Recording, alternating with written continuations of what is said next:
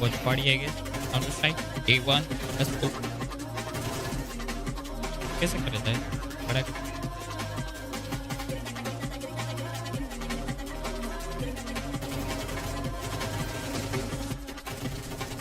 cat thing. Cat. Cat.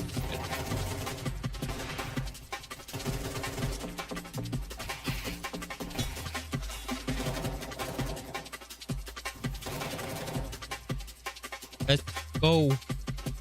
Full skip कर दूँगा.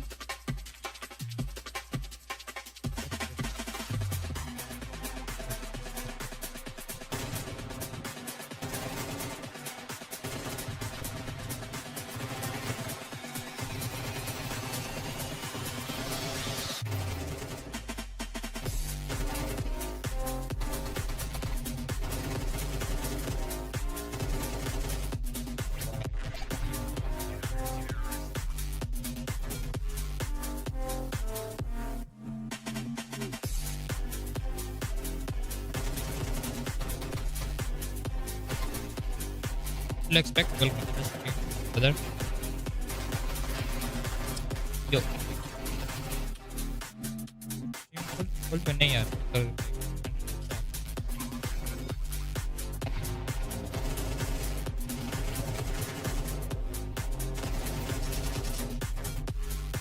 ये वाली match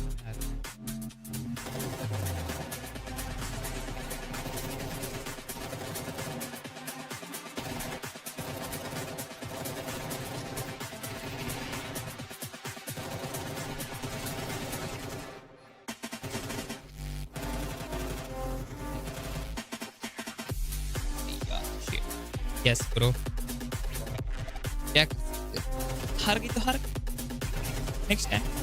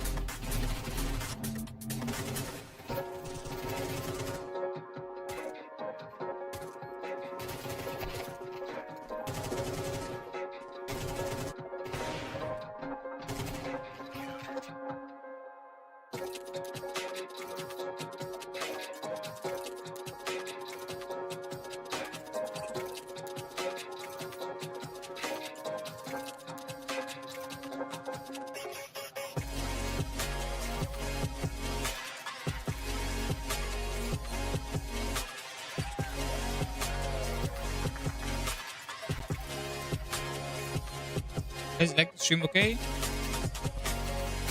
Like. Like.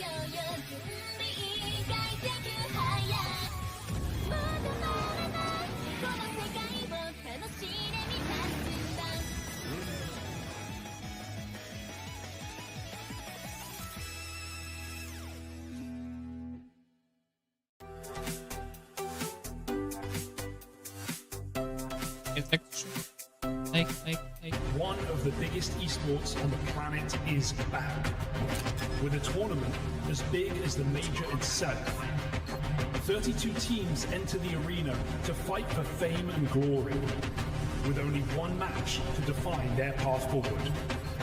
Today, some will get one step closer to the next stage, and some will be just one step away from having their dreams crushed.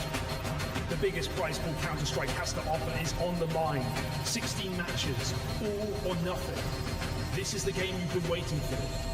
This is Counter-Strike. Oh, it most certainly is. Counter-Strike. Welcome, everybody. Come one, didn't- come all. We are definitely Yeah, in Paris. It's a that- little warm outside, but we are definitely heating up the competition inside of the venue here for the Esports World Cup. My name is Trey Sarant. This is my honor. It's my privilege to go ahead and welcome you into what is another installment of us trying to find out who is the world's best. I'm not doing it alone. Yanko in the middle, Pimp down on the other side of him, and guys, we got a day full of Counter-Strike. I think that goes without saying. Yeah, finally the big dogs are here. Counter-Strike has arrived. We had the last chance qualifier a couple of days ago, which was absolutely insane. Yeah. With the amount of teams, 160 PCs, the way that it got completed, and you saw a lot of people talk about, you know, reminiscing about the old times and LAN parties and whatnot, Copenhagen Games, Jacob, and yeah, now we have 32 teams in the running for the big trophy. Those were the good days, you know, back at the Copenhagen Games. Gave us a bit of that nostalgic feeling. Yeah, to some degree, you know. It was fun for me. That's back when I was somewhat decent at the game. I think it was cool to see the last chance qualifier. And as you said, now you have the big dogs coming in. You have a lot of storylines, Trace, that we're going to attack throughout the day. But having Vitality come in, having Falcons coming in, you know, having something to prove as well for the big teams, that's going to be fun and interesting to follow throughout the week. Yeah, the landscape looks vastly different from the last time we were at the Esports World Cup for Counter-Strike and its specificity there. Sorry, I had a little bit of a bird talking in my ear. I want to talk a little bit about what's going on in the big picture. I'm going to talk about that Esports World Cup in its entirety. What does it look like? How does it happen? Let's find out. $75 million, 25 tournaments, over 200 clubs, only one club champion. The club championship is the beating heart of the Esports World Cup. Over 7 weeks, esports clubs send their players to compete. Every placement, every win, every podium earns points for their club. At the end of 7 weeks, every point counts. The club at the top walks away with $7 million and the title of best esports club in the world. It's not about being the best at one game. It's about being the best across all of them. Depth, versatility, consistency under pressure.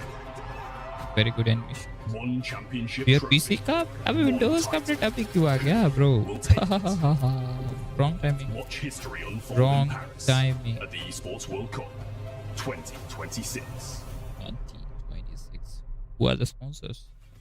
Yeah, just such a massive undertaking. The Esports World Cup really does pit all the best gamers from all around the globe together, put them all here in Paris this year, and obviously with all the different games, different varieties, we could go on to talk about each and every single one of them. The realities are that some of these teams, some of these orgs are back, and I'm talking about Optic and Call of Duty. Jacob, what do you know about that? Well, not too much, to be honest, even though they've been around for quite some time, I think. American organization, had a rich history in Call of Duty, tried to put their foot in Counter-Strike as well at one point, had a couple of Danes playing for them, were somewhat decent, but then they left again, so who cares?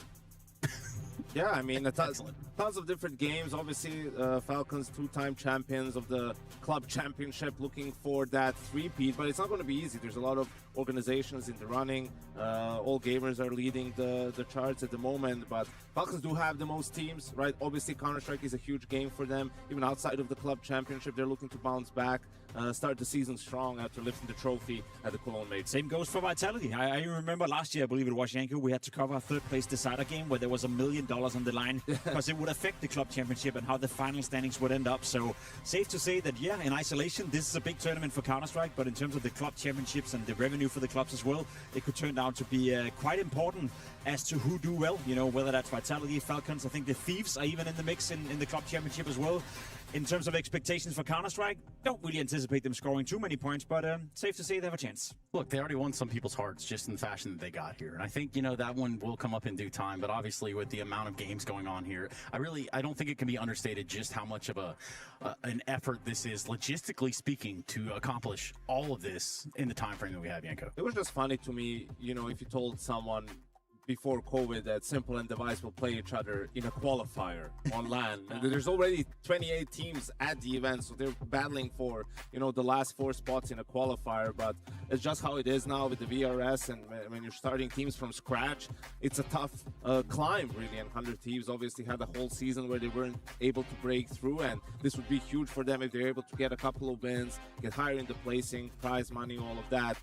down the line you get more invites. Yeah, the Esports World Cup Club Championships. That's what we're looking at, because the big picture here is the organizations putting all of their might together across the different titles that we kind of highlighted right there just a minute ago. And as you can see, how this one's panning out. After a Tekken victory over there, it looks like AG.AL is going to be adding some more points on the board, Jacob. Yeah, that's why it's super important, as Janko said, for teams like Falcons, for Na'Vi, Vitality, you name it. As I said, the Thieves are in the mix, Spirit up there as well. It's important to hoist some points in Counter-Strike, which I consider, obviously, biased as I am, to be the crown jewel of the Esports World Cup Championship, which is also why we're finishing off with 2 weeks of Counter-Strike. So a lot can still change. There's 2 weeks left. There's a lot of games going on simultaneously. I know chess is ongoing right now, and Liquid in particular have a pretty big stand in that regard, so maybe they can get some more points and get into the mix. Unfortunately for Liquid's Counter-Strike team, nowhere to be found. But Liquid is not even on this list in the top Wow. 16, and they have a lot of teams. Consecutive, So yeah. it's been a disastrous club championship Total points, for them so far. Falcons, I'm going to keep 20. my eye on Na'Vi as well. Oh. They were looking to bounce back in Counter-Strike too. It's been ages. And they अगर haven't played a Falcons game जीतती since तो the major, right? leaderboard पे आ So, जाएगी Blade has been cooking, and Nice. let's see what he has in store for us. Gentlemates are cool, but FaZe Clan, you ever heard of these guys? It was an up-and-coming sort of organization. There's still no Liquid. This Yeah, is I mean, the top 32 teams. They're still. They're Are we sure about that? Are they playing anything? Like, are they do? They did nothing for like 7 weeks. What's going on? 34. Yeah, they're just out of the cut, it would seem. Thank you, Mr. Producer, but that's wild. Yeah, that's wow. That's crazy. Trace, just as things are looking up for them in Counter-Strike, they're falling apart everywhere else. Isn't Everywhere that else. the typical life of an NA fan? No, it really is. I swear to goodness, there was a time where the Cloud9 League team would be winning, and then the CS team just hot trash. Just hot trash right over there. Just put us in the bin. It's all over with. But I guess in us understanding what's going on here within the big picture of the Esports World Cup Club Championships, it is a lot to take in. And I do think the best time for me is to let you learn from somebody else. One of the biggest and best esports on the planet is making its return to the Esports World Cup. In Counter-Strike, there's no room for mistakes or weak plays, and the tournament format reflects it, so let's see how it works. A total of 32 teams will enter the stage, and throughout a total of 11 intense days, battle for a share of the $2 million prize pool. It's a true marathon, and it all begins in the group stage, where our participants are split into 4 equal groups of 8 teams. Group stage features a double elimination format, with all opening matches being a best of 1, and the remaining games being best of 3s. Win 2 matches and you are through to the playoffs. Lose 2 times and you are going back to the airport. 16 of the best group stage teams move to the playoffs, where they will face a long and unforgiving single elimination bracket, starting in the round of 16 and then having to push all the way to the best of 5 grand final. And only then, out of 32 competitors, a new EWCCS2 champion will emerge. Who shall reach the peak, and whose hopes and dreams will be crushed in the process?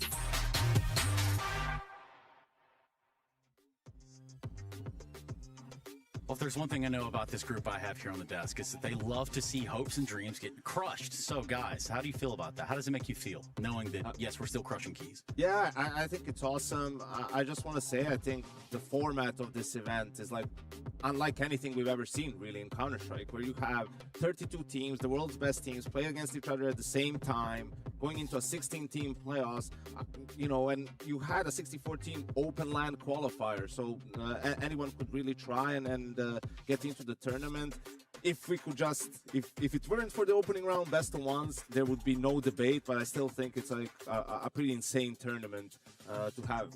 Well, it's somewhat old heads is what I guess we could call ourselves now. We come from a time where it was, hey, bring your own computer. Come play in these under these confines and define yourself as the best. Now, Jacob, it looks as though you don't have to bring your own computer, but you still have to go through a gauntlet. It is a gauntlet, you know, and that's what makes it very legit if you were to win this tournament. As Janko said, there was a last chance qualifier on land being played out, so even getting into the tournament was the tough part. Nice. And then you have to make it all the way to the playoff, which is a single elimination bracket. So you have to show up every single game, every single time. There's no double elimination once you get into the playoff. So I like it a lot, you know. Adds a bit of pressure, and, you know, on top of that, with the timing of the tournament as well, we're just coming back from a big break. Vitality in the mix, Falcons in the mix, Na'Vi playing their first game in forever. So there's so many cool storylines to take on right here, and I think it's very fair to say that if you want to win this tournament, you have to be consistently playing well throughout 2 weeks, which is a lot to ask for a lot of teams. Almost too many storylines. So that's why we can compartmentalize it down to the groups that we're going to be watching and as they play out. So I think we can start to look at the groups and just how this one has drawn out. With Group A, A.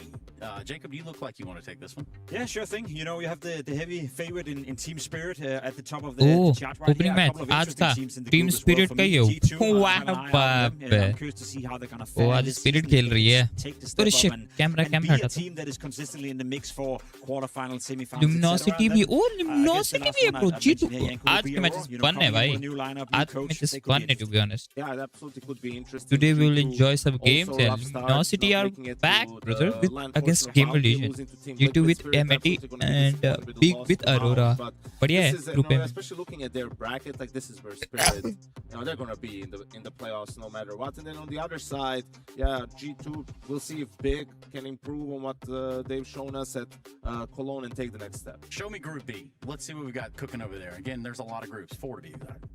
Yeah, and I think you कौन look है at Group Team B, Falcons obviously with Falcons being there, right, another team that slipped up in Bounty, losing to 100 Thieves in the online portion. So yeah, this is where you're really trying to kick off your season. In a way, they'll get so much leeway because of winning the major, right? So no result can really put a dent in them, but you know, you want to show that that wasn't a fluke and that you're able to keep building on that performance. A very even group. NIP, Legacy, FaZe Clan, भाई PP team, Astralis. I भाई consider them all to be very Luminosity का close देखना in है bro terms of level. So Luminosity का it's देखना going to be a dogfight to get out. I'm excited Well, for let's go and jump over to Luminosity C then. Again, we did say 4 groups. not so gonna C lie kinda shakes down Luminosity a का little देखना bit भाई like after this. very long time they are Vitality returning back in to the server CS now. I'm gonna just say First, most interesting been a game very today, long time. Vitality 100 Thieves. 100%, you know, but for the name value, I don't think the game is going to be too close, to be completely honest. I consider Vitality to be by far the best team in this group and maybe even the favorite to win the entire thing. Now, it's cool for the Thieves to make it to this tournament. A little bit unfortunate for them, Yanko. They have to face off Vitality in the first game. Yeah, but they'll love that. You know, Best of one. A lot of times we hear these teams talking. You know, we had the interview from Rain saying, "I prefer playing tier 1 teams. That's what I've done all my career. It's less random. I kind of can do a better job of predicting what they're going to do." But I think also some of the teams, you know, like Lin Vision and Tai Lu. Obviously, we saw M80s in there in Group D. Will have wildcard. Like these teams also, this is going to be such a huge event for them. They can just get a couple of wins, right? Because usually they're region locked for the most time. So Group D, the very last one. Group D as in the one that we need to determine the very last group. Yeah, I don't know what you thought I was going to say, but I wasn't going to say Nothing. that. Group 3D, Max, we got that going for us a little bit. Navi, always a favorite looking forward. Yeah, they'll be Group D, extra motivated. Navi. Obviously, 3D Max playing in France. Navi, as we said, haven't played in a long time, and that was a disappointing major भाई for them. Vitality versus Also, look 100 at the Thieves teams भाई they played. They Vitality played easy really win भाई good 100 teams, Thieves and से it वो was हार really के close पहला games, match and of course, फिर we तो expected more 100% from bro they will Navi, lose but they're allowed to against have an off event, Vitality. even though it's the worst possible time. So we'll see if they can think so. continue They on the will form leading up have to the any major. chance against And also Vitality. Furia obviously being in that First grand match will final. be You back. know, they want to continue in Fallen's last season as an active player in Counter-Strike. And really, all of that's cool and stuff, but the entire community, the entire world even, is talking about this one guy. His name is Gizmy. Now, he also comes into this system in which the 100 Thieves had to go through gruelingly enough to get to where they are now, playing within this main event side of things, but Gizmy, all eyes on him. Yeah, did one hell of a job in the last chance qualifier, both from an individual perspective, but also coming into the Thieves and making them relevant again. And if anything, Yanko, he freed up Rain, so he no longer has to pretend he's an in-game leader and he'll just be a player. Listen, Jacob, one of my main wishes in Counter-Strike got fulfilled in Cologne. Nico got his major, but there's another one. Oh, yeah? And I want to see it before I go, Trace. Oh, please, throw it out there now. I need to see Twists and Gizmy team up. Because we need to have one Dalkin and one Spreckelson on the same team.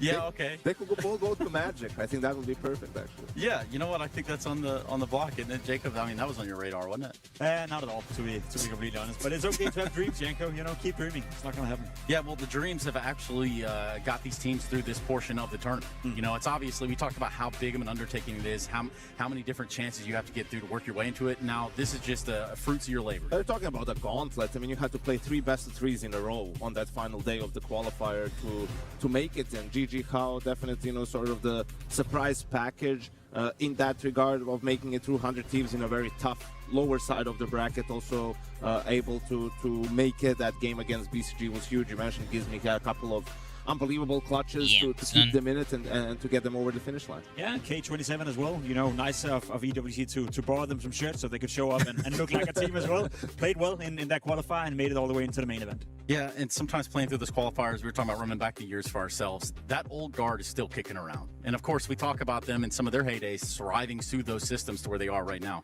So let's talk a little bit about what our story of the day is, which is the old guard still here to play. Jacob? They're still here to play. You know, that's the most interesting part about this tournament for me to begin with, to see if they're still competitive as well. Because one thing is making it into the tournament.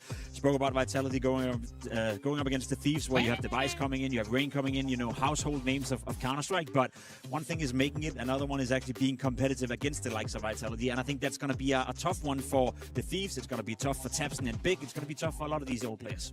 Yeah, absolutely. And it's a different environment for them to have to get used to, for guys like Rain and Device to grind these online tournaments and go to smaller lands, have to play qualifiers and everything, right? It's not what they're used to. So these opportunities are few and far apart at the moment for 100 Thieves, and they have to make the most out of it. Yeah, well, the schedule for today, it looks like, I told you guys there would be a lot of Counter-Strike. We have, 16 games 16. Today? That's a lot of BO1s. Again, best of ones, too. So it's a little bit more dicey than your average best of 3. Big and Aurora are going to be kicking us off here over on the A stream.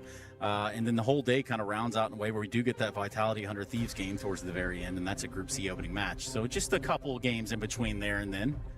It should be interesting. I think a lot of the games are close on paper as well. BB Team, FaZe Clan, Na'Vi 3D Max could potentially be fun in a best of one. And a 9C, a team we haven't spoken about, did well at the major, surprised a lot of us. They also come into play. I'm curious to see what they're up for. Argentina versus Brazil to end the day. That's always a spicy matchup. But yeah, 9Z had a great run.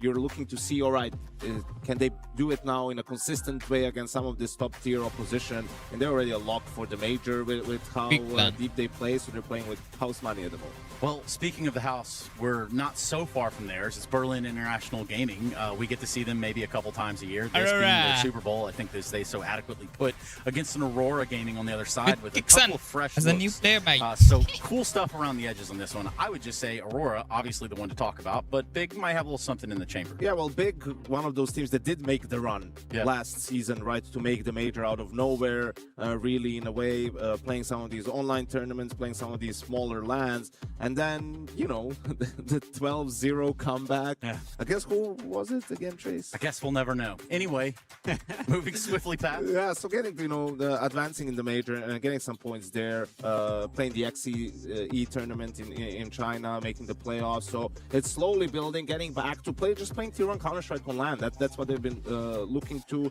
making it through the last chance qualifier, right, and making it in the tournament. That was like the main goal for them, but Aurora definitely a team that's beatable for Big. Jacob, let's pick up on the Big side of things. Where have they been? Where are they going? What do they got going on? Well, as Janko said, they've been grinding, grinding into the major. After the major as well, short break into the tournament in China, and now they're here grinding the last chance qualifier and doing a good job at it. I don't know if people are sleeping on Big. When you look at the lineup, there's some pretty good players within that team. Blame F, as an instance, has done a tremendous job, I think, coming into Big and making them relevant again. So, as you said, in a best-of-one game against Aurora, they're very much competitive. They're used to playing best-of-ones. They're used to grinding their way. They're used to opening up tournaments like this and having to get wins in order to acquire points for VIS. So, if I'm Aurora coming in with a new lineup, a new setup, maybe not quite sure how it's going to look like yet, I think this game has potential to be a real close one. Yeah, for sure.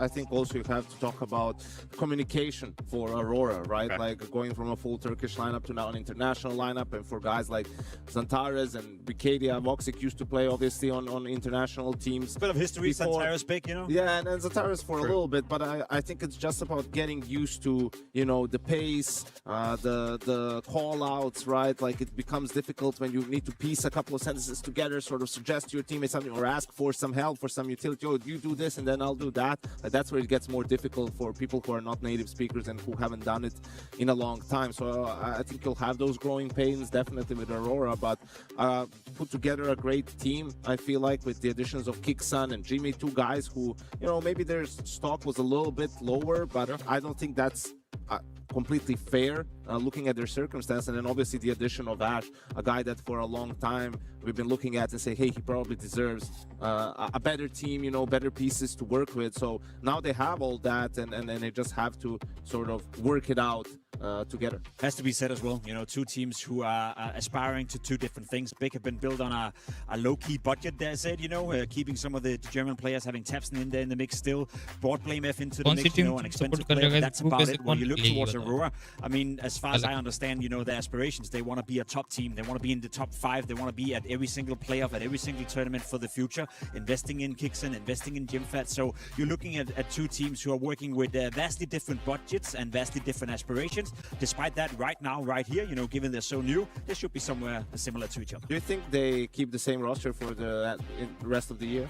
Aurora? It very much depends on how it's going to go for them early on. I think it's one of those teams where you see what works, you see what doesn't work, and then they're one change away from being really interesting. Ooh.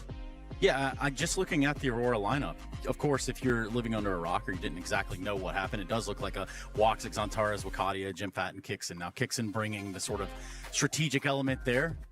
Yeah, I think Kixen is a very interesting one. I think just because I think Falcons made a good change. Obviously, they won the major, so they're already happy with the change. But I think the fact that Kixen wasn't the right fit for that Falcons lineup doesn't mean he's not a good IGL or he cannot take a team like Aurora to the next level, right? Like a lot of times, especially when it comes to the Tier 1 Counter-Strike or trying to build a contender, like the fit matters. Not every IGL works with every team. Not every coach works with every team and every IGL. So I think people would be, crazy to think, oh, Kixen was lost or he's not good just because he couldn't make Falcons work with better players. How is he going to make Aurora work with worse players on paper? But it's a lot about sort of just having the control of the team and everyone sort of listening to him and him being able to do his thing. And I think he's able to do that in Aurora. Well, it's a two-part change, right? Because you also bring in Ash as a coach, and then you have Kixen there. You're looking for that reinforcement as well. So the building blocks, dare I say, a little bit bigger than what you would probably put in there. Yeah, you'd hope to see eye to an eye on the game of Counter-Strike. I'm sure Ash will find a way to get Kixen in there as well, and them working well together. To me, GymFat as well, a player that in Mouse for a long, long time, where maybe underperforming a little bit, not living up to expectations. He comes in now to a new team, hopefully gets a bit more space to express himself as well. And I could see GymFat, work out very well with Kixen as an in-game leader as well. So that match as well, I'm very curious to see how that's going to pan out. Let's work out this veto and where we go here. And again, best of ones to kick things off today. Best of ones, 16 of them to be exact. Where are we playing? We'll see. I mean, in a best of ones, usually you find some middle ground. Big, notorious for having a 7-map pool. Aurora early on kind of kept the map pool. Ancient Band played a lot of Anubis still, which is what we see Big veto out immediately. And there's still a chance for Cash.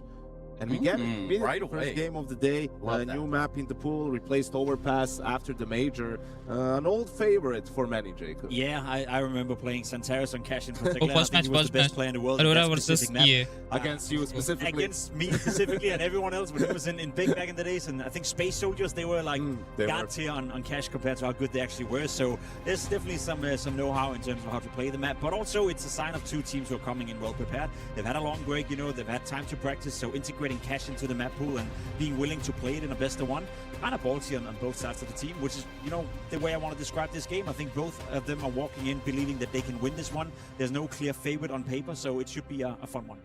Yeah, especially for a guy like Xantares, talking about the aim feeling better here. This is a single-handedly player that could take a game into his hands if they activate him the right way. Yeah, I think it has to be said, though, there's a lot more on the line here for Big than there is for Aurora. Yeah. Like Aurora, just with their top 4 placing at the major, have secured, they'll be at more Tier 1 events. They'll almost certainly already have enough to be at the next major, right? And for Big, this is one of the few opportunities that they have locked in, right? So they have to approach it as such. You mentioned that this is their Super Bowl in a way, if they want to make sure they'll be at the major and just get more opportunities in the Tier 1 scene. It's mega important for Big. There's no way around it. It's also why they've been grinding so much after the major as well. Very short break into a tournament, into this one as well. They're very well aware, Trace, that if they want to be part of the circuit, be at the Tier 1 tournaments and be at the next major, they have to come out and swing from the get-go. Right away into a best of one at that, on Cash. So it is a little bit like Christmas in, what is it, August, I guess? Maybe the best right? one. Yep. Cash, in terms of these two teams, what sort of play style are we expecting? I mean, I know it's kind of hard to just put there, but I got to ask the question. Yeah, we didn't see too many changes from how the map has been played before, right? Obviously, with the different smokes and everything, with the skyboxes, it changes a little bit, but I think you'll see a lot of aggression on the CT side, right? Especially from a team like Big. They are very active. They like to go for fights. They like to take map control, and it's a good approach against Aurora, who's going to struggle maybe with some of the communication and still being on the same page and having those prompt reactions. I think that would be a good approach for Big. I agree. You have to be proactive on the CT side. It's one of those maps that doesn't reward you for sitting back and waiting for the opposition to come. You have to stress your opposition. You have to stress your opponents. defense, and I think it'll be a T-sided game where a lot of them are going to be aggressive. Well, let's not get too stressed out just yet. This is Big Aurora, and it is time for us to get the game underway.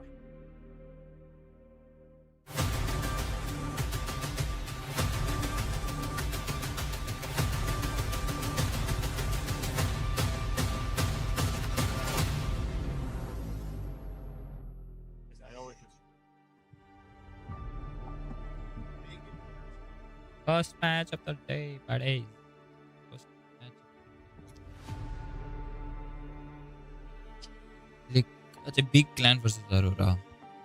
All right, we got Big taking on Aurora, and it's a little bit of cash to get things going out here at EWC. Already seen Big have to brave their way through the open qualifier. And this new look international Aurora taking it the stage out here in EWC. Hugo, we haven't got to cast cash yet. Yeah. I'm excited for this. I mean, there's so many firsts, right? It's not just, you know, this new Aurora international lineup. It's the new map in the pool, as you said. So it's bound to be a banger here, Harry. No doubt about that. And Big coming off the back of another grind. We saw them grind to the major at the end of the last season. Now they've now done the same on quite the run to get to the main event here in EWC. And now they play up against a team that we have a lot of questions about, right? Sure, Aurora have that core. They have a bunch of players that are proven, a team that they're very cool was in the major playoffs. But now we look at these couple of international additions, including a recent desk analyst in Ash standing behind them. So it's a lot to like here for Aurora. Whether it will hit the ground running, we're going to have to wait and see. They've had some online success, but it's all different on LAN. It's all different at EWC.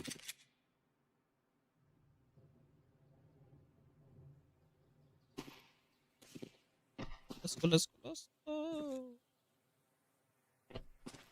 And so nothing rip-roaring to get this one going. It's a bit of a spread-out start here for Aurora. Aurora. Big. Jimmy with the bomb out here towards the door. He's got Wakalia in tow. That's a pretty sick camera angle. These two so close. But I want to know what's the plan with Woxic and co. They started off over here towards B. He's got a bit of util to work with, so we might have a fake here trying to draw out an early rotate from Big. But that bomb ready to react out through the door on the A site.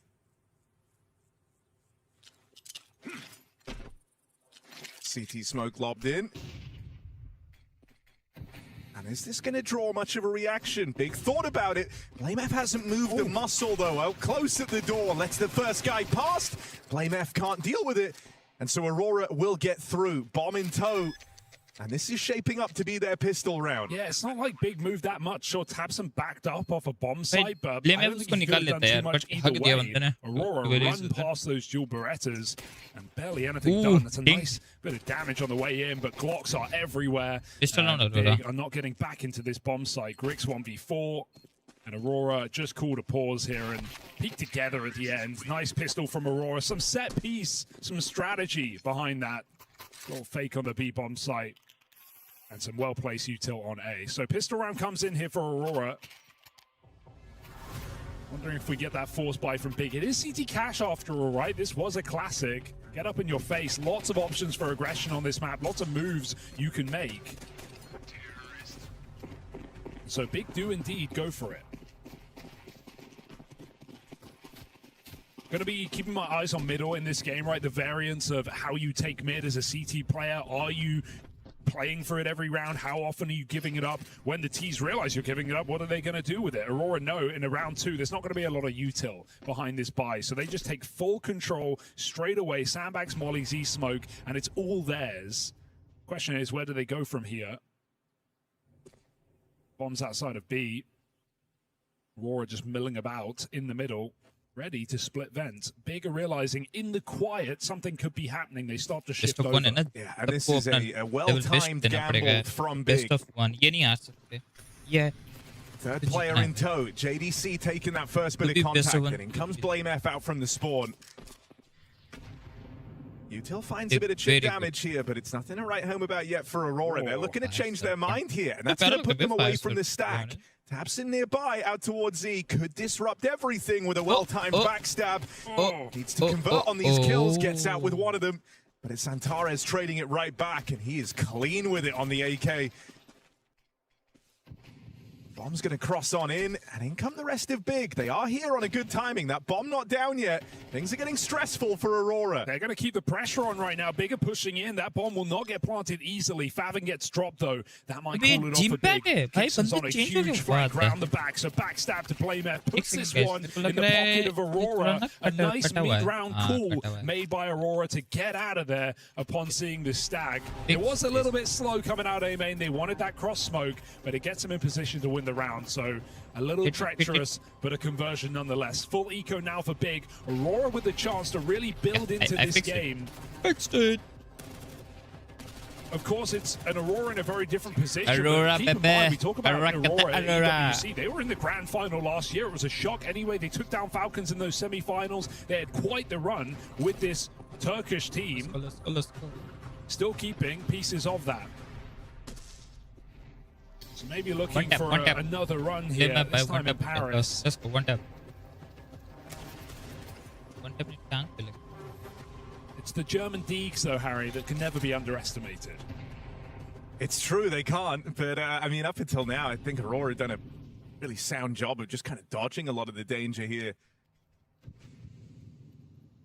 And Big don't want to let that happen again. They've actually taken a bit of space away at the start of this round. No longer relying on the gambles, feeling a bit of freedom with just the pistols. They pushed into A main.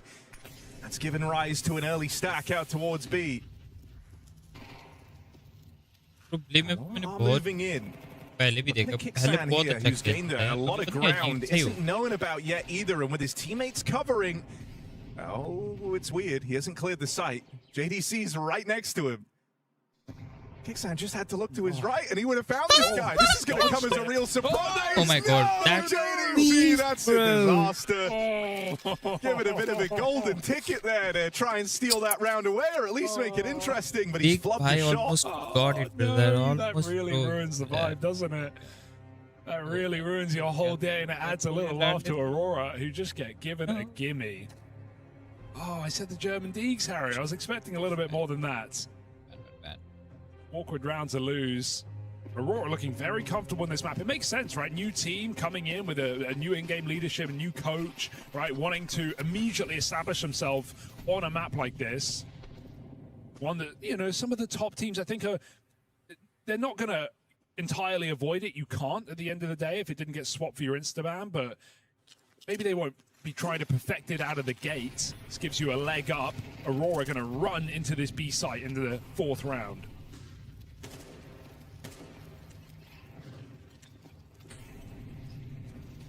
This is an interesting one now because they're going to get bombed down. They're going to have Utah for post plant, but Big have the numbers to consider going for this. These retakes are really hard on the B site. That bomb plant is not open either. Aurora playing 2 in the site, re-smoking still. Big, a lot of util, but they've got to get their ducks in a row. That will help. Stabson going to do it again, close to Santares on that second spam. Him and Jimmy feeling a great deal of pressure here. They're getting encircled by Big, and it's JDC late from main.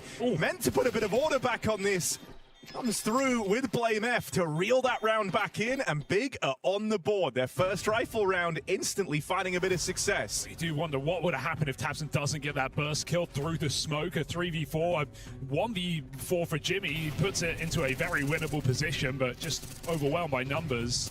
Could have gone very, very wrong here for Big in this round. Gotta say as well, I do like how late JDC is on that main lurk, right? You're kind of leaving it down to the wire anyway. Everyone's coming through CT. You touched on all the util that Big had heading into that round. And so JDC just really takes his time. And at a certain point, you kind of just write off that main position if you're Xantares there. No one's peeked you for what feels like an eternity. Time's running low. You're hearing all this noise out towards the spawn. And it just ends up being a nice free kill to kickstart that retake.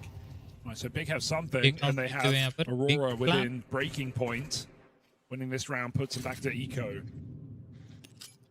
Of course, tabseN's got the nerdiest nades in town. It's a crazy HE dunked onto Wicardia, defaulting in main.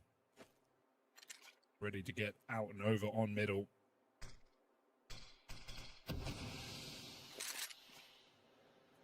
Smoke comes in. Dude, what's the clean shave? What? Don't be surprised to see Kixon go through this as the util lands. Double Molotov. Smoke comes out for Big to put some fear in the sandbags. That'll make them a little more tentative here in middle while Big make the next play. Yeah, and this has been a bit of a pressure point for Big early in this game, just trying to go and snipe this A main control away. Uh-oh. They'll take it by force and attempted a retake here for Woxic. Hoping to get this space back. Will remove one. They should be aware the presence of Tabson, kill to his name already. It's been taken in the downtime for Aurora. They might be a man down here, but they've got good positions to try and split onto this A site with Tabson dead. Xantara's able to find him. Will he be aware of Blame F out towards the truck? Gets the spot. I'll get one over him, though. So, they know that Kixan was loose around here somewhere. They're going to regroup and maybe look to clear mid together. Kixan is in hot water here. Oh, he had to hit that. It keeps the round alive, puts his teammate in this 1v2, and Woxic with the bomb down could be anywhere by now. Orp on the site, going to jump up and try and pick a player off, but he missed that jump. Woxic backs up. Headshot angle, not easy. Molly backside. Woxic's flustering right now. They're running at him 2-on-1, and Woxic hears them burn together. He can't hit his shot right now. Finally connects. Tap on the bomb. Woxic knife out. Doesn't believe it, but they spam him through the smoke, and Big will pick up that second round. A very messy situation, but Big do survive. My, oh my. Already liking Big's reactions, right? Just two really good repushes in that round. It's the re-clear and A main after the early damage. They lose mid control. They go straight for A. They find a pick off of it. They do try and avoid the AWP, but it's the mid re-clear that flushes out Kixon. It gives Big better timing back into that bomb site, not looking over their shoulder on the retake.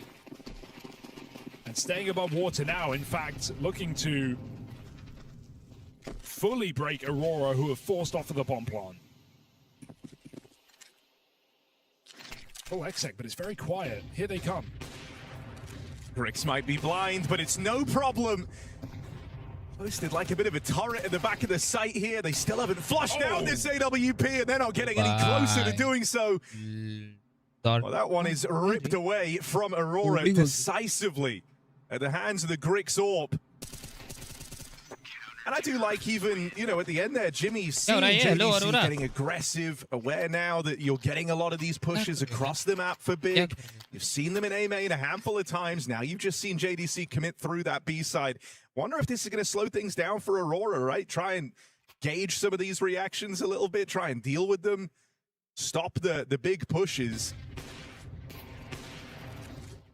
It's an Orpus Paradise being here back on quad on A. Very hard position to flash effectively.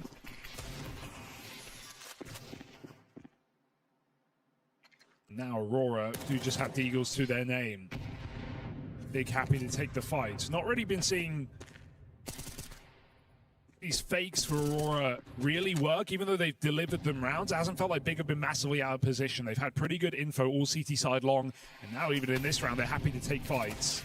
Yeah, it kind of comes with the territory, right? We're talking about how aggressive they're being in the mid-round, how they're always looking for space and info on these deep lines. It's way harder to kind of catch them off guard with the fakes that you've seen Aurora try and throw in when, you know, that they're pushing B main, they're pushing A main. Does feel good to see Xantares on cash again, though. Second highest rated player on cash of all time, Harry. Second to Zaiwu. It's like, you know, maybe only one you could think of that might hit even harder would be seeing like Xantares on Cobblestone. Oh, man, you know, I'll take this. You'd have to have Paz and Engine by his side and a bit of Calyx while we're at it. Maybe Aurora are down for another rebuild. Look, Kixan, it's nothing personal. We just got to get the old gang back together.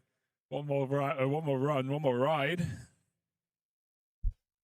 Nice Eagle shot on your way out, but nothing more to it here. Bigger now, back in the swing of it. And, you know, one thing you're kind of seeing already is, like, for the most part, Big aren't super keen on fighting for the mid-control. Aurora have largely had it whenever they want it, but it can feel real tricky to try and end your round out through one of these mid-hits. Yeah. And instead, for Big, the goal has just been to kind of pressure the extremities.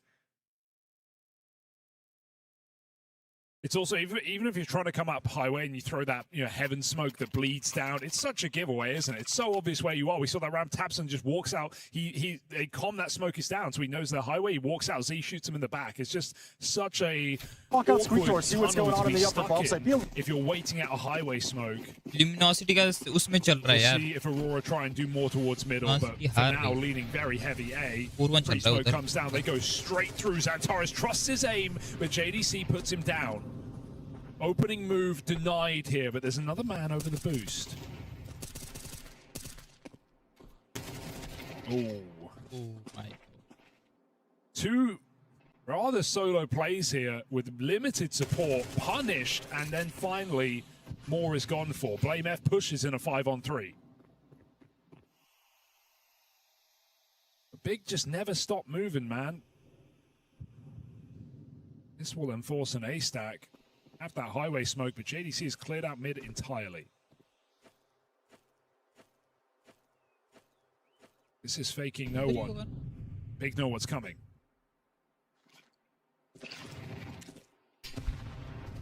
Molly at least going to make Tabson uncomfortable, but he's been able to cross out of there. And now the rotates arrive. 3 strong here. It's an even odds bout for this A-site control. Jimmy gone. A clean sweep out of Big. And again, man, you can attribute so much of it to these little mid-round info plays. Grix pushed all the way through B, and it paints a very clear picture of where that round's ending up. Yeah, Aurora kind of hope a little bit, throwing in that highway smoke. It's after Blame goes down, so they're acting like they have full mid control, and we're wrapping you on the A side. But Big just don't buy it, and they're more than fine to clear out positions, as you say. So 5-3, a full streak of rounds here from Big. Very comfortable looking CT side at the moment. Maybe something a little more poppy now for Aurora, where they can put pistols in your face. Just Molotov on the sandbags. Tech 9's in the door, but Grix has a main control. And it feels like Aurora have kind of started to lose a bit of a grasp on the game now, right? We're kind of playing on big say-so. In the last round, they finally go back to the mid-fight on a perfect timing, right as Aurora look to take it. Now they've gone back to what they were doing at the start of this game, a bit of pressure out towards A main. You don't really know where the next fight's coming from if you're Aurora. They'll try and go quickly here. Molly makes life a little tricky for Grix. He knows they've gotten out. The Tech 9 closes in, kicks Sam with a double. Big left relying on Blame F in this backstab. All right, very uncomfortable round, but Blame could save it all right now. He's got to check the heaven position. It's an unlikely one. Blame shifts through. Everybody hides, cowering in their corner, crouching down. Blame is going to check this, so now the retake is on. They've got to go quick. Jimmy spotted in the door. Pistol up close. Kixon's got to make the play. He comes through the back of this smoke. Just too many bodies there for him to deal with. Jimmy Deagle, it's done damage, but he's brought down low. And with the defuse being held, Spam not connecting. Big have sniped another one away. Kicksands double ends up being in vain. Yeah, you always feel like those post plants come back to bite you on this map, don't they, right? You want to plant open. You always want to plant open, but it's so hard to do so with how quick those CT's rotations are. There can often be someone at E-box, someone at car. You got that backside smoke. You can get spammed through. So just take the safe option, the guaranteed money on default. But then look what it does to Jimmy in that post plant. He is on the money with his pre-aim, but that player is behind a box.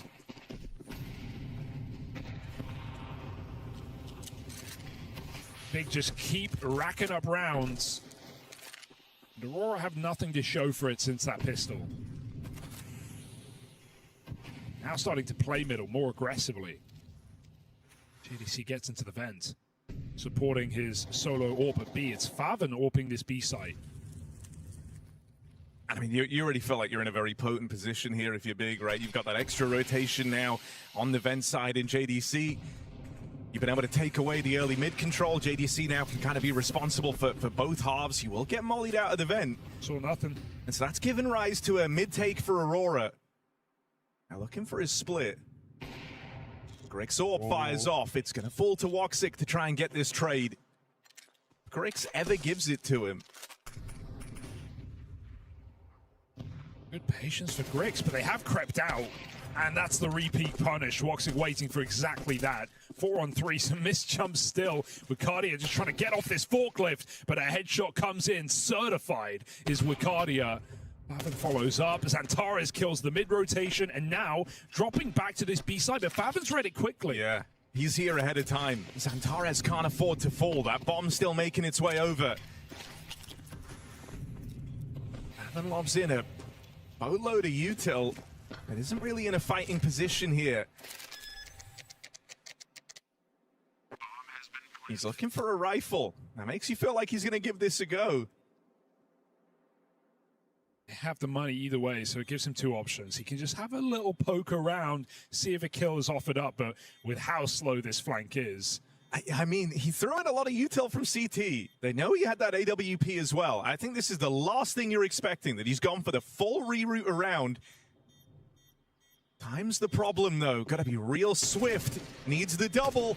Spot on Jimmy, but has to chase him down right now. The time might decide it. Kill comes in. This is down to the wire. Faven with an out-of-the-box reroute. Is there time? He's just done it. That is robbery from Faven. Even then, I thought there was just enough time to win the round for them, but somehow Faven shifts in, final second, and Jimmy offers up that kill. My, oh my. That's just the last thing you're expecting. They thought he was saving. That is a disaster. Nothing can go wrong here for Big. And you've felt like you've lost some rough rounds right now if you're Aurora, where they've just kind of been out of your hands. You've been at the full mercy of Big. That one, though, that felt safe. That felt like it was going on the board. You were going to try and find your way still in this T side. Now this is running a real bit of Big dominance thus far. Since the guns have come out, it's all come up Big. I mean, Jimmy must be feeling like a silly goose after that one. Sure, he gets naded backside. He's 100 health. Few more seconds, drop headshot, crouch, buy time, stay deep, or anything except wide peek and lose the fight. You are going to get judged by your outcome, and that is the worst possible one there for Big. Or for Aurora, sorry. Sick clutch here. And Aurora just have to keep throwing themselves back in the ring. No time to tap out on this T side. 2 rounds remain.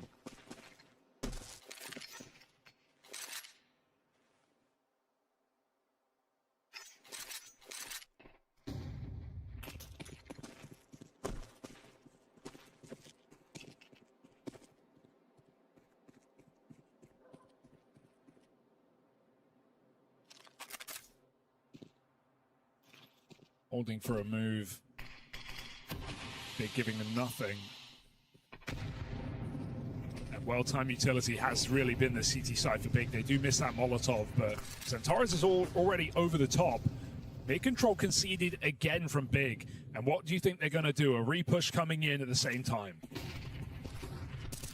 Anti on Wicardia able to clean up. Got the spot there as well. Oof. And it's a Wicardia triple that just might save the day for Aurora. The job's not done yet, though. 3v2, and you're very split up. You do have this mid-lurk on Xantares. Bomb retrieved as well for Kixan. Gonna try and link back up with Wicardia. They've got Xantares closing in, and this kill should come for free. Very key, they don't jump the gun there in that 3-on-2. There's still unknown positions, and so Aurora get everyone together before they commit. Griggs, I mean, his team are probably telling him to give it a go at this point, and so why not when a back gets offered up? Back to the truck. High flash, but Kixon can still re-clear this if he wants to take the risk. Wicardi is in main, and that bomb is open for a change, so feels very difficult without a smoke for Griggs. Can he just hit the straight-up shot? Wicardi is quick to the punch. Aurora do finally break that 7-round streak of Big on this CT side. It's not too late to save your half. I mean, that's just such a huge round out of Wicardia, isn't it, right? The reposition, gets himself stolen away here, just in time to dodge the flash. Offers up that triple kill. And just good awareness, because this whole game, you feel like when you're dealing with Big, you're almost like making a deal with the devil. You get the mid control, sure, but they're going to pressure everything else. They're going to take away all the other map control. That's exactly what Big were trying to do. Cardi are able to stop it, and maybe there's still some hope on this T side yet for Aurora. They're shooting for 5. Bit of aggression here. JDC, this isn't a move that Aurora have seen yet. Zantares was trying to watch it. JDC still going to catch him. That's an early advantage for Big. It's a tilter. Zantares has been hitting a lot of shots when needed in this game. Now they're just going to have to go for it, send into this site. JDC's legs caught by Wicardia under the vent. This time they will check bomb site, but they can't find Faven. Where has he gone? Right through the smoke, dropping back in. Jimmy doesn't hear it. He doesn't react. Wow. 2-on-2 now. Wicardia and Woxic trying to bail them out from this man down round. Fate comes out. Big keep the pressure on. They push through the smoke. They've been using these smokes, just such devastating effect. Woxic will keep eyes on it. And so now you're left looking at Grix. Couldn't hack the 1v3 in that last round and shut down here. It's back-to-back clutches getting denied. As Aurora go on to salvage something at the end of this T-side. You breathe easy now, don't you, right? Getting that 4v5 in the last round, feel like you were back to the worst-case scenario again, but back-to-back rounds at the end of what was a devastating T-side. Back-to-back. Aurora redeem themselves somewhat. Back-to-back. Still going to be an uphill battle here. Big looking very comfortable on the map. And if that's what their CT side looks like with some of the activity we're seeing, some of the reclears or repushes, always having an idea, always having an answer, I'm very excited to see how they're going to try and make this T side work. I think as well, you're kind of seeing Big looking a bit like a battle-hardened team that have had to fight their way through the open qualifier. They've already got a bunch of reps in. That CT side was flowing, you know, like every move at the perfect moment. The second they gave up space, they were always ready to react somewhere else. It was just a very impressive-looking CT half. And so now we see, you know, how does Aurora stack up? Is it going to be just as mobile? Are they going to try and have all these pressure points like Big did? Can they get themselves back into this game? Well, we don't wait long to find out. No halftime breaks here. Straight back into the action with a big T-side pistol, something they've always got up their sleeve. A lot of util here in this round. Spread amongst three. Guys, make sure to like the stream. So, please, if you're new to the channel, drop a sub, guys. You'll like this pistol from Big, Hugo. This is one of yours. Doesn't often start like that, though. Griggs we have some banger matches to witness, okay? We have some banger matches, so stay tuned. Designed to come in a little later. They'll get snuffed out by these dual Berettas. Zantares and Wicardia, all the kills belonging to them. 2 guys, 4 pistols. I think Aurora can win this. Big, and they will finish the job. Beautiful shots out of Wicardia and Zantares. That's one way to kick off your CT campaign. Looking for a comeback, looking to believe again. Was a really rough run at things here from Aurora. Now with both pistols, they've got an opportunity. I think it probably just feels nice, too, to give Big a bit of a taste of their own medicine, right? You're the guys pushing main. You're the guys with the well-placed stack to get this half going. I think you were largely getting out-positioned and out-maneuvered by Big in that first half. So to kind of go and do it back to them, that feels good for Aurora.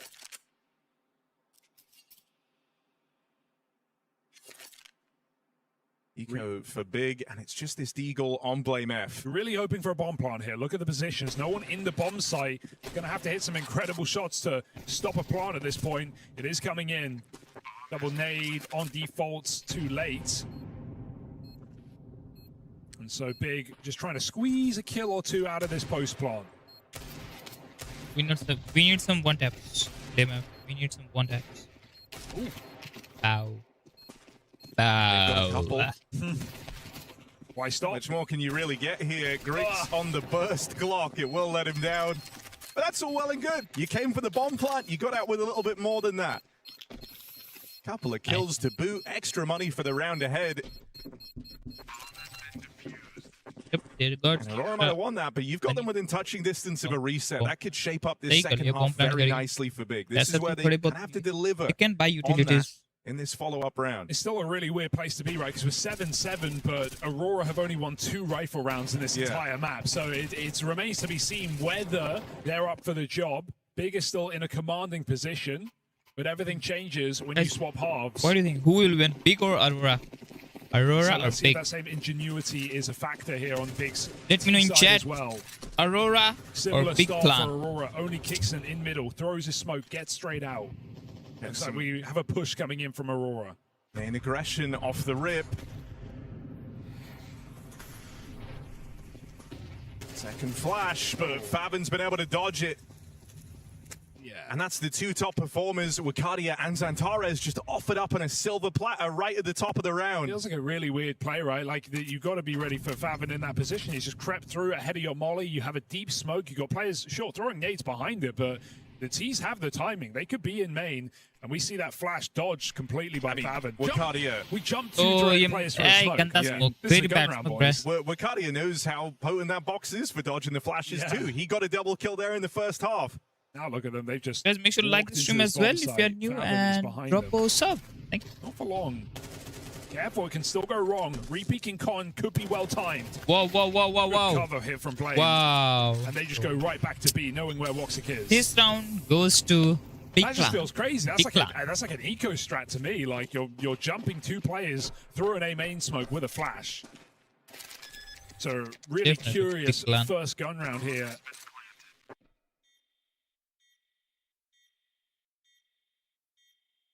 It's going to leave your money on the line.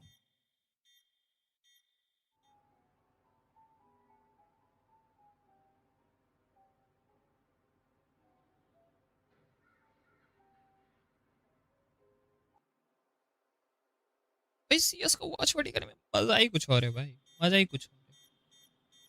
Now this save just a requirement for Woxic. If you do want to have a chance at guns, if you want to kind of stem the bleeding, you need him to stay alive. Thankfully, Big are worried about their own money.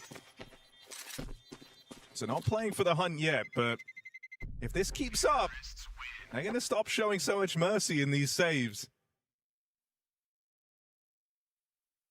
And Big looking laser focused, but no big celebrations yet.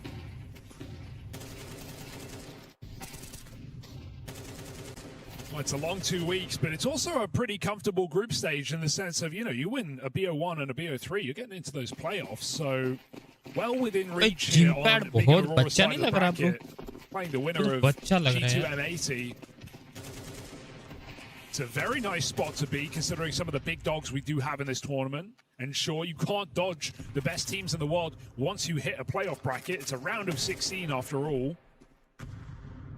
But you could fast track your way to week 2 with a win right now. Oof. Taro's getting spammed. He's trying to do some lineup here with a nade. That's a trade off the bonus with max red. 82% max red hoga. Seemed very specific. Big grouping outside of A.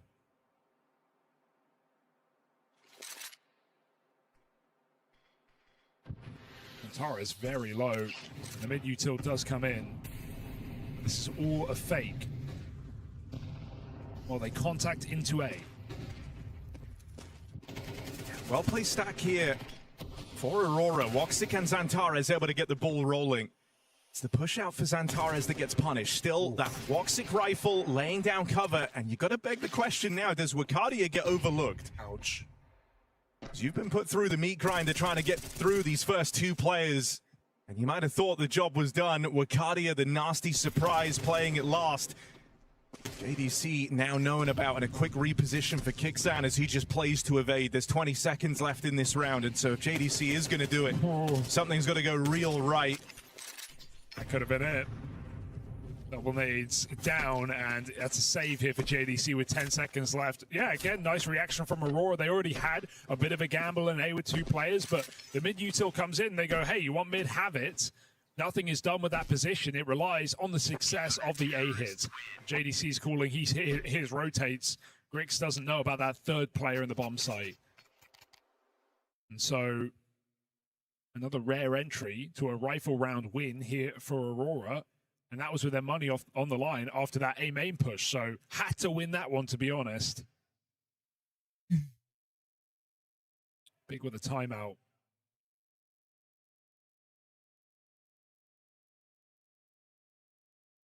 See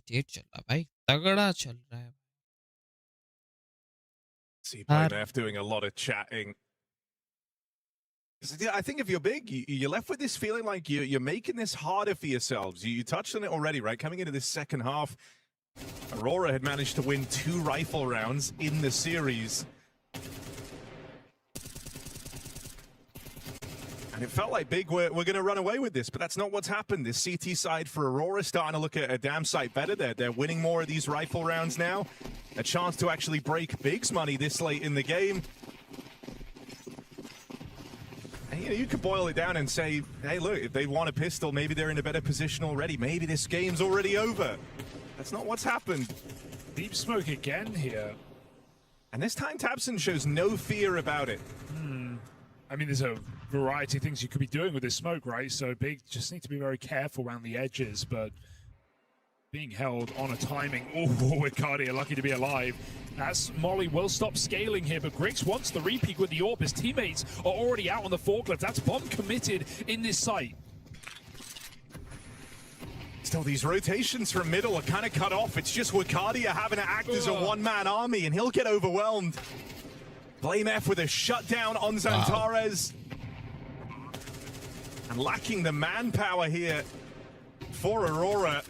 They'll head for the hills, trying to save on these two players. Big, they just kind of trim all the fat on that round. There's no mid-take, there's just 5 guys coming out through main with smokes down to cover. I admire how fearless they are, really, right? It would have almost been nicer to see that smoke a couple of times before Aurora made the pop through it, right? It could have worked a little bit better, let Big get, overconfident in that main position. But the first time they see it, the alarm bells are off. And then this time, they just call the bluff. They say there's no way they're doing that again. We can walk right through this. No one's even covering that wide cross to left side main. And so Aurora caught out of position. They caught with nades out. And Big catch himself a gun round. Let's go. Big clan. Nothing to talk about here for Aurora. Just those saved weapons. Gonna force up around it.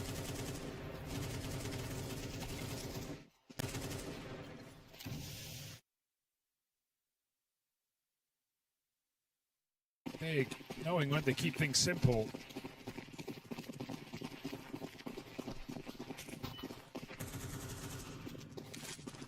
But even these rounds can be dangerous, and Aurora, 4 players starting A main.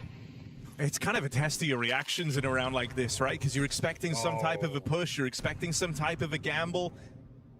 Come on, it's a classic. You can't say you don't love it.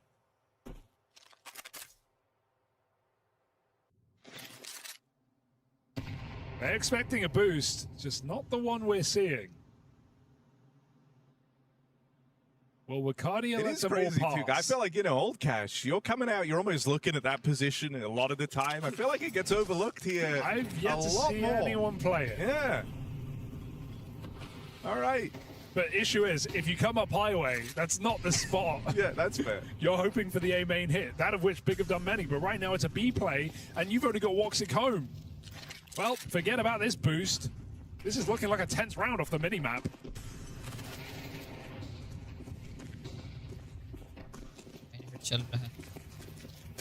Clinical. This is going to be a real test of Aurora's mental, man. I feel like they've lost some incredibly rough rounds in this game. You've lost a landslide amount where you've just kind of been out-positioned. This being an example of one. They go and hit the solo site. Woxic there alone, and, pending him getting, clip of the tournament. Day one. Well, it's map 1, yeah, so... That's what I'm saying. Unless he kind of goes on a tear with the MP9 and gets 4, you've lost that round. But then, you think about some of the rough clutches. You had the 1v2 over towards the B site that Jimmy ended up giving away. A number of rounds where you've just been outmaneuvered by Big. Still feels like they're the ones with a kind of better grasp on the flow of this game right now.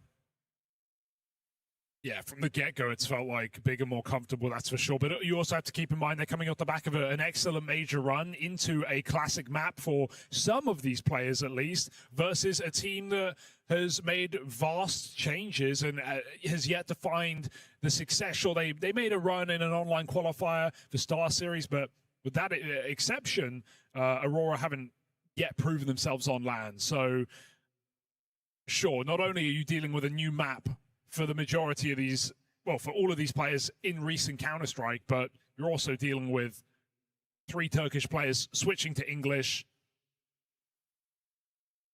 The addition of a new coach, Kixon coming back. There's just so many factors at play here for Aurora, and sure, they may have started early, but Big have been going since before Cologne. Think of that grind last season. I think as well, you know, Big have proven themselves to be a team that when they get a bit of wind in their sails, which they've certainly done, you know, at the major, like you say, but even looking at the open qualifier here for EWC, Big, you don't they dropped one map in that entire thing. Yeah. Chad won't like that. Missed run boost for the quick push. But yeah, like Big's whole last season was grinding those LCQ type events just to get to the major, and what a great feeling not just to make a run at the major the way they did, that NRG game and all the success there, but then to just come through start of the next season and play another 64 team qualifier to get to the main event. I mean, it's Big all over, and it's something they've clearly been very used to. They dropped one map in that entire run, 5 BO3s. So you really just cannot complain here for Big. They're in a great position in this map as well.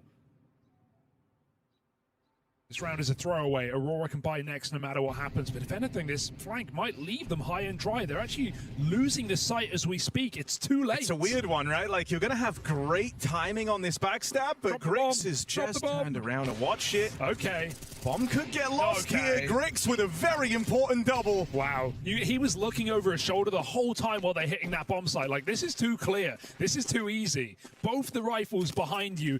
And it's so funny because we've seen Bacardi and Xantares side by side in many of these rounds. And despite how well they're playing, so many of those rounds have gone wrong. The double A main jump through, some rounds on the T side as well. This has felt like a, as you said a couple rounds ago, super frustrating game for Aurora. It just feels like nothing's been safe. You know, like we've said that they've kind of been getting outmaneuvered, outread in a lot of these rounds, but even when they finally get the read, the rounds still haven't felt super safe.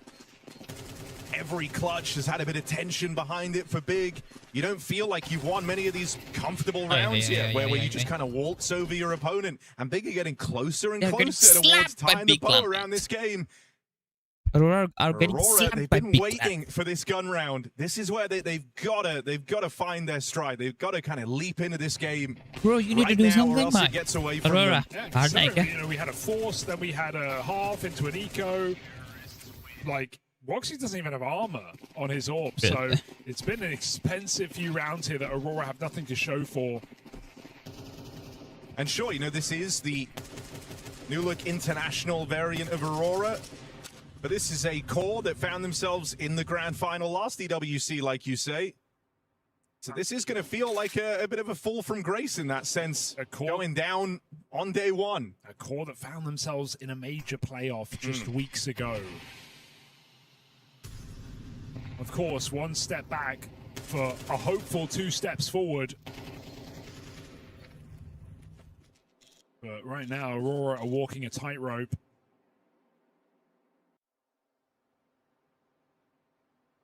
How long can they stay stable here on Cash? There's Big look for the knockout blow.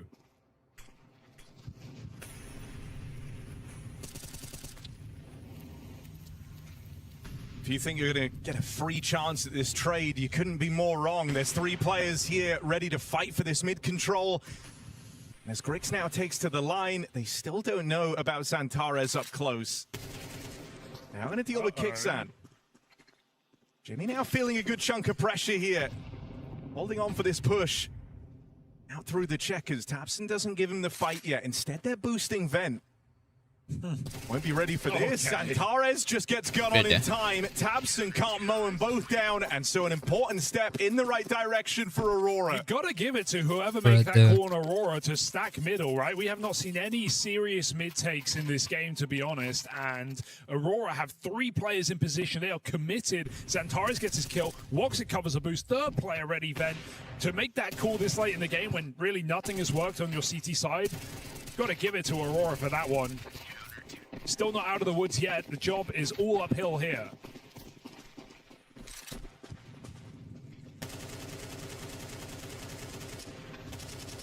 You just...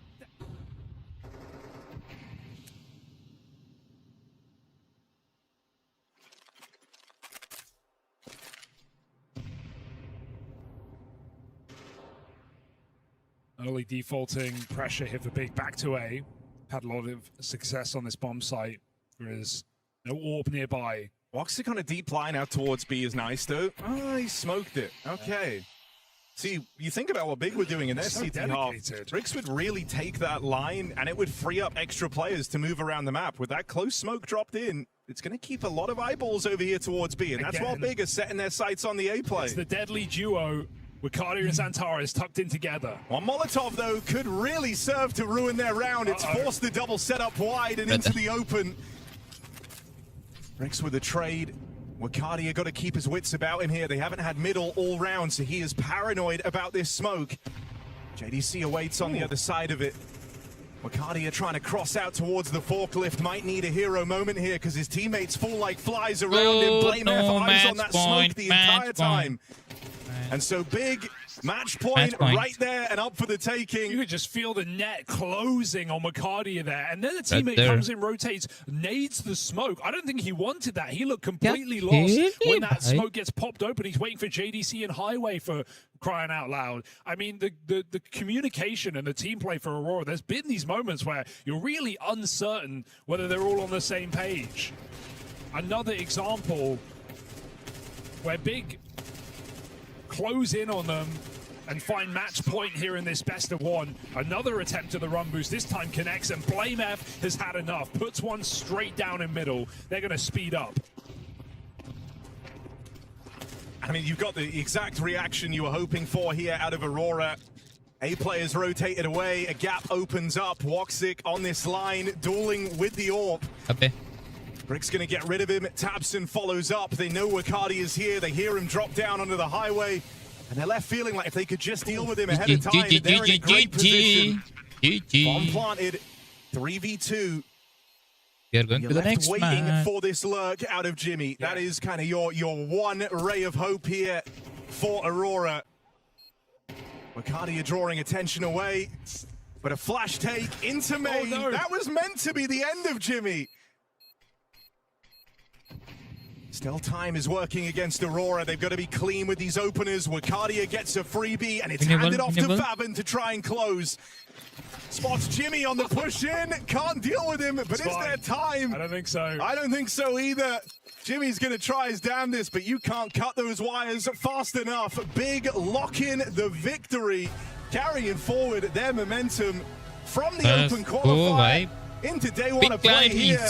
And they shut out Aurora at the gates. That's the former finalists of last year's EWC falling in this opening bout. Yeah, a scary start to the tournament for Aurora, no doubt here on Cash. Big already looking to look to make it a home map by the looks of things, and some excellent moments here in this game from JDC. Gotta give it to him. He was the fire starter at the major for Big, and he's looking to keep it going here at EWC. Yeah, not the start that Aurora wanted, but definitely the result that we're going to get from that best of one and opening one here at the Esports World Cup in Paris. Big, Berlin International Gaming for short, have come through here and taken complete control of the map of Cash, it would seem. It would seem as though Aurora just did not have the responses that were necessary, or adequate, rather, to go ahead and have a response there to shut down Big. Now I've got Jacob, I've got Yanko, and we've got a conclusion here. We do. That was slightly underwhelming for Aurora, to be completely honest. You win both pistols, you convert both pistols, and you still end up losing in a best of one in quite clear fashion. Gotta give it to Big. They were the better team in the buy rounds. They were the better team in the clutches as well. I think Harry said it a few times throughout the cast that a lot of unfortunate and not so pretty looking rounds were lost by Aurora, and maybe that was what we kind of expected coming into it, Yanko. Communication issues, you know, a new team coming together. They didn't seem gelled together. They didn't seem on the same paper, especially in the 3v3, 2v2 scenarios. Yeah, those growing pains fully on display in this game, right? Even in some of the post plans, but also during the mid rounds, right? You can see how it's not necessarily flowing for them in some of these reactions, not being on the same page. Big doing a great job of capitalizing on exactly that. Yeah, but Wakadia trying to have his best day in the office here, or at least doing exactly what he thinks he needs to do in the server, but sometimes, you know, this is a team game, so that isn't going to be enough now, is it? Yeah, I mean, you could definitely see there was certain elements that worked out for Aurora, you know, where Katie as an individual, I think, you know, broad perspective, you know, if you zoom out from this best of one, he's going to be the spearhead of this lineup to me still. I think he's the best player within the lineup. He's been the best Turkish player for quite some time now and seemingly getting better and better. So the fact that you can still activate him is a good sign, but it doesn't really help in this iteration when the rest of the team is, I feel like as a team in some of those rounds, some of those clutches, not really on the same paper. And as Janko said, you know, maybe we need to give them a better time. Maybe there's a bit more at stake here for Big. Aurora have more tournaments, more opportunities to show they can gel together. But in this game, it was quite evident that Big looked like the better team. Yeah, and just kind of focusing on what this game was. Again, a best of one, the opening round here. Tell me a little about what we got in terms of watching Cash play out 13-9 scoreline. We got a lot of the same from, you know, the last time the map was in a competitive pool, right? Okay, mid-fight, if you have mid-control, then the other team, you're going to see them push A main. We saw different iterations of that. Some of these late splits on A through highway, some of the B executed in Aurora did, for example, in the first gun round, which was a bit unfortunate. Like Bruni, in the sense like of they had a 3v4, like stream boom bam career. A guy dies spanned through the smoke, and the round falls apart. So, yeah, nothing too crazy yet on Cash. Yeah, it's pretty much the same as always. To me, the most impressive thing for Big were the streak of rounds they're able to gather on the CT side. I think they took 7 in a row or 6 in a row, and it's tough to play CT side on Cash. I know it's a new map, and I guess it's gonna, you know, pan out in different ways as we get to play it more and more. And people get to invent new ways of using the grenades and creating that space. But it used to be a heavy T-side map. It used to be a map where you're on the CT side. You had to be proactive. You had to be aggressive. You had to take space away from the T side. Otherwise, you just wait until you would die eventually. I felt Big came in with a cool game plan on that CT side. We're proactive enough in order to disturb Aurora, and then, you know, stringing 6-7 rounds together in a row on a CT side on a map like Cash, that's going to put you in a winning position, regardless of the fact they lost both pistols and didn't convert either of those two. Yeah, 7-5 first half doesn't bode like you're going to be in control of this game. Well, for Big, at least, it did. You know, they came through here after Kadi with the second pistol and the conversion thereafter. Big were able to kind of pull it back in, lasso back and say, we're still in control here. Yeah, I don't think nowadays the score matters as much as momentum, right? आज की crazy भाई मैं जो group का देख रहा हूँ ना आज crazy हो गया मैं. Let's take this opportunity. Let's hear from the Big clan. Let's do it right now with Fred. Yeah, excellent start from Big here at EWC. I've got Favin on the sideline for a few words after that Cash. First of all, we were just talking about it. Did you expect Cash in this best of one? Because Aurora, they have a choice between Dust 2 and Cash. Did you expect this one? Yeah, we expected the last two maps to be Dust 2 and Cash, like Glenelf and our coach Xen did yesterday preparation. They knew this will be 100% one of the two maps. If we are lucky, we might get our best map Inferno, but they banned it, I think. So we knew it's gonna be Cash or Dust 2, and we practiced them not so long ago actually on Cash, so we knew what we could expect. So yeah. Okay, the plan definitely played out in your favor there. The Desk were just talking about it, that CT side from you. We were just talking about it as well. The 1v2 clutch you had on round 10. Walk me through that from your perspective. First of all, I think I killed with the AWP on A side Vicadia. Then I knew they know that I have op, so I switched my gun and I smoked out CT. And my coach always said whenever I freshly like spawn smoke or like the smoke blooms, I have like 30 seconds to relocate. So I knew, okay, they will come faster that I'm B lobby behind them. Vote 17 लोग ने किया can do like 4 लोग ने किया चूतिया पाया भाई. Then I killed him and then I killed the side Are you cutting my chutiya or what? Perfectly. The Desk Are you were cutting also me just talking about CT chutias? side of Cash, maybe saying it's a little bit more tricky. Do you feel that from your perspective? It's a bit harder on the CT side. Yeah, I think so as well. Yeah. Is there anything that you've been doing to practice, particularly for that? Because you got a really nice streak versus Aurora in the first half. Yeah, I mean, we practiced a lot of Cash, especially our pass went out. It was a good map for us, so BlameF said this needs to be a good map for us, and I think it's also one of our strong maps. Are you Great kidding for you me guys right today. now? Just in general, goals for this tournament, obviously back at the Cologne Major. We saw a really great run from you guys. You attended XTC Pro League as well. What's the goal here in Paris? I think the minimum goal is, of course, after we won, especially now to go to playoffs, and then we will see how far we can go and just take game by game and round by round. Excellent stuff. Thank you so much for your time, Fav. And that's 1-0 up for Big here in Paris. अबे ये इनका Jersey change हो गया. spirit ka. Yeah, What and the that's the hell? start that big we're looking for. Again, best of ones. If you're big, you really did get your right foot in front of the one, and you needed to. It was very important for them, as we spoke about coming into it. They need to acquire some VIS points. They need to establish themselves as a team that consistently would get invited to some of the bigger tournaments. And I think it's, as we kind of alluded to as well coming into the game, people are sleeping a bit on Big right now. They've been grinding it out a lot. They have a pretty clear vision of what the lineup looks like, the roles, etc., etc.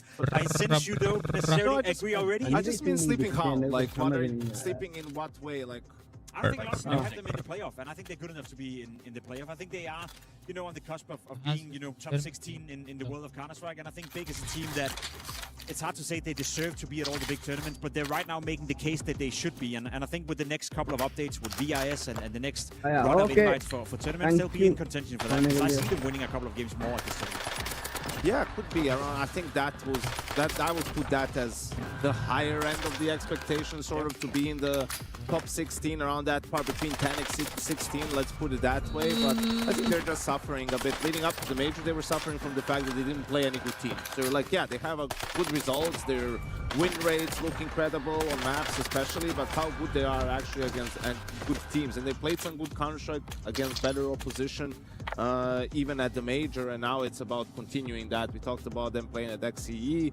Here, obviously, winning this best of one guarantees them 2 more best of 3s at the very least in this tournament, and it's just about to continue sort of proving it and just accruing these points and accruing these wins so they can get more opportunities. Well, doing it in a best of 1 is definitely different than doing it in a best of 3, Jacob. I think that goes without saying. Can they do these same sort of tie-turning games for themselves in best of 3s? I think they have the capability of doing so. Now, it naturally depends on the matchups as well, and depends on how well the opposition is playing. As said in this game, there were a couple of rounds that probably should have gone the way of Aurora. That could have made the game closer.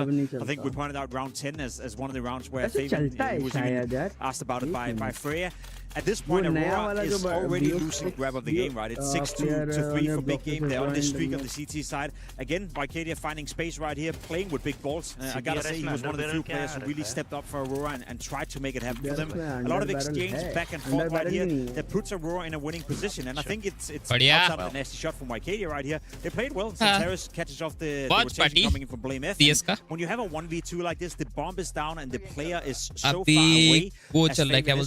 It's unacceptable for Aurora to lose it. I guess Santaris is not ready for it. Unfortunately, the player on side Jimfa gives up his position straight away. And instead of just staying alive, he goes for the duel. फिर best 16 teams qualify होगी best of 2 वाले rounds पे फिर वहां से playoff just play the time a tiny bit more and the round would have gone the way of Aurora. So it's rounds like these they cannot afford to lose. Whereas Big, if you can replicate these kind of clutches and be the better team in that department against better teams as well, then sure thing you can win a best of 3. Yeah, I don't know if Zantaris thought maybe Fallon was going to save the op, and then it didn't seem like, yeah, the team was just like sort of jumping to get away from the bomb. But yeah, that's a huge blunder by Jimmy, and that's कुछ knowledge नहीं चाहिए 5v5 होता है you sort of earn your salt as a closer, right? Like that's what Jimmy's supposed to be in this team, anchor/closer, and it's like you can't be losing clutches like that. Well, as you said, you need to be more aware of the timing. Your situational awareness has to be on a higher level.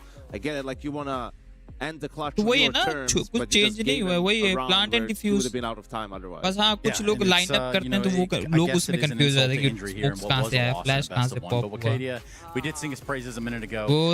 वो फिर movement वो करते हैं ना स्ट्रेफिंग you talking about स्ट्रेफिंग ना CS2 में change हो गया थोड़ा सा game overall for me. Like, it doesn't change the way I think or feel about Aurora. They'll need a bit more time to gel together. I'm curious to see them play in a best of 3 scenario as well and get to learn more about the map pool, the positions, you name it. But for Big, this was a massive win. 40 साल का कैरिगन अभी तक compete कर रहा है pro में 40 साल का हो चुका है 41 years का हम तो फिर भी उससे यंग है. Sure, it would have been nice to win, but it doesn't change what I think is going to come from them in the future. I'm just not sure whether they're ready to show it here at Paris already, or we need to wait a couple of months before we see the full function. Talking a little bit about showing up here in Paris. So it appears though Luminosity chose not to do that here in their opener. 13-3. I mean, that one ended up on Nuke. हाँ बीच में वो soul वाले भी try किया ना wars में last EWC में. That's just so crazy to me because the most valuable player on that Monty lineup was Gizmi, and then you get everyone but him.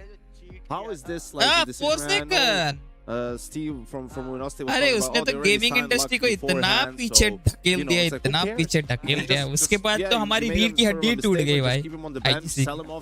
उठ ही नहीं भाई।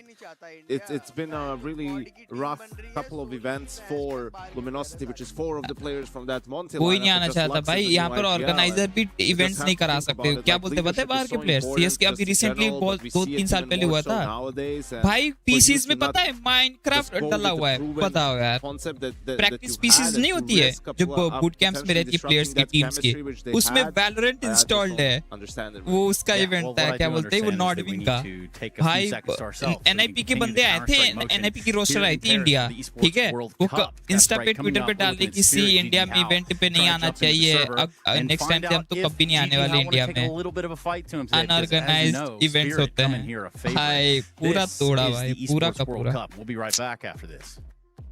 क्या करे यार, अरे इंडिया में सबको प्रो बनना है, जो चीट करके,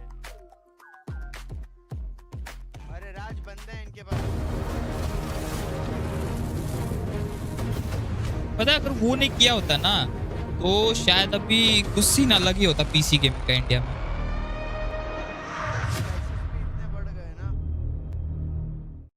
पता है अगर वो नहीं हुआ होता ना तो बड़े ब्रांड्स भी इंडिया में इन्वेस्ट करते हैं, है ना, क्रिएटर को भी अपॉर्चुनिटी। नहीं अगर वो नहीं हुआ होता इंसिडेंट तो सीन कुछ अलग होता। नहीं बट मोबाइल गेमिंग है भाई, अपने इंडस्ट्री बहुत तोड़ रही है मोबाइल गेमिंग तो। मोबाइल ही है।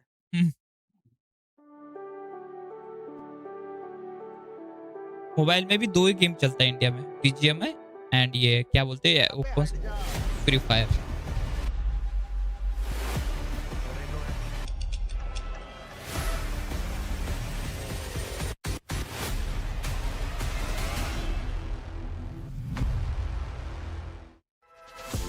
वाईटी पे वॉच पार्टी सही है, हाँ तकसी वॉच पार्टी करो, मजा आ रहा है भाई। स्पिरिट का गेम है भाई, डोंक का गेम है, डोंक का। जैसे पिक्सल भाई तुम्हारे वॉरजोन में सबसे खतरनाक प्लेयर कौन है प्रो में? कौन सी टीम से खेलता है? नहीं कौन सी टीम कोई टीम होगा ना, कोई टीम में होगा। अच्छा वो जो बड़े वाल रखता है वो, अच्छा भाई तुमने देखा कौन जीता वॉरजोन का? अनएक्सपेक्टेड ट्विस्टेड मैच ना, वो उस पे थी, क्या बोलते क्लोजिंग पॉइंट्स पे थी, थ्रेशोल्ड पार कर गई थी, ठीक है, उनको बस निकालना था एक गेम, ठीक है, उन्होंने हक दिया, उनका विक्ट्री रॉयल था, हक दिया, ठीक है। 3-4 मैच के बाद कौन जीत के गया पता है? G2 सबसे नीचे थी, मिड पे थी, उठा दी भाई, निकाल दी G2 ने वॉरजोन की। भाई क्या क्रेजी निकाला G2 ने, मजा आ गया। मैं तो उसका भी वॉच पार्टी किया, क्या मजा आया देखने में। जो पेली है G2 ने घुड़ के घुस के पेली थी भाई, वाह मजा आ गया देख के। वॉरजोन का बेस्ट है, 50 है फैल्कन्स का। हाँ अभी चल रहा है, तेरे को मैं म्यूट कर लेता हूँ, कुछ तो होएगा। नहीं हो रहा अभी है फैल्कन्स का, सॉरी अभी आ रहा है स्पिरिट का। Let's go man.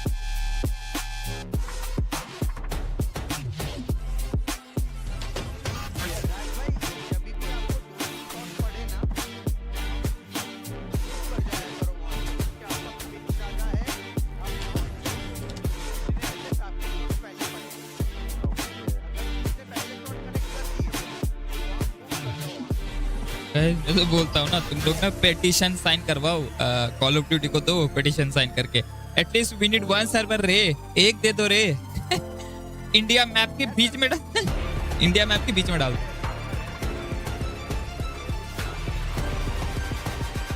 नहीं इंडिया में, अच्छा हाँ इंडिया में तो है ही नहीं, बट फिर भी सिंगापुर में भी तो हाई आता होगा कितने लोग का तो यार। जो नीचे जो मुंबई बैंगलोर साइड को उनको तो अच्छा आएगा, बट जो ऊपर वाले हैं तो कितना आता होगा, 70-80। भाई बिहार में बोल सकता हूँ, मैंने एक बार बिहार में था तो मैंने खेला था वॉरजोन, उधर भी 70 ही आता है ब्रो सिंगापुर पे। उधर भी है सर्वर तो लगेगा। ओनली फेवरेबल है मुंबई एंड बैंगलोर साइड के प्लेयर्स के लिए, उनके लिए तो भाई कोई भी सिंगापुर में भी इजी है। ट्विस्टेड माइंड ने बाय कर लिया शिफ्टी को फेब 2026। I just check. हाँ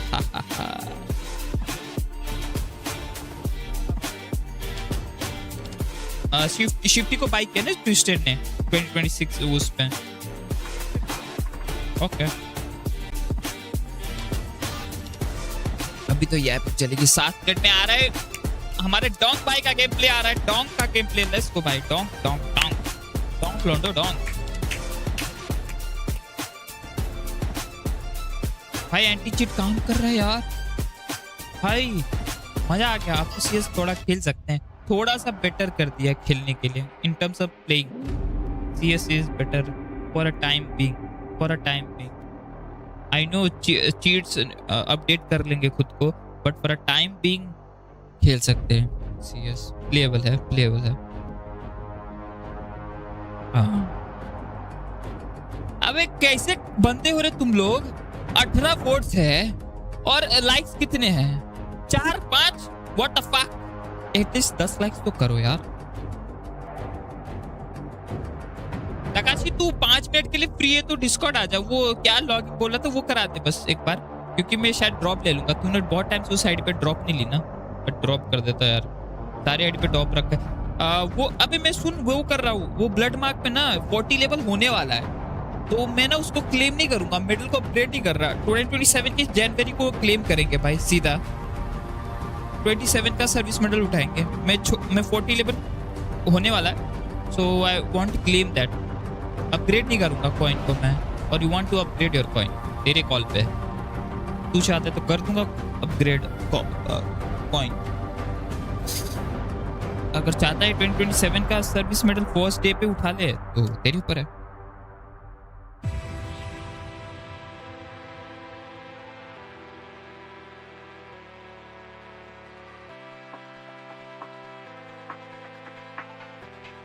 कर दे अपडेट। अच्छा ठीक है अपडेट कर दो।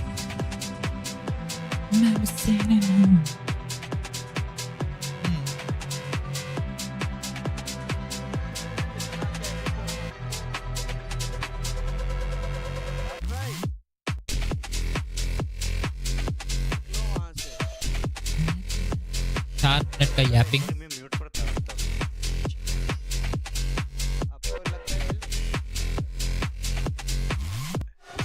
वो तो फिर 40 हो जाएगा। हाँ हो जाएगा। मैं तो नहीं कर रहा अपना वाला।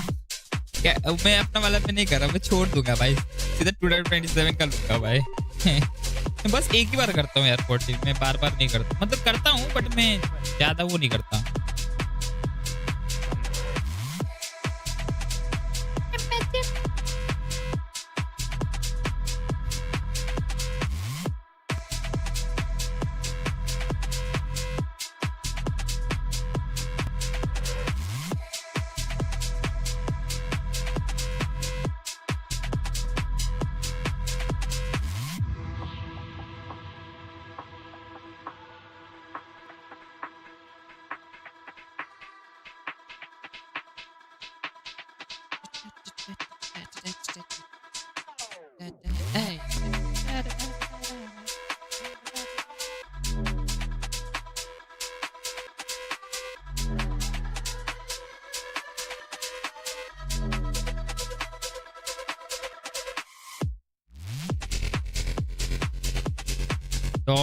भाई स्पिरिट कम है भाई। जो अपन जिस ग्रुप पे आज कर रहे हैं ना, उस ग्रुप में सारे बढ़िया मैचेस है आज बढ़िया मैचेस है।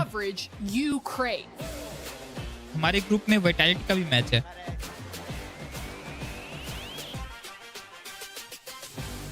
And for the first time ever, a completely unfiltered behind-the-scenes broadcast. And he absolutely destroys him. I don't think he ever saw that coming. That was incredible. This means you're getting the real coverage. I think that was with raw opinions. I'm just gonna have to say it. I think they have their heads up right now. They're just Absolutely. Yes, from broadcasters who don't even know they're being recorded. They don't know they're being recorded? Oh, what do you mean? insane. I'm sorry, is this a good idea? क्या like stream 5 लोग देख रहे हो like कर दो हो भाई tax क्या काटा भाई इस बार साले यूट्यूब ने टैक्स काटा है भाई take control of the space, and nothing is done about it. We're gonna get fined. There's no way that this is gonna work. Don't worry about it. Don't worry about it. We do the thinking, okay? I cannot believe this job on this team. Every time you thinking, oh my, they got the game, and You know what? We're actually just going to be bringing you the same great coverage once again this year. Nothing else. First KC fans try to sabotage me, now my own agent. Whenever I see the Key Crusher on stage, I think, yeah, that's cool, but it could be cooler.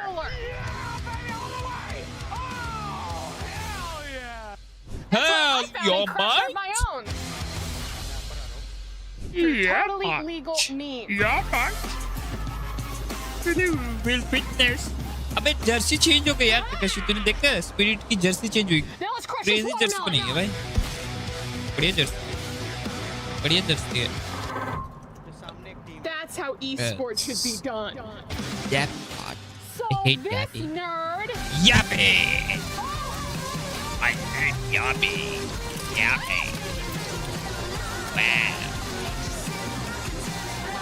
नहीं मैं तो major के बाद से कुछ नहीं देखा काम में बिजी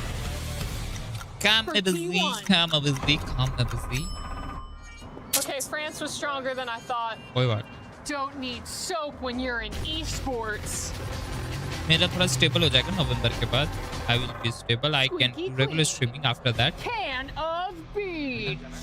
नवंबर के बाद अब तो यार इवेंट अटेंड करते हैं काम देखना बहुत कुछ लेकिन कभी कभार मेरा भी रूटीन शेड्यूल पूरे ऊपर नीचे हो रखते हैं कभी कर पाता स्ट्रीम कभी नहीं कर पाता स्ट्रीम ऐसा ही चल रहा है मेरा बट हाँ नवंबर के बाद तो हफ्ते में रेगुलर स्ट्रीम या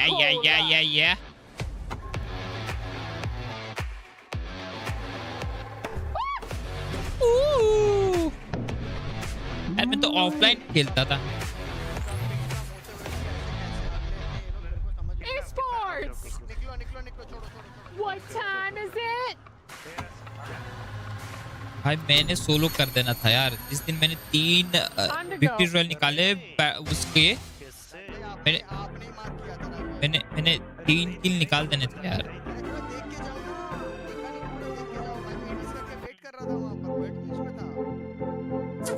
ये लोग का अलग और चल रहा है चॉपर को वापस अंदर लेकर आ गई है हाँ मैजिक से नहीं हो रहा भाई मोटा गांठ से नहीं हो रहा ये एनिमेशन ये एनिमे वाला ऑडियो म्यूट कर रहा हूँ बस I don't trust this crunchy roll भाई सीधा मारेगा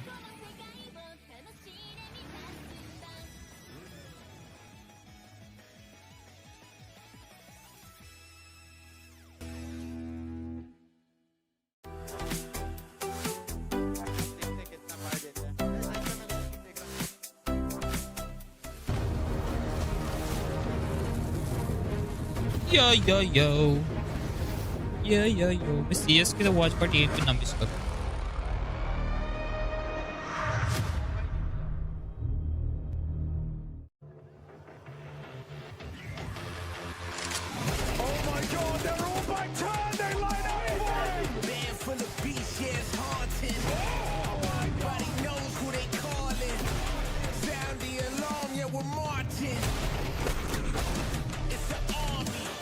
जो चीज CS में ना ब्रो मेरे को जो चीज CS से मजा आता है बाकी कोई गेम में नहीं आता वो खेलने से हो या वो वॉच पार्टी या अरे उन्होंने वापस से अपना पुराना वाला एक रोस्टर ले आया इसको खरीदा उसको बेंच कर रहे हैं नहीं तो वो कर दे रहे हैं वापस से पुराना वाला रोस्टर आ गया ना मेजर के लिए आप शायद ये लोग Yes, I mean, Straws here trying to make it all work out at the very end. Of course, I want to welcome you right back into the Esports World Cup. We're live here from Paris. My name is Trace, and alongside of me, we're going to have Yanka, we're going to have Jacob, and we're going to have another game of Counter-Strike here where we really might have David versus Goliath. It might just be that. You took the words right out of my mouth, Trace. If there ever was a David versus Goliath matchup, it's this one right here.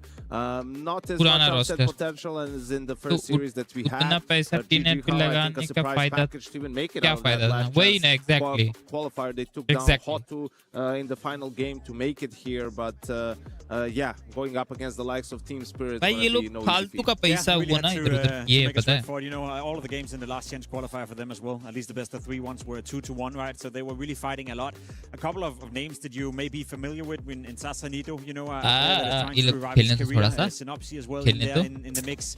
Bad News Eagles may ring a bell. So it's names that has been here before, you know, played on stages before. But in terms of going up against Team Spirit, I feel like they can only surprise, you know. If anything, अभी देखेंगे अभी वो नहीं बे TNR है तो देखिए पर है तो यहाँ पर ये देख पीछे TNR तो है ये TNR तो ये ये obviously the big thing for Spirit in Cologne ये देखो ये इसके पीछे इसके पीछे ये रहा he had health issues. You can't substitute a coach, right? You could do this thing with the players. You list the player as a sub, and then you switch him out from the main lineup. But they couldn't do that with coaches. And Sotvik, I don't think he even got his visa so that he could at least be with them on location, right? Even though he couldn't stand behind the team. And you know, whether that was the deciding factor in that semifinal loss against Falcons, I'm not sure. I think it would have definitely helped their case.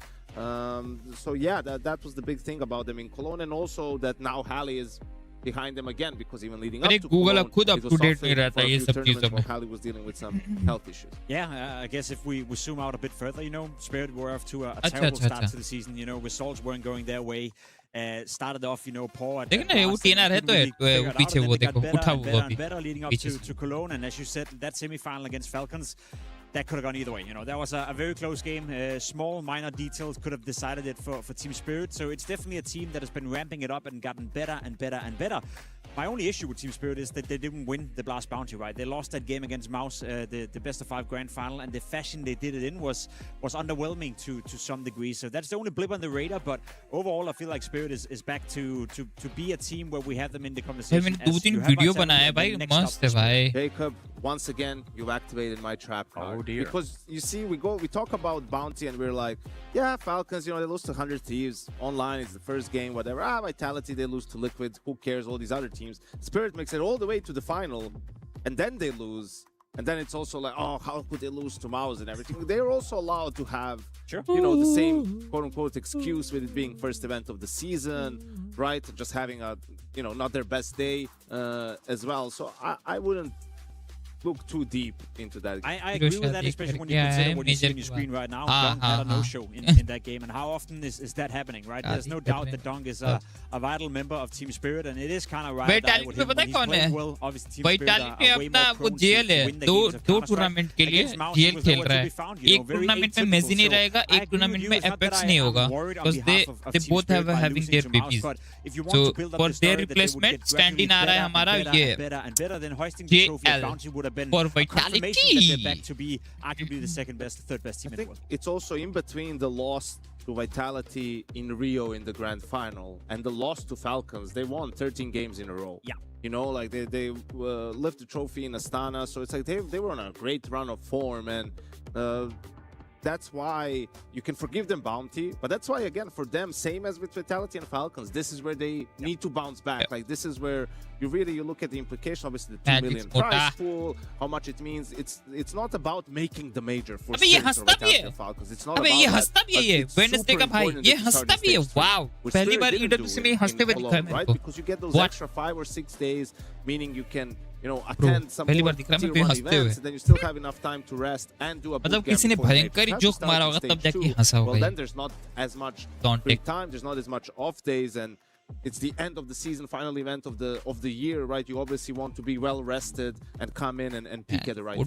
And that was a team with Magic's back at the wheel, right? We're talking about a team that, for Spirit, there were a couple question marks. Are they going to be able to keep a consistent form and keep an activated player in Donk now that they're kind of changing the look at how the team wants to operate? But it seems as though we got some of those questions answered in Cologne. I feel like in Cologne in particular, I think Magic's now, you mentioned, right, no coach behind him. I think he stepped up to the occasion. I don't think Spirit were a team where you'd be like, oh, they're crumpling, you know, they're not sticking to the game plan, or he couldn't make big calls and big rounds on some of all the overtime games they had as well. I think Magic's did a good job at proving himself as an in-game leader.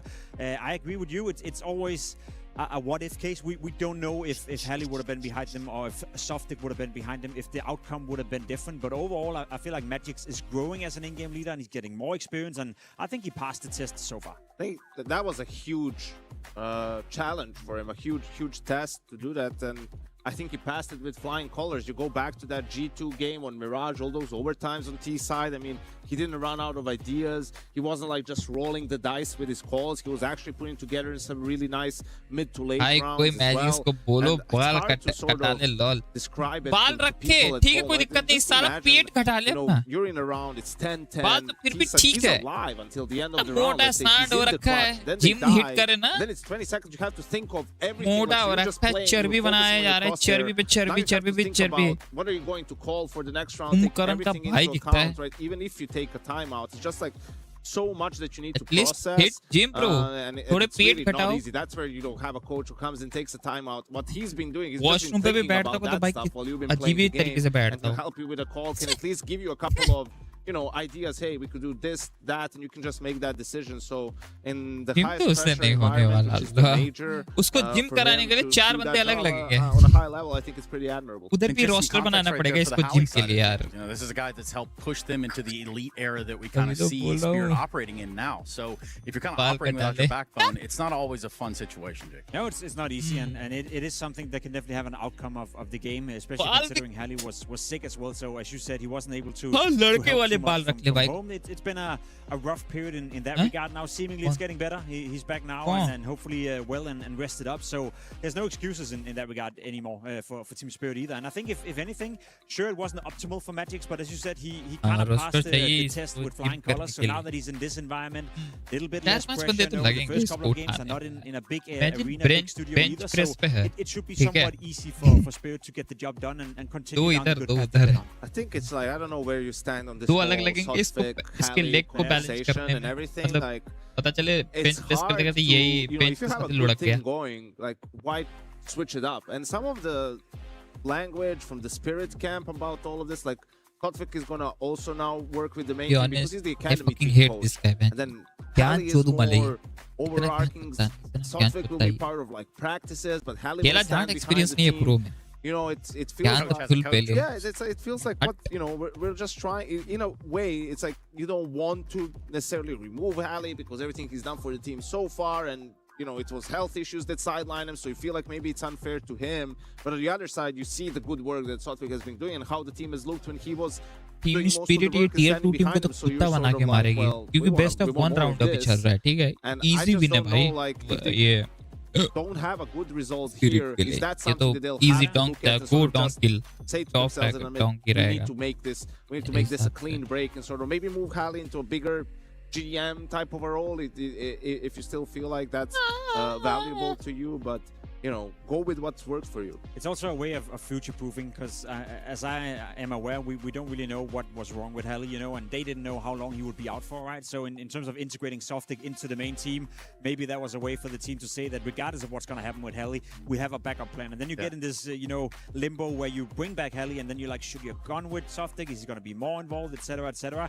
I sense that they respect Halley a lot, and I think he has a vital position within Team Spirit. And if anything, Softic can be a great assistant coach. Sort of like you see with Cyclone and Sipnix in Mouse, you know, where they both have each, I guess, tendencies. Softic has been very accompanied by the whole, you know, utility Spirit. That's where he got a lot of his credit.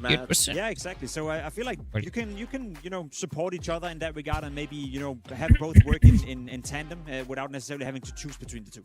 Let's talk about having some hope here on the other side of things. Yes, we're talking about a VRS number 1 in the side of Spirit, and I think a VRS 49 in the side of GG How. Yes, these are scales that are tipped a little bit in one favor here. But if I'm looking at the side of GG How, I'm thinking about their run to this game today. So how did they get here, ने क्या policies change करी है भाई? अब नया YouTuber team that you have on your radar either, and I think if Nito, right, one of the few players that has tier 1 experience or light game, sorry, internet गया था, आ गया. Some of these big events, right? To sort of lead the way in terms of the fragging, but in reality, it has to be across the board for them, right? Even someone like Mini on the AWP, right? You need to just have a live game, as Magix likes to put it, if you're going to have a chance against Team Spirit. That's the thing, right? You can write an entire list of things that need to happen if GGHow were to win this game. Donk not showing up, Spirit not being prepared coming into it, maybe not being awake. It's, I guess, early for them to some degree. And then again, as you look on the GGHow side, it's not about one player. There's not one player who can take over the game and win it for them. It has to come from across the board. It has to be every single player stepping up and playing above expectations. And you have all those things listed down and they all come to fruition, then maybe that's a game. But that's just a maybe. Yeah, but Jacob, I mean, it's only fair. We talked about Holly. What do they got going over here on the GGHow side? What's Myther cooking? Yeah, Myther, you know, is a name that maybe we haven't seen as much in the tier ones. I'll be honest, recently, he has the weirdest career of any coach ever. Right. If you look at his track history, Apex Academy coach, and then he has Team Liquid, and now he goes to GGHow, which is a face-it mixed tag.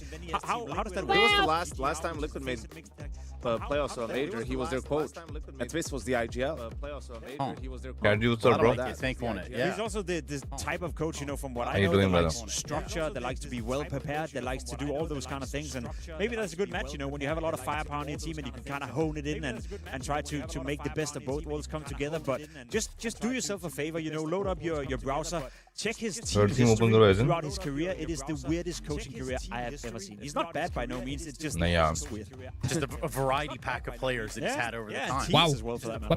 What would it take to put a PUG, you know, for example? What would it take to put a pickup game, you know, in the same motion, in the same way to kind of get them This is going to be more fun, bro. Now we're logged into this. I guess it's that constant balance of you don't want to take away the freedom from the players and constant balance of you don't want to take away the freedom to want to build a bit of structure around it. You're the coaching expert right here, Yanko. I don't know how you do that. I think there's just coaching expert and what are their strengths. That's something that I think we need more in Counter-Strike Tier 1, Tier 2, whatever. It's just like people to have distinctive styles. Like there's too many teams out there that don't have the players to play the way that they're trying to play. Like you can't be playing like Vitality if you don't have someone as, you know, obviously there's only one Zaibu, but like that sort of caliber of players is like defaulting and relying on your players in mid rounds to make moves and take initiative. You know, it's fine if you play a little bit more set. It's fine if you take more risks. Like that's sort of what you need to do if you're going to find success against teams that are ranked higher than you.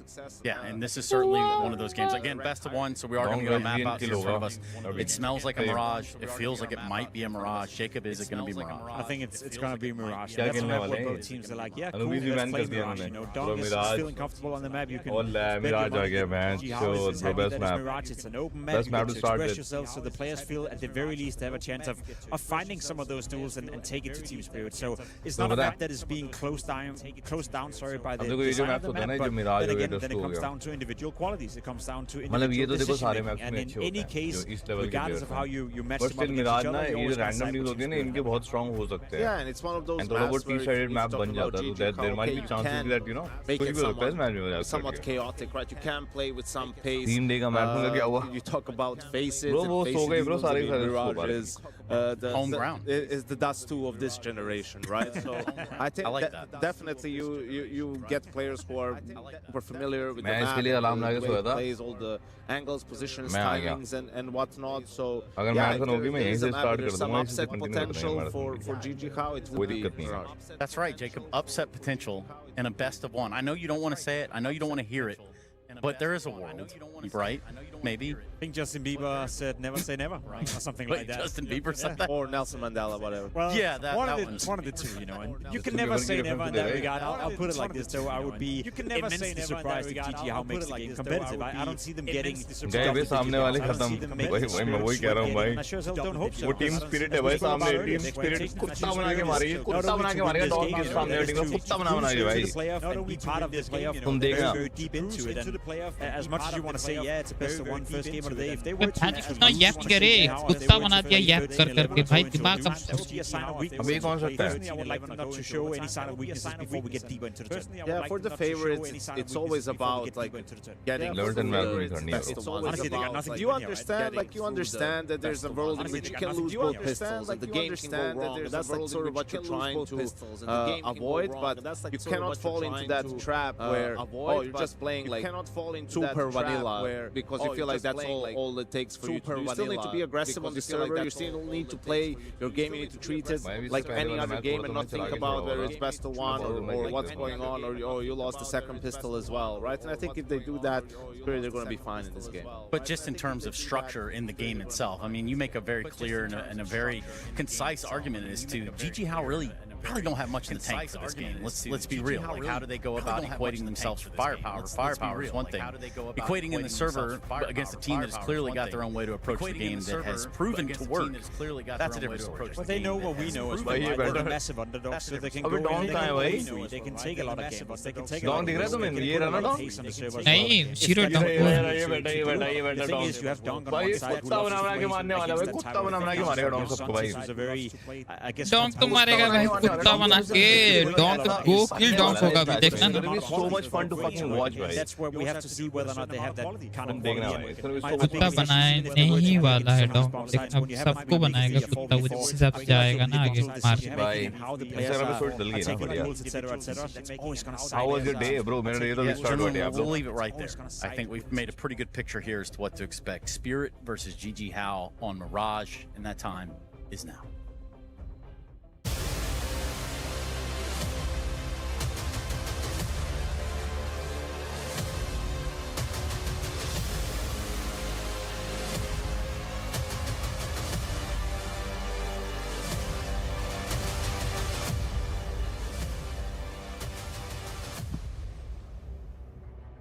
GG How. What's up, Josh? How you doing? All right, कौन सी team है बे ये GG How? Ni hao. Chinese team? Hugo, I know you've been looking forward to this one. You were talking about it right up the top of the day. It's going to be a brawl. You can't wait to see these two teams in the server.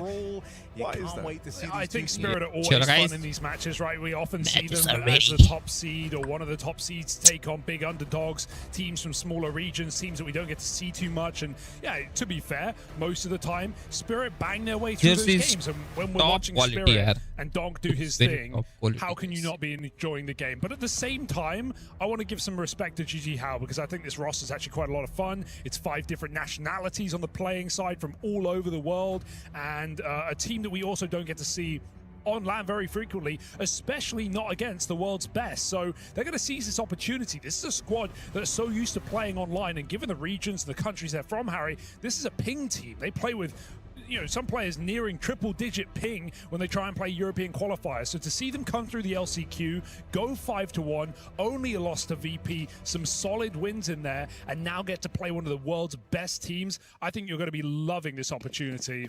Spirit on Mirage, I'll be watching Donk. Let's get into the action. Spirit on Mirage, I'll be watching Donk. Let's get into the action. इसमें तुम single lead score बताओ और double lead score, ठीक है? हो जा सकता. Let's go, bro. Donk is ready, Bobby. We're going to have a little brawl in this B split. Now it's 3 players over towards A for Team Spirit. Smoke comes in at top con. Donk was already moving. Window smoke now clears away. But he will miss his timing to deal with anyone who's up through short. That leaves it down to this B defense. Magix takes one of the dome right away. Zontic's here, though, to bail his captain out. Oof. All right, Zontix. Meant to be the body shot guy, but this USP's ripped heads off in the pistol. So I think he got caught off guard as well, right? He had nades out. I think he got caught off guard as well, right? He had nades out. I thought he was dead. Gets out with 3 pristine headshots, bails Magix out, as you say, and puts a pistol on the board for Spirit. Donk with 1. Lovely stuff here for Spirit. You talk about the high ping warriors of GG How. Yeah. But, you know, the Donk slide was in part because of playing on high ping for him. It's very having to try and come up with ways to outduel his opponents. Yeah, I was even watching some, Donk CSGO highlights from when he was like 16 the other day. you know, playing in Spirit Academy, playing Pugs. I mean, he was doing all the movement stuff he does now back then in CSGO, right? Like, he really just changed the entire game in terms of how we think about movement and how you make your model hard to hit. You know, it's not just his incredible aim, of course, that we all know he has. It's the other details that really take him that extra mile. And it's not new to him.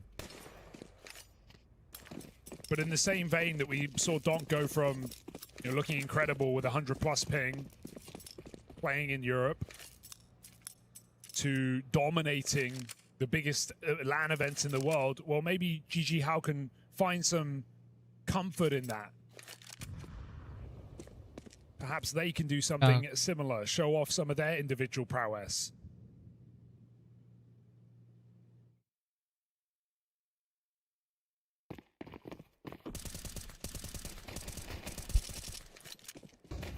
Well, no worries here for Tanier, like that, out towards the spawn. He just gets to feast on a bunch of pistols, trying to get that bomb down.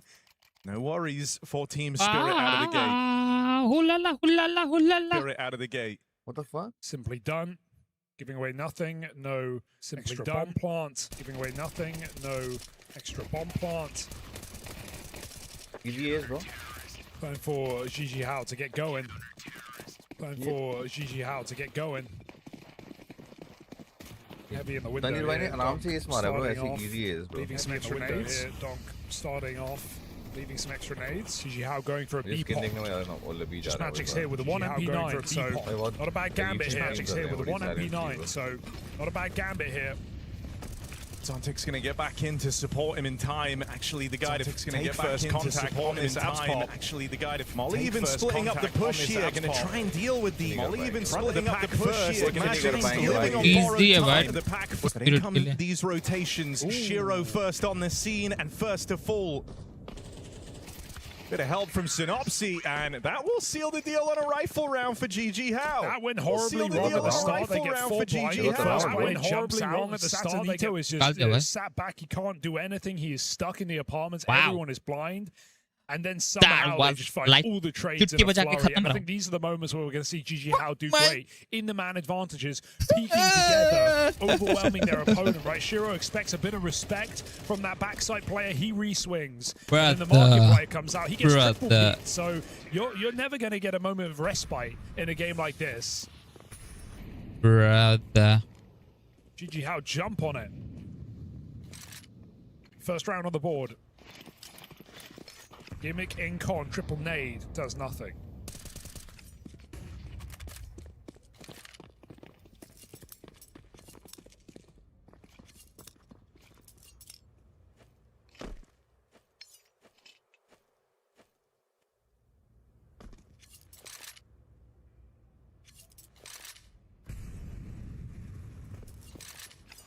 And they've been pretty obsessed with this B-bomb site at the top of the game.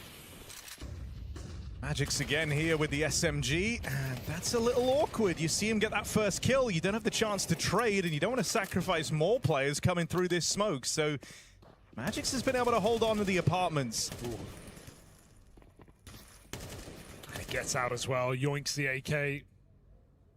Some more util for this B-hold, and it will be needed as GGHow come up short side. Donk, oh, he got that spot, I thought, but Satsanito reveals position. Donk dies to Synopsy. 4v4 now, and no nades anywhere to make anything happen. GGHow still eyeing up B, but Spirit aren't convinced. They think after finding Donk, they want to go back to this A-split. Magic's out of position for a moment. Oh, and this time Zontic's not able to get anything done. Magic's only good for the first. Oh, they're shooting hard. It's the advantage for GGHow. That bomb still is to cross on in. Shiro, will he have a chance to stop it? No, they throw it across. It's a plant now found. Spirit still knocking on the door of this retake. Now here, they're in position. They were down to give it a look in, but that first kill, Are this high? To seal the fate of this one. Shiro decides he can't justify it, and so gets on out of there. See, even the little detail, throwing the bomb over is really nice. Sassanito not offering, a way back into the round. It felt already locked, and, well, GGHow make it so. Back-to-back rounds on this T side, finding Donk as well in a heads-up duel. Synopsy, no doubt the most experienced player we've seen on this GG How roster, right? Of course, Satanito has been to many top events under different rosters, played for some North American squads in his time as well. But Synopsy with multiple major runs, the BNE days, some huge upsets there as well. I mean, yeah, I don't think you could think of a better guy to kind of have helming the ship in that sense in a matchup like this.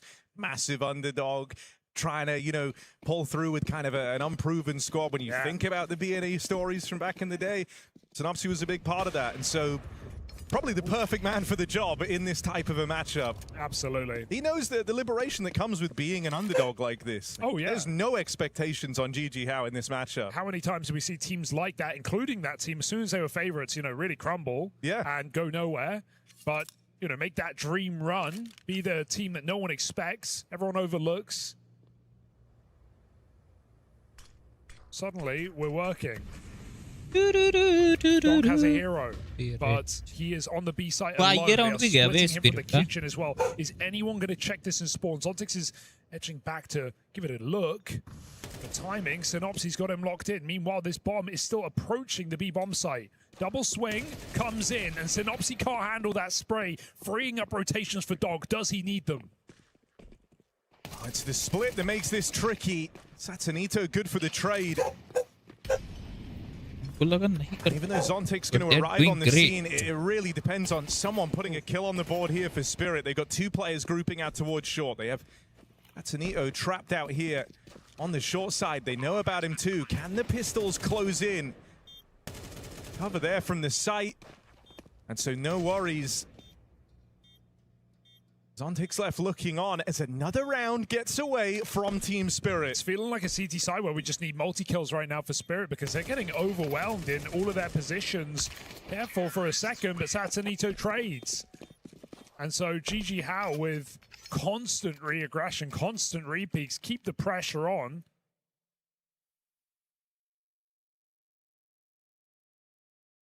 And a timeout is called from Spirit early. Halley back behind them.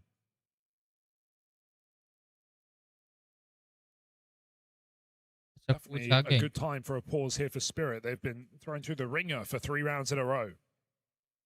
Shiro's going to have the orb.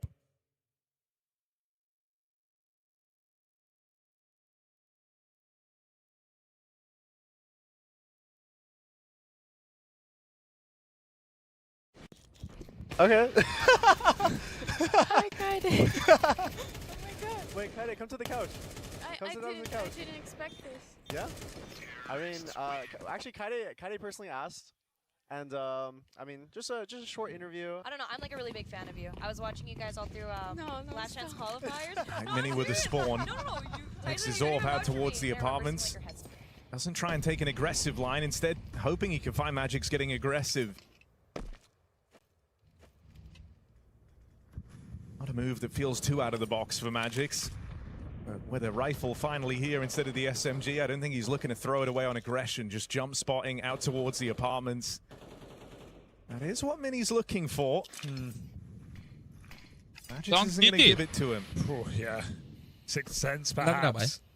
Perfect time to stop spotting. Use that smoke. GG How making headway in middle. Look at that. Aggressive smoke from Zontix has kept some semblance of control here for Spirit, but no overcommitments yet. 1 minute on the clock, still util for GG How to play with.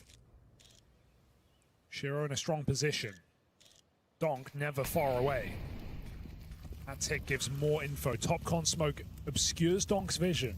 GG How still want this A split though. Oh, there's an entry. Synopsy the one to provide it. One more man on short. Are they ready? Magix isn't peeking yet. Donk's got to do it all again. I mean, you're almost hoping that Synopsy's opener has sold the lie that this is a B play. That's not the case. What with the presence of Magic still out on short here, and he might have more to do. Swing out. He softens up these players in the connector, but knows he can't give away the kill. 2 out towards the spawn for Team Spirit, and it's Donk to get the ball rolling. There's a follow-up for Donk. Finally overran. Shiro been slow to get going here, and it doesn't look like that's changing anytime soon. Couple of chances on the orb, but they both come up short. Massive kill for Magic. That's got him. There's the nade to bring it all back, and it's down to this. Shiro's had some rough missed shots here. Low on HP, right into the crosshair. GG How just keep racking up rounds. That's 4 in a row on this T side. Osama's big 3K out of Palace, and can you blame Spirit for not being ready for another man up connector? They didn't have any idea of numbers there. Magic's had great timings to peek short. He never took them. It's too late to the peak.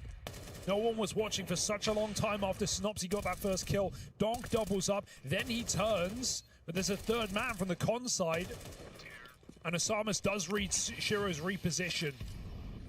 A very common move from him. GG How, they know what they're up against, I'll say that much. 4 rounds to the good on this T side have put Spirit on pistols again. Something's brewing. Tell you what, too, like early eye test on Shiro, I'm a little nervous right now. Just looks shaky. I know we're early doors, 7 rounds in, but it's not like this is a VO3, not like you got more maps to turn it around on. Just had some really awkward exchanges here. Another kill that Shiro struggles to seal the deal on. Thomas just runs right through the B site on the MAC-10, so no worries here. I mean, this would be a very attention-grabbing game if GG How are able to keep this up. Yeah, you never want to get, or I never want to get ahead of myself in a match like this. I've seen Spirit start slow in these kind of games and then, you know, come alive. But all the signs, oh my goodness, Synopsy, are you serious? A knife kill. Unnecessary, but it sends a very clear message here to Team Spirit. And they're all celebrating after that one. I like the parallels you draw between, you know, being the underdog and having Synopsy, who makes these major runs in BNE back in the day, and looking to do something incredible again.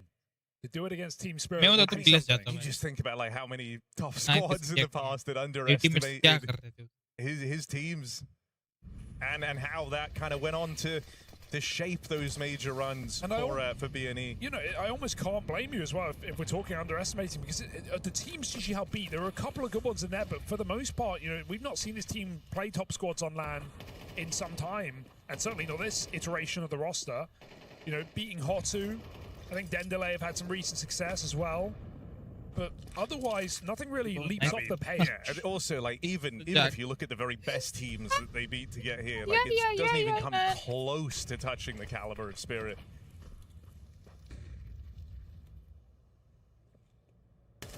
Okay, a lot of control in this round. Spirit have foregone mid, conceding it entirely. Donk patrolling window. Shiro has Con from tickets, but inside of the ladder is Satanito. Secret agent for later. Donk's rotation heard. Which site is he going to? It is B. Coming back towards T-spawn for a hit. Spirit might play some late aggression here, but they've got to worry about ladder. Shadow scene, that's a nice free kill. Satanito, but backing up, it's another double short setup for Team Spirit, and Shiro's finally been able to rally one off on this AWP. Synopsy closing in, but won't get past Tania. So this could be the return to form for Spirit they've been waiting for. Looking for a clean round. That's a good bit of damage done. It's the Shiro Warp closing in. No, these misses are starting to get real rough. Oh my God, he'll make up for it. All well and good. Right now, you're just kind of treading water for a couple of key players to come online for Team Spirit. Yeah, I'm gonna breathe a bit easier after a round like that. They do save it on multiple fronts. We're seeing a lot of double short aggro here, yet to be truly realized by GG How. Magic's getting that nice late trade onto Zontix. Keeps the pressure on this A-cross. No bomb plant here, so no money on a few of these players. Or rather, drops are already in the air, so AWP is out.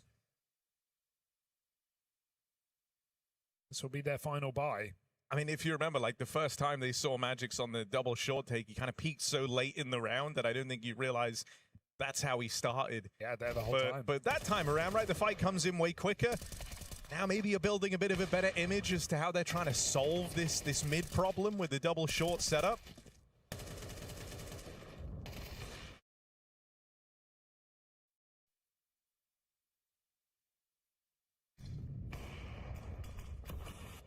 Hot shot in middle for Shiro, but Mini Zorb looks ramp. Shiro will rotate. It's a scary peak, to be honest. But a well-timed nade connects, and GG How is still looking to scrap on this site. Tag comes Shiro in. Miss कर रहा है भाई ऑपिंग बहुत गंदा ऑपिंग नहीं कर रहा है Oh, I'm getting scared. Simple देख फिर से मिस किया यार क्या है ये क्या हो गया शादी के बाद बंदा वीक सा हो गया भाई Donk let's go Donk nice one Shiro भाई what happened to you bro after the marriage आप हल्के हो गए भाई Donk not hyper in the picture. हल्के हो गए शादी के बाद Finally has his round. That's a pretty monstrous 4K. And just saying, Shiro, man, if you want to be the human decoy, I can trade you set out. me up, dude. You're fine. Back-to-back rounds, bails out Shiro. Big 4K from Donk. Team Spirit are back in business, Harry, so no need to overreact on this early start here for GG How. This is where they're truly going to get tested. The depth of their T-side here on Mirage. Couple of nice B-pops in this game already. They're going to go back for it, but no util to make anything happen. I think like that's nice. It's a very hard thing to contest with here for GG How. The idea that, you know, yeah, you had Spirit a little bit on the ropes, worried about their money, worried about the finances, not wanting the game to just get ripped away from them. But as they find their footing, as the money builds up, as they feel a bit more secure, you're going to see kind of the brakes come off. They're going to stop turtling up. Donk's going to be getting involved out towards mid. It's going to get more aggressive, a lot harder to predict. You're going to have, you know, opening fights kind of ahead of the timing you were looking for. Won't get to run some of these set pieces that we've seen. And that's where very, very quickly this can start to go the other way. Basic. So you are bang on. It's a test of their depth here on this T side. There's nothing in this burger. मैंने एक बार net से वहीं से shot से जो bounce करा के भी उसने मैजिक्स ने स्मोक फेंका था ना मैंने वहीं से एक बार नेट से 3 किल लिए एक ही नेट से 3 किल आए 3 kill with a single net I think 2 years back की बात है ये would not be a bad time for a timeout, to be honest, to come into their next gun round. All important, half deciding gun round. Was this just a strong start? Or is there something more? 5-5.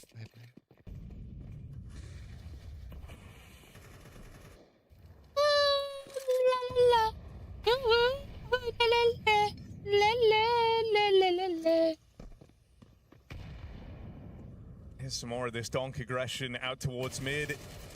जो भी बोलो CS की viewership तो full होती है भाई रोज I mean, any round you can stop him with just one kill, you'll take it. And with Shiro a swing and a miss again out through short. Not his game. Advantage for GG How. A risky position, but it might be underchecked. Still a 1-for-1. This is getting scary now. Osamas has taken deep space in that A side. Zontix covering the cross. They've got util. They want the cross, and they make it over. Satsanito above the stairs with cover. And this is looking like a solid half, and no clutch today as Osama shuts down the in-game leader of Team Spirit. 1-for-1 on Donk indeed, and when Shiro is missing every shot presented, don't have a lot of heroes left to save you. No, it's feeling kind of awkward. Like, you see him trying to force the fights, trying to bring himself back into the game, but it feels like in a lot of these rounds, it's just giving a way in for GG How. पहले slow start दिखाती है फिर eventually अपना real game play दिखा देती है पता है ये प्ले स्लो इजीली तो नहीं हार Satsanito fearless through the Molotov. Look at how quick he is here. Donk's going to break that smoke, it looks like. So got to be aware that Satsanito is stepping. Donk never goes for the break. There it is late, finally in as he finds Synopsy.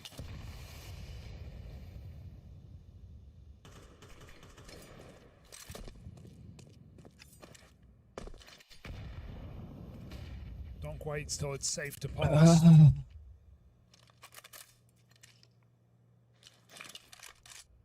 But like, you know, Zontix is dead, and I think kill feed Counter-Strike can do a lot for GG How here.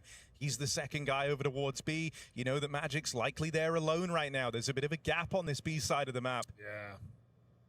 This looks like the perfect call for GG How to find a winning half. Magic's Reinforced by Shiro. All right. Okay, you can redeem yourself now on this AWP. You know, you've been waiting, you've been looking for that round that brings you back into the game. This could well be it for Shiro. First shot lands. Bit of help from Magix as well. And this AWP might be low. Swung out wide. Shiro brought down a half. Satanito still a long way away from being in play in this round. And as he tries to join up through short, you think Tanir's meant to have his number. 20 seconds left on this. Time working against GG How. Positions known on both players. The time really is the enemy here. All three players brawling in the site for Team Spirit. As Asamas goes out, Shiro will find him. They'll split the difference down this half. And finally that AWP finding a bit of success in the final round of their CT side. Felt like Shiro this whole game was hunting for his round to have the impact. Was that it? Do we get a better Shiro heading into this second half? I definitely seen like the Spirit were able to slow down the play by the end of that CT side, right? Able to give away less kills. Sure, the second last round was a little intense down in middle, but for the most part, considering that was 5-2 down from the rip, Spirit do a pretty good job of stabilizing here. And a pistol round just suddenly puts them right back in contention for a clean victory.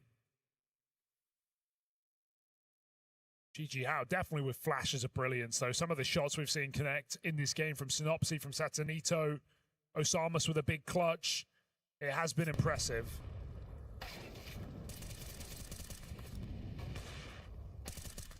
So don't look away now. Who knows what the second half is in, what we're in store for.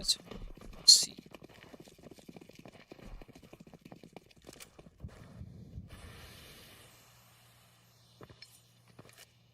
Window smoke and Spirit go right towards the catwalk. Two. Yeah, clear game plan here for Spirit. Go for this B split, 3 and 3 short. How going to be out of position, so you're looking at Mini and Synopsy. And, well, that's really not a bad way to get the ball rolling, is it? Synopsy with a keen double. They're closing in. Job's not done, but this B site holds its own and then some. Dude, he's full running and he hits that one tap on the second player. Mid-air shot into the running one tap. Beautiful connection for Synopsy. Could not be any better here for GG How. A flawless round on that B-bomb site. Oh my. That's what the can you do about that? That's the B side getting wrapped on. Everyone else is so far away. GG How had just pushed ramp. They started 3 out towards the A site. That couldn't have been a better call for Spirit, but you know, the call is kind of only half the battle there. You go into the under-defended bomb site, you get wrecked by Synopsy. Tanir jumped for Donk there and neither even get a bullet out. Round that Spirit know well is unwinnable. Whoa, whoa, whoa, whoa, whoa, whoa, whoa, whoa, whoa, guys. GG How take control. They push top middle, they get the nade in, but then they depart quickly, not offering up the kill, but more importantly, scrambling the radars of Spirit. Where have these players gotten to? Mini pushes under. Dink's not going to do it. Back out top mid for Spirit.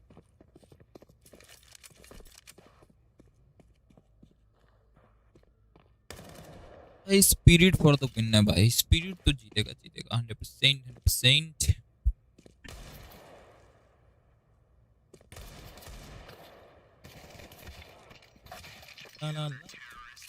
Frustrating rounds here. Coming down for Spirit on this T side. Does that change with guns?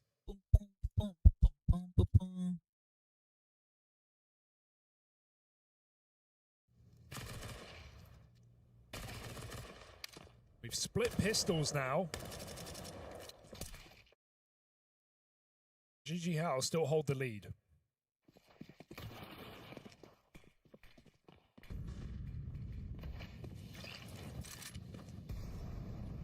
Play getting made off the rip.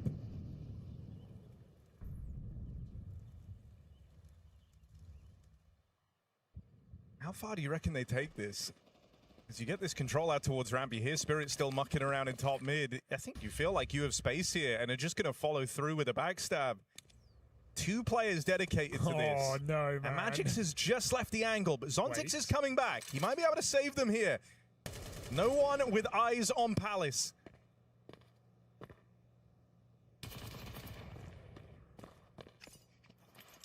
And so the backstab gets rumbled. It's just changed the whole round, though, for Spirit. They do want to come back and clear this out. Inside of the Palace, pushes Bibu. Zontix is trapped right now. He's going to hold his own. Second kill, low health, but enough for Spirit to roll out this red carpet. Synopsy hides at B. 2 more MP9s adorn this A site. And I still find a bit of fear in me with Osama's taking Palace once again. The deeper he goes, the worse it is. Zontix still waits. Zontix has learned he just can't take his eyes off this position. Oh, don't do it. Why would I say that? There he is, taking his eyes off this position. He's still out of control, though. Osama has lost A entirely. Unless he flanks ramp right now, he's going to hit the nades. Now he's in a great spot. This would still be something else. He is 1v4 in this site. And it feels like GG Howard just saying, look, man, see what you can do. If you make this interesting enough, we'll come in. We'll give this a try. Turn around for Shiro. First kill picked up. Gun game as he swaps out onto the M4. 2 low players. His teammates aren't budging. It feels like Guan wasn't enough to tip the scales for a retake here. Just going to try and save on these 3 players. Oh, I mean, the margins that Spirit win that round by are very tight. If Osama stays Palace, if he commits to ramp the second he gets there, all of these look like double kills and ways back into the round. I feel like that is somewhat fearful from Osama's. I feel like maybe they're feeling a bit of pressure there, because I would have just loved to see him commit to his move. That would have definitely done him better than 1. We see how low these players are. But he's going to err on the side of caution, play the money game, hold on for later. They still have a round lead to work with, and they have a boatload of cash as well.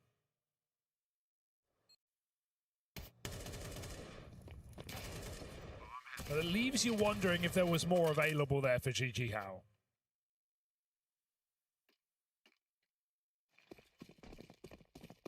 I think, though, you know, considering it's a bonus round for him and they really had Spirit on the ropes, you could leave it still feeling kind of good, especially if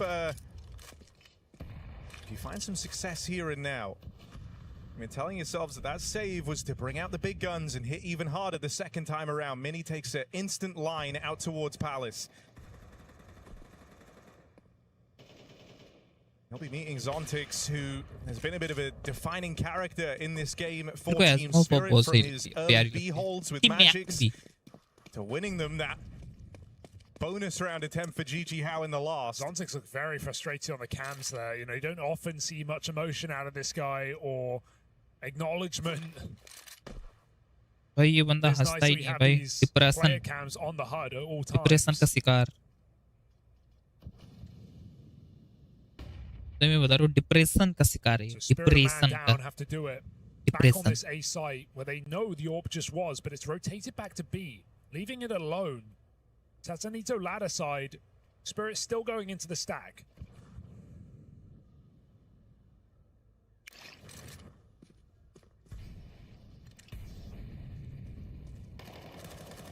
Whoa, that's a bomb. That's the bomb spotted. Shiro very low and in no position to play out. Oh my god, oh my god, oh he that guy. But it's the rotator this AWP that catches them by surprise. And Shiro, who was brought down low right at the top of the round, is the sole survivor. MF ऐसा हो गया उधर. And he's in no position to fight.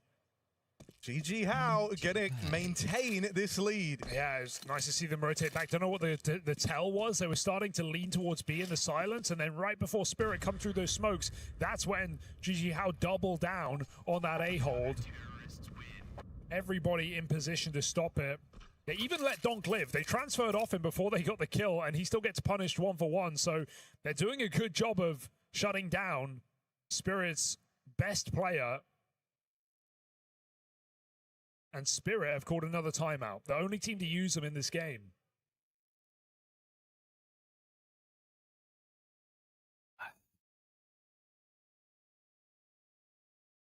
And I think if there's one thing you're really aware of right now, it's the frustration out of Team Spirit. You know you've caught Their star AWPer a little bit shaky to get the day going. Donk wasn't exactly dominating from round one. You kind of got them on shaky ground off the rip, and now you're building upon this lead. And we were talking about Synopsy, his experience, the things he's accomplished in the past, how he was always a threat in these kind of underdog matchups. He knows exactly what's going through the minds of Spirit as this game is getting away from them. And he's keen to push every little advantage. Captain of this squad, and I mean the two European players putting in the biggest shift here for GG How right now. Him and Satsanito, the two most experienced players on this squad. Satsanito had some great T-side rounds. I mean, dude, even Samus has had good impact as this has gone on. I think he was like 0-5 at the start of the game, so nice. Been on a pretty convincing turnaround since that point. Spiritgate given nothing in the middle. Orp is in the ladder. Mini very patient, as he was in Palace last round. Waiting for the guaranteed kill. And as Magic's re-hits mid to fake, Spirit are going to group for this B-pop. Bibu alone in this bomb site. ये वहाँ का smoke है ना ये क्या बोलते हैं ये कनेक्टर का वहाँ से सीटी का विजन ब्लॉक होता है हाँ वही स्मोक फेक है magic okay they are going be fake a smoke किया है अरे क्या Many just can't vacate short Magic's भाई तुम्हारे लेफ्ट राइट नहीं है विश भाई मार पे मैजिक नाइस मैजिक मैजिक सा Bibu with a bit more to do and an ugly spray. Was that Seals Shiro? The fate. That was Shiro. Oh, it's really looking ugly. It's just GG like, How, I'm loving it, however. It's the day where you're just not feeling it, right? A normal Shiro would have stopped spraying, would have counter-strafe, hit another burst, but he just full commits to a 20-round spray on a market player. Cannot confirm the kill. They also, yeah, sure, Mini dies to a Tech 9, but who does he kill, Harry? Yeah, he gets rid of Donk. He gets rid of Donk. That's the entry power. Stripped out of the round. Doesn't it just feel like that is the hammer on your head now, Spirit? You have one gun round to save your entire BO1 opener.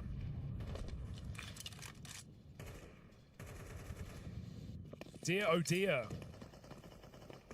Donk GG हो गया रे उल्टा Donk का GG हो रहा है Winner of this plays Gamer Legion for a playoff spot. Eco है भाई जाके मरो नहीं तो निकालो अगर kills निकलते हैं तो. All right, GG How, we're noticing. Look, you could be on the cusp of something real special here. Can get at least 3 kills पैसे बन जाएंगे. 4 hollow IVAP power on case pad. That's a very good sexy craft.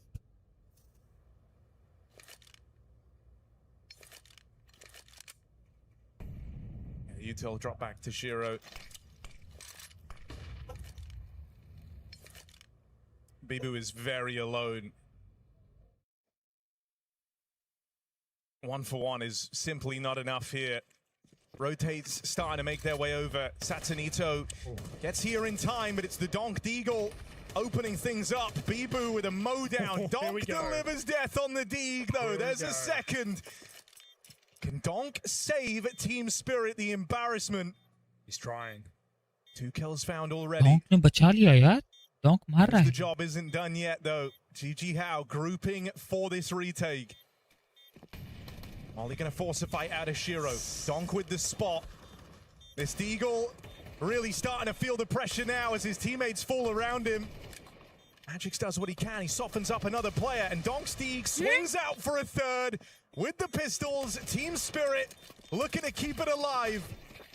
Killing blow dealt by Magix as him and Donk put on a clinic in that eco round. Oh, how dare I count it out. I said Spirit had one gun round to right their wrongs, but I forgot about the Donk Deagle triple Donk की as में मैं क्या करता था? Donk की as में मैं I love how Spirit isolate that short player first. They know he's going to move in before the market contingent with the AWP down in kitchen. और क्या करता था यार? Players facing short, bailing out the Edward player who got mollied. खेलने जाता था cricket सब offline games खेलता था यार उस टाइम लैपटॉप कहाँ होता था पीसी नहीं होता था हमारे पास And you kind of see the fear से तो मोबाइल मिला था they were उस both time coming out the market door ready to try and react around the short contact. They see Donk on that little jiggle. They both thought about it. They kind of second guessed themselves on the push. yeah Donk की as यार And so that is the Donk effect right there. It's put them back within touching distance of GG How. It's a lifeline for Team Spirit. And it comes from their start. What a saving grace. बहुत करता था बदमाशी भैंस। Time out from और GG don को Hao. देखो match, ये millions of $1 कमा रहा है यार, millions I bro। mean, yeah, if you're GG Hao right now, you know that like that's the round that could comeback आ रहा है, कमबैक आ रहा है। मैंने क्या प्रेडिक्शन दिया था लास्ट राउंड, डॉन्क मारेगा, 3 किल आएगा, इजी राउंड मिलेगा भाई। 3 किल उसने करे। In this matchup, you just can't get in your head about falling down Spirit to the pistols. won't lose it, Gotta bro. stay They will give focused. their level best. Pretty sure. Guys, like करिए, subscribe करिए, thank you, appreciate it. He's had many different positions on this AWP. Please like it. And what this does do at least is free up his team to play भाई ये heavy hedge on में the इसके other side of the map. He's साथ got multiple इसने pullback ये options emerald available. क्यों use कर, sorry emerald बोल रहा हूँ, डॉपलर क्यों यूज कर रहा है ये? Tanir is lurking apartments. Emerald use करो ना डॉंक भाई, हेज में इसके साथ। भाई अभी सो के उठा हूँ, एक भी वॉच पार्टी नहीं मिली सीएस की, फिर आपकी स्ट्रीम पे आया हूँ। अरे वेलकम यार फ्लक्सो भाई, welcome to the stream. CS की एक भी वॉच पार्टी मिस नहीं होगी तुम्हारी, मैं एक भी वॉच पार्टी मिस नहीं करूंगा। सीएस की सारी करेंगे अपन, ग्रुप स्टेज से लेके ग्रैंड फाइनल तक। Boom man, baby. Boom, boom, baby. There's 2 players in the site ahead of these smokes, and that might be more than you bargained for. You get Pradeep! अरे नहीं हगी, नहीं हगी, नहीं हगी। डॉग ने नहीं हगा, बच लिया, बच लिया, बच लिया। भाई बी जा रही बॉम। Oh my God, क्या? अरे अकेला बंदा ने रोटेशन करवा दिया सिटी को, डॉन्क ने। Shit. Now they realize कि बॉम्ब नहीं है, अब बी जाएंगे। And they already get the plant, I guess. It's going to be the AWP on the line. अरे प्लांट ही नहीं गए इन्होंने। Tries to knock him off of it. Oh no. Molly miss हो गया। Missed Molly, but that bomb still crosses in. चलो It's a crisis averted here. Easy winnable है। All right, it's a risky retake. Do you really want to Now risk they your will money? I don't save. think so. GG round advantage है, एक round का advantage है, तो I think they will go for save, क्योंकि पैसे नहीं है ना नेक्स्ट राउंड का। नेक्स्ट राउंड का पैसा है ही नहीं। If they take fight. But it was him alone who made that rotation. This time he has Tanir to find the gap. But Spirit Love just the little A execute into the late apartments rotate. भाई क्या combination है भाई, hedge में के साथ कोई बाबा Ruby use कर रहा है, कोई एमरल्ड यूज कर भी रहा है कि नहीं? भाई एमरल्ड कितना प्यारा होता है भाई। And the magic source puts Spirit on the board. या लेट्स गो भाई, 9वां राउंड निकलते हुए। Why does Dong put a full mag in that box? I don't know, but it's the perfect move. इसके बाद भाई जो ग्रुप का अपन stream कर रहे हैं ना, इस ग्रुप में वाइटैलिटी का भी मैच भी will be witnessing. Okay, we will see Vitality भी। इस ग्रुप का, ये वाली स्ट्रीम ग्रुप का ना बहुत क्रेजी मैचेस है भाई। So 3 guns here. दूसरे ग्रुप में नहीं है उतना मजा, तो दूसरी स्ट्रीम चल रही है ना ग्रुप बी स्ट्रीम, उसमें नहीं है मजा यार, उसमें बहुत अननोन टीम से मजा भी नहीं आएगा देखने में। मजा तो उसमें है जिसमें वो है, समझ रहे हो जिसमें वो है, वो खत्म करो बे। डॉन्क कितनी किल बे? 18-13 सही है, not bad. There's just been util in his way. Well, that's not available here to GG Hao. So he tries to go early, ends up giving one away. Boost for Synopsy will get punished. And as Donk rears his head out through the connector, it's a keen double to turn the tide. Once again, trying to link up with the front man in Tanir. Period का winner bro, मुझे तो ये best group लगा। हाँ, इसमें तुमको बताता हूँ, मैं तुमको बताता हूँ इसमें क्या कौन से टीम के मैचेस अभी अपन देखने वाले हैं।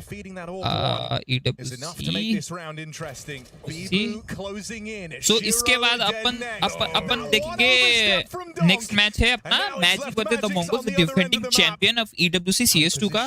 उसके बाद है फैल्कन्स का, है ना, उसके बाद है पैराविजन का, सॉरी हाँ पैराविजन की पी विजन, हाँ पैराविजन है, फिर उसके बाद है नावी का, फिर उसके बाद है वाइटैलिटी वर्सेस 100 थीव्स का। क्रेजी ग्रुप है भाई, crazy group. Rifles brought forth enough to get them through. Yeah, 2v4 there in that basically post plant when Donk swings into jungle. That is unbelievable to win that round after Spirit have won their eco and अबे हार की spirit ये converted रहा on it. मैंने That ध्यान save ही नहीं was दिया worth its weight in हैं gold. And dude, it feels rough there क्या because हुआ it's like round that's में Donk with hot hands, 2 kills deep. If there's kind of one player you're down to give all the freedom to How and say, look, you can have a swing, you can have a poke, but it leads to just absolutely by है dire नहीं पे हाँ by है consequences. Orp not only finds him, but they never got the spot on Bibu, who then swings out and grabs that AK off the ground, puts it to work. It just sets in motion this horrible chain of events for Spirit. It felt like they were getting back into this game. Yeah. Wonder if that round has really changed the tune, because Happens so now your quick. money is on the line.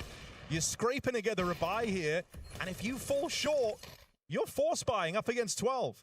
You're relying again on like a donked eagle to try and make this game happen. Yeah, Spirit know दो the round importance निकाल of low this यार round. So again, their final timeout used in this one. Relax Zero, होके देखेंगे फिर really poor game across both halves. Shero नहीं चल रहा यार ये मैप में शीरो नहीं चला यार 7-13 पे शीरो नहीं चला यार मैंने जब जब इनका देखा है ना दूसरे टूर्नामेंट पे भी स्पिरिट का मिराज में शीरो ना परफॉर्म नहीं कर पाता मेरे हिसाब से बाकी में करता है बट शीरो कभी कभार ना मिराज के उतना परफॉर्म आउट ही नहीं कर पाता शीरो स्पेशली वेटलिटी बोलो स्पिरिट के उसमें अरे इस पे पुश हो गया oh my God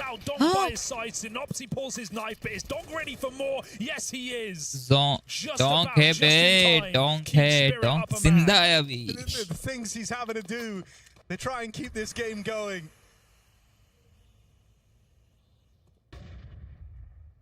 And GG Hao thought that double push was the recipe Yeah, unexpected. मैंने भी ध्यान नहीं दिया उधर से पुश हो रहा है. And I love that Donk has just seemingly made the call here. He threw the bomb back through the window. Smokey goes, screw it, I'm walking under. You guys do your A hit, but I'm up to other things. Going to try and lurk in on this A play. There is a nice flank for Osamas, but again, it's going to rely on his teammates to do something. Blue है Donk. Donk is in position. He's दो not तो playing है. yet. He's going to let the execute अगर go trade through. लेगा डोंक as a beat बन के जाएगा सो टीएनआर नहीं तो जोंटिक ट्रेड ओ टीएनआर भाई क्या स्विंग किया भाई डोंक का है लो पे भी मार दिया डोंक डोंक के लिए कुछ नहीं होता लो भाई मारता है कुत्ते इधर even ready for a third player in reserve on this backstab. Nice shero बहुत बढ़िया बहुत लड़का क्या प्यारा मारा यार read Able to write their बढ़िया wrongs. one more round bro one more round spirit we need one more round bro Double kill on the quick flank through the apartments is massive. भाई जीजी ने भी अच्छा competition दे रहे भाई being a so unknown team spirit को इतना अच्छे से मारना भाई बढ़िया बढ़िया बढ़िया He misses the flank timing. That's bomb down in spawn. Synopsy won't pull his knife. That's Spirit in the mud. So 1 second is all it takes. Spirit की तो प्यारी बनी Donk है in position to still do God something यार भाई ने क्या incredible and win that round crazy with a triple मार kill. दिया बेचारे ने कनेक्टर ही छोड़ दिया उस यही होता है ये होता है सबसे वियर्ड एंगल से मरना जैसे अपन देख रहे होते हैं ना एक्सपेक्ट नहीं करते कि कोई भी उतने क्लोज एम इन से जो फाइट हो रहा है कोई मिडिल लर्क करेगा उतना डोंक आ गया घुस के मार गया यही होती है यही चीजें ना डिफरेंशिएट करती है एक अच्छी टीम और एक मतलब नूब टीम नहीं बोलूंगा एक week team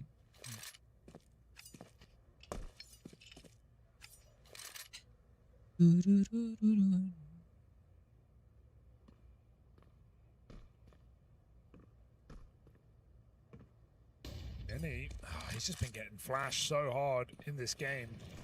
Sees him under, catches a shot on Magix, but this B pop is coming.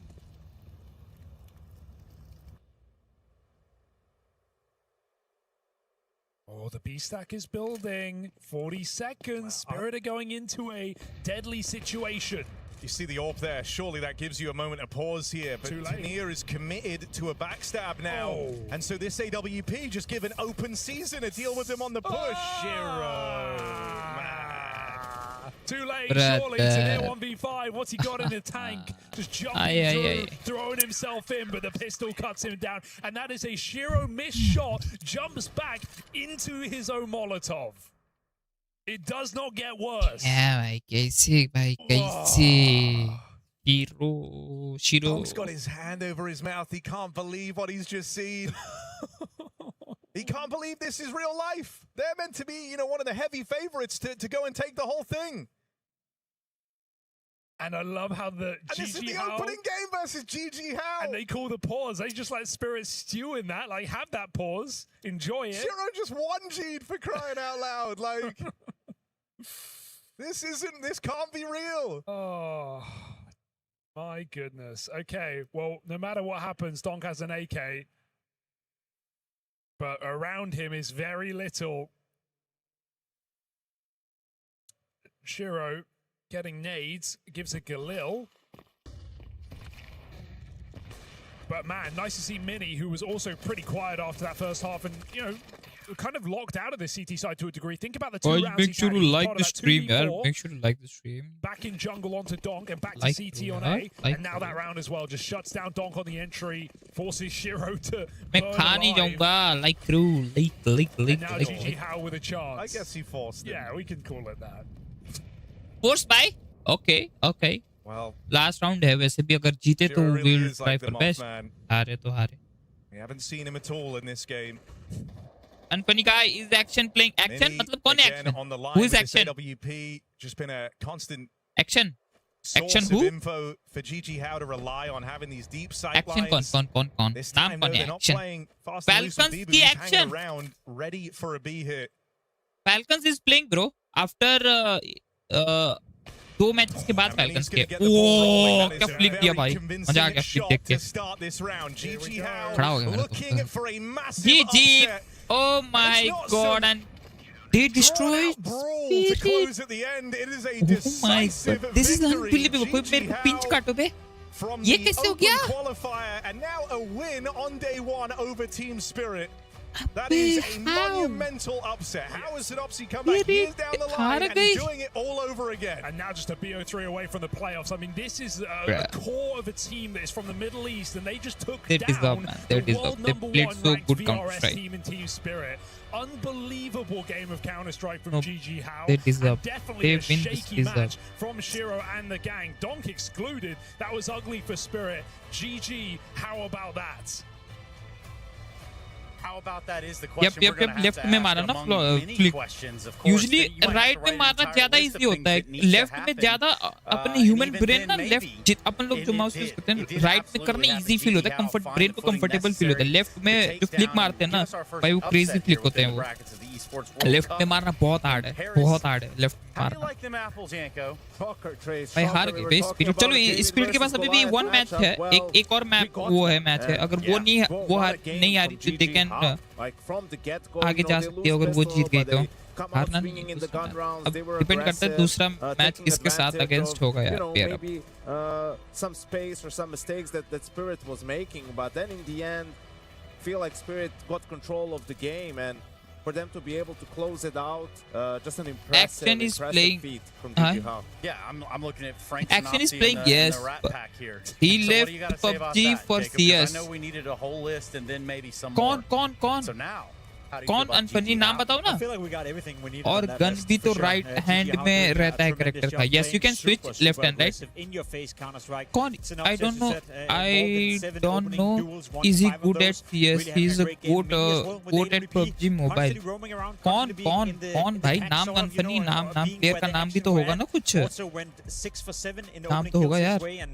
especially the later rounds तुमने when बस they लिखा reached है the डट finish line. कुछ नहीं Okay, लिखा over है the is finish action line, playing he was the one stepping up as well. who So, nothing but exactly credit to GG How. They took advantage of we Spirit need not showing some up. names Shiro not showing up, nowhere to be found on the server. Have a couple of blunders, not only to his judge dare I say you dueling, but also Falcon his Falcon decision. action The Shiro haters are eating well today. Like Falcon they're action. feasting today, man, because Falcon it wasn't action just it's actually uncharacteristic bad game for him. It's not a bad game in the Falcon sense action of कौन he है doesn't have impact or whatever. It's like he was missing sitters. अच्छा and he's making ये bad decisions. Oh Like, those are usually the two things action that he's gaming good at, Falcons you know, का playing PUBG in the mobile का clutch, अभी those भी वो late live round वो है scenarios, and शायद there was हाँ none अभी of that सर्च किया today. मैंने There YouTube was पे none of yep that, and neither will we be he hearing is from Team playing Spirit. They didn't what? win the game. Counter We Strike. hit them the victors, and that's GG How. yep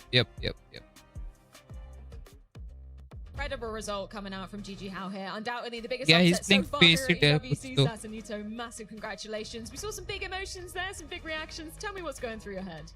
I mean, I am feeling like really good right now. I'm so happy. We're playing really confident. We just beat the number one team in the world right now. So I don't know what to say anymore. Confident feel कर रहा लौंडा. Confident. Keep grinding and show what we can do here. And you did it in incredibly stylish fashion as well. How much was this specific prep just for Team Spirit versus how GG How like to play normally? I actually said that we had a really good plan, but I reminded the guys that we should play our game and do our stuff because we are really confident and we shouldn't focus too much on them, and that's what we did and we won. Paid off massively. I do want to ask about a specific moment later in the game. Obviously, we had some great starts from you guys, but round 22, Spirit trying to get out onto that B site. You guys have an AWP, I believe an MP9, and then a couple of pistols. How did you get away with that one? We had actually read with Mini that he should start short and start opening around there. But actually later in the half we just gambled that they're gonna go B and Mini was on right position and he just killed 3 and we killed the other guys. Right place, right time, massively paying off there. I do want to ask about Synopsy because we were talking about it during the game. He's obviously yourself and him, the more experienced players. यार मैं तो समझ ही नहीं आया वो last के 2 round कैसे क्या हो गया यार मैं तो समझ ही नहीं पाया ब्रेन ही प्रोसेस नहीं कर पा रहा मैं us and he knows how we should move. He's guiding us. He's doing really good job and he should just play like this, and he's a really good player. Final question. You've obviously come through the last chance qualifier here for EWC. Now, as you just said, you're taking down the #1 ranked team in the world. Where does that leave the ceiling, the limit for this GG How? I'm actually surprised that we had a really tough, let's say, LCQ, and we made it through. And I don't think we have any pressure right now because we have nothing to lose. And we proved that we can beat the best team in the world, so I guess we'll just go on to the next game. An incredible result. Thank you so much for your time, Sasanito. Yeah, GG How fans also eating अभी very दूसरा good match tonight. इसका है, let's Obviously, check out for them, this दूसरा was match. a big upset at a minimum. Jacob, what we got from the beginning of this So matchup, next when we match walked into it, we incoming. got some more questions, I guess, from the Spirit side. Magic versus the Mongols. We have next match. Atypical, you know, off performance. I think the Magic versus the Mongols. I feel like does well So against, get ready, this guys. kind of opposition as well. फिर उसके बाद होगा Falcons versus K27 Esports. Give it to GG How. You know, they came in with a clear game-defined plan. They wanted to be in the face of Team Spirit. They never wanted to rest whatsoever. Came in a high pace, constantly reapplied pressure as well. Especially on that CT side, you saw every single round they were re-aggressing, whether that was towards middle, on A, on B, constantly seeking information. So at the end of the day, they decided to play on their terms. And if they were to lose, well, they would have lost on their own terms, but they didn't. Team Spirit couldn't capitalize. There is no in-team no bro. CS में नहीं है. CS में नहीं है. नहीं brother. CS में नहीं है. Because CS का ना जो CS में ना भाई अभी नहीं कर सकते इंडिया क्योंकि you need to investor invest नहीं करना चाहते क्योंकि इसमें इन्वेस्ट बहुत लगता है करोड़ लगता है भाई और अपने यहाँ ना CS का वो नहीं है क्या बोलते हैं उसको इन्वायरमेंट अभी नहीं है भाई सीन नहीं है CS का नो टूर्नामेंट गेट होस्टेड है ना डोमेस्टिक लेवल पे भी कुछ नहीं होता लोकल भी कुछ नहीं होता CS का है ना और क्या बोलते हैं प्लेयर अभी इतना आउटडेटेड हो चुके कि उनको CSGO के टाइम में थे जो थे अभी CS2 के टाइम कोई खेल ही नहीं रहा मैच मतलब हाँ अभी स्लोली वापस खेलने लग गए streamer they are grinding face hit you know but pro scene अभी नहीं है इको चेन नहीं है ना बेसिकली CS2 का इको चेन नहीं है अपने इंडिया में he was shooting really hard, right? And that's all it takes. We talk about the score doesn't matter, momentum does. And GG How got a lot of momentum early on in the India game. में बस वही है कि बस Wednesday आते drop लेके चले जाते हैं बस that's it some of those individual moments like hero rounds because then the players get confidence. It's like oh I just clutched against Spirit like अपने यहाँ सब वैलो खेलते हैं हाँ दूसरे गेम्स पे वो खेलते हैं वो वैलो वगैरह Well, you know, it's obviously something for Spirit to be able to have eco chain नहीं है बेसिकली अपना इको चेन नहीं है मतलब CS2 का on that given day. here in this server. Okay, this is Mukesh bhai to invest. हाँ बोलो Mukesh bhai को बोलो invest करने के लिए थोड़ा बहुत पैसा डाले इधर CSVS में थोड़ा That's है kind ना of what I spoke about earlier. Round 18, Spirit is already in a position थोड़ा where they're बोले supposed to lose the game. They have a थोड़ा ESL को इंडिया में भी होस्ट करे इवेंट्स मेजर एक दो मेजर होस्ट करते बस B bomb side, and then Dong does what he's been doing throughout the entire game. He keeps them alive. I thought to myself at that moment, when Spirit won round 18, that was the moment where, oh, GG How, now you got something to do, right? You're in a winning position. You're supposed to close it out.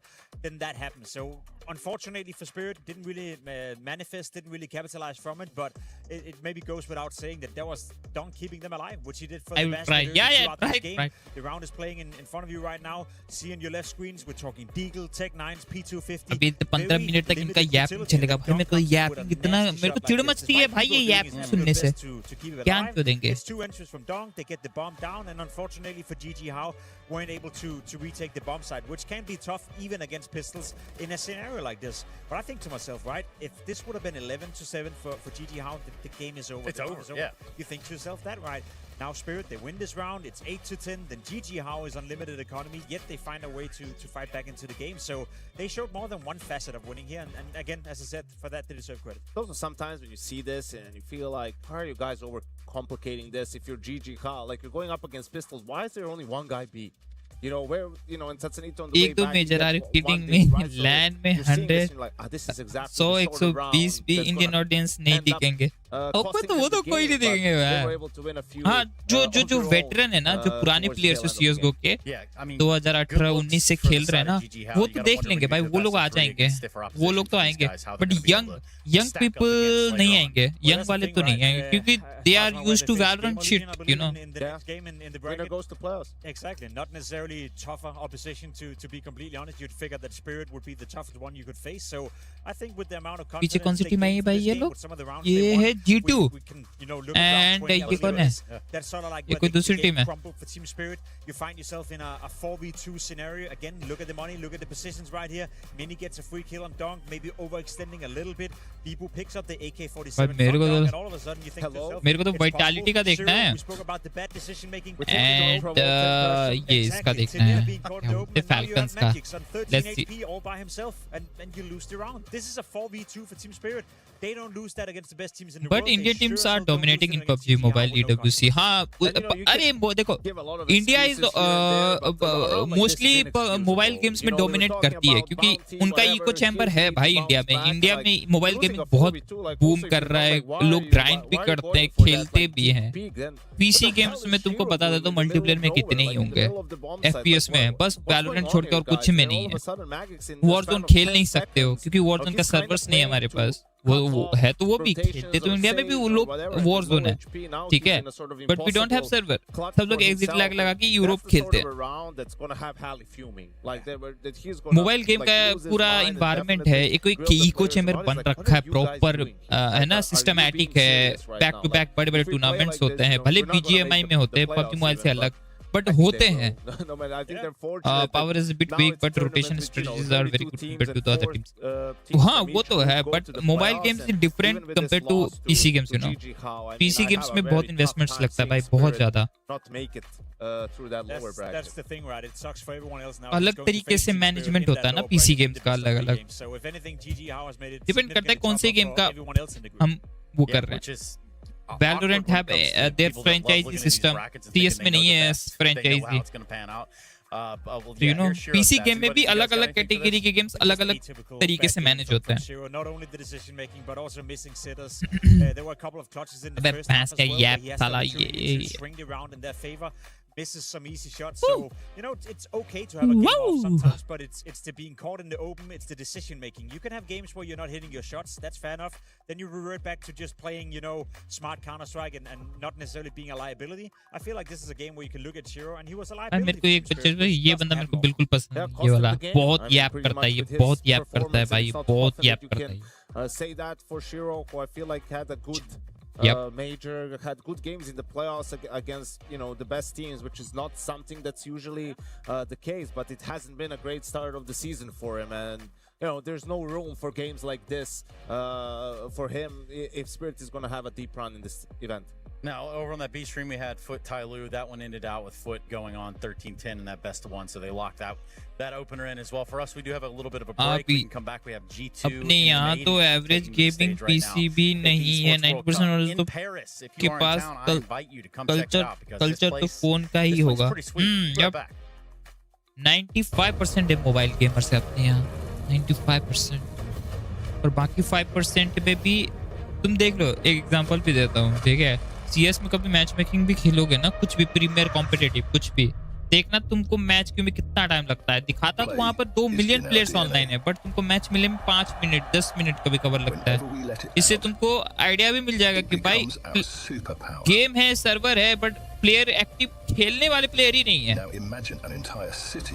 तो क्या होता है ना, हमको Indian server game डालता ही नहीं है, फिर वो डाल देता है सीधा सिंगापुर पे अलग अलग सर्वर, क्योंकि वहां पर एक्टिव प्लेयर बेस है। यहाँ पर रहेंगे तो मैच क्यों बढ़ते जाएगा 10-20 मिनट तक। मेरा तो 30-30 मिनट तक मैच नहीं मिला है कितने बार। Even though you have 2 active servers है ना, फिर भी यहाँ नहीं चलता, क्योंकि खेलने वाले बस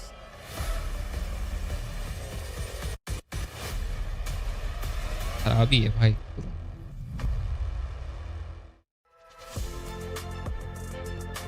ऐड आ गया।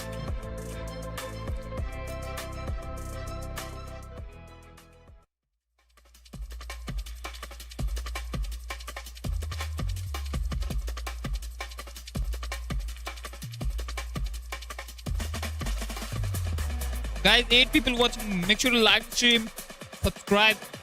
Let's go. Hit that like button, man. Crash it. Please crash that subscribe button. 11 minutes. We have to wait for the next match. Hell.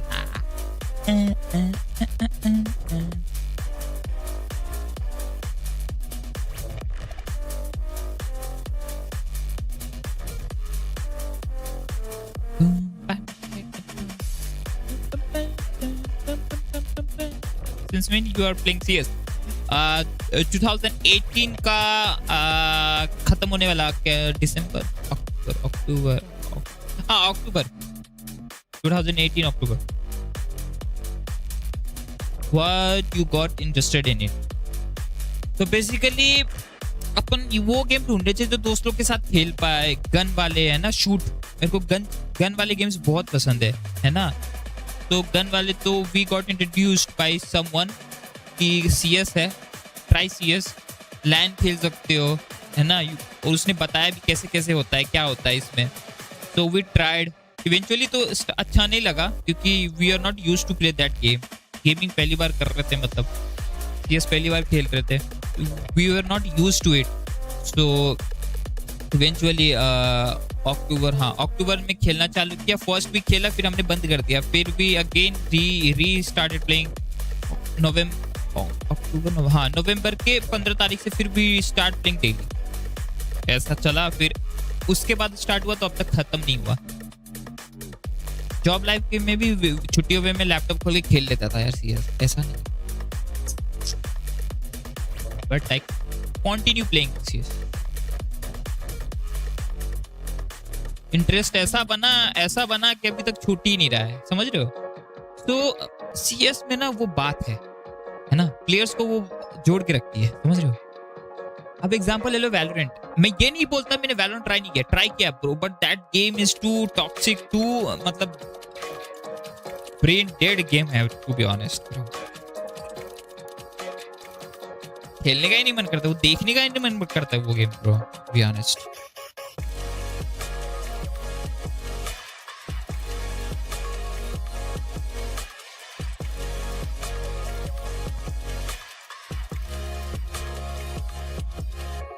So this was my journey, how I get into it, है ना? And funny one, this is how, this is how, and बाद में पता चला skins के बारे में bro. मतलब जैसे जैसे गेम भी खेला ना, वैसे वैसे पता भी चला कि स्किन्स भी होते हैं, क्या रहती है स्किन्स। और मेरा एक दोस्त था, खूब इन्वेस्ट करता था, उसने मेरे को इंट्रोड्यूस कराया कि भाई इन सब चीज़ों में ऐसे किया जाता है, ऐसे देखते हैं मार्केट, है ना। ऐसे कभी कभार रिस्क ऐसे होता है कि यहाँ से ये लो, फिर इसको लॉन्ग टर्म कुछ स्किन लॉन्ग टर्म होल्ड करना होता है, किसी को शॉर्ट फॉर्म मार्केट मैनिपुलेशन देख के बाई करके सोल्ड करना होता है। ऐसे सारे दोस्त लोग ने सिखाया ऐसा। Same story with PUBG mobile. In school every day was playing so I started to. हाँ, this is how I started. अरे सेम यार, बढ़िया। देखो, I am trying to get ना सीएस की वो कोर ऑडियंस। सी, मेरा गेम प्ले अबव एवरेज है, ठीक है, अबव एवरेज है, but I try to entertain कि मेरे बकचोदी वाले गेम प्ले से भी इंटरटेन हो जाए लोग, समझ रहे हो, और अच्छे गेम प्ले से भी इंटरटेन हो जाए, बोथ, दोनों, समझ रहे हो। वैलोरेंट की हर स्ट्रीमर रोते रहते हैं, खुद का गेम प्ले सही नहीं करते। Yes, Yeah, I agree on that. So मेरा अब देखो, लोग बोलते हैं फेस इट ग्राइंड कर फेस। तुमको पता है फेस इट खेलने वाले की ऑडियंस ना भाई बहुत बोर रहती है, वो एंजॉय नहीं करते, वो बस वही करते। फेस इट की ऑडियंस तुमको पता है कैसी होती है? Exclamation mark video setting, exclamation mark crosshair, exclamation mark setting, exclamation mark ये, बस वो उनको गेम प्ले से फर्क पड़ता है। मेरा खेलने का और मेरा वीडियो बनाने का तरीका ही अलग है। मैं इंटरटेनमेंट पर्पस से आया हूँ यूट्यूब पे। आई विल एंटरटेन, भले ही देखना हो जिसको देखे, बट आए तो एंटरटेन करो। भले वो मेरा रेज मूवमेंट से एंटरटेन हो, वो भले मेरे गेम प्ले से एंटरटेन हो। You know, this is how it works, this is how I think as a content creator.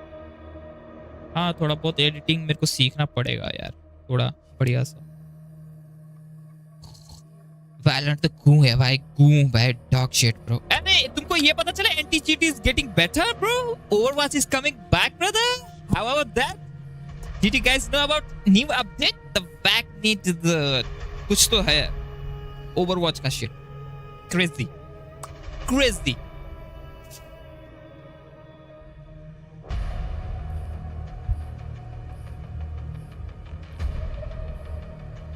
माँ की आँख 6 मिनट तक क्या मैं लाता रहा? 6 मिनट में क्या कर सकते हैं? 6 मिनट। गाइस लाइक करें, सब्सक्राइब करें, 1 सेकेंड। हाँ, वोट करे हैं 23 लोगों ने, लाइक कितनी हुए? 10। ये क्या पर रेशियो है चल रहा है मेरी स्ट्रीम पे यार? लाइक करो ना यार, बेइज्जती हो रही है मेरी। 10 लाइक यार, चीची बोलेंगे लोग। मैं 15-20 लाइक कराऊं ना, की हो जाएगा यार।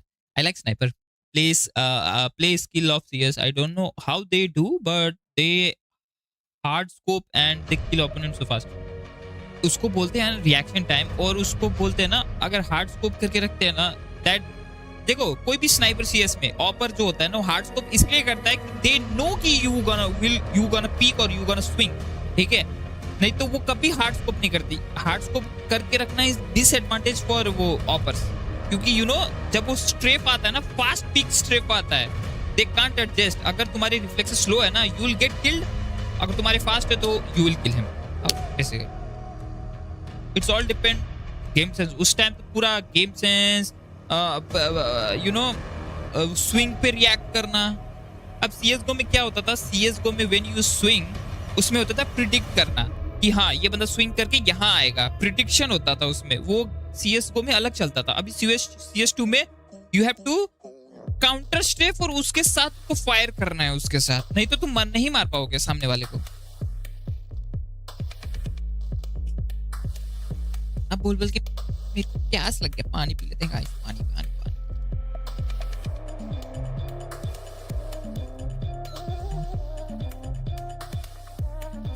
I'm supposed to meet with the big producer, but I don't see her anywhere. Kitty, you made it! Oh wow, I made it to what? To the best experience of your life. Come on inside. Come on. I don't want to. Come on, let's do it. Not after last time. Okay, but what if I told you we're making perfume today? Okay, I'm curious. Come on, it's gonna smell so good. It's gonna be so pretty. मित्रों like करो, subscribe करो, share करो with your gamer friends.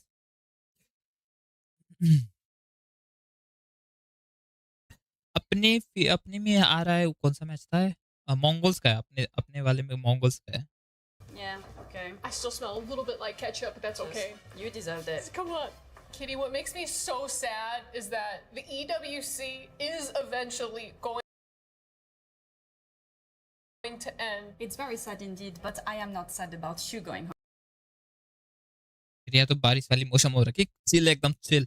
And grenade throws are very tactical too. Yup, देखो यही है, realistic है वो. Full CS realistic है भाई. Every players have equal utilities, you know. ऐसा नहीं है कि किसी पे है, किसी पे नेड है तो किसी पे स्मोक है, ऐसा नहीं है. Everyone has. बफर क्यों हो रहा है? मेरा गांडू इंटरनेट वाला है भाई, एकदम गांडू इंटरनेट. मैं किसी दिन इसको भर दूंगा ये इंटरनेट वाले को, कसम से. मार लूंगी इसकी. सॉरी मैं मार लूंगा. सॉरी गलती से कुछ और बोल दिया रे. ये इंटरनेट वाला. When beavers fart, they have vanilla. How do you come up with those things? I really love beavers. I've managed to capture. Mistake हो गया गलती से. KC fans bro. blood, sweat, and tears. This is the blue मार wall लूंगा. in blue tier form. Oh my god. You're gonna get beat up after this. Not after they smell my perfume. You already made a disaster with that, so I'm gonna continue my beautiful perfume with, I think, some cassis. Chassis? Like a robot? No. Again, it's a fruit. It's a fruit? Yeah, you don't have that in America. It's fine. Sorry यार, गलती से slip of tongue हो गया मेरा. My next part, I actually got the finger gloves of layers, and we're just gonna go ahead and add a little bit of sweat. Ew. ये क्या bomb बना रही है लोग? Atrocious. Yeah, but it was from Team Spirit. It smells like victory. It's not gonna bring victory into your life, trust me. I found one of the jerseys from the team that's gone to 23 back-to-back tournaments. So what this smells like is pure failure, desperation, and yet some resolve. Oh god. Overly wild. Is it in? You can really smell the failure. I have it right in front of me. I managed to take one of the keyboards off the stage, and what I did was I removed all of the dead skin cells and food junk and crust, and I put it in to this keyboard से याद आया मेरे को keyboard clean करना है अपना. It's very potent, so we can only do. Oh, I missed. Oh, God. Thank you for the reminder, EWC. I need to clean my keyboard. Okay, I'm sorry. For sure. Yeah. Thank you. I managed to take all of the Cheeto dust out of Yeah, the yeah, controllers yeah, yeah, that yeah. were on the stage and create this. This couch cushion from one of the practice rooms. I heard that the players did not leave this baby for 24 hours straight. And so we got this beautiful essence. This is going to be a fantastic perfume. I feel like we just got to mix it up a little bit. Oh, God. Smells amazing. You have no What idea is how she amazing doing? it smells. पता नहीं क्या बना रही है. कुछ तो बना रही है. Witchcraft. कुछ तो बना ही रही है. It smells like desperation, like it smells like esports. जहरी बना रही है भाई. Put it near me. Just a little bit. No. I promise. Can you just try? Ooh. It's disgusting. That'll come off. I promise. That'll. Oh God! Don't touch me! Don't touch me! You're me off. Every day I come with her. Every day she's something up. गाली गलौज. Le espoir.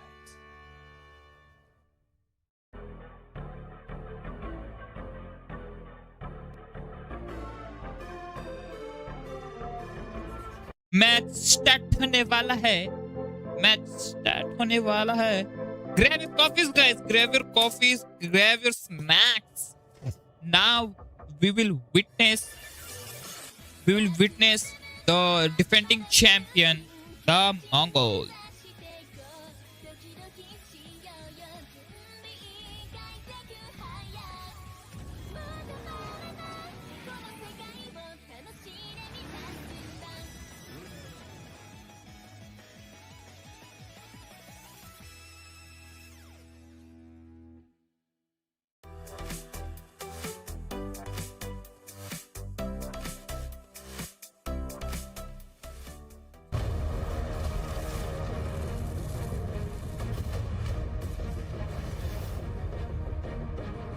मैंने mute कर दिया था ये anime वाले का.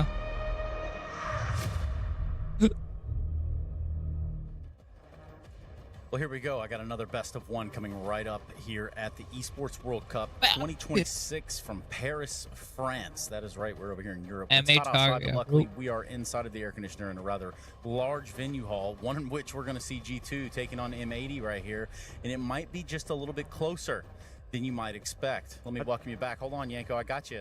That's Yanko Paunovic. He's got a ton of accolades, most of them from inside the server, some from outside of the server. Y'all going to put respect on his name, as well as Jacob Pimp-Minicki. He lost 180 million kilos one time. So, I just want to say, Trace, that was really impressive for an American to know, like, the country, the continent, and the city where they are.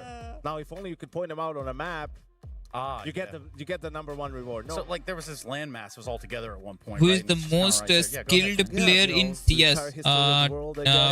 अभी top पे तो rifle में डोंक and ऑपर में ज़ाइबू and लड़कर में मेजी है ना एंकर में रॉब्स ये चल रहे हैं अभी. Yeah, I think for G2 obviously had a really good major. That series against Spirit was an absolute barn burner. You know, they had their chances to make it into the top 4, but then made I'm gonna say an unexpected roster change. Really benching Sampayas for Wrinkle out of all people. Like I don't know where they got this from, because Wrinkle on NIP, like that was just decision making on a tier 4 level, right? Like some of the plays he was making, like yeah, sure, there's some skill there, right? Potential to pop off, but that just didn't feel like he was ready to play on a tier 1 level. I agree with you. Maybe it's Saw thinking, you know, I can get the kid straight. I can fix him. I can fix him. You know, and that's a dangerous thing to do when you enter a relationship, if that's your mindset.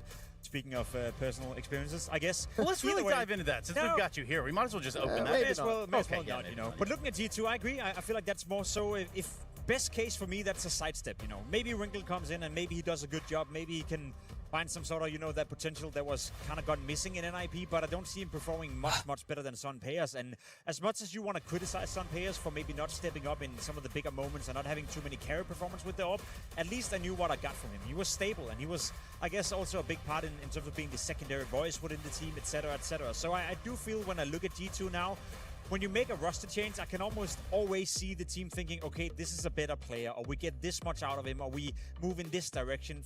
For me, this is a great example of where I see a sidestep. You go from one player to another. हाँ, डोंक अभी last game में हारा तो है. You're just moving to the side, and whether that's a good thing or not, I'm not. Last game में donkey का तो टीम था Spirit. I don't want to say coach's pet, but he's been with Saw for a long time on different rosters. Nerds also a member of that little trio. Like felt like he meshed well with the rest of the players outside the server. So it has to come down to just stylistically they felt they needed a different sort of an opera, right? Like they needed a more aggressive opera. Guru Randhawa की वो गाना सुना तो क्या cringe गाना बनाया भाई.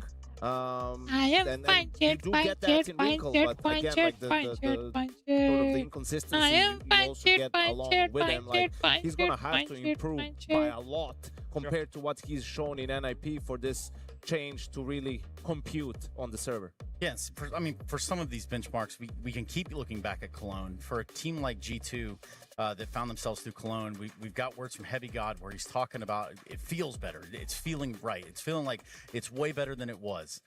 How do you follow up on that now that the player breaks over? How do you grab back onto this momentum that you felt like you might have had? I've voiced it a couple of times leading into this tournament. To me, G2 is one of the teams to look out for because they need to break through into that, I guess, next level for me. They've been circling around being maybe 6th, 7th, 8th, making the playoff at the major as well was a step in the right direction. Could have won that game, could have won that quarterfinal and made it into a semifinal, and who knows what would have happened from that moment. They have a lot of quality on their players as well. Heavy God is a great example. I think he's arguably one of the best in the world at his job, in his position. Hunter as an in-game leader, again, a bit of a question mark to me. I feel like he's moving in the right direction. I think he's proven himself to be a decent in-game leader. Can he be a great in-game leader? Not quite sure. Same goes for Mattis as well. Decent player. Can he be a great player? 6-7. Like there's a lot of Magic's करता है वो maybe 6-7 untapped potential within G2, and I feel the next 6 months, especially the second part of this season, is going to be vital to how I perceive G2. Are they going to be stuck, just being 7th, 8th, 9th best in the world, or can they content the Navis, the Spirits, the Falcons of the world, and be in that caliber of a team? Yeah, that's been the problem for this lineup ever since sort of they lost Nico and Monacy. For the most part, it's been can't beat the top 5 teams. Like they can't beat the contenders teams. Obviously, there was that one London tournament where they won and beat Vitality in a best of 5 last year. But outside of that, like that's been the struggle. And in the last couple of tournaments, some really good wins, right? Obviously, तब तक दूसरा map देखते हैं अपन लोग, है ना? CS2 to B. And actually, look at the way Magic's positioning. They've planted default, but they've stepped out of the bomb site. Nobody can actually stop this diffuse of Mongols. Team spirit हार गई भाई. Yes, यार हार गई. Jungle, we've got Masval.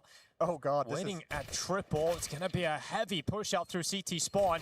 This could be a massacre as Masval can get a multi, and he will. He'll get 2. Goes back again. Clean headshot as he switches to the other pistol on the ground. And Tenzi to topple Techno inside of Jungle. The retake is not successful for the Mongols, and Magic loving this start. Yeah, but that was a little bit dicey. That worried me, that plant spot and the way they played it after the fact. A good job kind of, I mean, everyone kind of pushes, clears out Khan, clears out towards Jungle and window room, see nobody's home. So at the perfect moment, they realize they can turn their attention back towards CT, and these Glocks close up end up wrecking the Mongols retake. What a round from Masval. This is sick. Yeah, especially the USP switch into clean headshot, and he's already looking for that CT fight. Look at a little crack, that fast sensitivity's flying around. Well, right now, Mongols down to a tough scenario where they haven't decided to invest. They've gone for Deagles 5.7s and an MP9. It's not exactly a great buy for the Mongols, but something 1v3 that they can work with. The best one you were going to get. True. Sometimes you got to accept that. 2 Mac 10s, 2 Galils, and an AK though. Ruby. Magic. Feels like a lot of this is going to be decided basically on this turn in towards a ramp. If Taquak and Dark Meister are going to be playing aggressively at the top of it, this engagement is kind of everything. If this goes in the favor of Magic, too quick and too convincing, you won't be able to defend the bomb site or cheat anyone else over. Oh, you वापस गया. And Magic don't like the look of it. That smoke, that's not fun. We don't want to do anything with it. We don't want to investigate. We'll just, quality आ रही है stream की अच्छी. 53 quality है ना seconds left on the अच्छी. clock. 2K पे कर रहा हूँ. मस्त.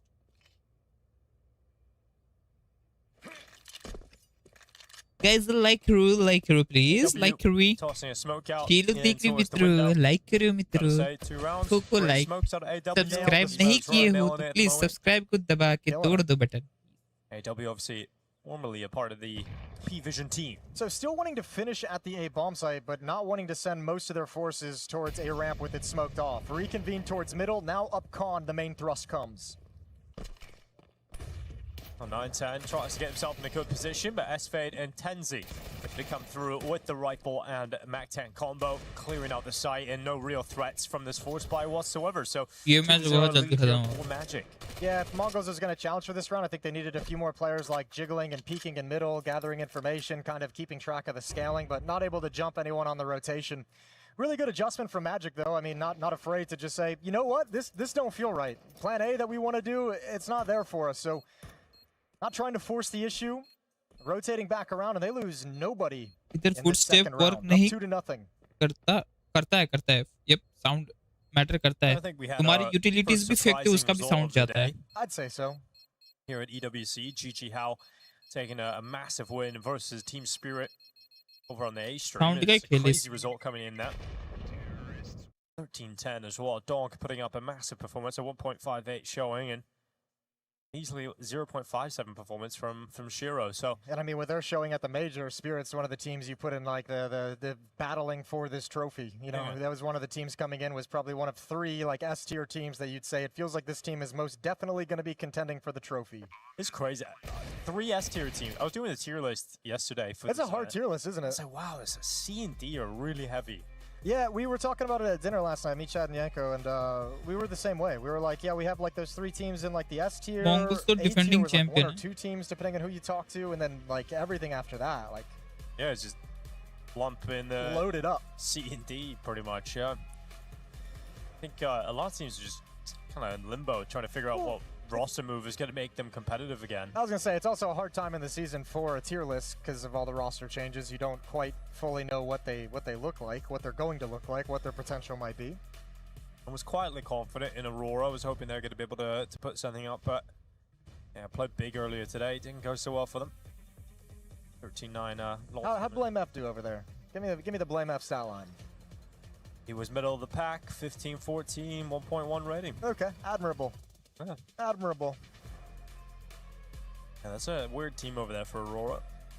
Yeah, and I mean, it's going to take some time for that to be put into place. Obviously, some of the strength of that team is Ash stepping in as the coach as well after the good work he's done over the past few years with Gamer Legion. And miss working with him. Yeah, miss working with him on the desk and at the broadcast. You know, either he had a great run, though, one event. Yeah, it was great. It was fantastic. It was a good one event to do. Nice over for Aurora.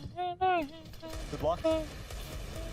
Oh, we got a deagle for 9-10 with tech issue resolved, and we're ready to get into the action again. I mean, it shouldn't really be too much to write home about in terms of a round here for the Mongols. So far, so good for Magic. Little change of pace here in this second low buy round for Mongols, and they can't contain anything. The Magic showing him a different look. He's still going to have 2 MAC-10s in hands. That's your teammate you don't need to kill with red HP, but that's a nice frag to find. What are those exercises they are doing? वो हाथ गर्म करने के लिए है. Coming out next. So now we've got a team called Magic, a player called Magix, and a player called Magisk. And if they're ever all on the server at the same exact time, I will quit. I will just leave. I don't think that's going to ever happen, but throwing it out there. वो हाथ गर्म करने के लिए. Oh, something is rumbling in the पसीने नहीं आते हाथ पे. Humidity नहीं create Is करता that हाथ. Rocket League? Yeah. I was hoping it was chess again. No, chess is right over on our हाथ left चिपचिपा side. नहीं होता. But it's crazy how many stages there are inside this venue. I mean, we got 2 Counter-Strike stages right behind us. Something's going on over there. And then eventually onto the STC main arena, we'll have Counter-Strike going there for a second week. So much going on here at EWC if you're watching all the games. Your weight is finally paid off. Counter-Strike is here.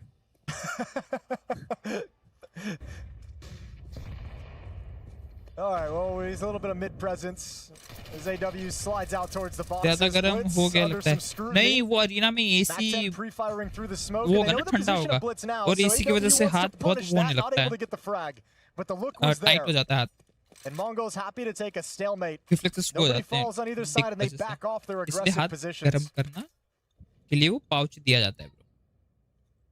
To make your hands, warm a little bit. Having a great time. You know? Losing quite a bit of his health early on, but still standing, still fighting. That shot baited out of 9-10. Under a minute left on the clock. He hit him. The 86. Yeah. Impressive. He's hoping for a little bit more damage as he goes back in again. But he's not going to have a fallback now. You miss this shot. If it's not a jiggle, if they swing this. 9-10, this is fight until you die. Oh my god, भाई 9-10 का reflex मुंह जैसा है भाई. बंदे ने shoot भी नहीं किया. Deleted. Now they're just flooding out of the B apartments down into the site. Dark Meister taking damage on board, 9 HP, cleared out by AW.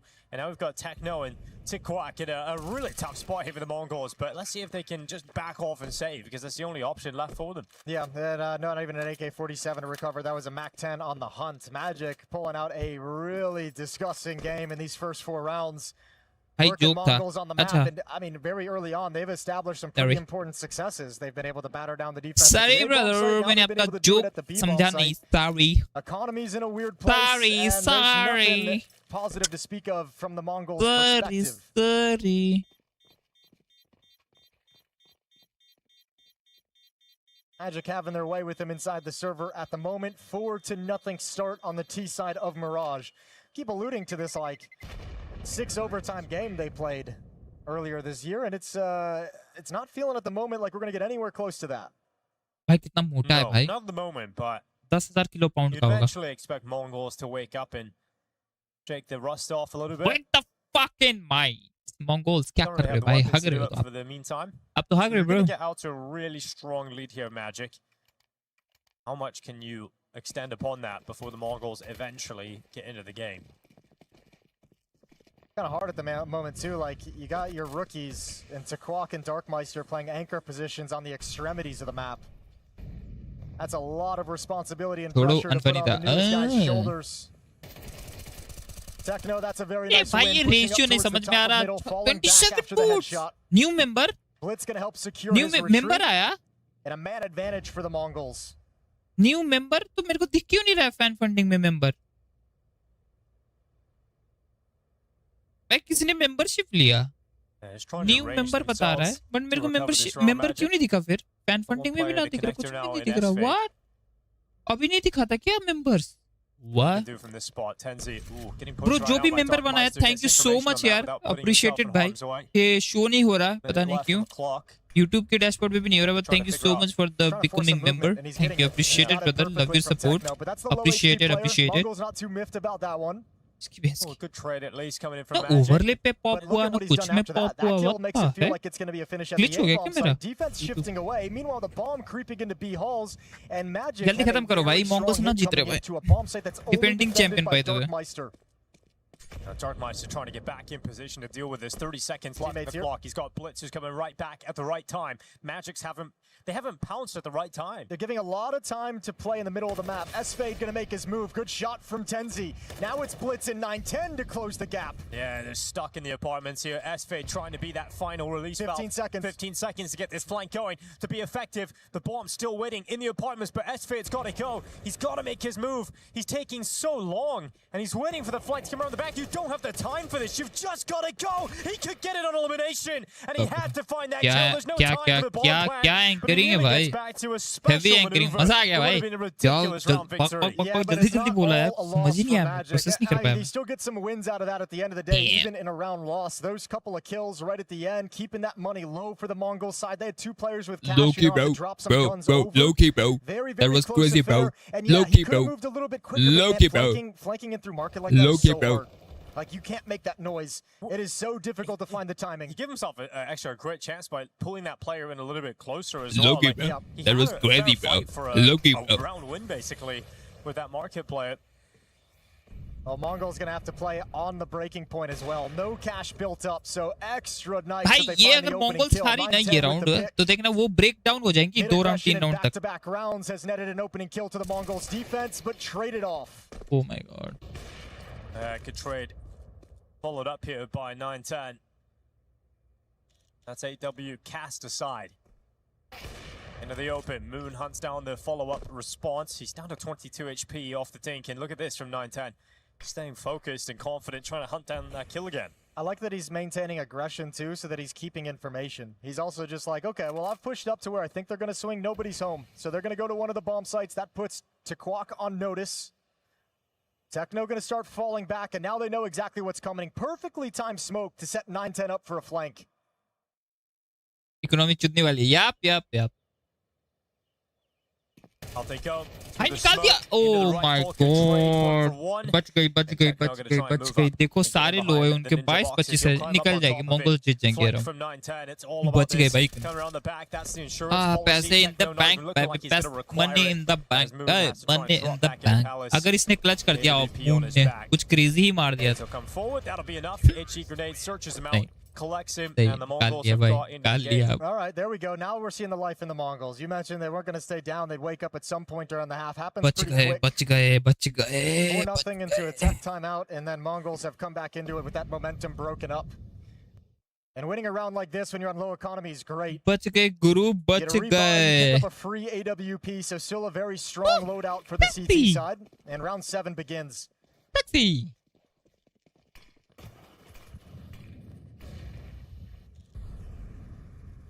To the palace, it's a good pick here from 9-10. He'll descend back with a collection on Masvo. I'm loving the game he's starting to bring up into this. I'm loving these past 2 rounds out of 9-10. Super mobile, super assertive, taking deep angles, finding back-to-back rounds of opening kills for his team. Yeah, there's got to be a certain level of understanding, like, okay, I'm individually better than the opponents on the other side.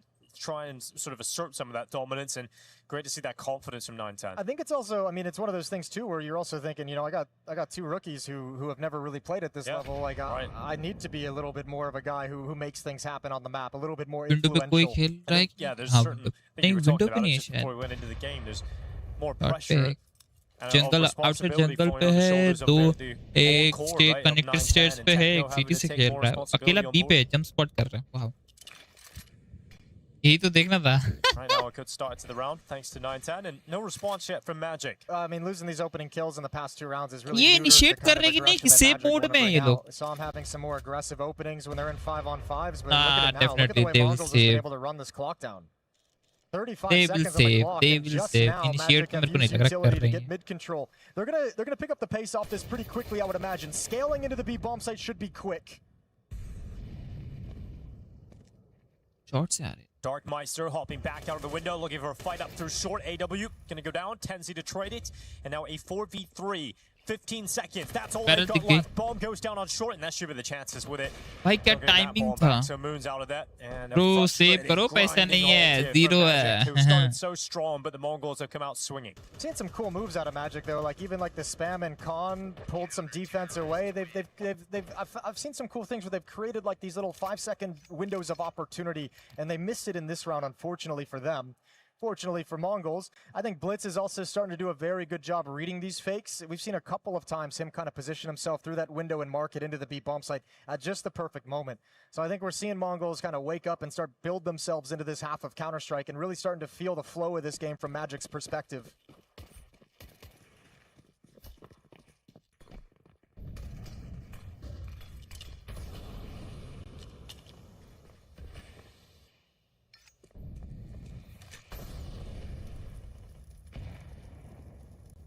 Moon will find himself out in the middle. Smokes are up, one towards इन्होंने देखी है. गरीबी तो इन्होंने देखी है. हाँ, बात तो सही है. Magic have got themselves in a decent position in mid. Mongols का ना story बहुत towards top mid, and Blitz is looking for this as the smoke will fade away. He's got the headshot. S-Fade dead, and so Mongols another great start into the gun rounds here. गरीबी तो इन्होंने देखी है. भाई ये भी save करो भाई. मैजिक ये भी सेव करो. मरा ये. Blitz से मरा. Oh my god. And now Blitz is able to double up, triple kill in the round thus far. And yet again, Magic, before they can even make their first move happen, they're on the back foot and probably a lost round in their future. Yeah, just it feels like they've disappeared entirely. I mean, it's just been superiority in opening kill department. You know, obviously Blitz just wins this round on his own. But it is the two older players inside of this squad, the two more veteran Mongols players that are actually showing up with the most amount of impact. So you got 9-10 and Blitz winning rounds of their own. And that's the thing. That's why I was saying I like how 9-10's been playing these past few rounds. Is that op is starting to get just so influential. Like Magic, the way they're scaling on the map is so much slower now that op is actually ringing out and grabbing some opening kills. Their opening moves are a lot more cautious. It's changed a lot of this game in the favor of the Mongols. So Masval and Tenzi going to save these weapons. Mongols not interested in any kind of a hunt. They're happy with 5 players surviving. Mongols का comeback. वो round उनको जीतना था भाई. Mongols वो हो जाते हैं, ब्रोक हो जाते पूरा.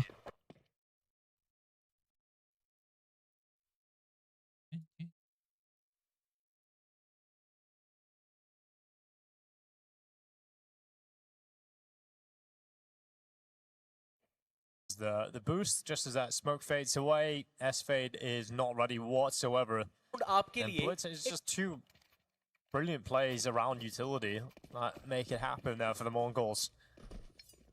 Magic will now be a little bit more paranoid around the nades, around the utility, across the board. I wonder at what point does the IGL just kind of call out something that's like, let's stop spreading out into these defaults where we're getting picked off. Let's maybe just kind of hit an extremity of the map. They haven't really shown they wanted to do that yet. Mirage we saw earlier was full of just straight up A execs, B execs. ये angle पे मर जाएगा ये अगर. Well, they've lost palace control here. अगर T वाले सीधा दिखेगा वो दिख जाएगा उधर. टेक्नो दिख जाएगा उधर. Magic's just hoping for a gift here. Techno दिख जाएगा. टेक्नो दिख जाएगा. Moon is aware that they've lost so much of it, but it doesn't matter. It's still such a tough angle to clear with an AWP.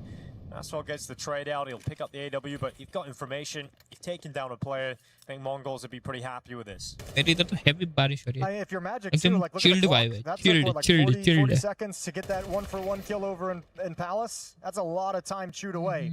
Tenzi able to build upon it is even better with the follow-up aggression up towards the B bomb site, because now the defense has to shift and move. And that vacates the A bomb site. It's wide open for the taking. Magic might just find their 5th round. Stop this streak, as Darkmeister's flank might be the only play that can save the day. Yep. Around the back, you got S-Fate, who's pulled out the Tech 9 coin for क्या a लगता है तुम spin लोग को here. AW अभी 4-4 चल रहा है ना क्या लगता है तुमको कौन जीतेगा मैजिक और मॉन्गोल्स मैजिक और मॉन्गोल्स चैट पे लिखो मैजिक और मॉन्गोल्स जीतेंगे बताओ अबे ये क्या हुआ अबे मैं जब मुड़ता हूँ ना तभी राउंड में कुछ क्रेजी सा हो जाता है समझ रहे हो मैं मिस कर देता हूँ क्रेजी पार्ट कैसे हो गया क्या हो गया ये अचानक से ऐसे पलटी कैसे मार दी भाई बट राउंड तो जीत जाएंगे राउंड तो जीत जाएंगे बोले keeping track of what was going on there. Magic just completely stalled out. Couldn't find the fight at the end either, and Blitz is just hanging around, wondering where everybody is. I think trying to do too much strategically in that round is Magic. I think these last 4 rounds have really shaken guys them make off sure to like the stream channel pe if you're new then make sure to hit that subscribe button do a little bit too much and trying to be too tricky and not wanting to take the direct engagements even though they have significant advantages. I think 9-10 when he goes down at that A bomb site, he's just like, what the hell are these guys doing? Like they're still in T-spawn, like, you know, there's 25-30 seconds left. There was no real cohesive thought to that round, which made it difficult for both teams and just ends in a silly fashion. Blitz will take it. Tech issue right now as well. We'll just pass that information over to you guys. Not sure what it is, but hopefully it's a short one. I think it comes at a pretty good time here as well. Hi, big fan. For Magic, Falcons on top. Like yeah. Falcons है The last tech pause came when Magic was on a 4-0 run. अच्छा आज तो फ्यूरिया का last होगा ठीक है ऊपर से कल कितने मैचेस है 1 2 3 4 5 6 7 8 मैचेस है कल भी फिर 14 अगस्त को भी 1 2 3 4 5 6 मैचेस है 14 को 15 को 1 2 3 4 5 6 है 16 अगस्त को 1 2 3 4 5 6 है उसमें भी 19 अगस्त को 1 4 है 20 अगस्त को 1 2 3 4 5 है Good to have a Meister back in the server. Yeah, missed the Meisters. Been a while since we've seen Olaf in that. It's kind of cool. I mean, side tangent. It's kind of cool seeing like some of the old school like CS:GO players, like in like kind of the inspiration that they've given the like Venom Zera, all the Zera players, the Meister players. Where's the Moses? Been asking myself that question a long time, man. It's coming. It's like the promised son of America. निको ने struggle किया है हाँ निको ने तो बहुत struggle किया यार तब जाके तो एक फाइनली करियर में एक मेजर लिख लिया भाई now he can retire आराम से Yeah, he's like, no tension. We can make that better. We can improve upon 2K. He have achieved everything bro now एक वही था मेजर ही था जो उसके CV में नहीं था at the moment. Which is they're really उसके sensing that this portfolio is में आ गया भाई वो भी अब bomb site. 4 players leaning towards this side of the map. 3 of them committed to the A bomb site itself as well. So Blitz in the power position of having to watch for jump up. Oh, well, you had a lot of targets. You actually managed to land one, so not bad there from 9-10. Just a leg shot, though. Blitz to finish off the rest, and Masvel sending one deagle shot back, but it doesn't really matter unless you can get another one going here. Bomb is dropped at top con. 35 seconds left. Missed shot from Darkmeister. Masvel trying to get out of Palace, but they know exactly where he is, and the second op can look for him. And Moon is now hiding in the jungle. ये team ने क्या गलती करी उन्होंने Trying to get that ball back and you'll be caught. उनकी वो eco round कौन सा राउंड था वो उन्होंने वो राउंड मंगोल्स को दिया मंगोल्स ने कमबैक किया लीड पे भी चले गए अब देखो गलती यही थी वो देना नहीं था वो राउंड दे दिया हार रहे अब ये बहुत भयंकर on this streak. The 6 rounds in a row now for the CT side. And it's getting real scrappy on the side of Magic. It started out so clean, so good, but once they got knocked off their game, they haven't been able to find it again.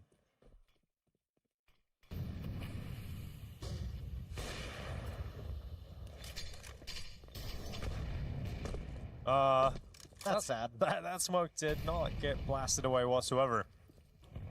Well, I said Magic are underrated at the start of this. Maybe at the end of this map we'll think they're fairly rated, but wait and see. 9-10, good kill from inside a connector.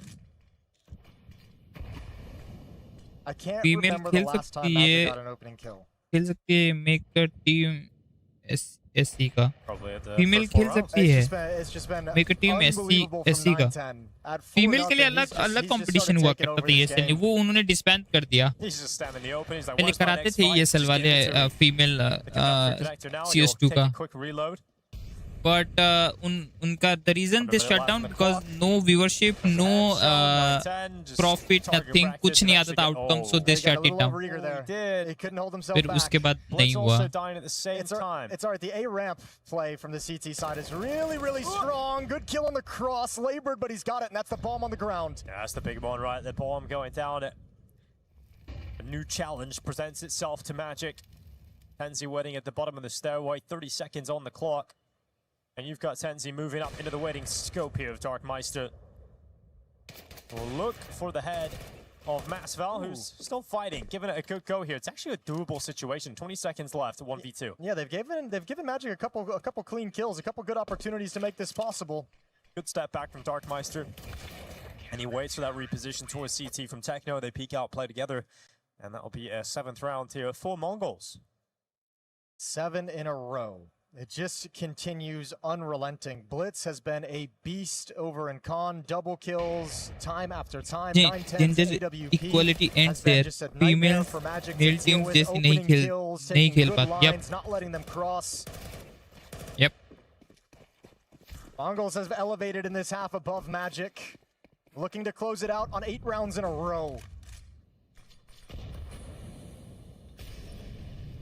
The Darkmeister looking for his opening kill here in the round. Could be another one added to the tally. Yes, it will be. So Mongols again, last round of this first half, picking up an opening frag.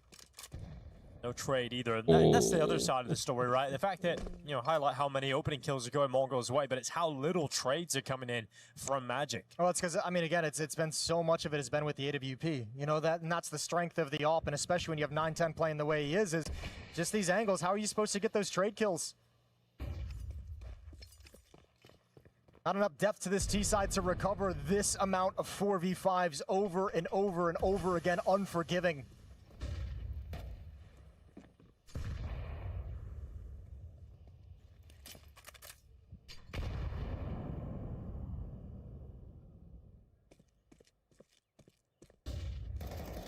Good kill from Tikwak. 5v3. Easy pickings. What it is. Throughout the rest of the half here, the Mongols in dominant fashion take 8 rounds in a row, and we'll be closing out the half with a 4-round advantage. Yeah, I mean, it looked like it was going to be a really cool, interesting game in the first 4 rounds, and then it got kind of dull. इन्होंने जो किया ना वो 1 round उसके बाद तो हारते ही जा रहे हैं भाई लोग. Dominant that man, Magic they struggled to even find a chance. Brother. There's not much to say about it, really. Like, if you're just not getting any opening kills and not trading any of them out, you're just constantly playing a 5v4. Yeah, the 8 rounds that Mongols win in this half just felt like every single round was kind of like Mongols get an opening kill, and then Magic spends 40 seconds moving the other 4 players around on the map for just like one desperate thing, but they can never find a way to get back into the rounds, can never find an equalizing kill, can never find a gap in the defense. Mongols plays that very, very well once they woke up. We switch sides, we'll see if it continues. Mongols maybe inflicting a little bit of punishment for Magic making them play that like 5 or 6 overtime game on this map a while back. Not happy about it. And here we are looking at the Mongols defending their EWC championship with an opening match victory looking forward in this second half of Mirage. Pistol round is live. नहीं होगा comeback Bruce. नहीं होगा comeback impossible है करना. जो momentum Mongols ने लिया है ना, अब I think I highly doubt. Blitz throwing a 1 smoke fake over at the A bombs. 2 smokes, excuse me. There's Jungle going out, but here comes the peak. Mastel knows what's up already, so miracle ही बचा really give it time for anybody to actually rotate out of position. So they're completely ready for this B hit with 3 players in this side of the map, and that's going to end up being quite a comfortable hole for them. Mastel does well in these kind of situations. Okay, yep, that's they can try that though. Fake does absolutely nothing. Pistol round जीत गई ना. Pistol round सबसे matter करती है CS2 में. Nice and easy on the defense. Mongols don't even get breathing room and shut down. No kills for the Mongols in the pistol round, so the streak ends at 8. And Magic looking to start both halves out in a positive manner. M4's being picked up with no bomb plant. Mongols shouldn't be investing a whole lot, but they are. They're going to go Armor Tech 9s, P250s.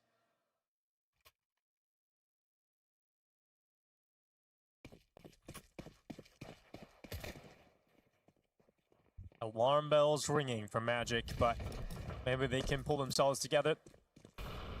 Tech9s, P250s. And here come... The Magic have chance to, you know, cover up. मतलब समझ रहे cover up कर सकती है, मतलब they can try. Still feel pretty confident Magic should be okay just with the positions they've got, especially with an opening kill going their way. Techno unable to really unravel the defense at all, and the bomb plant will be the most that the Mongols seem to collect in this round. So cleaned up in the end by Magic. They've lost a single player thanks to Tikwok. That is it, and another round here for Magic. So they're good at starting halves. Yeah, I mean, they're going to be super pleased with this. A full investment out of the Mongols. They invest everything. They get a bomb plant, but only one kill. Yeah, you're loving that if you're Magic. Next round shouldn't be any kind of a force for Mongols. Not enough damage dealt to kind of take that risk, so should be sitting back. And Magic going to continue closing that gap, whittling away at the lead that the Mongols brought into this half. It's down to 2 already.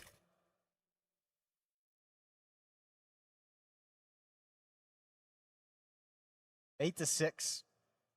And round 15. Late investment from the Mongols side, just dropping a hero AK-47 over to Darkmeister. That's Blitz who drops the rifle. That's them wanting to have a few resources to chip away at the economy and do some of the damage to the finances.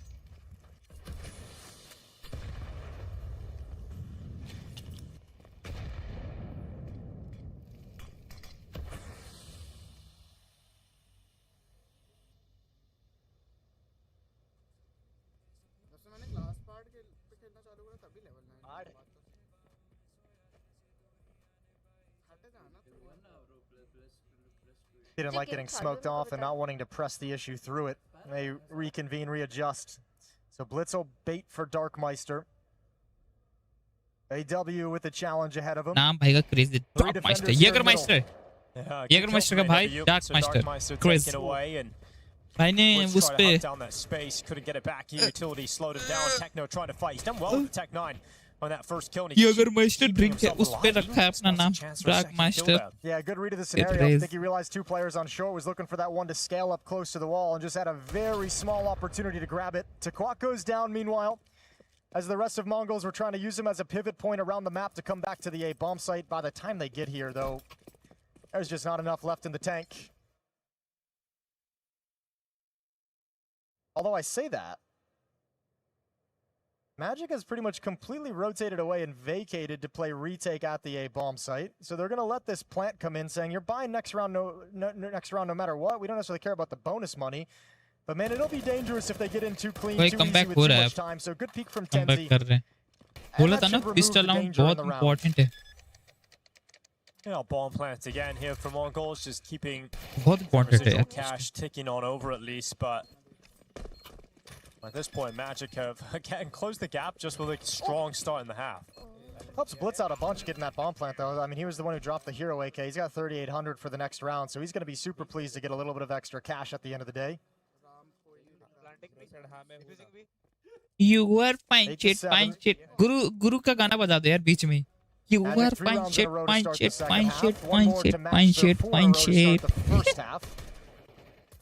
It's about at this point, though, that Mongols was able to gain control of the half and just kind of run away with it from there. Nothing's changed yet so far in this one. SV dropping down into the underpass. He'll toss a smoke out. And Darkmeister swinging out. Ooh, taking a little bit of damage, but you want fine shit.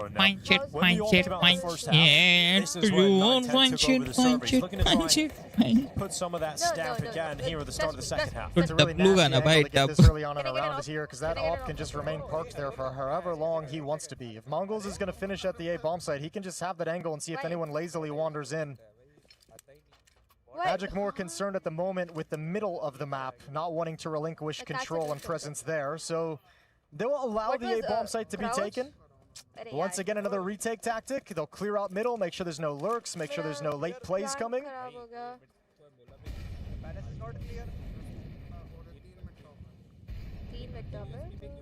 Under a minute left on the clock at the moment. And Boone looking down towards ramp.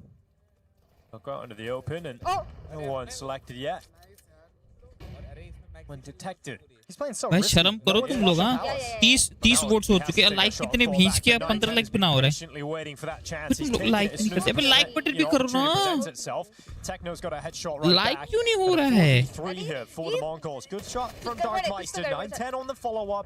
Yep, same story. 9-10 top comes out and immediately stamps its authority on the game. Yeah, Peace grabs that angle real early in the round, never felt any pressure, no smokes in his face, nothing to take him away from that position on the map, and it's just orchestrated perfectly from the Mongols.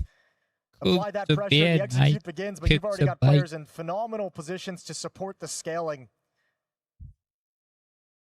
And Magic gets just shoved to the side. 9-7, 2-round lead again for the Mongols. And money is gone after this buy from the CT side. This could be the map right here. If Mongols take this win and break them, they might just march towards a victory. Another opening for 9-10. That break kill भाई, smoke break kill भाई, crazy. मजा आ गया देख के. मजा ही आ गया भाई, मजे ही दिला दिया भाई, मजे ही दिला दिया. कतई जहर ही मजा दिलाया यार. I'm liking it. Going into that A side again, and no one's home for the CT side at the moment. Edsved's going to change that by dropping back now. He'll be at jungle. Tensi just in front of him. Utility going to be tossed up into the site by Blitz. That can allow an earlier timing for his teammates to pop out of the ramp. And you just don't have anyone home. Again, retake, but with only 4 defenders, no one's actually holding on to the bomb site itself. And now Mongols scale in quietly. Big win for SV. Needed that. 9-10, a rare miss in this map. Well, that plant coming through on the backside of these triple boxes. Darkmeister puts it down. SV trying to move up. There's a good kill from Tenzi. Techno take it away. And a 4v3, a retake is definitely possible. They've got the advantage in the player count, but the utility is the limiting factor here. The final piece is being tossed out. One more Molotov left. And it's gone towards a position where there's no Mongols players currently hiding. But it does mean they can turn their attention to the positions they currently occupy, but it's a little bit harder to deal with in reality. Blitz, Tikwak, and Darkmeister taking all the essential kills, forcing that retake attempt away. That's has to back off. Unfortunately, it's a safe call. The only option is available to it. And we're looking at 10-7 now as the Mongols have reached double figures. Mongols play that post play So smart, though. They, once the bomb gets down, they get themselves into safe positions. They got 2 Molotovs remaining. They just change them towards you like, are punch it. Spawn into the bomb site itself because that's the strong position to clear it. When you come back in for that retake, that player playing underneath the stairs. मारा है देखो 19 ने क्या जो break करा ना वो क्या मारा है 19 वो विंडो वाला किल बहुत बढ़िया था मजा आ गया देख के मजा आ गया भाई when you also have to worry about A ramp, when you also have to worry about the top of A ramp, and you have to worry about Mongols ने वो गलती करी है ना मैजिक वालों ने उनसे एक राउंड ही जीत पाए वो तब से target destroyed Yeah. 3 rounds away from a win in their opening game here at EWC. Bro, you have not seen my Mirage clips. Where close? Connector, underpass, connector, B short. Underpass, connector. 9-10 is 6-2 in opening duels in this game, providing Mongols with 6 5-on-4 advantages with his AWP. Absolute beast mode. Do I leave? Palace and one's main in Tetris over there. Fluxo, tu what your max rating? Premier rating क्या है bro? How far you reached in Premier? And competitive rank क्या है? Map के competitive rank. Like Mirage पे what rank you are? Dust पे what rank you are? You know? Maps के. He's the only player with anything worth talking about here for Magic.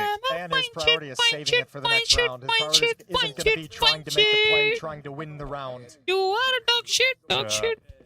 Obviously pointing towards a very comfortable victory here for the Mongols in this round. That was 6-6-1 Scar the challenge that felt most likely to go the way of Magic, and it still goes against them. Masfell, though, with an unlikely bit of success and a second headshot out of the USP. So the kills do rain in for the Mongols regardless. Moon is moving towards the B bomb अभी मैं बस देखता हूँ खेलता नहीं PC नहीं है हाँ अच्छा you are a CS enjoyer total proper enjoyer takes that AWP away.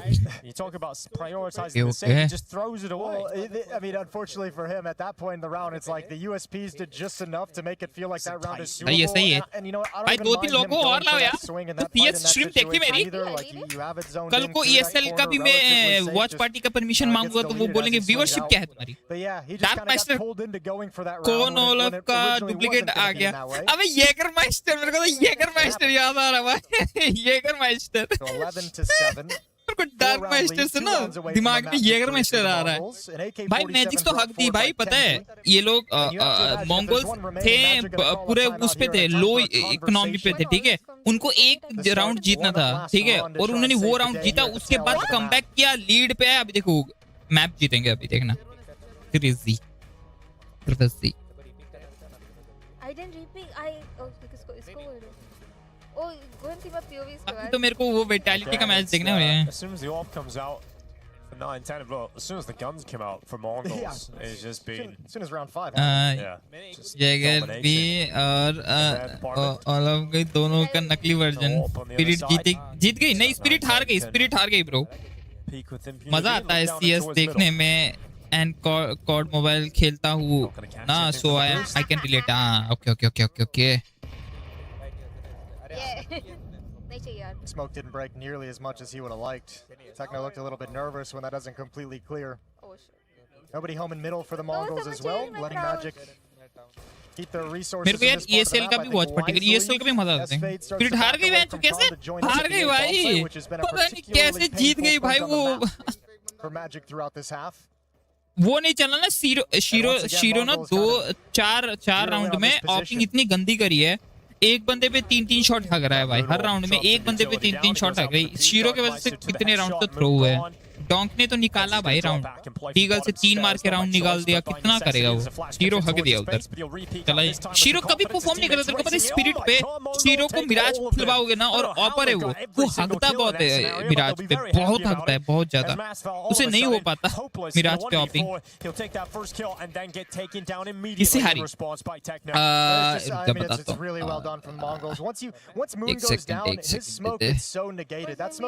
हूँ वो हारी है एक सेकंड ये बड़ा कर लूं मैं पहले ब्राउजर बड़ा करना पड़ेगा हाँ जीजी हाउ से आ रही है जीजी हाउ ब्रो जीजी हाउ अभी नेक्स्ट मैच है Falcon versus 8-7 esports. The Mongols won it 13-7. They're playing in France. They picked up 4 for Mass. Why not? And 9-10's got another one. Yeah, just go for it. Opening kill for 9-10. It's been the story of this game so far. 9-10 dominant season search of 20 kills. It feels so bad if you're AW having to burn that smoke just to get into the bomb site as a defender, just to safely cross in. भाई hello ranger का कितना प्यारा लगता है यार hollow यार red line पे hello ranger का ये कितना सही लगता है यार मेरे पे इसका पेपर स्टिकर है I love this sticker I power के बाद ना मेरे को रेड में यही स्टिकर अच्छा लगता है बहुत सही लगता है And AW trying to win this one alone. Oh, he's planning for spawn though. 9-10 is exposed, but he's got some help. Tick quite with a headshot. GG, brother. Now we are going to Falcons game. We are going to Falcon games. We'll go one beyond 9+10. He's up to 20 kills there, and that will be a fantastic closing performance from 9-10. Now yapping hogi thodi der on we will go to this Falcons. Falcons. Seems like it was okay coming in. They had good starts on both halves. 4 rounds straight in the first, 3 in the second, but after that, no depth to it. Mongols, once they figured things out, once they just started coming into this game, Magic just had no way to find any solutions in that. And it was all due to 9-10. I mean, he's just shutting you down tactically. You can't change your T side if you're losing a player in the first 30 seconds every single round. That's a rough way to go out of your Magic. Isn't that right, Mike? It is indeed. Nice to see that the reigning champions of the Esports World Cup here are ready to play. By the way, defending champion Mongols. That's my job, baby. Storylines and continues. Narrative. That's the life of a host. They've definitely got a chance, Mike. I think they can do it. They can indeed. I mean, look, it's exciting at the very least. They can beat Magic, but what you have to say is, right, the core worked, right? Because we saw even a slow start from the youngsters, I would say. Darkmeister in particular having a cold start to this map. So it's nice to see that the 3 can be relied on and give the young guns time to sort of grow into the moment. Sure, I'm just happy to see like kind of what we discussed is where like you have to turn to your veterans of 910 and Techno. I mean, Blitz to a certain extent, but as the IGL, you're going to look at those guys and say, you are the 2 that really have to step up and have more impact than I'm used to getting out of you, and I need you guys to help me out in this one. And 910 did just that. So, I mean, I like seeing that. I like seeing a guy who, you know, we've seen 910 pop off before, but now that they're going to have more of a role, it's good to see. 910 has kind of been that through thread through a few different iterations of this Mongols team, dating back, what, 2.5 years at this point, right? You know, before Mzinho was here, before Senzu was here, there was 910, and he has been reliable. We've seen these star plays, we've seen these big turns, and there is still 910. And maybe it's because of those other names that were in there for some time that I feel like I didn't watch. अब आएगा Falcons का, अभी चल रहा है M80 और G2 का चल रहा है ना, मैं वो लगाता हूँ, ठीक है? M80 और G2 वाला लगाता हूँ मैं. You can see the way it's changing. M80 और G2 वाला लगाते हैं. And dude, you were dead on in terms of, you know, kind of the staging of that round. जब तक Falcons का start नहीं होता तब तक अपन we watch this. 9-6 चल रहा है. Oh my god. Like everything's very, very intentional. Even a late window smoke going in. So if you were thinking about shifting off of mid, you don't. They ended up mollying top boxes. It all just served to delay the rotate that much more.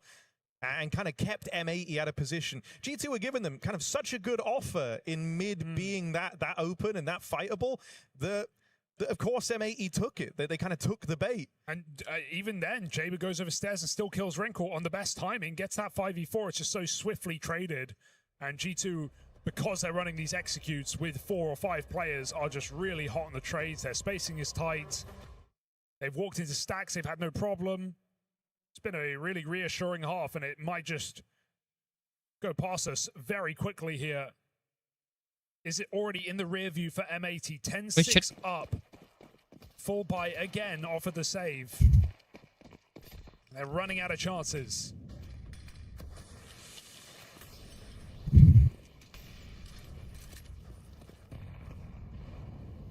भाई Hunter बहुत बढ़िया IGL है यार G2 का.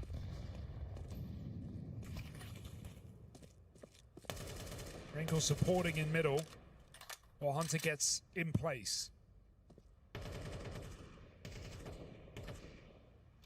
Nice move for Jaber, because again, it's G2 trying to pull the wool over the eyes of M80. Get them out of position, get them worrying about mid while you kind of set up over towards B. But Jaber looks to ruin all of that with this backstab. Oh yeah, the bomb is at the back. This could be a big problem. Wrinkle's running back right now. This is the round. Wrinkle पहले M80 पे तो था. Second guess, is it? Doesn't matter either way. कौन सी team में था Wrinkle Free kill. Bomb top mid. The round is in jeopardy. I mean, look at the task ahead of G2 now. You got to go back, got to go get this bomb back under your control, and then recommit to a site. You got 50 seconds left, and Jaber is still walking around their backline. They need this kill, and really, you want it cleanly. Trade might have to do, because he's got the full element of surprise on that first man in. Heavy God will at least live up to his half of the bargain, but now 30 seconds, and your round starts anew. A man down, 2 on 3. They're trying to go as quick as they can, but they're going into a stack. This is a great setup as well. We got Slax's AWP in position in time. He can take a quick shot. That bomb crosses in with the smoke, but Slax still gets one more, and Sin swings off the Molotov. Another well-placed bit of util, but it does nothing to stop M80 in that B site. Both players fight for the round, and they get out with it. Thank you, Jaber, very much. Double kill, top, middle, and the bomb. A massive move to make here, deep in the game, that keeps M80 in the conversation.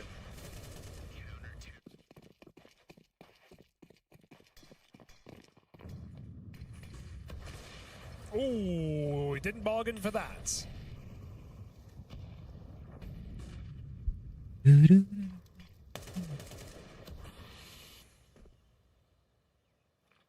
All right, Mattis looking aware. See ya. Spots the player up on balcony, and with that, 2 clean kills on the entry. The victories might be short-lived for M80. No heroics in this round. Just a contact play out the ramp side, and Mattis gets all the reward for it. I might be wrong here, but did Jaber get baited on Palace by like pre-fire, or was he playing that, you know, sort of smoke bug? And I think the T Palace player swung and then came back knowing about the bug. I think that was all just like a dance of we both know what you're doing, and which forced Jaber's shot, gave away his position, gave the ramp player the kill. That's really funny if so. The mind games on display. That was Skeleton Marvel kind of been like the bread and butter for this T side thus far for G2 is like force the reaction you want out of M80, the reaction you can anticipate, and then shut it down.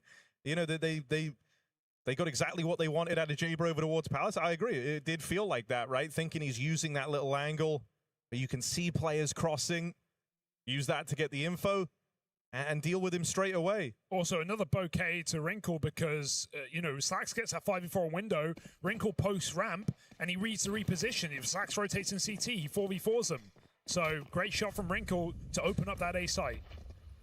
G2 immediately respond. M80 have one more buy in them.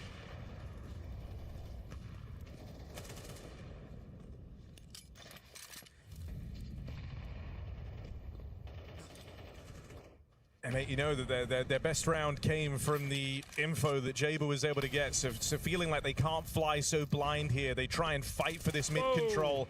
And Nertz is going to get dealt with first. Lake, give it up with a great round here.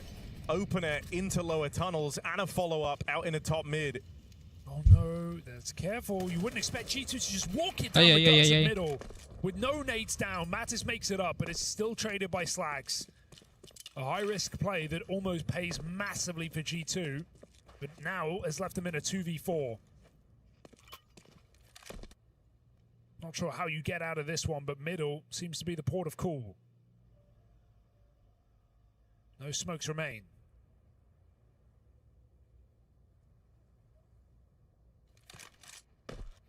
Swisher out here in the connector, man. It could get a little nerve-wracking if he falls. Not like Jaber's in the best position to try and trade that. He'll just be tucking in and playing for later. Thankfully, Swisher, no worries there.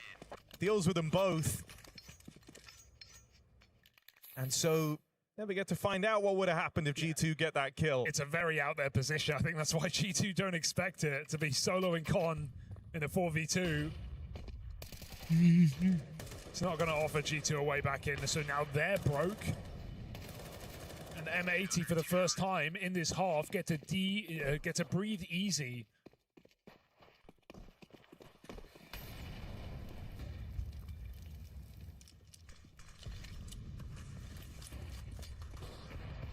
Oh, good nades. Kind of split the push here. And Lake just gets to dine on the pistols.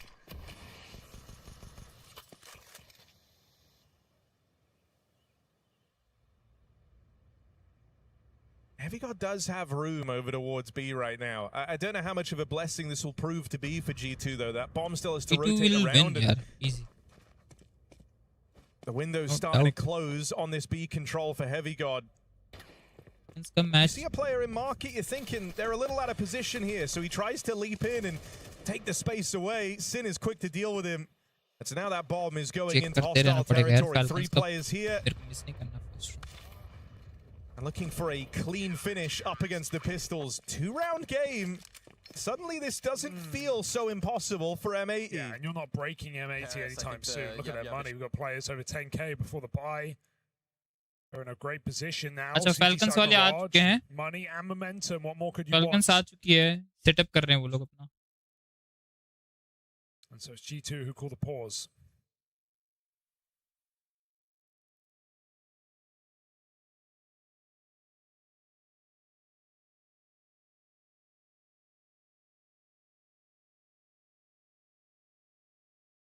Feels like a game that has more twists and turns left.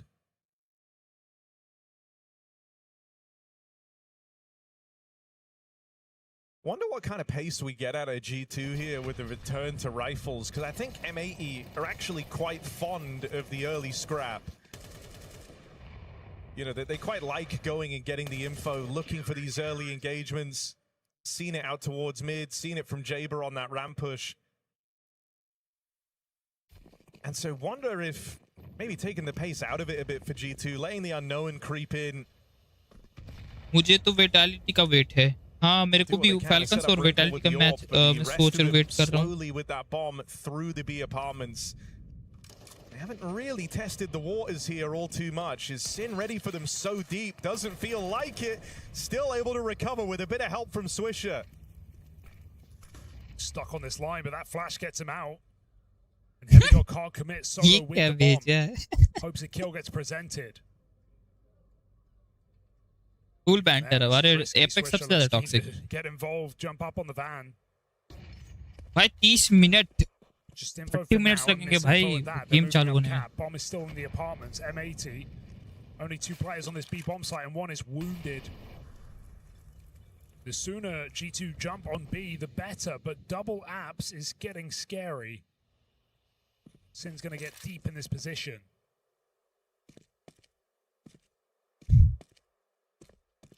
He's walking through the smoke. Uh-oh. Oh, it works! I mean, that's the bomb away from G2. How do you get it? I don't think there's any winning this round. You got 25 seconds. You'd have to already be moving in towards this B site. And so, yeah, they write it off just on that bomb drop, just on the risky, low health push.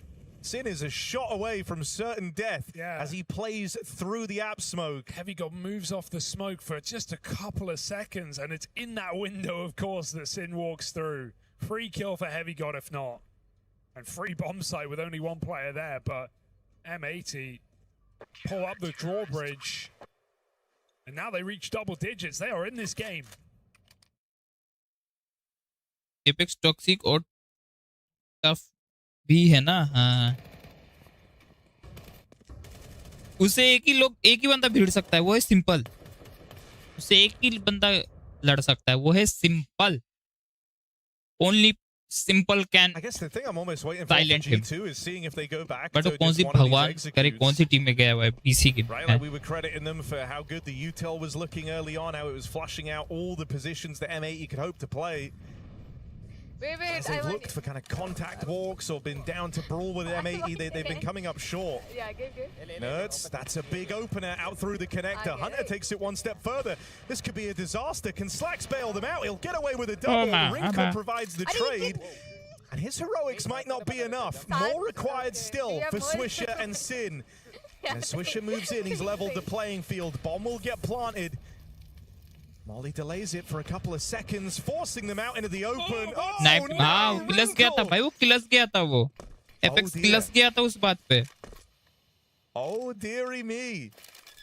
बंदा किलस गया था भाई. He's the man you want in these clutches. Whole team looking on as they've got to put their faith in Heavy God. He was like, you are good at that, All Might. You are good at that. ऐसा कुछ तो raise में बोल रहा था. So many options available, and Swisher now is in the dark. He forego the fight on this A site. He reset. Heavy God will get this bomb plant. And he's got a litany of options to choose from.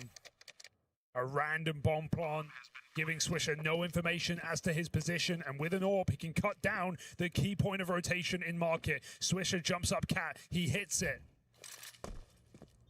Buys himself a couple more seconds with that move. But Heavy God has heard him, repositioning. He's looking for the fight, not wanting to play around that bomb. He ends it with style, outbrains Swisher on the reposition. And the moment he gets into that post plant, he wanted to end it there and then. That's match point for G2, and they've got 2 opportunities to close this one out on Mirage. Explosive A hit. We've seen many rounds like that for G2. The double entry nuts hitting great timing up connector. Again, if a Slacks double in vain on the AWP, as Wrinkle trades him out, and sure, he burns alive, but puts Heavy God in a very winnable position, and win it he will. Simple, you're only good at that. बोल रहा था हाँ. Simple, you are only good at that. A force to be reckoned with. He's not all in, no brain. He's got both. Knife किया उसको. The reposition as soon as Swisher breaks contact. knowing And that you that's feel almost like kind of the was error there, right? Is not taking the fight straight up. And what does Heavy God not do? He doesn't repeat that same mistake. As soon as he gets the info on Swisher, it's decisive. He makes his So move. this is Cam. I'm shooting exactly at the right. And he's just given चलो G2 plus ना तो it's a very fun part of the game man. तो मजा आता है देखने में. Saxon Abs something here in Palace. A shot though, nice jiggle for G2. We've seen a lot of AWPers catch players unsuspecting today in that position. It's the exact same spot I'm doing. Not in this round, Heavy God. Full execute, but they again wait for this under component. Mattis this time making a lurk happen. He does get caught by Swisher. Got to do this a man down now. Heavy God, is he that man? Oh, caught on the ladder. It's messy. Bomb can go back, but Nerds needs his kill. And I don't think you're clearing Sin in this position. So every step of this round, G2 hit their head on the ceiling. MAT भी भाई बोल रहे हैं कि हम तो easily नहीं हारने वाले भाई. इजीली नहीं रहेंगे game. We will fight for our position. For a 1v5, it's now. Okay. No, I think exits. I think exits will do. It's W jump. He's had a couple of exits. But MAT won't give him anything. Why bother? Go on, Chaber. Take the peek. Jumped You in the won't. plate. You wanna? Wrinkle ain't missing these. Like guys, like the stream please. Thank you. So is overtime Like online? Tori. Harry, take a look at G2's money. Aside from this AWP, they have nothing to show for it. We've had back and forth rounds. They have a bit of loss bonus, but we're not talking AK helmets here. I'd love to know what like the ratio of Wrinkle multi-kills to round wins is. He's had a lot of them in these saves, and it might be required again as he's got multiple players coming his way. Can't hold on to that. Wow, AWP. भाई. Closing in on overtime. Overtime कर दिया रे. Overtime कर दिया. G2 भाई. G2 झाटू. G से क्या होता है guys? G से झाटू भी होता है, right? है ना? तो हम G2 को अब से G2 नहीं बोलेंगे, हम बोलेंगे झाटू टीम. क्या बोलेंगे हम? झाटू टीम. झाटू team. Yeah. Thank you. $100. I did not remember how. झाटू. Thrower झाटू. So G2 final timeout here. Thank you. In I regulation. tried W. Final round. As every sign points to overtime for MAT. कोई nest मत डालना. कोई nest मत डालना. Okay. Nest मत डालना. Nest मत डालना. Railing, right? Bitch. Here, railing. You got one Galil to work with. A collection of smokes and flashes, but nothing really to write home about here for G2. This is it? When MAE were in a position much like this, they were able to cheat around away with a cheeky window boost. Hey, you died from stairs, not nest. Able to find a gap in the defense. Look how aggressive MAT are. Swisher has missed this, but he'll catch it right before they make the boxes. MAT playing from the front. Why? Why did Down around, but you wouldn't know it. They know they got this one in the palm of their hand.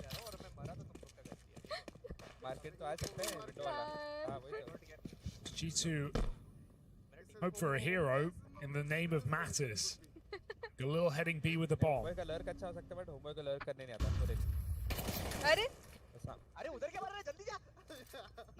He's just telling himself he भाई can't ये die. करी तो पक्का जाएगी भाई overtime. Eyeballs on middle. But it's a dangerous game he's playing out behind the top mid boxes. Teammates out towards the apartments. There is only one इधर player in जाएगी the क्योंकि site. Eco पे है ना. Swisher close by. Will take him a second or so to get eyes on. Now you go. Cat player spotted, they've got a charge. Oh, this could be a catch. Oh, भाई मार दिया भाई. Low on health. Fighting to the dying breath here is Sin, and with a follow-up through the apartments. That's the bomb dropped and away from G2.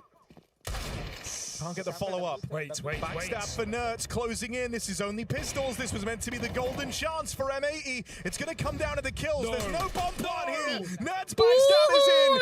Jaber getting surrounded. Is the pressure going to get to him? It crumbles G2 Jeet away. गई. overtime was right there. And Let's G2 stealing go. with pistols, with a backstab.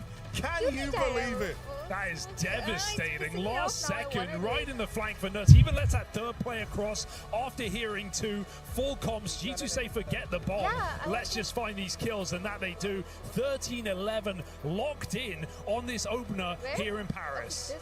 Yeah, great opener right there, and what was a great match, all things considered, especially when you consider just how toe-to-toe these two teams were going into this game itself. A best of one, though, does kind of give us what is a victor on Mirage. It's going to be G2 all the way down to the wire, 13-11. That was a close game, you know, maybe a bit too close for comfort for G2. Got to give it up to M80 for fighting their way back into that game. It looked like for the vast majority that G2 were in control, at least in the beginning of the second half, I feel like. But M80 put up a good fight, and G2, as said, really had to fight for it. Nerds, strong start, nowhere to be found second half. On the other hand, showing consistently throughout the map, and that's kind of what we call for you. आ गई ये तो cheat वाला है ये रहा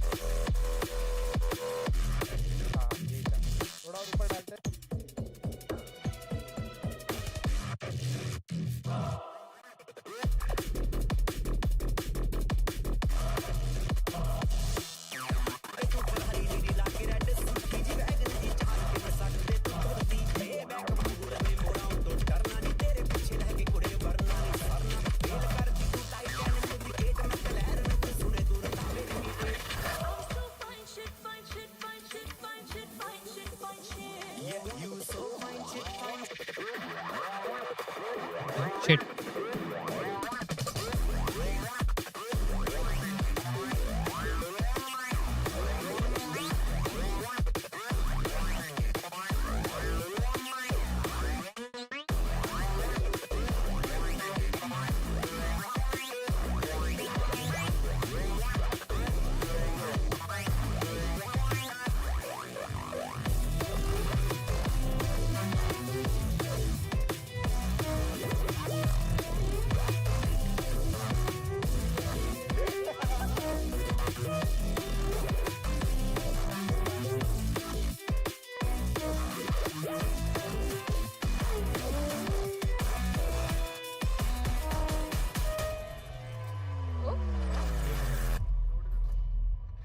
मेरी ले लो कौन है फुल रॉक बेंच के ले लो ऐसा one market offer just hide on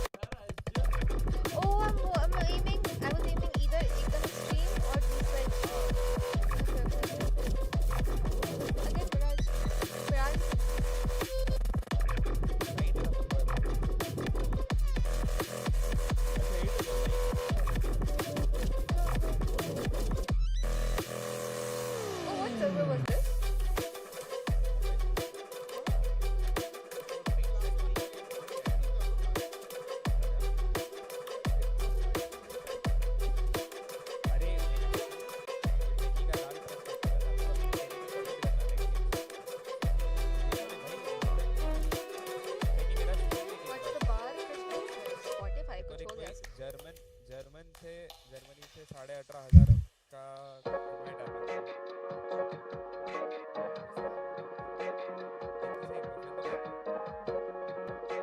Soothing music, bro. Soothing. Chill. एकदम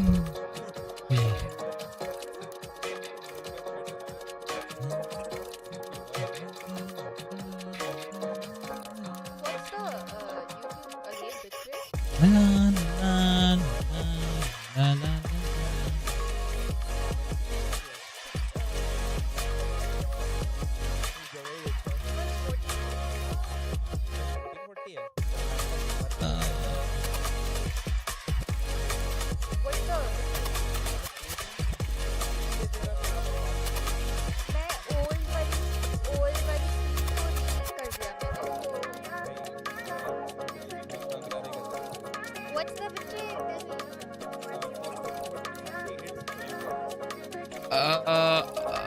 आई No, मैं गलती से पुरानी स्ट्रीम को कर दी. You can select पुरानी स्ट्रीम की setting. guys like to get GG like to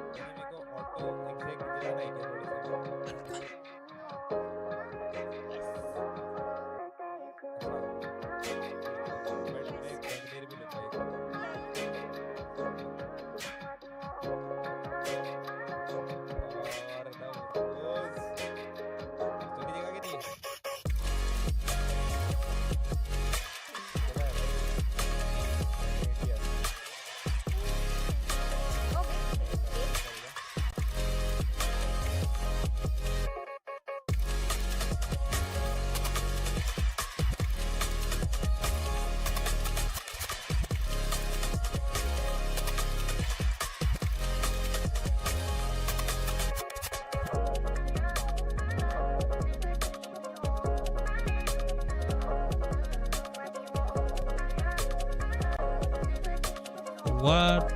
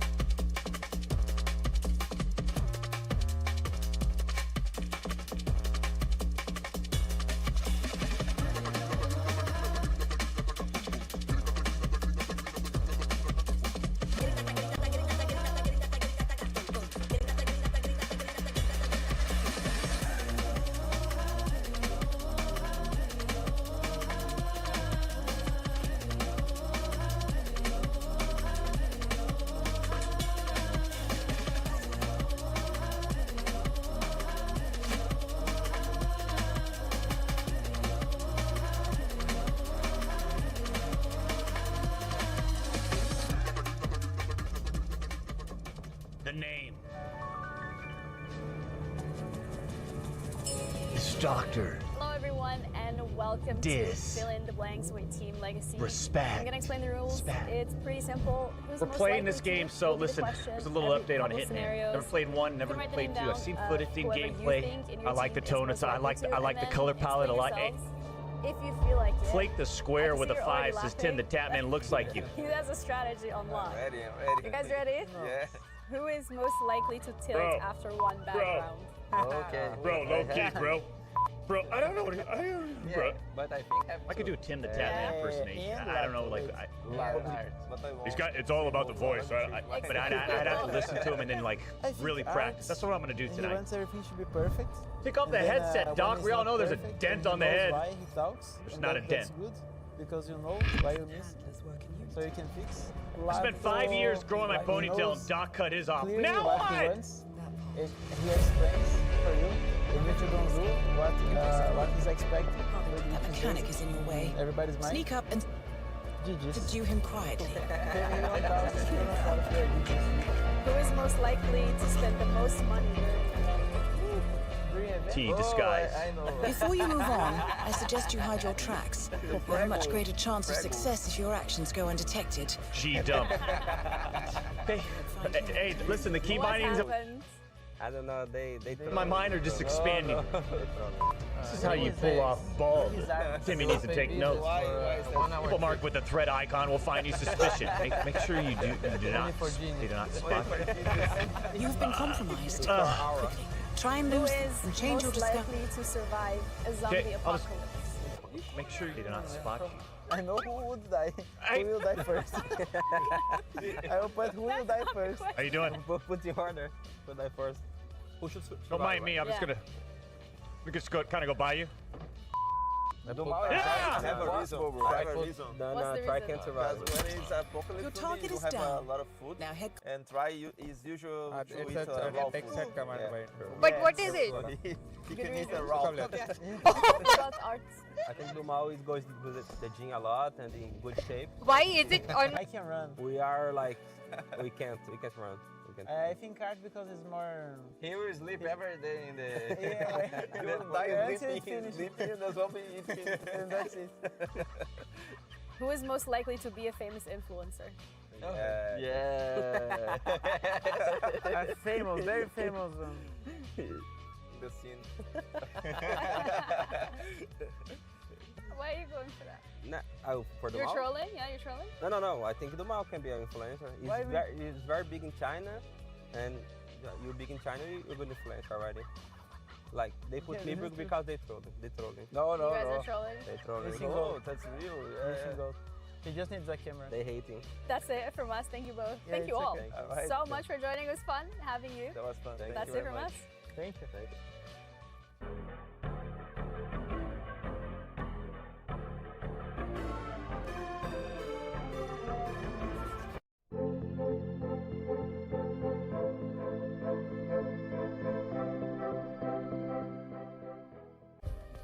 Play is in our DNA. Whenever we let it out, it becomes our superpower. Now imagine an entire city being built to supercharge it. Kadir City, powered by Play.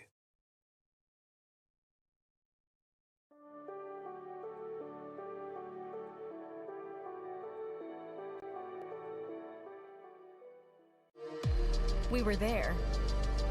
For every click, every clutch, every respawn. We were there for the years of grind. And we're here. Now. The proud founding partner of EWC. Powering the biggest event in gaming. Shoulder to shoulder with the world's best. Making history. Greatness deserves a stage. Lenovo Legion. Reach your impossible.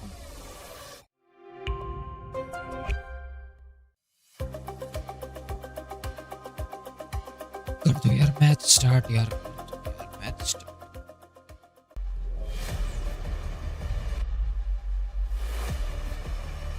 3 lakh का camera है ये 3-4 लाख का camera है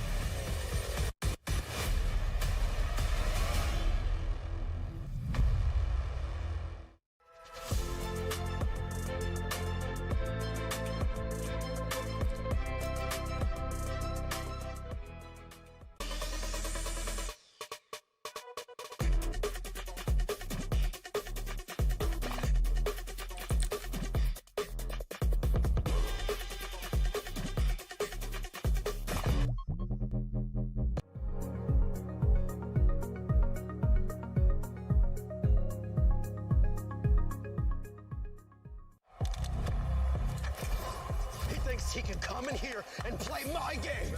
He knows nothing. Let's go! Tyler 1, you're done. This is my ladder. You can't climb it. It's better than being hard stuck at Masters. You're going too far now. Your eyes buggy. Your elbows ashy. That airline? That's an L airline. Somebody better hold me. Okay, yeah. Do something then.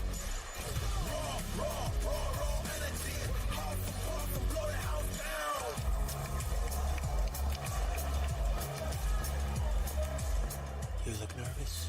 You look short. Everything's good? Mm-hmm. Fight.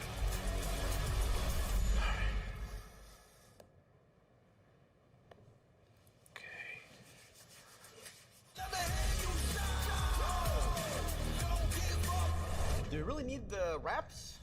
Yeah, that feels like overkill to me.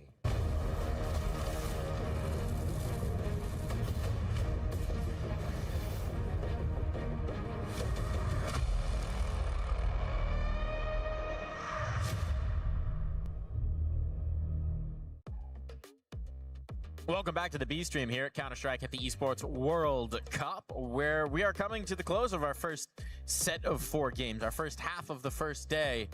of the first week of the Esports A lot of World firsts Cup. around here, and my first time casting what's going to be a map that's pretty new in the map pool. I am not spoilers right off the rips. I wonder what that could be. Skipped a lot of steps. Yeah, sorry, kind of skipped that part. I thought you were just gonna go with my first time casting, and I was like, what, did you get amnesia on the way over? Yeah, first time casting with you, Mike, as we're gonna get Jason out. No, perfect. See you guys tomorrow. No, don't commit to that in writing. We will be locking in here. We can't go without your voice in our ears for very long, Jason. I understand. But we do have, speaking of an established presence, we have a legacy entering the server because that's the name of their team. And over on the other side, we have a team with a lot of legacy in the game in NIP, now with the E-Star on the end. And some new names coming along with them as well, specifically one, Note, who we haven't seen too much of yet, but has had some promising debuts. What do we think about Note? I mean, look, I think more than anything, this is a big task for him stepping into a team in NIP that, as you mentioned, they have that legacy, but that legacy's been forgotten about quite some time ago. That's a long, long time in the past in early CSGO. So for him, it's about trying to reinvigorate this team that kind of has been on a weird path. For Legacy, an odd off-season, you know, making roster changes. Sure. They had a couple out there that they were going for, pursuing, that kind of fell. And Sonny they wanted to get, weren't able to snatch him out of MIBR. So they've come back, they brought Nissim back off the bench. He kind of unbenched himself, now back into the lineup. They bring Tri over as an op, and that should still be an improvement. I think Tri should be able to bring this team a good angle to the opping. I think that's something that Legacy we've been lacking for a little while, is a really consistent AWP. I think Tri will bring more consistency to the table. So yeah, I think I'm still excited about Legacy. I still think they're going to be an interesting team down the second season of the year. I think Tri actually upgrades them significantly. So I feel like Legacy coming into this game are definitely the favorites going up against the NIP squad. But I'm just wondering, you know, where is the ceiling of Legacy? Like, what can we expect from them? Because it got to a certain point where we expecting them to win some smaller tournaments and do well at events like this. But I'm not quite sure where to place them yet. And I think we're going to find out pretty early signs in this game. What I really need to know from that camp is just what was the conversation with Nissim? Like, how did you get past whatever issue was happening there? But that's a conversation for another day. For now, I'll tell you later. We'll focus on NIP. Maybe they were just sitting around one day. They saying, mute है मैं निकले आप DC हुए थे ना Oh, that's even a groaner for me. Oh my goodness. That was good. That's good work. That's good work. That's some of the best you'll get all day, I think. That just might be, to be quite frank, but over on NIP, they'll be hoping they can do one better. The story for them this last season was Stown coming in on the op. Stown and Opper. We just watched Grinkle, their old Opper, actually do pretty well with it. What do we think of Stown on the big green? Well, I mean, both these teams have players adapting, right? Kind of changing. Art is having to adapt as an IGL and come in with a new philosophy. He's doing a good job with that in Legacy, and as you mentioned, Stown's going to have to pull a device. He's really gone down the path of device, which is a hard one to follow. It's a hard act to follow, switching from the rifle to but without all good role model, though. It is a great role model, but I mean, yeah, I don't want to follow that act up out of Denmark. Look, I mean, there's no way to predict whether a rifler's ever going to be able to become a good opper. It's about watching it on the progression of him swapping over. This will be my first like clean look of casting him as an opper. ये Falcons वाला match किस पे start? Okay. इस पे तो नहीं है. Circle back. I'll table it. We'll circle back. We'll go in. But we're going to need to hear a little bit more from the players themselves. So we've got an interview with Tri. On standby ahead of his debut here at the Esports World Cup, of course. During this Legacy jersey, I do want to ask why you thought the move to Legacy was the right one for you. What did you see in this team? I mean, they were like top 6 when they called me, so it was kind of like an unrefusable offer. है ना smoking है तो range पे video बनाया moon मेरी stream पे बैठ के फिर मेरे कीबोर्ड पे बैठ choice for me. Yeah, we were just talking about it. Demao and Lato, former teammates of yours. How different are they than when you compared to when you played back with them? I guess they're more mature, same as me. So it's been like 4 years, and 4 years in CS it's a lot of experience. So I guess they're like more mature players. How much practice have you been able to have with this Legacy squad? We had like 1 week on Brazil, and then almost like 3 weeks on Europe, so it's been like a whole month. And obviously I want to ask about your first play here at EWC. It's going to be ninjas in pajamas. Firstly, what do you know about them? How familiar are you with their game style? I haven't played them, I think, ever, so I don't know how it'll be, but we prepared for the match, and I hope it'll be an easy game for us. How much is the prep specifically tailored to NIP as opposed to you ये kind of भैंस getting की used to yapping playing bro against a please legacy start lineup? देखिए man मेरे को साला ये yapping part मेरी stream लंबी कर देती है पता है ये भेंडी पाव मेरे को नहीं देखना ये yapping more part about us because like fuck this yapping the map pool, the maps we had left on the best of one, they didn't have many maps played. My on guard that is map. taking my mouse So just kind of like more focus on ourselves, the preparation. Okay, very much looking forward to it. Thank you so much, Trey. Good luck. A lot of time practicing, actually. A month. I don't know that I would have necessarily anticipated they'd had that long 3 weeks reps here in Europe as well. We'd expect Legacy to be hitting the ground running in that case. That's an experienced GM over there. What I took out of that interview was when Freya asked him what he saw in Legacy that made him think that that was the team to join, and he said, well, they invited me when they were ranked 6th in the world, so I couldn't really say no. And that does help. That is a mark of some damn good GMing.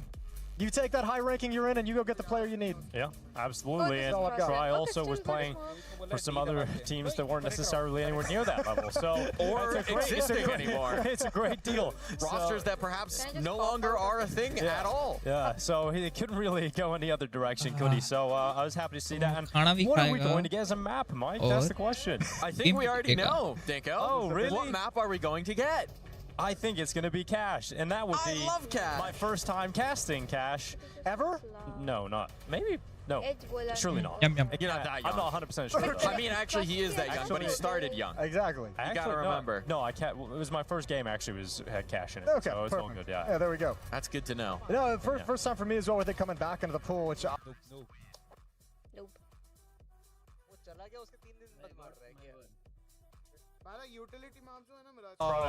Front and back. To game plan some ideas about how to handle it, and maybe they work, maybe they don't. And when you just drop in and you don't scope, generally with the AWP, that's a pretty good tactic. That's repeatable. Yeah, super repeatable. If that happens in this game, this be a legendary moment. Okay. We're really setting our expectations high. I'll tell you a wild shot. I'll tell you what I'm expecting. EWC. Legacy are a very bullish team. They want to get activated. They want to get in your face early. Yeah, we know that. They're going to do that here on Cash. It's a map that tends to lend itself to it. Look at Dumao to be shouting, to be in their face. Lato alongside him. Art doing some crazy stuff on the other side of the map. We should have some fun. Can I just say there's one name that we haven't really touched upon that we really should touch upon before the game goes live, and that's Kaspersky. Guys, he is good. He's an absolute monster, mechanically super gifted, and I think that's probably the most valuable piece of this team that's coming up is the potential that he actually has as a player. So we're still kind of in this point where it's like, man, I hope NIP can do good so that we can keep seeing this guy's career move forward and forward and forward, because it's clear he's got talent, he's got skills. He's another name that, I mean, certainly the rumor mill was focusing on, of thinking that he could potentially get an opportunity to move on, but they've retained him and they've continued to build this team around him. So you'd imagine they got to continue to build that and prove that this is the jersey he needs to remain in. I mean, you need to build him a team that makes him want to stay, right? Yeah. That's eventually the point it's going to get to if he continues to progress as an individual as well. Certainly he's someone that a lot of teams and a lot of GMs have their eye on, of a player to just kind of keep on your list.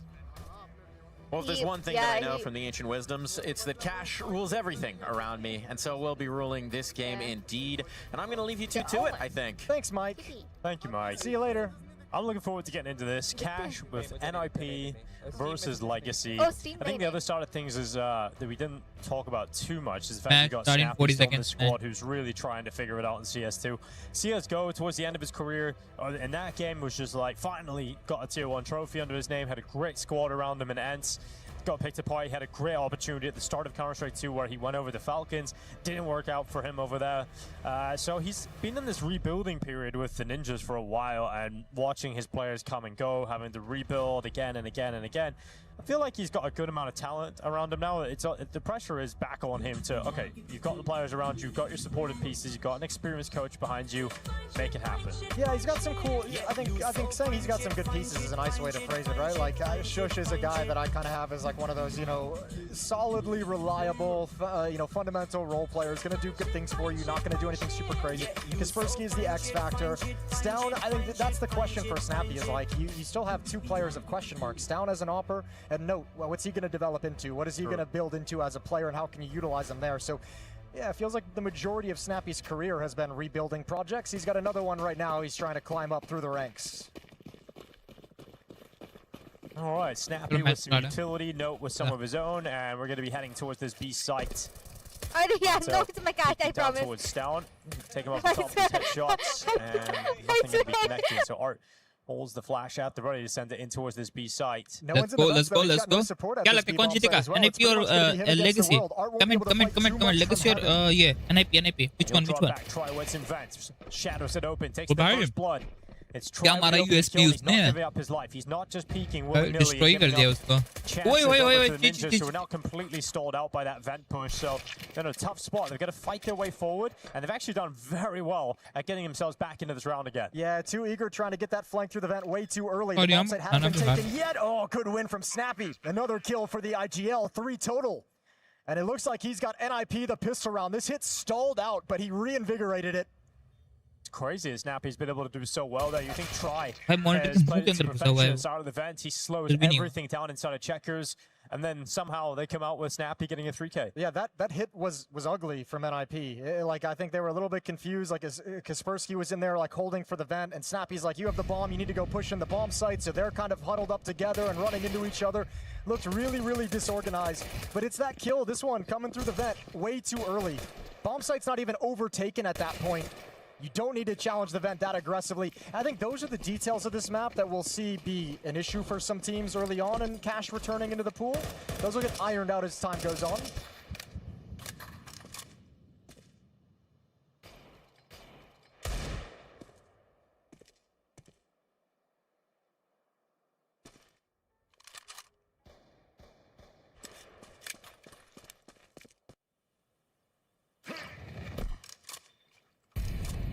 Going through the motions early. NIP knowing it's up against a low buy, so not trying to go crazy. Going through all the details of utility to flush any pistols out into the open. And Snappy not ready to commit his forces just yet. So 4 players towards the B bomb site, apply some pressure, force out some defensive utility. And now NIP will spread back to the other side of the map.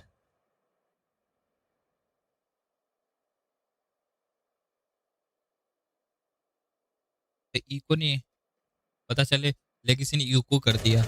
Pushed up into A main, you're going to see Nissim take the initial attention, trying to bait them towards him and then set up Try. But Kaspersky's very diligently checking that corner, knowing this is a very likely setup. And the 5-7 will come through with 1 kill being sent forward as Nissim manages another. And this is getting a little bit scary now for NIP. 20 seconds left. They've lost another member to a 5-7. Snappy and Shush in a tough spot, pinned behind the A main smoke. With the forward setup from Legacy, NIP, even when they get these kills, these trades, they're not gaining any space from it. Legacy have such a strong hold on this bomb site, 3-on-2. Yeah, looking for the headshot. Shush just wrapping around into the site. Doom out dead. Deagle comes out. Art's got it, and that will be around picked up by pistols for Legacy. Oh, such cool game plans, though. It's not just the forward setup in towards A main. It's also the supportive flashbangs that are coming through just perfectly timed. First player takes his fight, wins it with the 5-7. Flash comes through, second player gets activated. And even though you've cleared it out and forced this aggression back, if you're NIP, you haven't gained anything. You're still trapped behind this smoke with nowhere to go. Your door player's coming out, so the hit's disjointed. Really well constructed from Legacy to snatch a round away.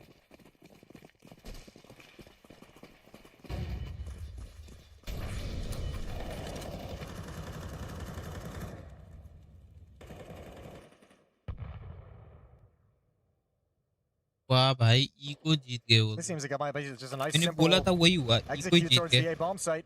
Nissim playing retake far All back. good. Happy to let these pistols get into the bomb site. Trust that you can retake this A bomb site.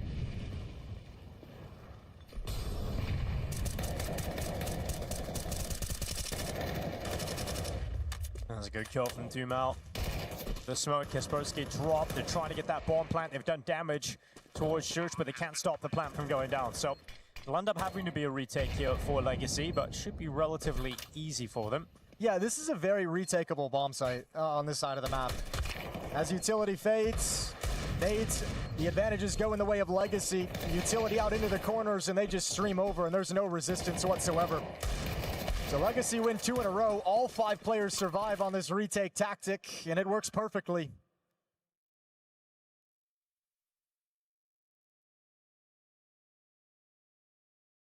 strong 2-1 start here for Legacy, and we'll Guys, check I out support the my most favorite situation for own NIP. team is Falcon, but I Economically, the ball support plant doesn't give them enough. I support Gonna those buy team on this spirits. round. So Certainly my will on two the teams next. only Nico my coming two up team and a only is 3-1 Falcons and lead. spirits. Okay, Carved out bro. by Legacy. Welcome to the stream. Strong Yo, start as well on the CT uh, side. That'd be very Yo, important. I mean, there's a lot of new viewers as well. To 791. Counter-Strike. Welcome to I'm the sure stream, bro. tuning in, who've just been Yeah, watching we the have other games, Falcons game EWC, after Jason, one or two Cash. game, I guess. Traditionally, Spirit lost what would you their say first was game. the more favored side over the years? Oh God, I think it was They pretty lost their even first back in game the for day. Spirit. I feel like back then CS just Now felt the it. I don't know, Falcon I always game felt is like this was a remaining, little I bit guess. more T-sided I because of think the way it's Falcons open, already but started. you Let could me play check. around a Let me check. 6-6. Let me check. You know, we're just gonna watch Let it us evolve. check. Did Falcons game started? Not yet. Not yet. Not yet. Is really motivated to be aggressive. Which So when that starts team you happening, support most? My favorite one is that might change the way that Cash is kind of Vitality, played and the way we sort of think and about the it. second one is the Falcons. Yeah, I think that was the most fun I had. do. when I was also learning how to play do support Counter-Strike was, Falcons as on the well. CT Cash And was always fun because you could be Vitality, aggressive on the Vitality. CT side. It felt like you could make moves both on T and CT These are side. my It two also teams. felt like I don't know. I always felt I like this used map to was like a little support bit FaZe like a lot, snowball-y but momentum based. Like there were some teams that were just so yeah. good at like taking mid, and like if you faced off against them, it's just things like the whole thing is on doesn't that. work You know, and if you that can't well. stop it, you just kind of lose. I'll watch how the mid-control fight goes down once these rifles come out for Bro, NIP in the next. Legacy playing Could very be a good, mid-fight in man. this round, but They obviously echoed looking like he's gonna favor NIP, man. try. What the heck? Rifle is going up The- first. Good W clearance. W but, Legacy. Try W. looks Oh for my a god. second, couldn't get it. Dumao to back him up Wait, from the white box. wait. The Americans call this the sugar cube. Sugar cube? Oh, Is so that what it's called? 7 supports. I haven't played this Cash Good since it Vitality came and out. To be Falcons. honest with you, Okay, so I nice. don't I know. think Back in the day, I think this position. 8 Falcons feel like, it's either will a white box. I heard some Falcons teams win call this it time again. Sugar cube. Everyone's got. I their hope own so, little bro. variation. If they win, Snappy's gonna back they will away. win title of CS2 as well, and And they save that will get AK-47 for the next crazy round. points for their club So 3-1 in the favor of to Legacy. lift up the club World Cup trophy. And Snappy with Snappy 2,500 in the bank, he can get armor, he can get utility, he'll bring it forward to the next round. So guns come in for NIP. I mean, they had the nice start with the pistol round victory. Losing the second round was really, really backbreaking. So they were I'm really excited looking to get started with their Falcon playbook first time. really early on I in this am half. and Cologne they've been Major, delayed now. very racing last month champion. Yep, So yep, first yep. look we'll have of Nico's the first Cash major, by playbook the way. of NIP and Nico's Snappy. first major. Monisi's first major. I think Tessa's second. Kerrigan's Ooh, second. That's some spam damage. Dumao down to 20. KSTK Nissim down to KSTK first 43. major, I guess. Kaspersky down to 14. Yeah, it's unconfirmed, which is probably a bummer. He actually doesn't know. He's just like, oh, I lost that I've engagement. lost a lot Yeah. of health, yeah. Sends it back just as good as he got it, so. Yeah, but I mean, look at what it's doing with Dumao. I think they're forced to kind of rethink how they want to defend this A bomb site now with Dumao at 20 HP, Nissim at 43. You have some like really rough HP to defend this bomb site. And it's coming in this direction. 20 HP on Dumao will be the point man on the Let me defense. check, bro. Did Falcons game started? Try. No, they are still yapping. Give it a go. They are Over still to yapping. Squeaky, Yeah, sends they're utility still to try yapping. and block him. Under a minute left on the clock. Dumao. Good kill on Kaspersky. Shoot's gonna send that headshot forward. Dumao. Guys, make sure to like the stream, subscribe if you're new to the channel. Let's go, mate. Let's go. Let's go. Let's Shoot go. takes the damage Let's to go. his head. So the plant will be coming through. Snappy's got himself a decent position up on the railing. I think, Well, where do you place in this this utility match on the retake? Where do these versus Molotovs Legacy go? and NIP, A lot of places to clear a boost I up. guess NIP will win. And it's Snappy for the first This- defender. Headshot angle when This he is my pops up. prediction. I go for Snappy does Legacy. peek up. Legacy It's will gonna be a win. great headshot on Definite. Art. Definite. This retake not looking too good at the moment, but that fire towards core does force them in the open, but they just weren't in the positions to make it happen. They're all coming in from car, so that's just not going to work out for them, and that'll be a round win for the Ninjas. It's actually Kaspersky's spam that actually saves the day. The fact that the two defenders of this bomb Okay, site they had are going such to low start HP that they the couldn't Falcons game. actually Let's defend go, it the guys. way they We'll wanted it to. switch it Dumao to didn't later want this to be game. inside the We're going for Falcons game. Let's go. Especially on Anubis on that first one, like it was lights out. You look at the grand final and Anubis, Let's when go it's for getting kinda close, and he Falcons! just gets dropped an AK and like opens up the A bomb site 2 rounds in a row. It's like those sort of rounds. It's like he's just so good at understanding the strengths of his players and putting them in positions where they can play towards their strengths, right? And I think that compared to just the sort of a character Kerrigan is, and being jovial and sort of understanding that he needs to take some of the pressure off of these players and make it so that they enjoy the game a little bit more and having some more fun on the server, I think that's gone a huge way into getting more out of mainly Kyosuke, but everyone on the team. As long as the trade-off is positive, Trace. As long as there's a positive trade-off in terms of how Kyosuke is playing, how Manesi is feeling comfortable on the server, Tessus for that matter as well, I think it's going to be just fine, but it's something to keep an eye out for the rest of the season, without a doubt. We could talk about positives, and I would love to pick out a few over here for the the ops, the adversary of Falcons today, but they are going to have to fight uphill. You guys saying that they're happy to be here, yes, but this is going to start to be that big test. You got a best of one today at the Falcons, BO3s thereafter. Yeah, I think for K27, really, you're not going to remember them at this tournament, but you're going to talk about them like a year from now. And definitely a couple of players on this team, you know, like Quinky, Xido, even Cashid on that AWP, right? These are guys who are 18, 19 years old, who just sort of are bursting out onto the scene, that have great mechanical skill, that have a lot of potential, and have started to sort of put themselves on the map when it comes to even some of these tier 2, tier 1 teams. Yeah, the foundation for potentially pulling off an upset is definitely there. You're playing Falcons, who were off to a slow start. They lost to the Thieves, you know, in that online game, and that is what it is. And then you have a best of one coming in as well, and you saw what happened to Team Spirit. So it's not that we can't, you know, create a world where it's possible for K27 to be competitive or apply a bit of pressure to Falcons, but there's no denying the fact that you're talking about a team who just won the major, and you're talking about a team who had to borrow shirts from EWC in order to have the same, you know, outlook. So it's just two different worlds at the moment. Man, I took some t-shirts there for the outlook. Yeah, I heard Freya just kind of screamed, I think it was. So, yeah, let's go ahead and get some insight. Maybe Freya caught up with the K27 before we get started. We got Cashlid ready to take on the Falcons here at the Esports World Cup, but you've already been here for a number of days. You guys came through the open qualifier. Can you tell me a bit about that from your perspective? That was a really tough road for us, because we played on the last day 3 BO3s in a row, and I'll say that was good performance from us, and that was really hard open quali for everyone team, and we made it. So we are here, we're ready to play against Falcons today. And that's it. Yeah. Just one more question about the open qualifier. What would you say was the toughest matchup that you had to play in there, and why? The toughest matchup was Fnatic, because that was the third best of threes, and we have zero like emotion, zero energy to play, but our mentally just did something for us, and we had the second, like, I don't know how to say it. Yeah, I think that was versus Fnatic. And that's it, I guess. Yeah, it was a crazy marathon that you guys had to go through to get here. Today, though, a bit more of a sprint. Best of one versus Falcons. You played them back in Astana. Can you give me a recap of what happened in that series, what you learned there? In PGL Astana, we played very bad versus them. I think you like the our first tier 1 tournament, and we have a lot of pressure, and like, we were watching at them like on idols, like no one can beat them. But now, through the days, I think that I have a lot of experience after PGL Astana, and today I'm watching at this matchup like we can beat them. So we're gonna try our best, and let's watch what we can do. Just to play devil's advocate for a second, Falcons have won a major since then. Do you think they're a different team now than when you played them in Astana? I think yes, because on PGL Astana, that was first tournament with Kerrigan, and now they have played like 3 months, and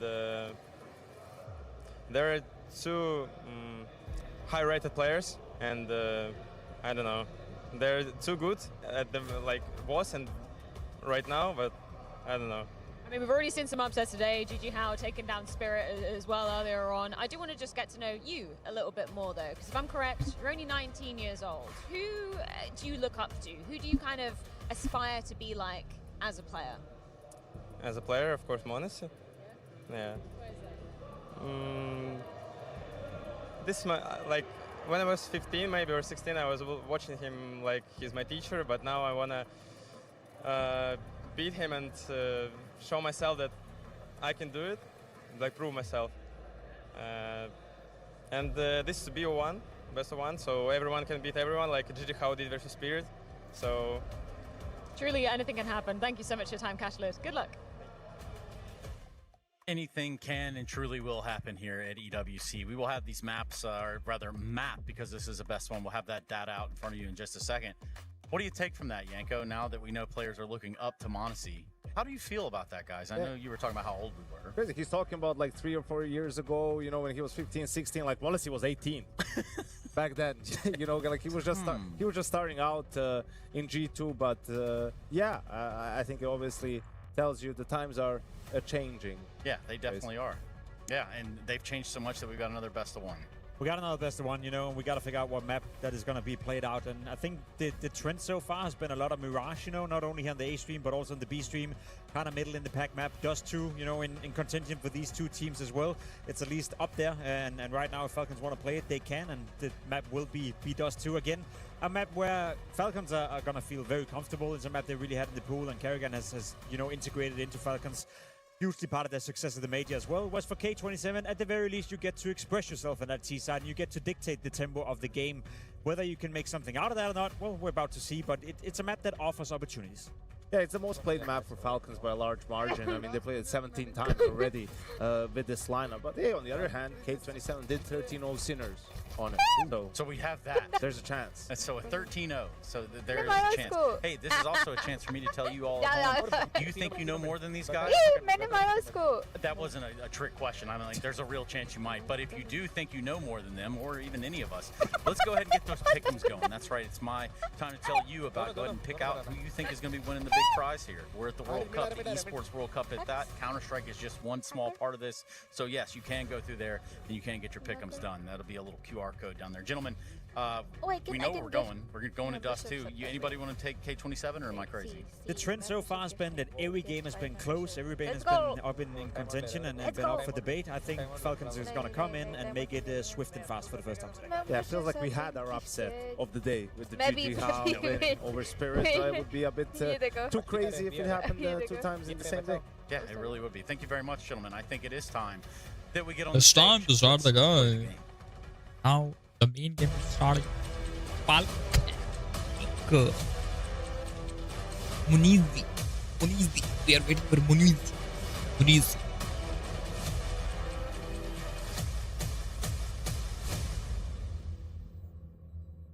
K27 Esports.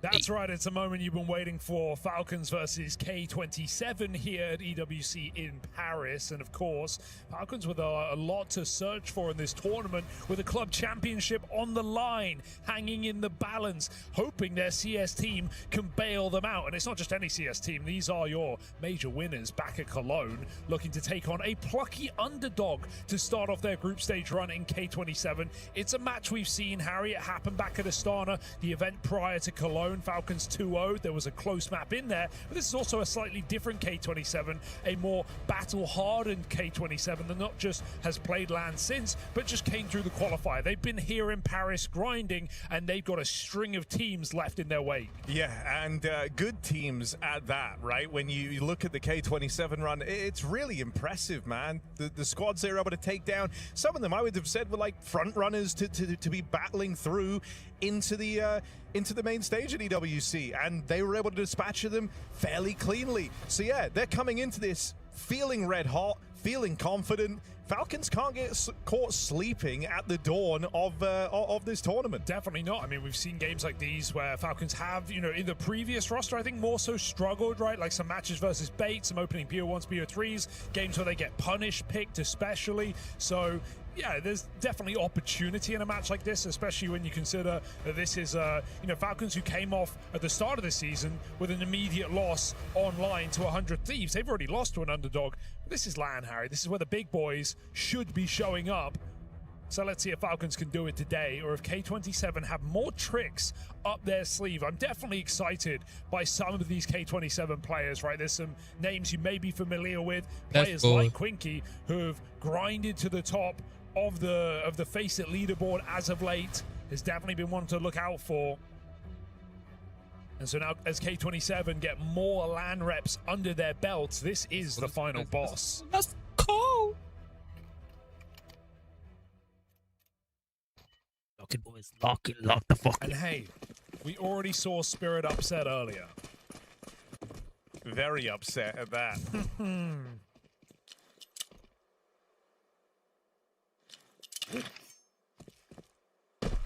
Let's see what kind of form we get out of the Falcons early on. As it's pretty slow as they go pistol round here.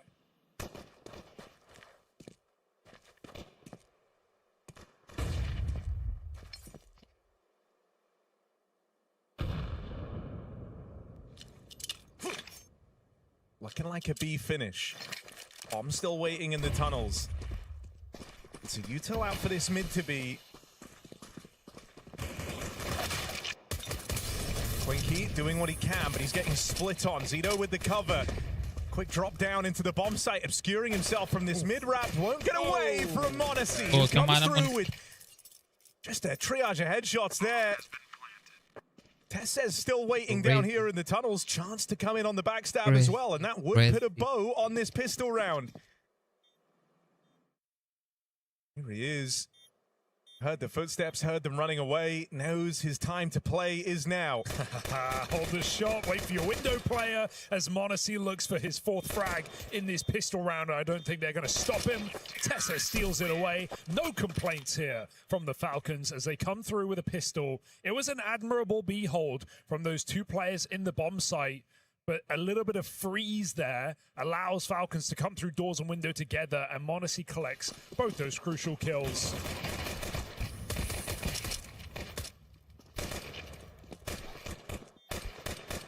Dust 2 bound to be explosive. And the force buy comes straight through here for K27.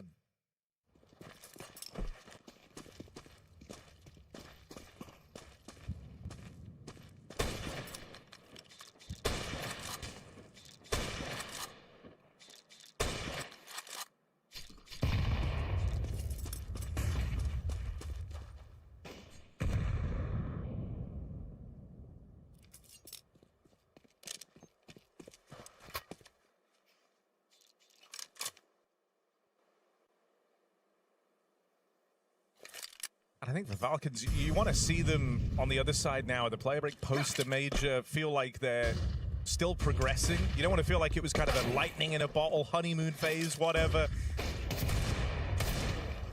So I want to see them looking even more refined on the other end of the break. This is a force buy from K27. They might have netted that opening kill, but Falcons still get the long control they were looking for. Honestly, swing and a miss, but Nico there to help him out. Quite a pace in these 2 rounds here for Falcons. Confident start. And enough pace to push these players out of the bomb site. With that short smoke, it will be a save. Keeping the scout for later.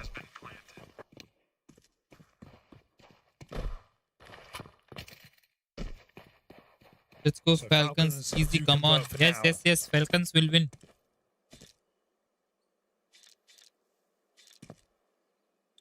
Easy for I mean, yeah, sure. The major was it was so Carrigan, wasn't it?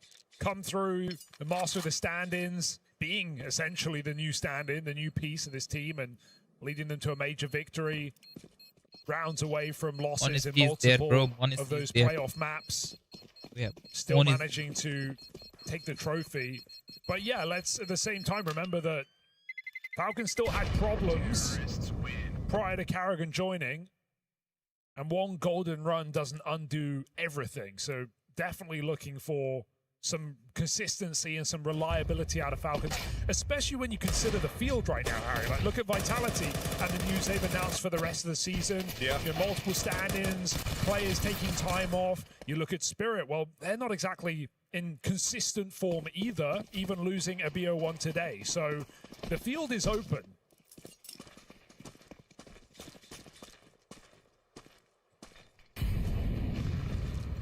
Yeah, I think if you're the Falcons, you got to recognize kind of the massive opportunity, the idea that you could look to emerge as the new dominant team.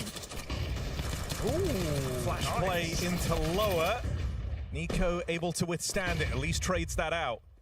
You know, a lot of the stuff we see at Tier 1 is stolen from, you know, upcoming teams that grind, teams that play a lot of online games. You have to come up with a lot of plays and little moves that they can make. And, you know, K27 are one of those teams that have a lot of really cool setups. Don't know how much you can get away with on Dust 2, but nice to see them, even on an eco round, have a little flash push like that, get a 5v4, but it's traded and Falcons take the space right back. So longing out the round doesn't seem likely here for K27. Would love to grab a couple of AKs on the way out. Yeah, I think, you know, one of the worries that always comes to mind with Dust 2 is just how it can feel by nature of the map. You'd sometimes say, oh, you know, it can feel a little 50-50.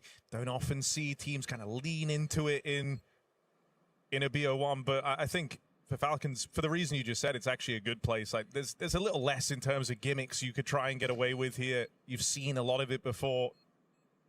And I think that also, you know, I agree, but I think the higher up the ladder you get, the less true that is, right? When you actually look at, you know, the best teams in the world in the past 18 months, and you look at a team like Vitality or a team like Spirit, well, they've just proven that consistency on Dust 2 is extremely viable. Right. Vitality were like 44-4 or something on that map. Spirit had a pretty close record as well, just with less maps played, but essentially the same win rate. And so, at the very top level, you can find consistency on this map.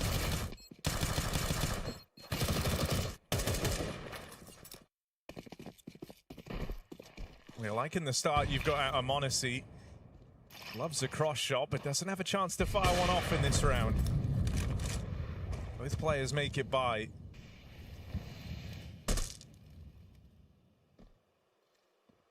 Actually getting to don his AWP as well for the side of K27.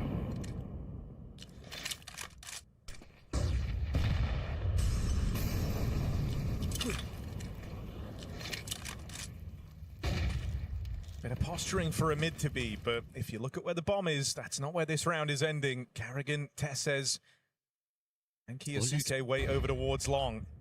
One man here, it's Clax down in the pit. And he will have his work cut out for him. No flashes to support from Zido, so he's entirely alone in this. Clax, that's a gnarly double kill, and now he's got teammates en route to try and help him out. They've just got to contain Carrigan, who has made it out into no man's land. Oh dear. Nearly put some style on it, ends up giving it away. That would have been a double kill with the bomb control. Now it's the opposite, they've lost it. Dropping back for the fight, Monacy in middle, overwhelmed, and the AWP has the cover as well. So it's going to be K27 on the board, but to be honest, Carrigan should be the double. It's the jump scroll that lets K27 into the round. Awkward moment indeed.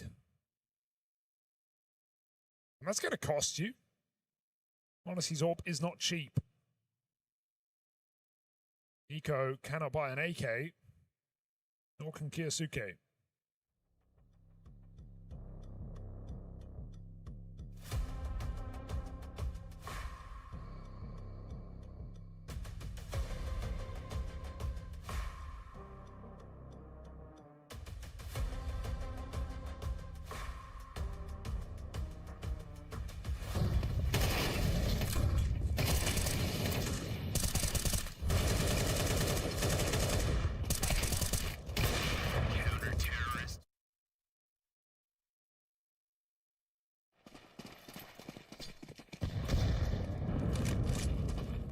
Double AWP, and look at them go.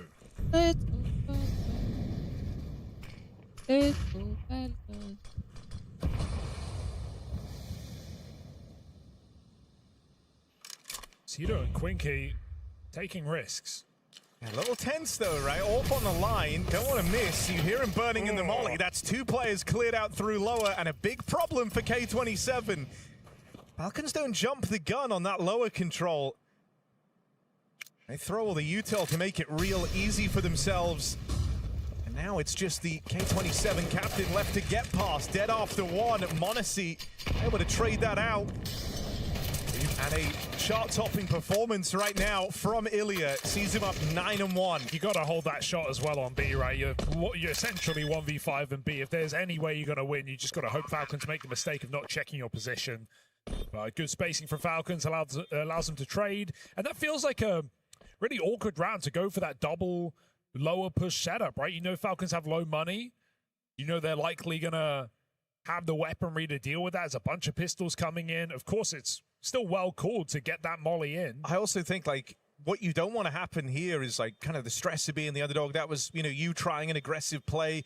You can argue that the timing for it was wrong, right? I think you're dead on knowing that Falcons are low money, trying to take lower tunnels control. What you don't want to happen is for this to kind of shrink the CT side as a whole. Sure. I hope we still see moves made by K27, just at better moments in the game. Yeah, it's a risky move to make when your money is on the line. And now look at the response. They've got nothing left on 3 of these players.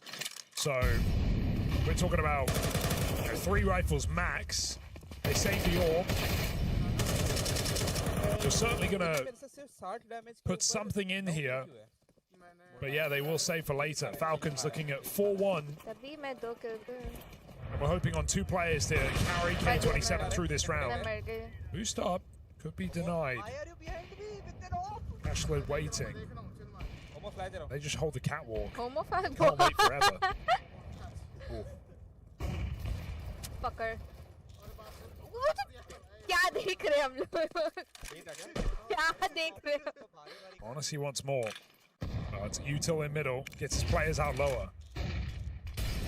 Nice shot. Ashley was waiting for that exact fight for what feels like the entire round. Finally, Monacy shows his head the second time around, and he will get the better of him. And honestly, you knock Monacy out of these rounds, you feel real good about it. He's been the guy thus far for the Falcons. Deep long control as well. So if Falcons start moving mid to B, could see X5 activate. Smoke lands behind him from his teammate. Very tempting to make a move here. This is a pressure call, right? Do you want to take the risk at this point in the round? 50 seconds, still time for Falcons to pivot. But as we can see, they are all in. 3 in the tunnels, mid to B smoke coming out. If X5 wants to move, it's now or it's never. And as soon as he gets his info, hoping we see a bit of movement out of K27.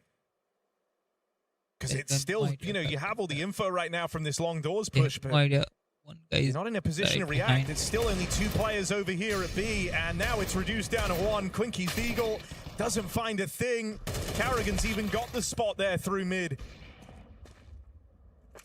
K27 with a decision to make. This B site real tricky to break back into, and you feel like a lot of it going to be hinging on this early fight from X5 back in the tunnels. Definitely going to give it a go with money to spare. Flash goes over.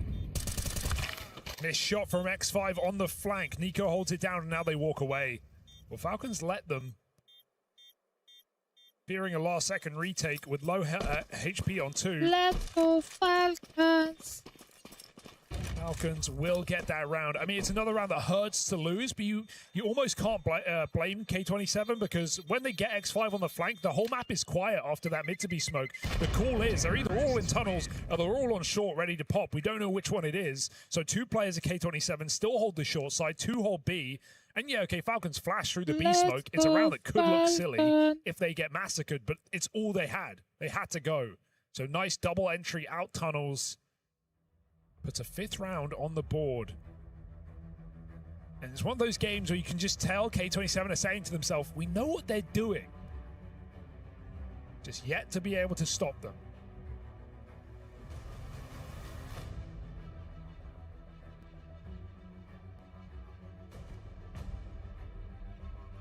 I just think, you know, when you're up against the Falcons, you have to try and walk this very fine line where you're looking for info, you're making your plays, but you're simultaneously, you know, not feeding the beast.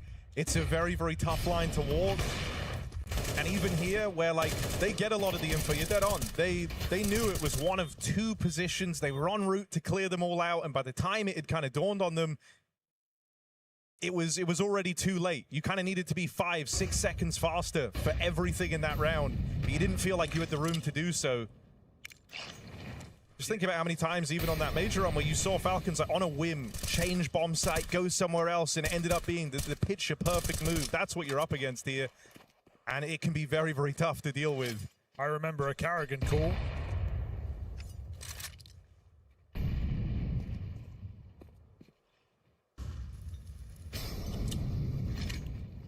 Quick up catwalk. K27 continually having buys, having chances. This is another orb. Back on car.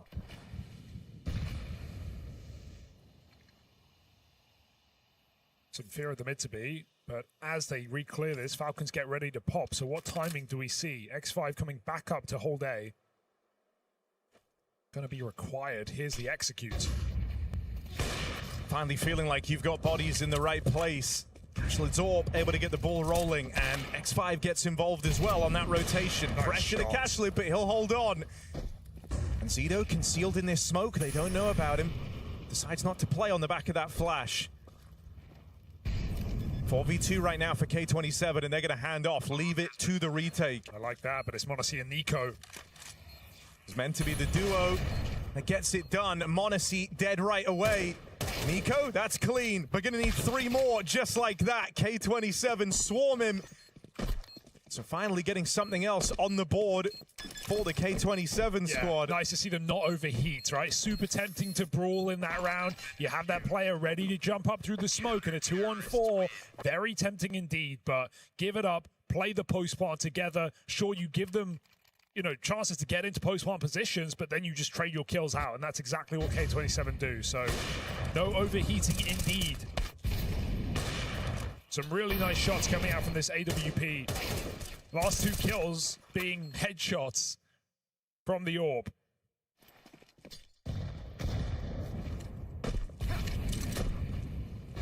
Chance to put Falcons money down. I mean, the 2 rounds that K27 have are both them repelling these attempts from Falcons to get into A. And so I think now the onus is going to be on stopping one of these mid to Bs, stopping one of these B hits. Maybe even stopping it before it gets going. X5 with aggression. Tessez has eyes on. He is the Rock, isn't he? No stone unturned. You just can't afford to have B feel like such a vulnerability. You need a hold out of these 2. That kill tempts you back the other way. They go clearing cat. They're in no hurry. The push is actually going to come through from K27 in the dark.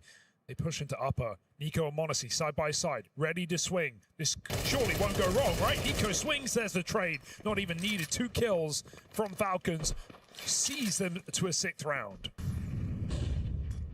Just feels like it's on rails right now.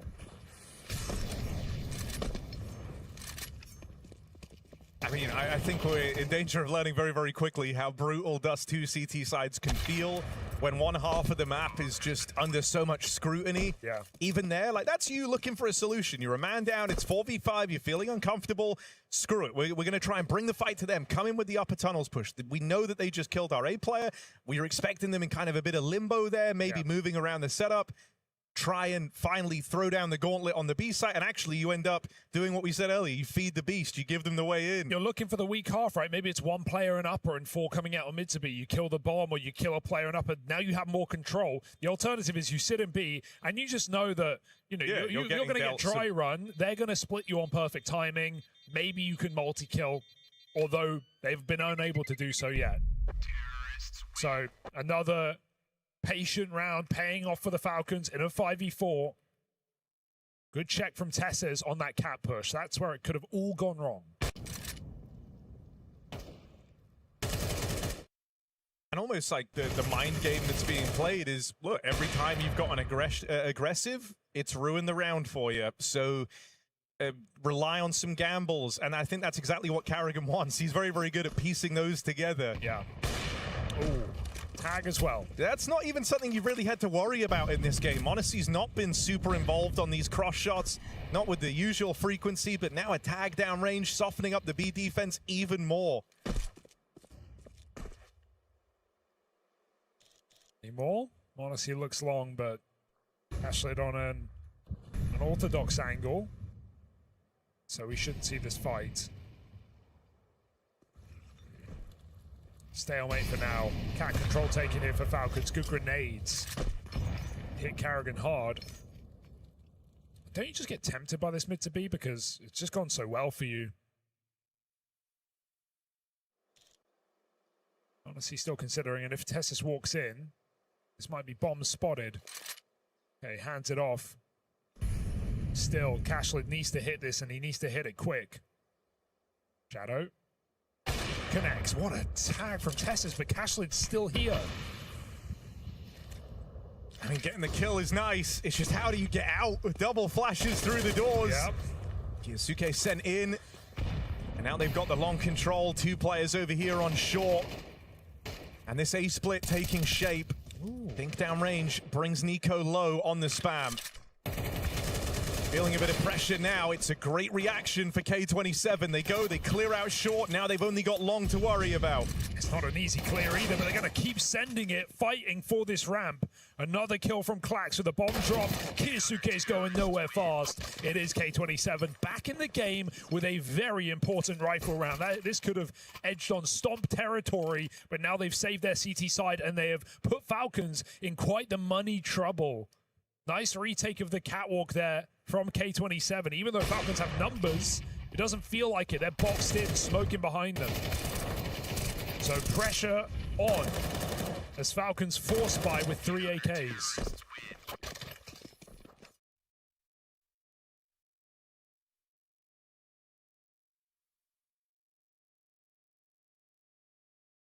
I don't think it would be shocking here to anticipate a bit of a heavier B lean for K27 in this round. Again, you know the money's kind of honorable for the Falcons. You know that that's where they found all their success in this game thus far. The A site has actually done a fantastic job of holding its own. And so I'm almost anticipating, you know, maybe you start with that 2 players over towards B, 3rd guy floating around mid, kind of B hill area. I hope we don't see them play for the tunnels again. We remember how that let them down at the first chance they had to break the Falcons' money. Yeah, no gambles on B yet. So would now be the time? Would they? Should they? Falcons going all into tunnels. Anti-long rush set up for K27.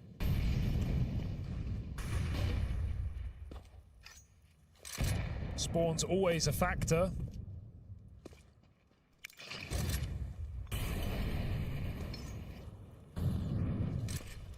Falcons are going pretty quick into this solo B site. With the A4 here, it's not easy. You would love an AK. Still, Zito's now got to worry about middle with Carrigan lobbing in the fake. Quinky holds on for the first, but can't stop the spillover, and Carrigan plays his timing out through mid. Second player through the smoke. Tess's flash leaves him dead. And Carrigan has just caused chaos here on this one-man surge through the mid smokes. Look at him go. He's looking for more, hunting this orb down. And he knows they can't get back in this round. He's got teammates behind him. Nice shot from Cashlid, but it's about surviving at this point. Max trying to bail him out, but not from range. Kyosuke with one more.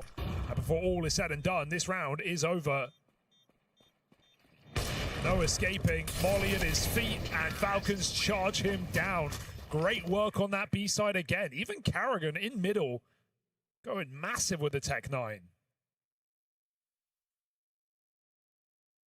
So unfortunate for X5. He flashed himself through the smoke as Tessus throws one over the wall of B. I also just think, though, that the setup right now for K27 does feel pretty brittle in terms of, like, they're very dedicated to A in a lot of these rounds. They're playing a player on short. Usually it's X5 ready to drop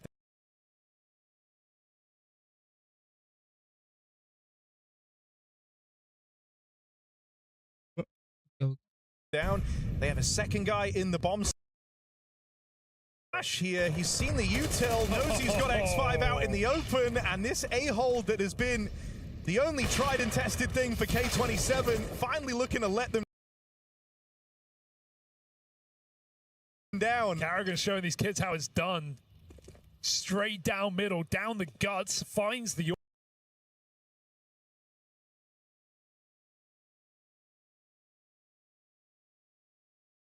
their half with that third round, but Falcons low money bounce back very quickly. And it's just kind of feeling a little awkward right now.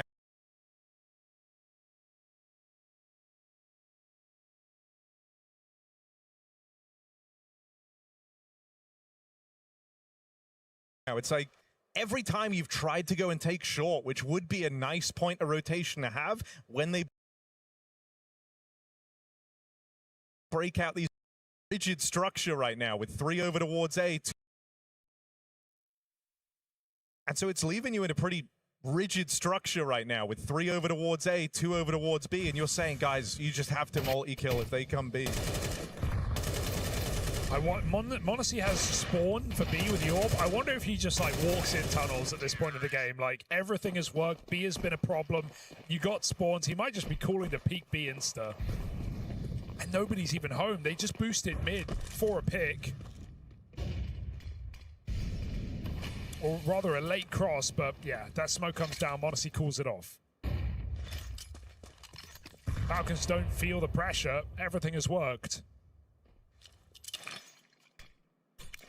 Again, catwalk control taken. It wouldn't surprise me if this one gets a bit more exciting, but I say that. They just found X5 on short. There's Zito close. So finally having kind of multiple players here to trade contact over in middle. Oh, he just missed that cross out.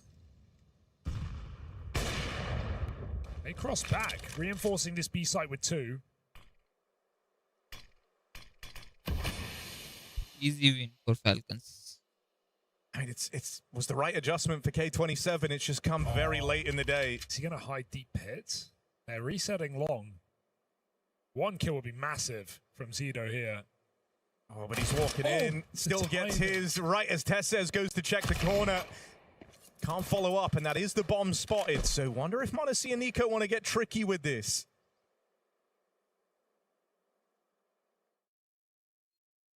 (2v4) when it began. They split up. Nico bomb long. Monacy hoping for a fight in middle. Nothing getting given. 25 to the clock. Cashlid can win the round with a single shot.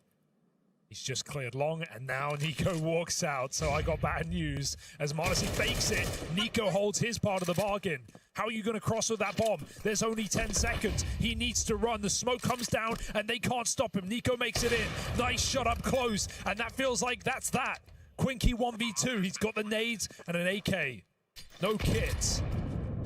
They throw everything they have. Just a round that spiraled away from you. You almost can't believe it's fallen onto the shoulders of Quinky. He's not filled with confidence here as he makes his way into hostile territory. 2 players ready to fight. अभी क्या हो गया browser को मेरे?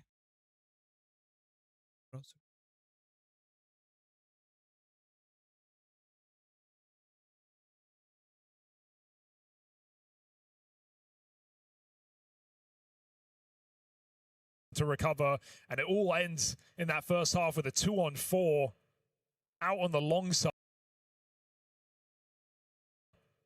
Out on the long side when Zito gets his 3rd kill and repeats. You think he thinks they're going to lose that round? Yeah. My oh my. Quite a start here in Paris for Falcons, but they've got to finish what they've started. 9-3 first half, off to the CT side. Also just nice to see the Falcons looking this adaptable right out of the gate. You know, no slow starts. Every reaction here was so spot on. Like, finally K27 kind of all in the mid for all. They play for that space. They only have SMGs to work with. But the reaction was almost instantaneous. That bomb was back long and ready to go in what felt like seconds. And then sure, they slow it down in the clutch. They give a bit of breathing room to Nico and Monacy to play it out. But, you know, you're constantly racing against the minds of the Falcons, and they're looking very, very quick to get this game going. They can make it real easy for themselves if they pick up this pistol round. Carrigan sees him out long. Nico, headshot on short. X5 has found the gap for now, walking straight out middle, but that lower position as the smoke fades, Monacy catches him. Oh, careful, does get that pre-fire off. They're going to cross into the site. Carrigan, nice headshot. He's held his own in these last few rounds, but he will be found off. The 1. 3 on. Quinky full blind, still good for it. And that's Monacy removed, top performer. Ooh. Still, there's a lot of teeth chomping at the bit to get involved are all of the Falcons, and Quinky feels like he's living on borrowed time. They're chasing him down, giving him the fights. Quinky with the turnaround. What a sequence! back against the wall. No issue for Quinky. The one-man army on K27. Yeah, 1v3 ace out of Quinky saves K27 from absolute humiliation in this game. This was as one-sided as it gets. But that pistol clutch has just put them back in with an opportunity. Falcons run him down on the reload, but he puts that mag in just in time.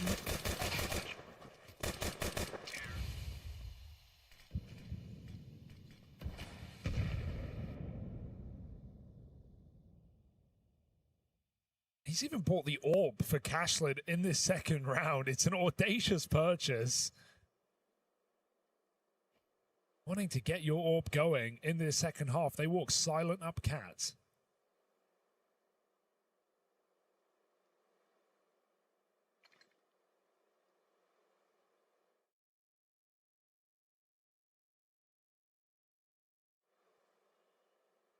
You just hope a round like that inspires the troops.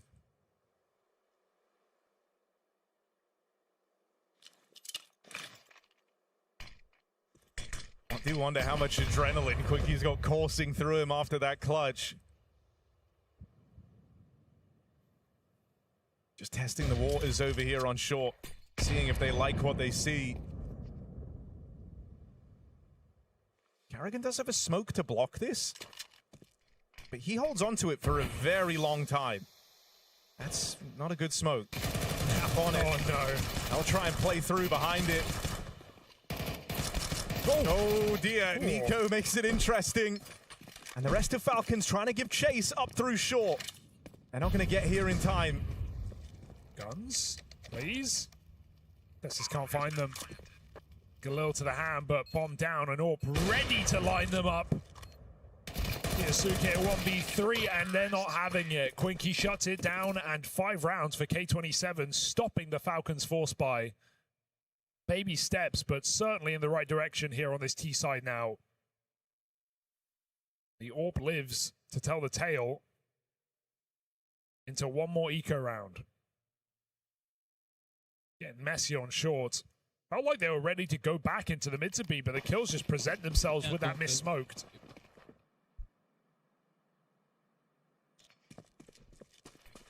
B-rush? Go on. Nice, try and give Falcons a taste of their own medicine. Tessus waits so long for that flash, it never comes. He's looking into the wall when they kill him.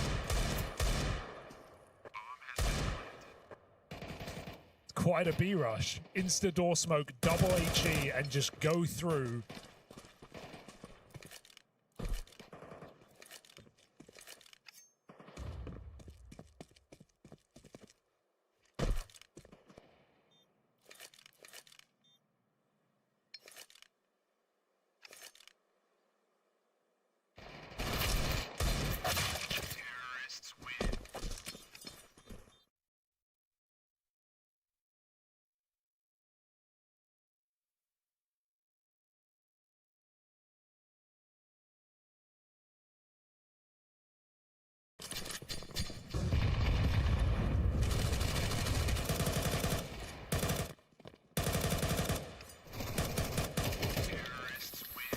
Alright, Cashlet's got his match here. Monacy's AWP as well. Late cross spotted. Monacy's not giving him the fight.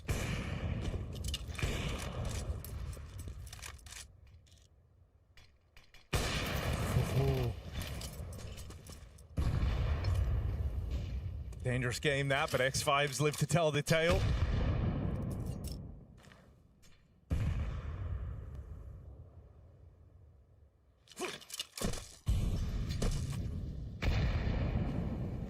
Good nade. Here from Nico. K27 up catwalk. And this is all the makings of a mid to be. Don't have control out towards long. Don't really have any clear picture as to what's happening on A. You have at least forced them within the bomb site, so you've slowed the rotations. You kind of put yourself in a good position to succeed here. If you're able to get through these entries, even trades for Falcons would leave them in a pretty awkward spot. Long rotates, 3-on-3 retake at B. So you need something out of these B players here. They don't shoot. No support. Tessus and Kyosuke against the world. Good timing on that block. 20 seconds, That's though. brutal. And are they no. really going to try and change their mind on this? Nope. They thought about it. They're still thinking about it. There isn't time for this. Going to try and run that bomb out towards short. They lose Clax on the long side, so it's turned into a mid to B. That is chaotic. They'll get away with the kills, but the bomb lost over in mid. Time decides. For K27, indecisiveness, unable to make up their mind. It gets the better of them, and it costs them everything. Just so much going on, right? So many cluttered comms. They get out long, they get a kill, they rotate, Clax dies, they realize it can't go A. There's even no time, really, to get up catwalk and plant that bomb. They bail mid to B. If the bomb was upper, I'd say they have a good shot in the round. 2v2, they got the B site. They can plant that bomb. Tessus is dead. But K27 don't leave themselves any room for error, and with errors made, Falcons collect a round on this CT side. That's more like it. Gut punch out long. Oh, it's nearly the lineup around this smoke. Oh. Beyond the grave. And there was no accounting for that move out of Tessus. Walks the mid-smoke. That's really rude. Knew he had a 1v1, but still. Oh my God. They line up for him. It's on rails. Respect is disappearing from the Falcons now. 11-6. Pushing through smokes in your face. And K27, they're down to 2K a player.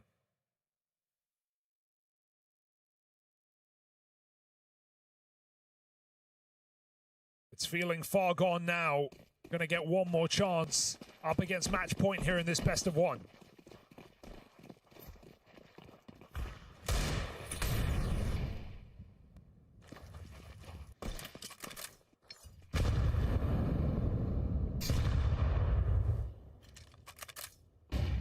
You're seeing Falcons take a lot more liberties. They have left Carrigan all on his lonesome out here on long. But apparently that's not an issue. Easy. Flash gets there just a second too late to help him out, but it will get contained, and now you have 6 chances for a dominant close. Yeah, some signs of life here for K27 in this game, but I think the takeaway is Falcons have come to play, right, with all the pressure on the shoulders of the club championship. Second place team, relying on their last few competitions, CS being the main one. I mean, it's also just the case that even though Falcons as an org have always done well here at EWC, the CS division has struggled. Yeah. And, you know, Carrigan already came in and kind of cured the major woes. Now they're hoping he can do the same here. They lost to Aurora last year, who went on to lose the final.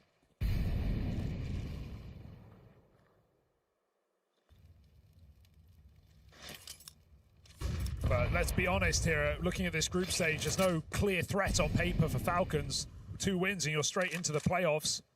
Yeah, I think it's one of these ones where it felt like, you know, the greatest opponent was almost themselves in a sense, you know. You've seen slow starts from Carrigan-led teams in the past. It's very reassuring to see them coming in looking polished. Oh, man. It's a K27 that have had a legit run to get to this point. They were in good form. But Falcons playing like the favorites. 4v4 and the map goes quiet. Bomb out long. 2 players on Cat. Cedo waiting for re-aggression. He's getting exactly that, but teammate swings with him and Monacy collects a kill. Monacy with a monster game right now. He's going to go for more, surely. Feeling invincible on this orb. Missed flick and the bomb crosses in. It will be a retake, but it won't be waiting around as they line up through the smoke. Kyosuke closes. Simple as that for the Falcons. 13-6. K27 are shown the door. Yeah, dominant stuff, man. It's the Falcons you wanted to see from the get-go in this tournament. No messing around, straight to the point, running circles around the underdogs in K27. That's exactly the start that you would expect from the Falcons, who are coming back off of a major win. They start their campaign off here strong. in Paris for the Esports World Cup. Yeah, Nico and company looking primed, looking proper right there. Nico and m0NESY really tag teaming to give K27 a little bit of a taste as to what's to come. Can't really ask for more, can you? You know, I think that was the first time today we see one of the clear-cut favorites also playing like a clear-cut favorite. Credit to K27 for, you know, a brief moment in that second half, you know, stringing together some rounds and maybe making us think that there was a chance of this game being competitive. But end of the day, Falcons in control, start to finish, and maybe you're right, Janko. Maybe we're getting the best of both worlds now from Falcons, a team that is good in the group stage and also shows up in the play. Well, I wouldn't get too ahead of ourselves, Jacob, but, you know, Falcons just taking care of business here, doing what they need to do. It's unfortunate in a way for K27. You can say, oh, why are you playing them on Dust 2? Well, they don't have a ton of choice, really, in the veto, you know, in that sense, and Falcons are not going to, you know, feel pressured whatsoever. It's one of their favorite maps alongside Anubis, and this is what you get. But there was pressure applied, right? So credit where credit is. I wouldn't say that necessarily they tested the Falcons. No, that's not going to be the storyline. Hell, the numbers would even say that. But there were some glimpses of perhaps brilliance in there. Jacob, I know you love being positive. Tell us something. Yeah, I mean, winning the second pistol and converting, it makes you believe that, okay, if you win the first buy round, then all of a sudden you have a game, and that's the charm of best of one, MR12, that there's not that long for a big comeback. But when you get away with 3 rounds in the first half, you're pretty much done for if you're K27. That would have been a massive comeback and highly unlikely, even though that they would have gathered a couple of more rounds. It still felt like Falcons were in control, especially when you consider that m0NESY were feeling it, Nico were feeling it, and overall they seem very calm and composed. So sure, you can make the case that K27 applied a tiny bit of pressure, but nothing that Falcons really suffered on. Yeah, and a strong start at a 9-3 half too on your T side. For the Falcons, swinging for the fences, they got the home run they were looking for right here. A best of one, no scary stuff. Didn't really come down any sort of nonsense that sometimes the Falcons can find for themselves, Janko. Yeah, and it's important to start the tournament on the right foot, you know, and you look at, yeah, a lot of things will make the playoffs, but it also matters, you know, who you're going to face in that first round. So going through as quickly as possible goes a long way to having a good bracket later on. Yeah, and a good day outside of this matchup. Let's find out what m0NESY's got to say. Freya. So much, Trace. Yes, I do have Ilya down here on the stage. Congratulations from the outside. This looked like quite an easy match for you. Was it as easy as it looked from the outside inside the server? Yeah, we were very calm today in TeamSpeak on the game, on the server, with our calls, with our decisions, so yes. Individual form from you. It looked excellent. Was that just down to, you know, you missing playing a little bit on LAN? Has it been a long 6 weeks away from the PC for you? Yes, I definitely miss playing on LAN after Major, because the only tournament we played it was Blast, and we insta lost, you know. So we had a lot of time to prepare, so we were very hungry to come back on LAN. Yeah, we'll just forget about that online affair. Now, not to hype your ego up anymore, m0NESY, but Cashlid, over on the other side, he did say that you were his idol. He was kind of molding his style off of you. Do you want to give him any advice, any words of wisdom? Any advice? Actually, I didn't know, but any advice? Just play more matches, get as much experience as you can, and everything will come with experience in the future. The most important is to believe in yourself. Final question for you, m0NESY. Of course, EWC, we know how important it is to Falcons as an organization. Does that put more pressure on you guys here to perform? No, not really. We don't really take this as a pressure. We just take it as an opportunity to help our organization to win another club championship. Pleasure, as always, to get to catch up with you, m0NESY. Thank you so much for your time. That's Falcons 1-0 up here in Paris. Yeah, m0NESY ending out at 22-8 there in regulation. Otherwise, quick, easy work for the side of the Falcons. m0NESY looked like he had a good time. Yeah, and obviously he had a good time in Cologne as well. Got his major MVP there. And I think we're seeing that a little bit more in recent tournaments with m0NESY, you know, and some of the interviews, especially in Cologne, those post-game ones, like he has just found the joy again in playing the game, right, in this team. And I think he shows on the server. I think he's a guy who needs to sort of have that to be able to perform on a high level. And if he has found some consistency now, like that's going to make Falcons even more dangerous. Yeah, it goes without saying he's a massive win condition for Falcons in pretty much any game they play, whether that's group stage, playoff, you name it. As you said, a bit of a breakthrough through the major, you know, getting the MVP as well. And if anything, if you want to zoom out a bit, maybe he's also able to close a bit of that gap, you know, that Saivu and Dunk as of late have opened up to him. I think m0NESY being the MVP of the major, playing like this as well, maybe it is a three-horse race for the best player in the world after all, if he continues down this trend, and especially if Dunk is showing a bit of that inconsistency that we never really seen from him before. Yeah, and you look for where those weaknesses are going to be within some of these top-tier teams, some of these high-caliber teams, especially with the side that we've already seen, the Donks of the world. They've taken their L earlier today. How do they bounce back and remain some of those top-tier teams? The things that separate them from the pack, the ones that keep them up there. For us, at least, putting a ribbon on such a performance, or at least such a showing from K27. They're in the building. You guys said they were excited to be here. Is there anything else you can put on their plate?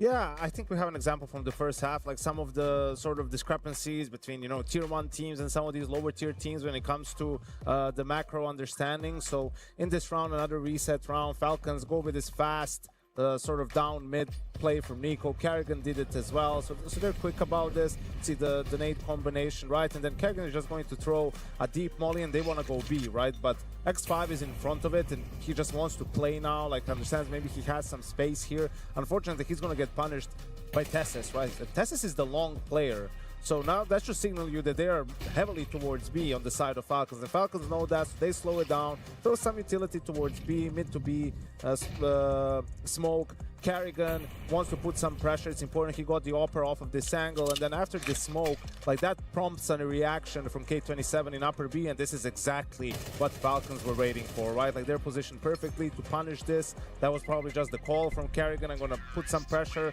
They're gonna push B. You guys are gonna kill them, and that's exactly what happened. And you know, it's an example of just manipulating some of the rotations, and maybe K27 being a little bit too naive, going for that B push when Tessis was spotted in lower B. Kind of forcing them to where you want to have that fight, like forcing that reaction.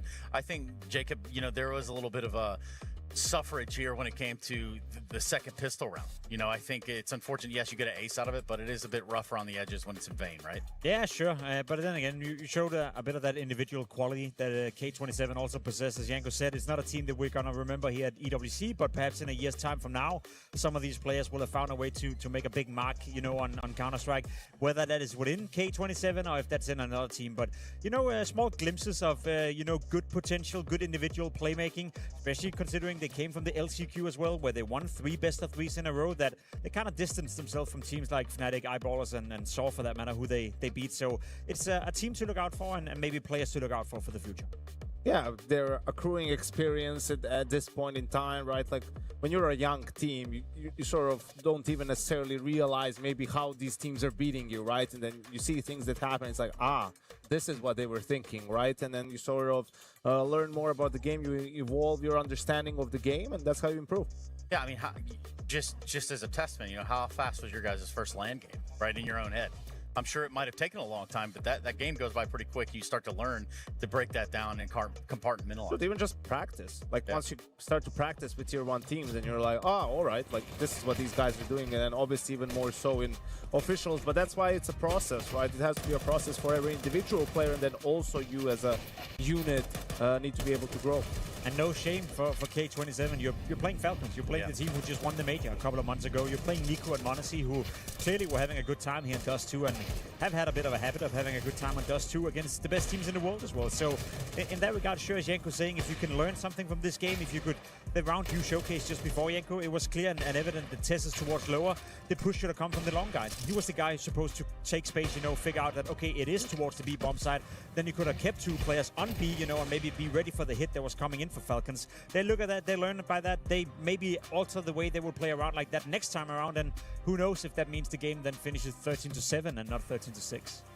Yeah, and it could be as simple as a change of numbers, obviously, Jacob. I don't know why you have that big smirk on your face. It makes me a little uneasy. Yeah. Luckily, the people at home can't see that. We actually have Nico smirk instead, which I know that you guys are big fans of here. Do you agree, Janko? Is Monacy, can he still be part of the conversation, you know, best player in the world? Or yeah, absolutely not. What if he's the major MVP in Singapore? There we go. Like, how can you, a guy who's won 2 major MVPs, not make him, you know, potentially put him as #1? Obviously, depends on a lot more tournaments. And I think what's important is it's wide open still, in my eyes, right? Like, we don't know how Vitality is going to perform moving forward. A couple of events, they're going to have a stand-in. Yeah. You don't expect them to sort of win events with a stand-in, right? What if Falcons are the one, or Spirits is the one with Dong to do it? So I think it's a lot more competitive this year than last year. Which, you know, it's only fair. We talked a little bit about Kerrigan, so your boy Tessis, let's talk about it. I know that there were some question marks about, yes, okay, this is what Tessis brings to the table here, and now they won a major, so we quelled that still, right? Did he show up today? Was he the best support in the server? Yeah, I mean, it's hard to judge from this game, to be honest. I think Tessis is best shown when the game is close, you know, when he needs to find impact. Today, it wasn't really needed, to be completely honest. I think Tessis is also benefiting from Kerrigan coming into the team. I think Kerrigan likes to have a player that is a soldier for your team. I think Cadian even labeled it as a soldier finally winning the major, you know, in Cologne. So having Tessis on your team in the role he's in, I'm sure individually speaking, he could probably get more out of himself in a different team, in a different role. But personally, I would rather be Tessis, you know, playing maybe not the best roles and then winning majors and winning trophies, playing next to Monesi and Nico than showcasing my individual skills. So I think both sides are happy on that one. Yeah, he'll have his moments in Kerrigan's system, right, where he'll have to play, and he has the right personality for that role, right? Like, you always need to, you have a finite amount of resources in a round, and, you know, some players have to make do with less being allocated to them, let's put it that way. And Tessis is a guy who can do that, who is not uncomfortable, who doesn't have an ego in that sense that, oh, he has to have the numbers or he has to have the opportunities, right? He'll just do whatever the team requires of him to help the team win. Yeah, for us, still tons of more Counter-Strike to go. Gentlemen, thank you so much. Yeah, we can put a ribbon and bow on this one for K27 and Falcons. That's a done data. And as it shapes up, we've got Paravision V8, BB Team, and FaZe also to look forward to here. MIBR, Strauss, all the fixins here at the EWC. That's the Esports World Cup live from Paris. We go to a break, we come back, and it is going to be that BB Team versus FaZe.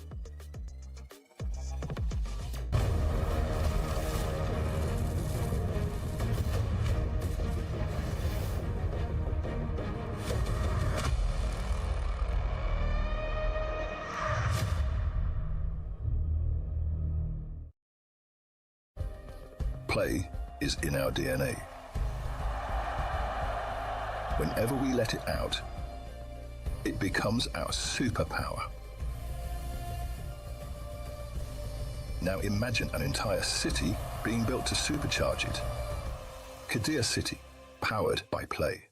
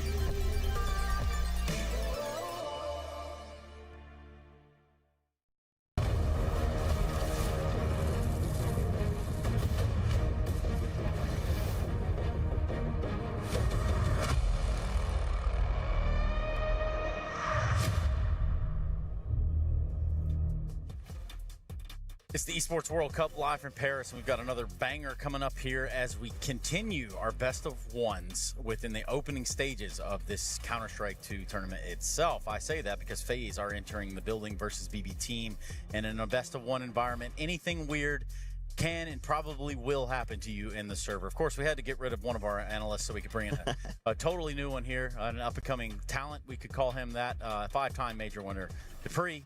And of course, we've got his friend Jacob here. So, Dupree, how's it been today, man? How'd you find the games? Yeah, it's been good. I think we've had a little bit of everything. Like, we had some slaughters. We also had some games that was very close, but we also had games that, just was dragged out. So I think it's been a good start to the tournament. We've had that upset with Spirit losing to GG. So I think that's the biggest upset we've seen so far. Yeah, safe to say there was a big upset. I feel like all games, apart from the Falcons K27, have been hyper competitive. So I can't see a reason why we shouldn't expect this one to be the same thing, Trace. It might as well be, yeah. BB Team versus FaZe, both in their own ways, very, very unique storylines. We can start on the BB Team side of things. The team that seems to have found a footing at this echelon of play, even though most of the time it seems like they have what we call a stand-in or a substitute.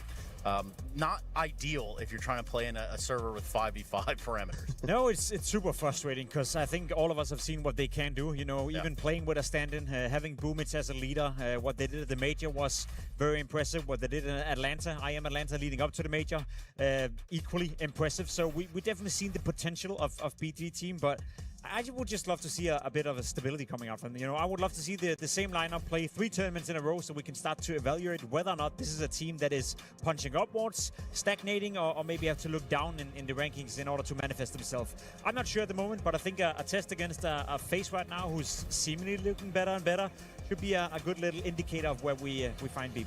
Yeah, there's definitely a chance here. Also, the fact that it is a best of one. But I think the whole storyline for BB Team here is obviously the run at the major that, saw them coming in with a stand-in. And that's really been haunting them throughout the season, right? It's like a team that's only played, I think, 9 total games on LAN together. So at this point, it's a team that still seems to be, finding their footing with the full roster. Well, even some of those LAN games that got in there and some of that success, hell, we roll the clock back to Atlanta a little bit here. We see a BB Team that's poised to find their way into playoffs pretty expeditiously. So, yeah, that is still a team that didn't play with their regular 5 or the 5 that was planned. No, and that's been the big issue for them, right? But I guess the positive thing is that it's been the same 4 players, circling in and out and around. And now that you have Dillard back, you have Siren back to the lineup as well after the major. It is players who's been practicing a lot together. Yep. Unfortunately for them, these stand-in issues are always coming last second with visas not being acquired, etc., etc. So you'd assume that behind the scenes, they played together quite a lot. The problem is, as you described it as well, Peter, is we haven't seen them play too much together in a LAN setting, in a LAN environment. So that's the question mark attached to them. That being said, though, I feel like whenever we do see a BB Team play, they always surprise us. They always play well. They seem to be a coherent team. So I don't see a reason why we shouldn't expect them to do well here in Paris. No, it's the stand-in situation, and that seems to be coming back to them. But they seem to be doing well every single time they get to that point, right? It's like the fundamentals of the team, and they lower their expectations, and they have the fundamentals in Boomy to just call the things on the fly, and people seem to be slotting well into their roles. And I'm just curious to see if they can ever find back to a level that is going to be as good when they had stand-ins, right? I think people are probably thinking, why wouldn't they keep Flammes once they played so well at the major, right? But at the same time, it's a given time where the team still needs to be finding their footing with the team. And, this is a great opportunity. This is a great start. And the best of one, I think it's definitely an opponent that they can be taken on. It is an opponent that can be taken off, but also, I guess, with both of these teams in their stumbling point, right? Because for FaZe, it's not like they're necessarily not a revolving door currently, as is.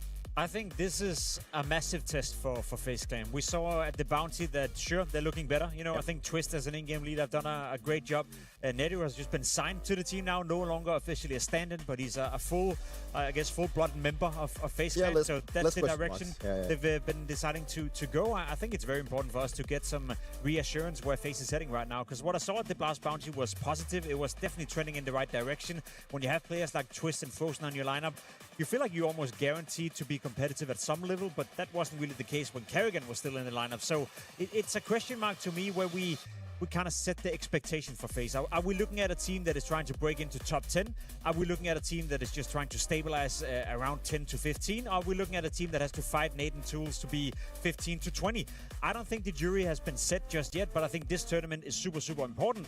And when you consider where these two teams are at right now, if you're FaZe and you want to be considered a top 10, top 15 team, well, then you got to beat BBT. Oh, yeah, for sure. And I think it's the question marks that's been revolving around FaZe for so long that it's good that it comes with a bit of a clearance, also signing NetEU, as you mentioned. But FaZe has already hit rock bottom, right? You know, when they didn't qualify for the major, that's kind of rock bottom for them. So they could only go one way. That's forward, right? And now the fact that they've picked up players like Jabone, they've luckily kept someone like Frozen, right? Still sticking on to Jacob, but also the fact of signing NetEU now for the full roster. You know, they're also moving in a direction now where they seem to be picking up the young players, but at the same time, it all seems like a team that doesn't have like the leeway to actually approach the right players they maybe wanted. So they have to go with it sort of B option. But I kind of like that approach that they decide to go with like the more talent pool instead of going for the ones that is already established, because we've seen how that one works out for teams that is already established, that they go for the names instead of the ones that actually wants to prove them in there. And then there was obviously the fact that Brogy's not in live anymore. I think that paid off very well for FaZe. See, that's my issue, right? Because I don't disagree with that. I like the fact that you're going for some of the young up-and-coming players. You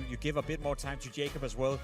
For me personally, I'm not sure he needs more time. I think I've seen what I got from him, and to some extent, he's doing a decent job winning FaZe Clan. But he's not a player that is going to make sure that you're top 10, you know. And then you look at J-Bone, okay? You're benched in big, and now you're coming into FaZe Clan. Are you supposed to be a player that is elevating the team to top 10? Maybe. I think he's the one who's shown the most potential and shown glimpses of what he can do. So I like the direction they're going in that regard. To me, it's the communication, because when you then listen to some of the upper management within FaZe Clan talking about how they still have a lot of money and they're willing to spend and they're invested into Counter-Strike, let's be completely honest, and this is not necessarily a negative thing, but that's a budget version of FaZe Clan right now. This is not an expensive team in terms of acquiring J-Bone, in terms of keeping Jacob. The salary these players are getting, NetEU for that matter as well, they're relatively cheap players, you know, so that's not a big bluster signing where you're saying we're going to spend the money, we're going to buy some experience, we're going to back up Twist and Frozen to build a team that is most definitely going to be top 10 or top 5. If anything, they've taken a step back and now they're trying to I guess, build a team on a smaller budget, but also where the potential is hopefully what's going to carry them through. But realistically, if you are FaZe Clan, you know, who are you going after to kind of fill in that's those the thing. blanks? Who wants to join the team? Around a Frozen, around a Twist, like that, there's such massive gaps in the whole plan there, the whole structure. But I'll tell you, that's exactly the issue, right? Because if you're FaZe Clan, and I've said this a couple of times in my podcast as well, your most important job now is to make sure that you're competitive enough that players want to join your team. Because this iteration of FaZe Clan is not going to be the final one. If it is, then Frozen will leave, Twist will go somewhere else. As you said, the gap between those two and the rest of the team is just too big. Your most important job now, Peter, is to make sure that you're competitive enough that other good players want to join you. And then we'll see if they're all, you know, talking, if they're willing to spend on some of those players. Because they cost money and they're expensive to give salary to. But if FaZe want to be a top 10 team, top 5 team, if you want to back up Twist and Frozen, you got to sign better players. Question is, who of the other three are you going to keep for the future? And it's not even that they've gone there. I mean, we're talking about a FaZe without Neo now. We're talking about a different look FaZe and a different approach seemingly to how they want to take things going forward. Academy teams, this, that, or the other. Where do you find the FaZe conundrum right now? I actually think the swap of coaches was very needed for the team. And I think also the fact that Neo was maybe more of a, I wouldn't say like a soft coach, but maybe not the guy that would go and, you know, just, you know, he would maybe like, you know, take things and then, you know, wrap it up a little bit instead of just going straight honest to the player and saying, you're not doing good enough right now. And I think that is also the case with Brogy. And that's why I think he's been removed now that there's new eyes now on the block. And he came in and saw that Brogy was an obvious issue for the team in terms of his performance, but also probably his, you know, the way he functioned together with his teammates. So I think it's nice to see that it's a bit of change of scenery, that a new coach comes in and dares to make these moves, even though that the FaZe management also had something to do with it. But overall, the fact that they now have to sign younger players that come from Academy project, I think it's the right approach. I think that is the approach they could do, probably the only one they could do in this situation where they have to build from the ground by not qualifying for the major. If anything, it gives a bit of urgency as well, because if you're J-Bone, if you're NetEU, for that matter, if you're Jacob, you know that if you're not performing, odds are you're not going to be there in 6 months, and that could be a good thing. That could be a good thing that is motivating these players to show their absolute best and, you know, making sure there's a case for them to stay with the future FaZe Clan lineup, which I think is going to look a bit different. When you have players like Twist and Frozen, you can acquire good players. Question is if they can convince those two that they should stay there. Yeah, there's a certain point where you are really just building back up from the bottom. Hey, enough from hearing us about it. Let's hear from FaZe. I think we've got to start this interview with some celebrations, Natu, because we saw yesterday, officially, you are a permanent member of FaZe Clan. Can you just tell me how that decision came about and how you feel about it? I'm feeling great. It's been some months now that I'm in the team. To be honest, I knew it kind of some time ago, but there has been like some contractual negotiation and stuff, so it took some time. And yeah, I'm just really happy to be part of the team, and I think we're doing great. Now we're in the top 10.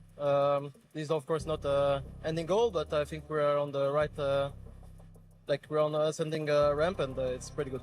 Now, I'm not asking in terms of your roles, just more of like an attitude or emotions. Does it change anything for you knowing that you're a permanent fixture of FaZe for the future? I don't think it changed that much. I wouldn't say it changed at all, actually. I think I'm pretty comfortable with the team. I felt like I was already part of FaZe before, so it's also like I've been here since a long time. So it's like the transition was way smoother, and now I don't feel that much pressure like being part of the team officially, I would say. Let's talk about your first opponent here. Best of one, it's going to be versus BetBoom. You played them, I believe it was just over a month ago, pretty convincing 2-0. How do you feel about going up against them in a best of one today?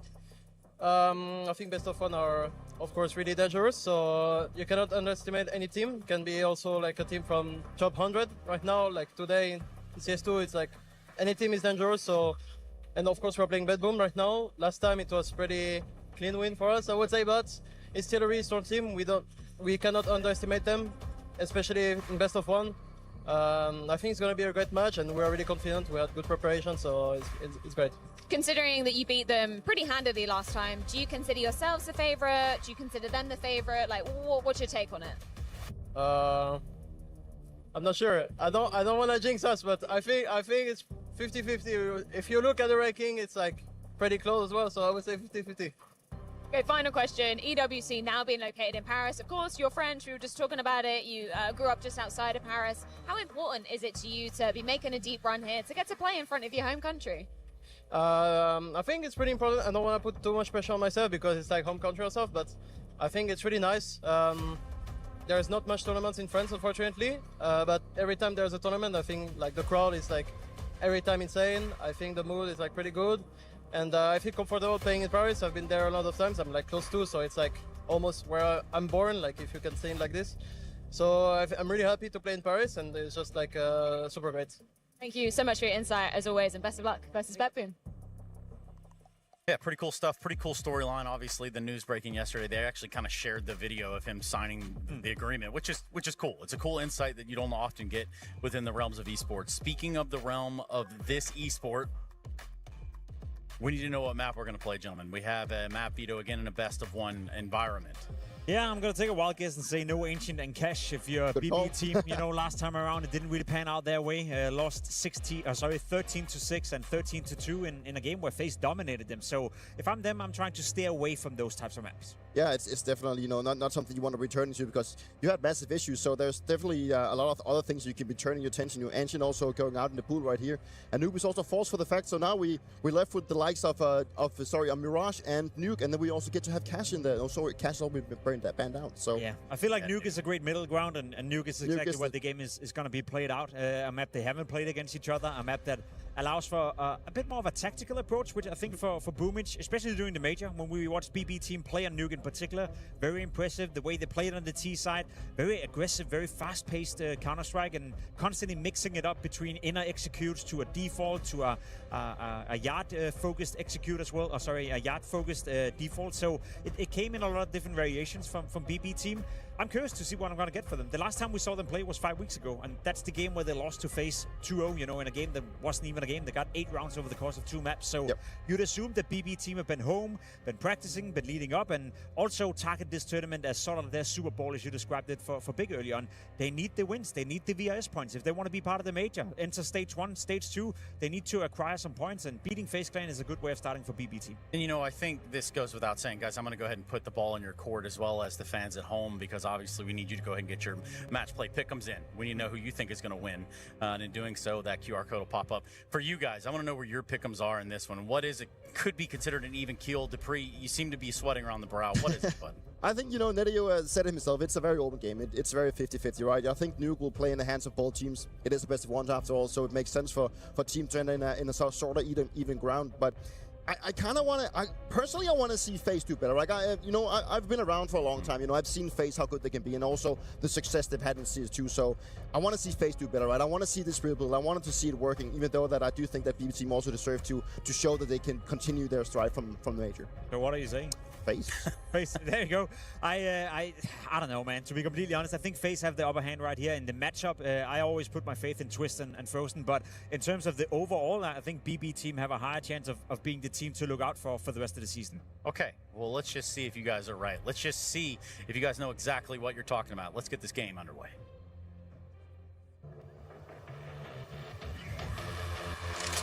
Oh my God, they're all back turned. They line up for him. Man full of beast, yeah, it's haunting. Nobody knows who they calling. Sound the alarm, yeah, we're marching. It's an army. Army. China Falcons are aware for this. It's an army. No, it's not a team, it's an army.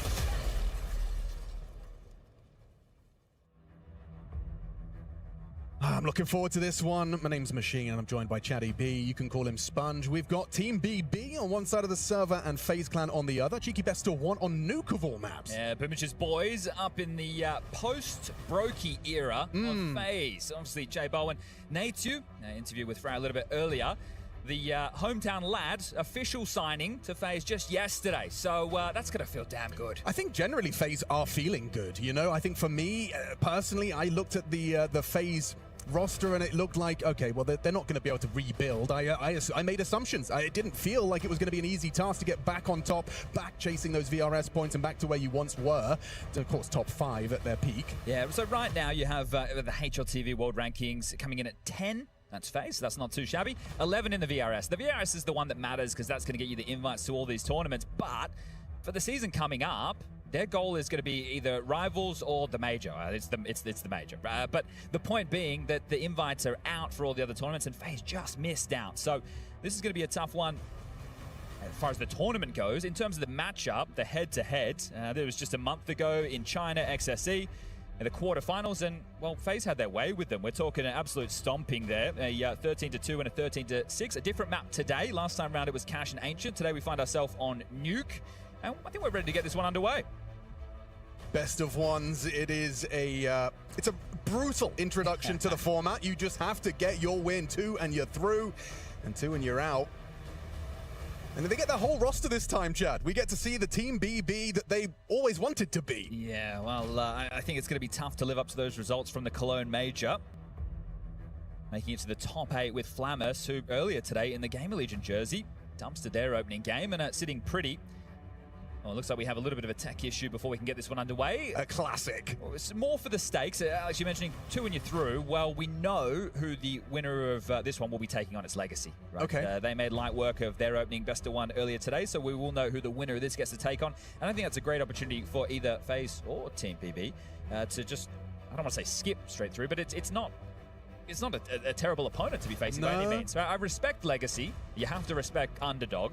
But in that type of matchup, if I'm looking at FaZe in their current form, what we've seen from XSE and then Blast Bounty, I'd say, yeah, they've got a pretty good shot at it. For Team BB, I'm a little bit more worried. Right. I think they're on what I would consider a very, very slow downward slide. Now, I guess when you set the top of the mountain, they're top 8 at the major. XSE, they lose to FaZe in the quarterfinals there. And now here, we have to see, are they the team that can deliver the same level of Counter-Strike? Got a lot of love, got a lot of time for Boomich as well. A redemption arc for him, making a run to the stage at that major. Let's see if they can dust themselves off and do it again. FaZe, a tough opposition. CT start for FaZe. And it's going to be on the attack for Team BB. Dual Redders for Natu. Smoke a flash for Jay Bowen. And a slow start out the gates. Door blown off, lurk smoke in. Vent questions asked as Twist peppers away, hoping to get some info, slow them down, and he'll take that vent. So he can rotate up, sure, but it's not going to make life easy as the top pop lined up. Direct, straight to main. Okay. Okay, and he's got 4 yard space, J-Bo in the first of 4. Now Locker's wrap open. Dilladez walking round the corner. Easy pickup for Jacob. He's got more though. Magnajez and Boomich on Lockers. Could be that double swing. He needs that first bullet. He's done very well. Jacob's pistols deliver, and FaZe should be able to collect. Oh yeah.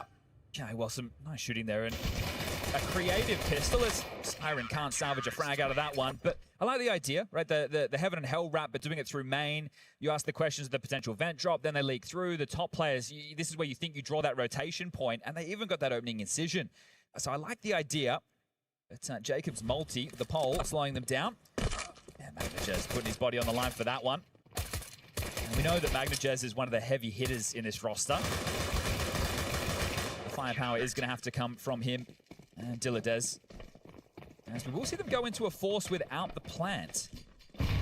So it could be more of the same or a similar fashion. Zutil scuttled in.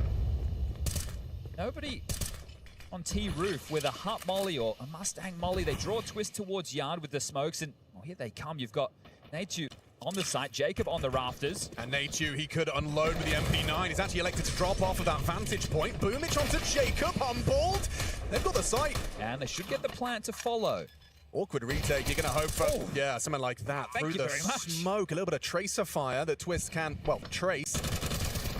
Boomich next to fall. Frozen from Heaven's side. Siren does well at range. The Tech 9 besting Frozen, but it's all falling apart. You have got the plant. You haven't got the round. I'm curious to see. If you go by the book, we would be expecting Team BB just to take the save. There'll be some light upgrades here, but if they wanted, they could shove again, right? The lost bonus building, the plant there. You've got players sitting at about that 3.3k mark. We're talking Galil, head armor, util. But that's another round for FaZe.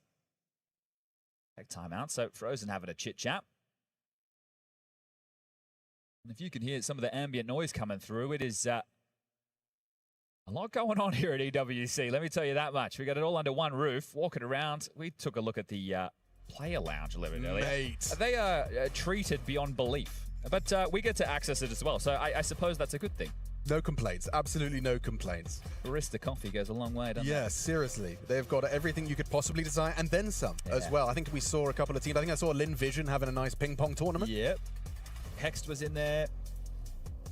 M80 putting their feet up. Yeah, theirs was post-loss, so it's a little bit harder, isn't it?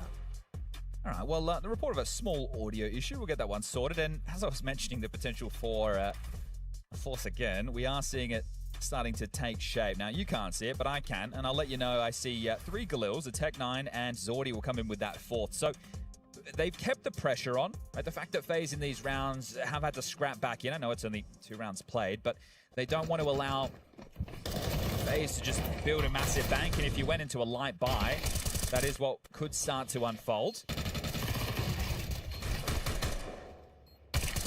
Biggest issue for BB team in this scenario is the limited util. So is the opening move the follow through? Are they hoping to be fakey because you're going to be more limited with those options? The opening stance staunch from Twist, looking for a fight on Yard. Does feel like the odds are stacked against them when you look at the Galils and you look at how little grenades. Everyone's just got 1 left. Boomich throws his out. And they are audible. Twist relays the information. Multiple bodies descending secret. You can see the reaction immediately. Frozen will descend. Looks like Jaboan's considering it. Well, housekeeping on ramp side. This is what I mean about the util. Now we've got a smoke and 2 flashes. You need to find the finish. Fortunately, you have some space, right? If they got stalled out here and didn't get secret, they would be in a world of hurt. So Boomich on the lurk, the in-game leader, a lot of talking. You got Siren who wants to make a move through lobby, see if he can catch a push. And then you, as mentioned, have Frozen down towards B. Something that fills me with a little confidence is seeing Dilladez with the bomb and a smoke. There's a chance to be able to get this bomb down and cause a bit of a commotion. Siren looks like he's about to be a dead man to Jaboan. Boomich has removed Twist, though, from the Yard side and will dip back to lurk out. Easy from Frozen, standing his ground for 2. Jaboan a burst to Magnajez's face, and they know where Boom was. And this is the problem. Because you've opted for Force Buy after Force Buy, this time you don't make the dent. You don't get the bomb down. And now you might be considering the save, and that's if it's allowed. You've got Jacob down the ladder. If you poke your nose in, you low, and you're removed from play. 3-0, spotless start from FaZe. And now the most comfortable and easy round coming up next, because BB team have to respect the finances. They have to just take a light buy and, yeah, take their foot off the gas. I think comfortable is a word I'd use for the majority of these. I know financially it looked like BB team were vying to try and break through. But for FaZe, this is probably, you know, this feels quite casual right now. And this is the one where you hope not to give over any casualties, right? You're probably going to lose 1 or 2 in the mix, but if you're FaZe, the round should feel a bit more like a gimme. You've only got the Scout for Zorti, some pistol upgrades of 2 digs, 1 for Siren, 1 for Dillades. That's been spotted and heard, so J-Bowen wants to see if he can deal with this one swiftly. MagnetJez on that main roof. We're seeing if they want to go for a deeper pick. So protecting MagnetJez's position, and oh dear. What? Okay. Well, they don't need to see each other for that exchange to go down. Siren and Nate's locking horns. He has no idea how close he came as well. 97 in what, 3? Nice pick off on the smoke break. Zorti caught out back red. They're not giving him anything here, Chad, and understandably so. Like you said, trying to minimize the casualties. Netu should probably just be hiding. And Twister's got Yard on lock. Unless he wants an upgrade, and then go and offer yourself to the gods and see what you can do. Hold on to that MP now for as long as you can, huh? Okay, well. Excruciating, these rounds now. You've got the disadvantage. You kind of know your chances of getting the bomb down are minimal. Oh, especially now. Dillades has just been removed. J-Bowen catches on the smoke. MagnetJez still on that roof, by the way. They did hear him drop, so under the impression that he's probably still there. Nice pick off, drops into main, and he's out of there. Okay, all 5 staying alive.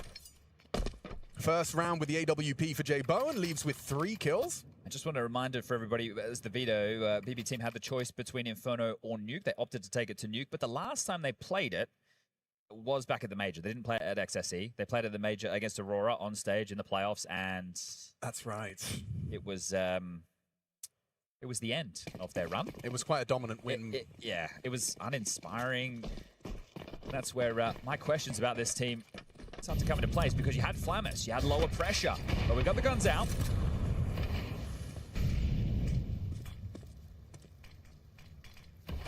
Okay, Lance, where are we going? Zorti to escort, top silo.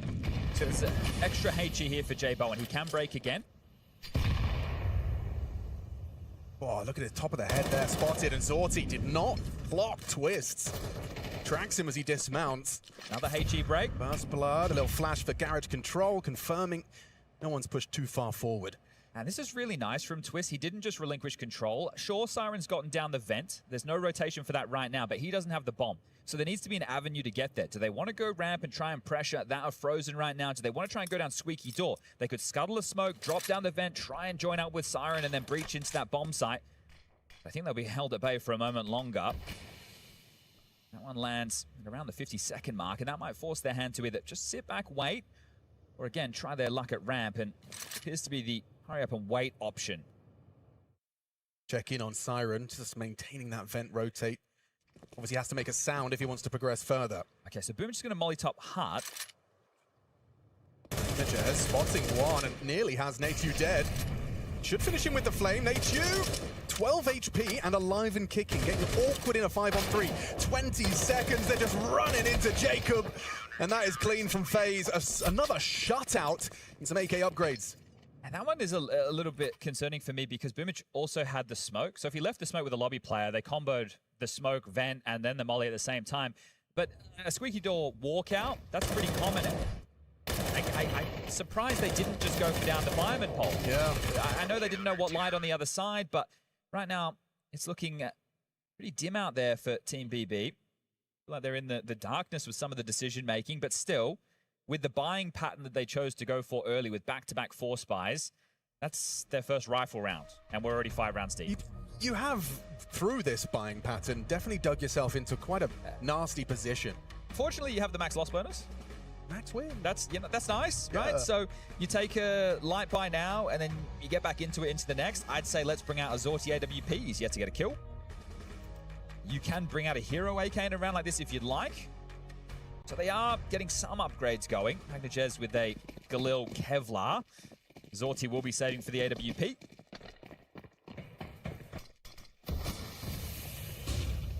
And fast smoke wall yard. Yeah, that's going to nullify J-Bowen. He gets 1 HE to have a sweep and nothing spotted. Poor break. Easy. Oh, and another onto MagnetJez. Just a shooting gallery for csgo, and every time they go yard, they leave with missing teammates, missing limbs. Magnajaz and Boomich sidelined. You have got down there. Zorti's got the bomb on his back. And no CTs yet to rotate down. You know Vence is likely off limits. Frozen on his way.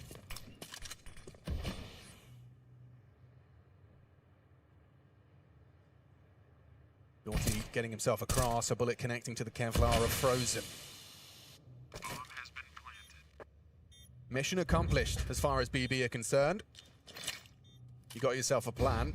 Are you going to get around? He's still worried about this lurk. And he's not wrong. Siren is going to worm his way through the smoke. And perfect camera to highlight the timing on that one. And just a really patient retake. Well, they all had kits. You know, they're doing it together, which is a really good sign that communication's on point. Dilladez, first frag. No, it will not be. Jacob will bowl him over. And now we will get the guns out again. So second full gun round coming into round number 7. But very, very comfortable stuff. I think the lack of kills is the most concerning part of this right now. You've got 0 on Zorti, 0 on Dilladez, and 2 apiece for the other 3. So that's only 6 frags in 6 rounds of play. Yeah, and csgo alone has none. He's been a fun addition to this roster. Bring a lot of energy. This is what happens when you bring in green players, right? Obviously, it can be a risk. They can be a bit nervy. Absolutely. But if they can deliver, and he's looked comfy, 3rd highest rated player for them. They're 25 maps played so far. Still Twist and Frozen towards the top of the scoreboard, as you'd expect. And that Zorti orb won't get a chance. And it's been consistent and persistent with these smoke wall breaks, right? They've funneled a bunch in, round after round. Oh, wait. I thought we were seeing a nerdy Molly lineup there, trying to take Frozen out of his roost. And flash and go. Frozen tucks in. He's got a lot of pressure. Rotation from csgo to try and lend a hand. He gets vision, and no one clearing. Siren not looking. Frozen making this casual. 20 bullets in the mag. He takes 3. So got himself a 2v3 situation. Thought he know it yet, but he can just head down towards that B bomb site and get that down and start playing this post-plant situation. So this is telling the BB team don't really have a good understanding of what the rotations look like right now. They're clearing every nook, every cranny. That's giving time for FaZe to go on a scouting mission of their own. Nateju takes lobby. Jacob paired up now with the boss man Twists. They're starting to search this one out.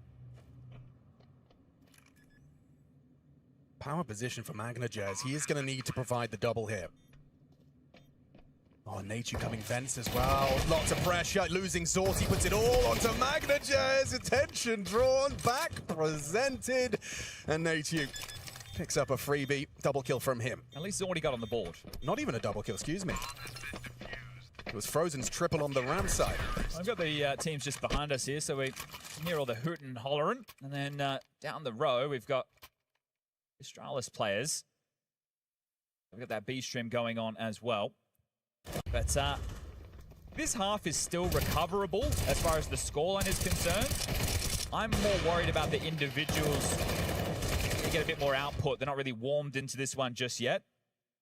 They can still get, well, 5 rounds is the max. If they could get themselves a 8-4 half, even a 9-3 and a pistol on the other side, you give them a chance, but right now it's domination. Oh, and I love it. Perfect time for an aggressive orb maneuver. jsgo. He's been such a thorn in their side on yard, and now suddenly, round 8, he's gone and drawn blood in the lobby. Yeah, they are flowing right now.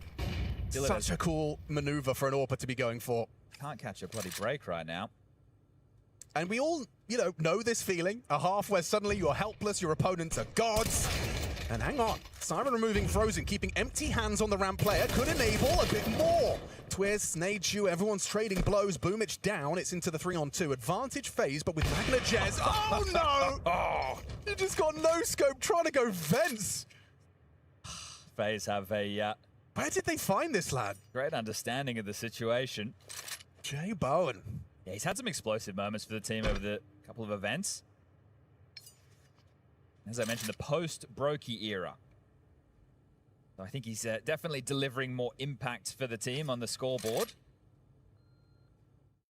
He's posting up towards the door, looking just to punt this one in. We've got about 35 seconds left on the clock, and just one man with a hope and a prayer.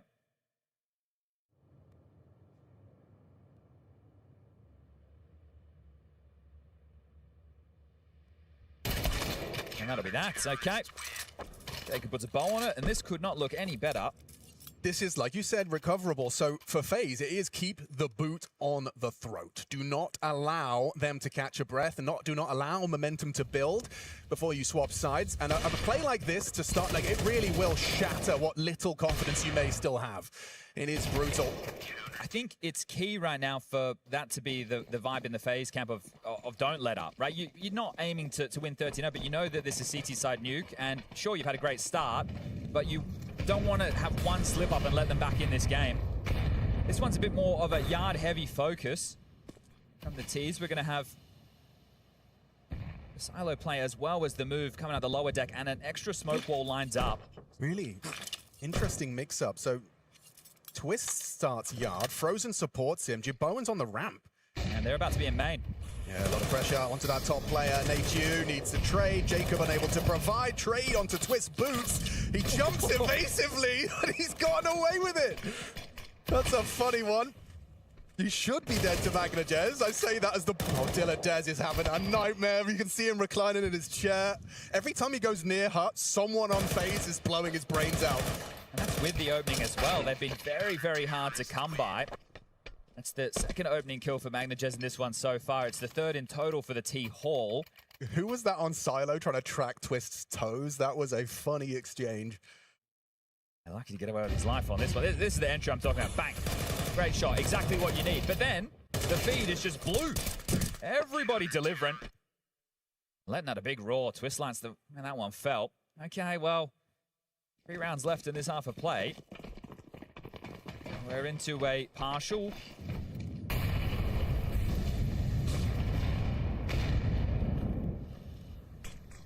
Haven't lacked ideas. Certainly not. There's always a change-up. There's always an idea. They've lacked multis. They've lacked openers. And this might be, again, the perfect move. It's so risky for Twist to push through this, though, without some type of support. He gets Siren for free, potentially. It depends how long he's planning on lurking around. Oh, even a bit of spam onto Dilladez there. He's not quite... Oh, did he... He saw him. He saw enough? Yeah. So he knows, and he goes. He's going to catch this lurk. Siren can't... Oh, no. Okay. That's the first real faux pas that's been made by FaZe. He's just like me, for real.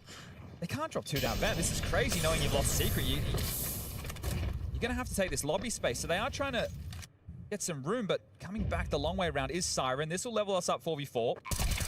Okay, bomb's just gone down. 40 seconds. Start counting. Retake on. Up close with Tech-9s. It really does look like this could be the first for BB. Jibowen, not the weapon you want up close versus the Tech-9. No scopes have been hitting though. This time not ready for Boom.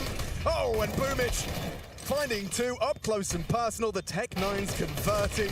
And finally, they break through 10 rounds until we see a BB team round on the board. It's something. But this is it.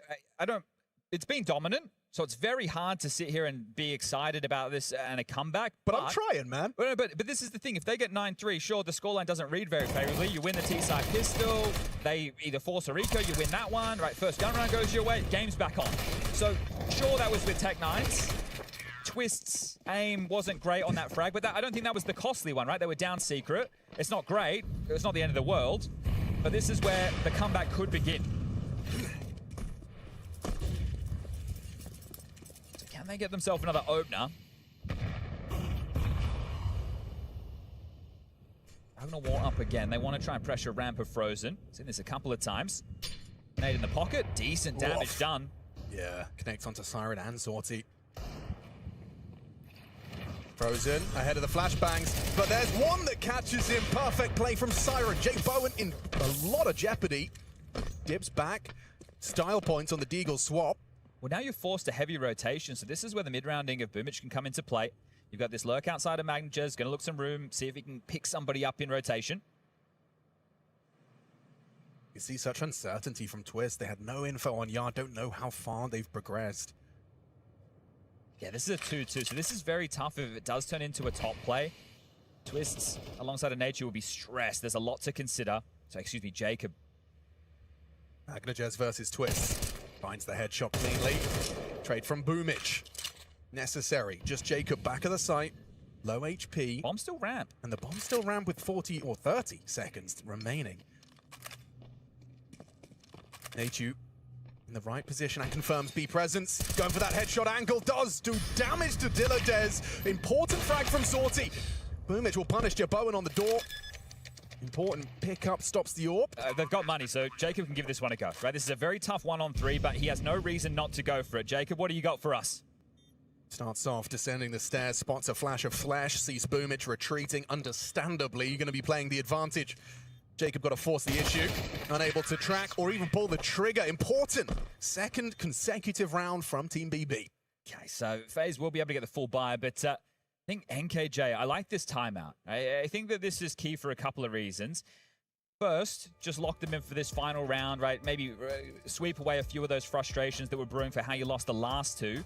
It's also a good opportunity now because we don't have the normal 2 to 3 minute halftime break, right? It's only going to be 30 seconds. So right now, if this round is quick and you lose it as well, you could get ahead of some of the frustrations now. Don't have to worry about doing that in the quick 30 seconds that you're going to have. So he wants double digits and he wants it now. Have everything they need. Diffuse kits across the board. Everybody has head armor. Fought for JBowen. Full sets of nades. They'll leave flashes at spawn. They've had a very dominant half, but again, it is a game of two halves, right? There's a reason that the CT and the T sides, different objectives, is we get this one back underway. Zordy with the AWP looks to want to take that first pick outside. Deep molly, and Twist will throw that up to Silo. Boomich on a deeper line, a flash over, and a ramp boost. So, see the openers of the round starting to take shape for both of these teams. JBowen rotated back now. Second smoke wall in. Jacob will break this. Hello. Oh, he got info. Did he? No, maybe the flash obscured. Magna Jets towards the main now. Knows tracking from Twist doesn't connect. It's a question for Jacob, and he has found the answer. Important from Dilladez. There's one on Siren. Onto JBowen. Just Natew tucked to the back of the site, and they're about to apply a lot of pressure. Molly lands, Siren's wide, and it should be round. Just frozen to get past. Now spotted, audible. And Zorty's AWP might be the one to close this down. Yes, indeed. An end to the half. 3, recovery of sorts. And I think Dilladez is happy he got a kill. So the fact he got on the board there finally in the tail end of that one will put a smile on your face for the wrong reasons, but you do want to shrug it off, right? Nobody wants to finish a map without getting any frags in play. You seen this kill spread from FaZe? Yeah, everybody was, when anybody came knocking, they were delivering, right? Yeah. It was very dynamic in terms of the opening kills. Everybody was able to deliver in that department.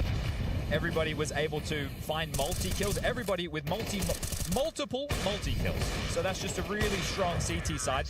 Now, this is where we're going to put them under the microscope. This is where the scrutiny will come in. We're looking T side now. If they can get the pistol, they can get it done with nice and quick. You lose the pistol, this could be a comeback starting to unfold. So 3 straight. FaZe stem the bleeding now. Or do Team BB start bringing this one back into a conversation? Remember, winner of this will take on Legacy. And winner of that will be in the 16-team playoff bracket.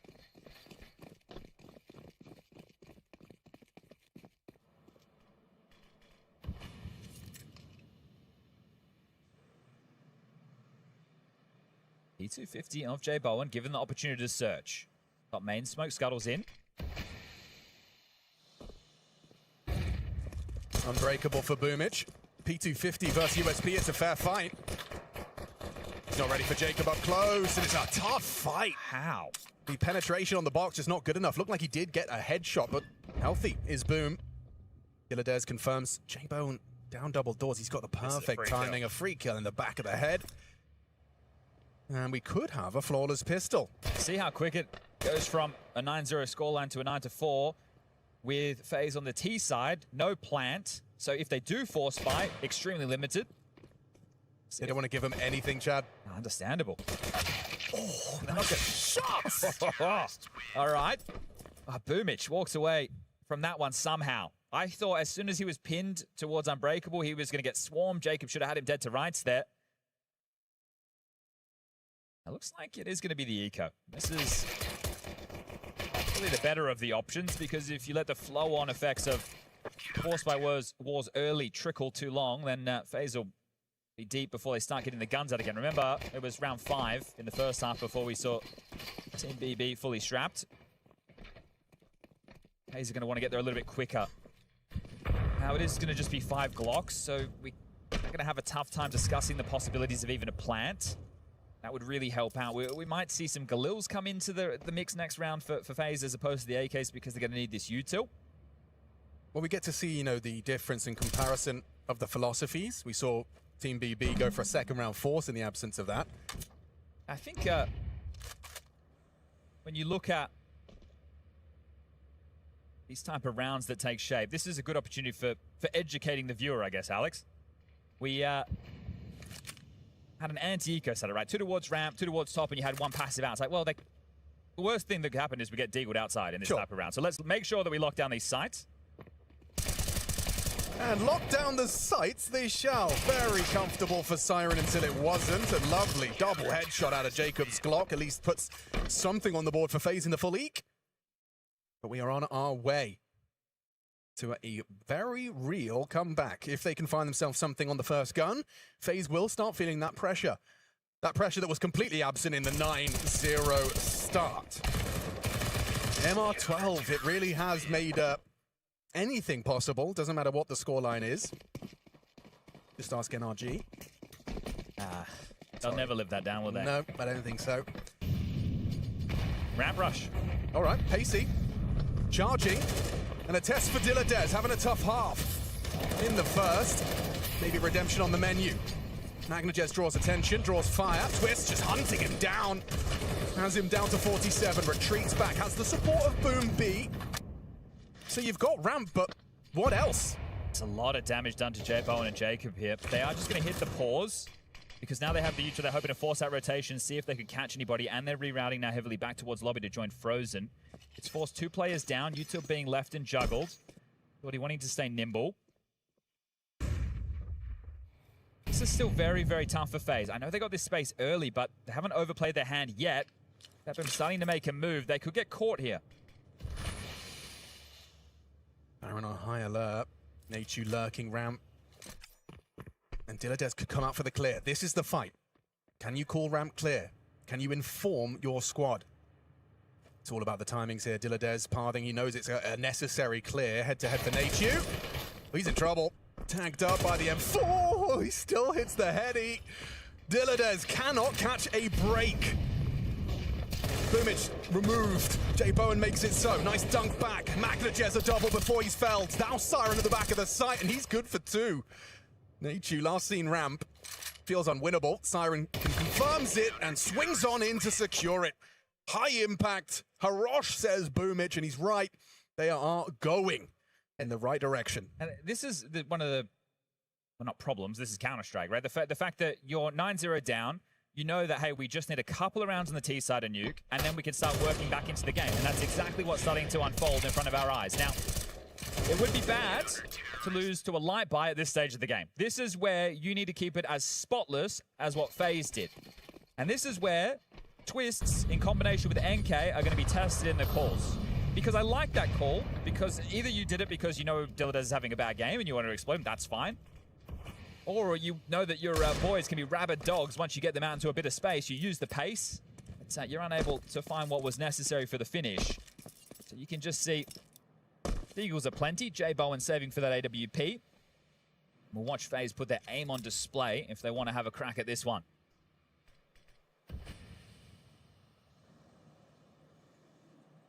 FaZe Clan individuals are not to be underestimated on these sidearms. And the round that got BB Team going in the first half was a Tech 9 round. I know we're not quite there yet. It's a bit more util in that one, but taking their time. Just give them the fight, you know. Magnajez flirting with death every time he does go for a little jiggle. And he's found it. Onto Twist through the smoke. Very composed. Striking that perfect balance between not overextending into a Deagle headshot, but not playing too scared and giving too much space to just a pistol. He's played that perfect. And it's looking to be flawless, isn't it? So this is exactly what you'd be hoping for if you were Fierce.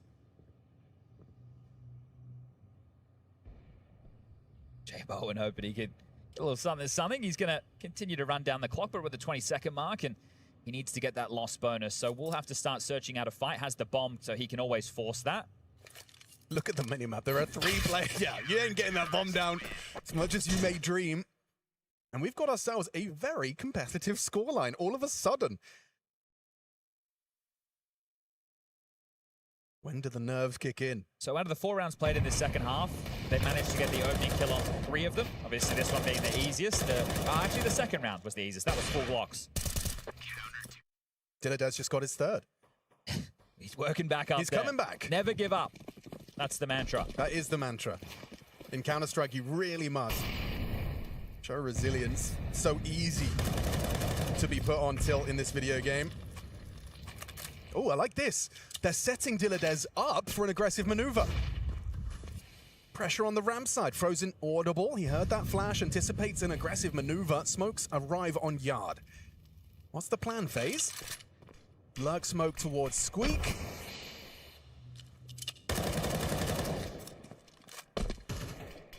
Another layer of this smoke wall, but Boomich is going to block them once they get down secret, if they get down secret. They've taken warehouse control. Okay. Jacob, susceptible to that smoke break, takes a little bit of damage from the HE. A little bit of damage onto the AWP and the bomb carrier. So Magnajez has managed to find a little bit of damage onto 2. This could be one hell of a HE if he times it right. There are 3 members of FaZe just behind that smoke.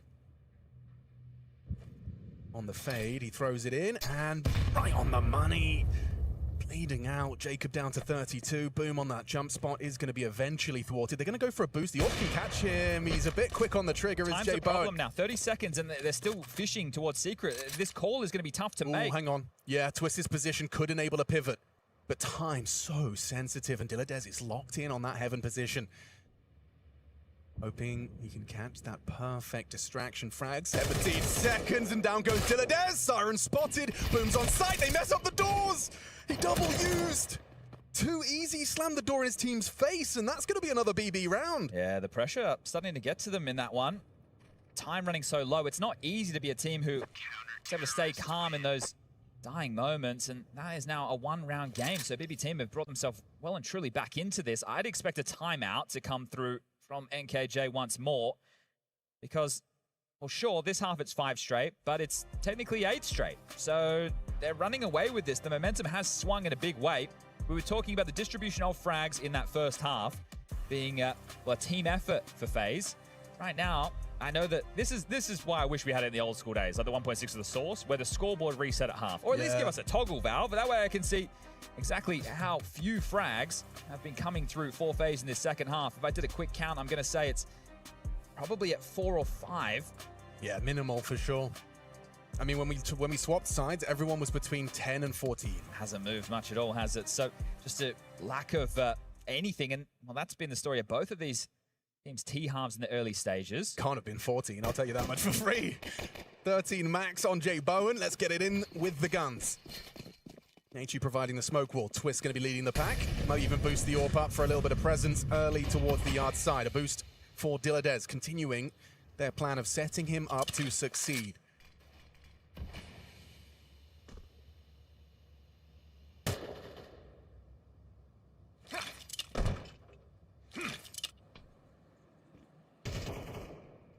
So they're setting Twist up for a play. This is going to be interesting. Up against the AWP, and oh, a missed shot. You can't afford to be missing shots like that. Zorti gets jiggled out.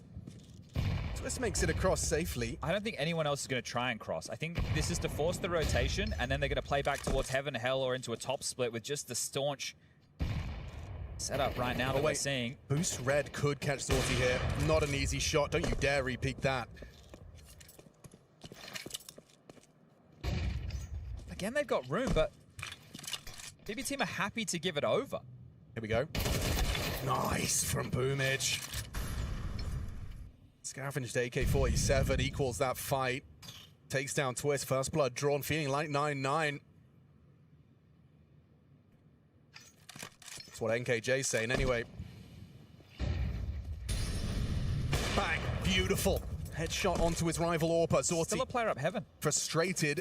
25 seconds. This is just perfect for MagnaJez. He just has to hang out. He can take the bomb carrier down. You have to find and force him out of heaven. Not a favorable duel by any stretch of the imagination. He peeks in, catches Jacob. Needed that. 13 seconds, but caught with his nade out. You know, you don't stand a chance. A flying siren. Okay, well, Jay Bowen, if you go down after... Oh, you've been spotted. They might try and kill you after time. This is nightmare fuel right here for Jay Bowen. They're letting him have it. Fair enough. All right, well, that does mean an AWP is brought through, which will be partially purchased behind now. You've got the max loss bonus, of course. Going to be some Tech 9s coming into play for FaZe in this one. And I'd like to call the next timeout if I was NKJ now, potentially, because Jay Bowen's not going to get an AWP in the next round. Of course, yeah. Unless, $100 right? Unless they save it again. So he needs to find some impact now. This is a chance to make a dent. Otherwise, you're getting swept. Zorti going for a hut play. Yeah, a similar moment in the half than we saw from Jay Bowen in the first. Frozen. Spotted and removed. Taking some real liberties now, aren't they? I love the proactivity there. And if you go hunting for him, you're going to be walking into Zorti's crosshair. So now what? Well, looking for a bit of revenge, BB team, from that match a month ago back in China. And this result, much closer than last time round. A reminder, that was a best of 3. It was a 13-2 and a 13-6 on Cash and Ancient. Oh, okay. Well, he was walking as well. It might actually cost them here in a big way. In a big way. There's 2 players down towards B. Okay. Okay. Should be fine. Boom should be and fine. Dilladez. Should be fine. You'd have to, not lose control of the spray, which he hasn't. Perfect. Jacob's gone. Nature, you've got the bomb. Takes it out, draws the doors. How's Jay Bowen supposed to help with this? He's got the best gun and he has managed to contribute. Catches Boom. Taking their sweet time on this plant. Door swings open. You're vulnerable to a Tech 9. And a headshot's been hit. Siren susceptible. 20 seconds. You need that bomb plant. Good beat from Dilladez. Oh, perfect shot from Twist at range. Finds the headshot. Now Siren, 18 points of health. They are low. This is winnable. Can he show us how? Twist already hit 1. Surely an easy clear, an easy pickup for Siren. Then perhaps the transfer. Clears his corners, and Twist has done it again. 2 long-range headshots on the Tech 9. 3 in the round. Big from Russell Van Dolken. They pushed lobby. They had full control. That Zorti miss at the time doesn't feel like a big deal. Okay, you missed the shot, sure, but you've got the man advantage. They've got some ramp control, but it's because the rotation in, right? They were banking on Zorti getting a kill and slowing this down because look at this, the rotation point. That duel, I understand Twist does not have the best gun for that fight, but caught out of position, rotating in, and Twists makes a massive moment of that. It's both teams, they get their T sides underway with Tech 9. That's a gift. An incredible gift to FaZe. A bit of a remedy, a balm to what has been a rough half of Counter-Strike. Zorti tries his luck again. Jacob's already made it across the sideline. He will have the advantage on this peak. Yeah, Zorti did not anticipate already. 2 players making it across early trophy. That could be where the game slips away. Your mental is in the mud right now if you're Zorti. You know, you had 2 impactful moments lined up and both have gone. Dilladez behind the smoke. It's about to fade. How diligent are they on this smoke break? Spotted him close. Flashes catch him. MagnaJez has vision and provides. Good info though. 2 players ramp. Do FaZe immediately pivot or do they let Twist work? A lot of room towards Yard. He's heard that. Yeah, noisy. Yeah, let the man work. Yeah, he's relaying. Round-winning play. God, the fact he can just walk up that ladder. Or does he want to go rap into MagnaJez? This is a free frag. This is great awareness from MagnaJez on this potential. Twist peeks in. And the angle's perfect. Howyer clears, looking the wrong way. Swings on in, important trade. 3 on 3 with 30 seconds, and just 1 rotated down already. Siren, or rather Boomich, needs help. Dilladez single door. Jay Bowen on the line. It's looking to get that plant disrupted. Primary objective here from BB team. Door swings open. You've got to find a safe spot to plant. Natejuice hit Boom. That could enable a plant, but Dilladez takes the AWP out of the equation. You're in so much trouble. They can just run him down. Has to fake to isolate. Oh, they nearly lined up. That was very nearly a cheeky 1v2. You can see them shrugging it off. That could have gone awfully wrong. Well, unable to get consecutive off the back of the Tech-9s are FaZe. We're tied up 10 apiece, and this one, I thought it was another Zorti miss that was going to be costly. They battle back in. Oof, this one is intense out here, all tied up. We get that third tactical timeout from NK. So if you're Bebum, you know you're well and truly back in this. You've got 7k on Twist, you got 5 on Natu. He's already bought head armor, so a bit more than that. 3.5 on Jacob, 4.2 on Jay Bowen. They could drop the AWP. Doesn't look like they're going to facilitate that. This trade from Jacob was great as well. It's not enough. Boomich swings open the door, bomb loose, time running out. A very important round there sorry, from Dilladez, who's had a tough map. He's 7 kills deep now. And that one's extremely impactful. We've got a tech timeout here. Twist reporting audio plus mic issues. So get that one sorted as quickly as possible for everybody playing at home. And we can take a bit of a look. We don't do spoilers around here. This is more for my curiosity. What's going on that B stream? Okay. Where are we? Aha. It was the Bait versus P-Vision game that was finishing up. Looks like Astralis and MIBR are starting to take to that secondary stream. So there'll be some time before we get that one underway. And it looks like the issue's solved already. So this one looks like it's going to go the distance. Jacob in with a Mac 10. Does that spell pace? He has got the signature Mac 10 front spawn HE. Yeah, he's naded open that door. Is he going out, though? Going out hard. Looks like it is. This is a Spirit lost charge. against fucking Siren drops back side. Yeah. Mac 10. Sure. Good night. Siren not prepared. Good from Dilladez, but not enough. And Mac holding on by just a scrap. They lost one single point of health separating him from the other side. Money's on the line here for BB team. Could all fall apart right here and now. Safe plant. Can't really stop it. I don't want to say it, but I think it has to be. The save needs to come through. You only have 1,400 as the loss coming into the next on this CT side. That's going to give Boomich enough money to buy him 4 or an MP9 of his own. You take a look at the residual count for Magnetez with the 1,400. He's going to be able to drop an M4. And Zordi should be able to do the same because Siren and Dilladez are in need. And as a top site player, those are the worst rounds in your nuke experience. You were fully blind. How? You did everything. You felt like you were in the right place. You had the right system in place, but that second flashbang, or the third, whichever, I wasn't counting. They were playing heavy towards top as well, right? Yeah. They had 2 go up heaven and play towards the side. They also had a main player, so it wasn't that they weren't prepared for the possibility. It's Jacob who takes that Mac 10, takes the space, and delivers them a very important opening kill to get FaZe's 11th round now. And you'll see this flashbang. Look, so Siren was blind, and then the second one completely books him. There's no counterplay. Frozen's flashes have set them up to just breach that site. And what a frustrating round to be losing at this stage in the game. Well, you lose this one, and I think the game goes with it. I know we're in the dying stages, but it's only 1,900 lost for BB Team going into the next round. So if they lose this, they don't save anything, they're in the mud. What's it going to be? Jacob making moves early, just a head-to-head with Magnetez, but they're down the vents. It kept the main player distracted. They get 2 down the vents. They've just gone from a hot rush into a straight pacey failure as FaZe collapse. That's a good response. Felt like it was kind of given to Team BB there with the pace of that. Yeah, I was on Jacob's POV. They're jumping off a main, and the main player not flashed, so maybe a missed timing or a dodged, but either way, no more timeouts for NK to call, and this is where you turn to Twists, and you say, okay, well, you've had a ramp rush to go your space to get you the round. That was early stages. You win a Tech-9 round where you're the hero, and you get lucky with the timing due to a Zorti miss. Your first rifle round was a top rush. You haven't conditioned them. You haven't forced the rotations to be too stressed. Nature's just thrown a really nerdy heaven smoke. Frozen just went back to spawn to swap out some nades, so... Feeling, yeah, they didn't have a HE for the door break. Oh gosh. Yeah, that's the wobbles. A very, very important round. So they are going to try a top execute.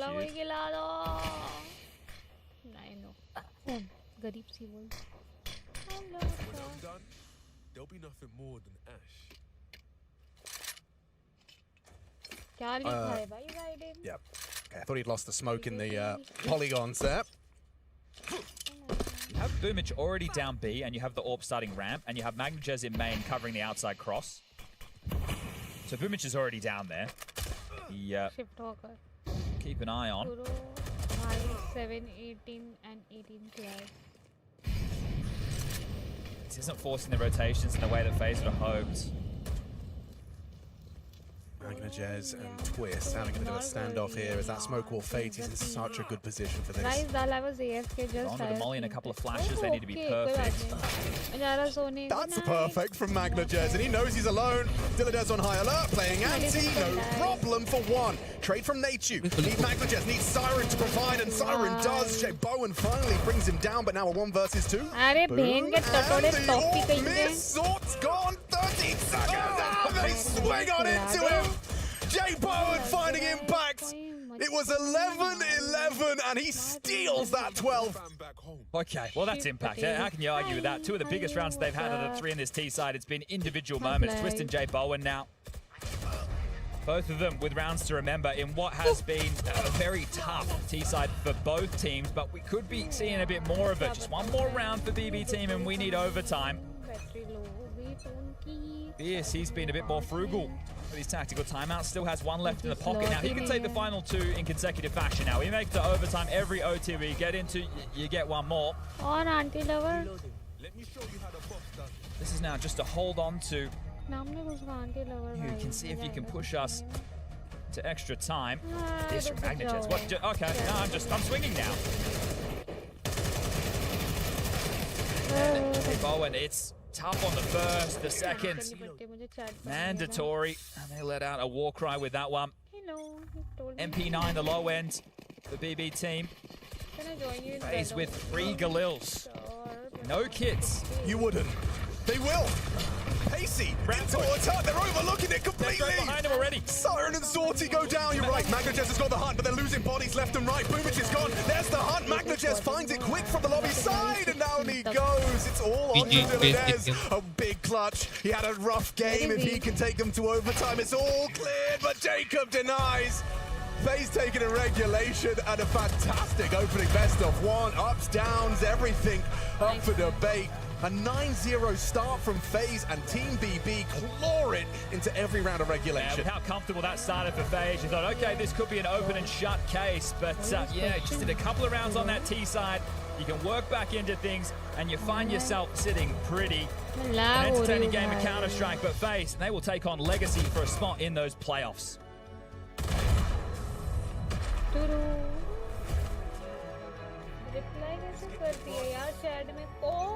Yeah, great show here, but obviously from both teams. That being said, way, way closer than I think you probably would have cut right down the middle when we first started talking about BB team versus FaZe here at the Esports World Cup. Pimp, I just see you over there, almost flabbergasted, mouth wide open. A couple breaths. Yeah, to some degree. I think we got a close game, which we expected. It was just the fashion it became close in that I didn't expect. FaZe looking far superior in that first half, doing a really, really good job on that CT side. Completely shutting down BB team for the vast majority. Then they claim 3 rounds in a row, and you think to yourself, okay, 9-3 half, win the pistol second half, you convert.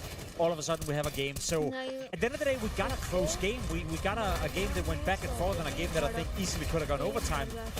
It's just the fashion it happened in, Peter. I expected it to be a much more back and forth game where there would be a little bit more mistakes being made from both teams, but I think what I got was just 2 very clinical CT sides and 2 uninspiring T sides for both rosters. Yeah, both teams really struggled on the T sides, and I think, you know, obviously the fact that they got up 9-0 and looked very stable, you know, I thought they were just going to run away with it. It seemed like they could just close it out, but once they turned their attention to the T side, that was where the struggles came in, and I feel like they tried to close it out a little bit too fast. You know, I think they had a really fast ramp call in the beginning of the T side. That didn't really work out, and then they slowly started to transition into trying to put more layers on top of the game and put Twist in some forward positions where they would then, you know, have a secondary attack somewhere. And then once they got that attention, he will then strike in and try and catch some of the rotations.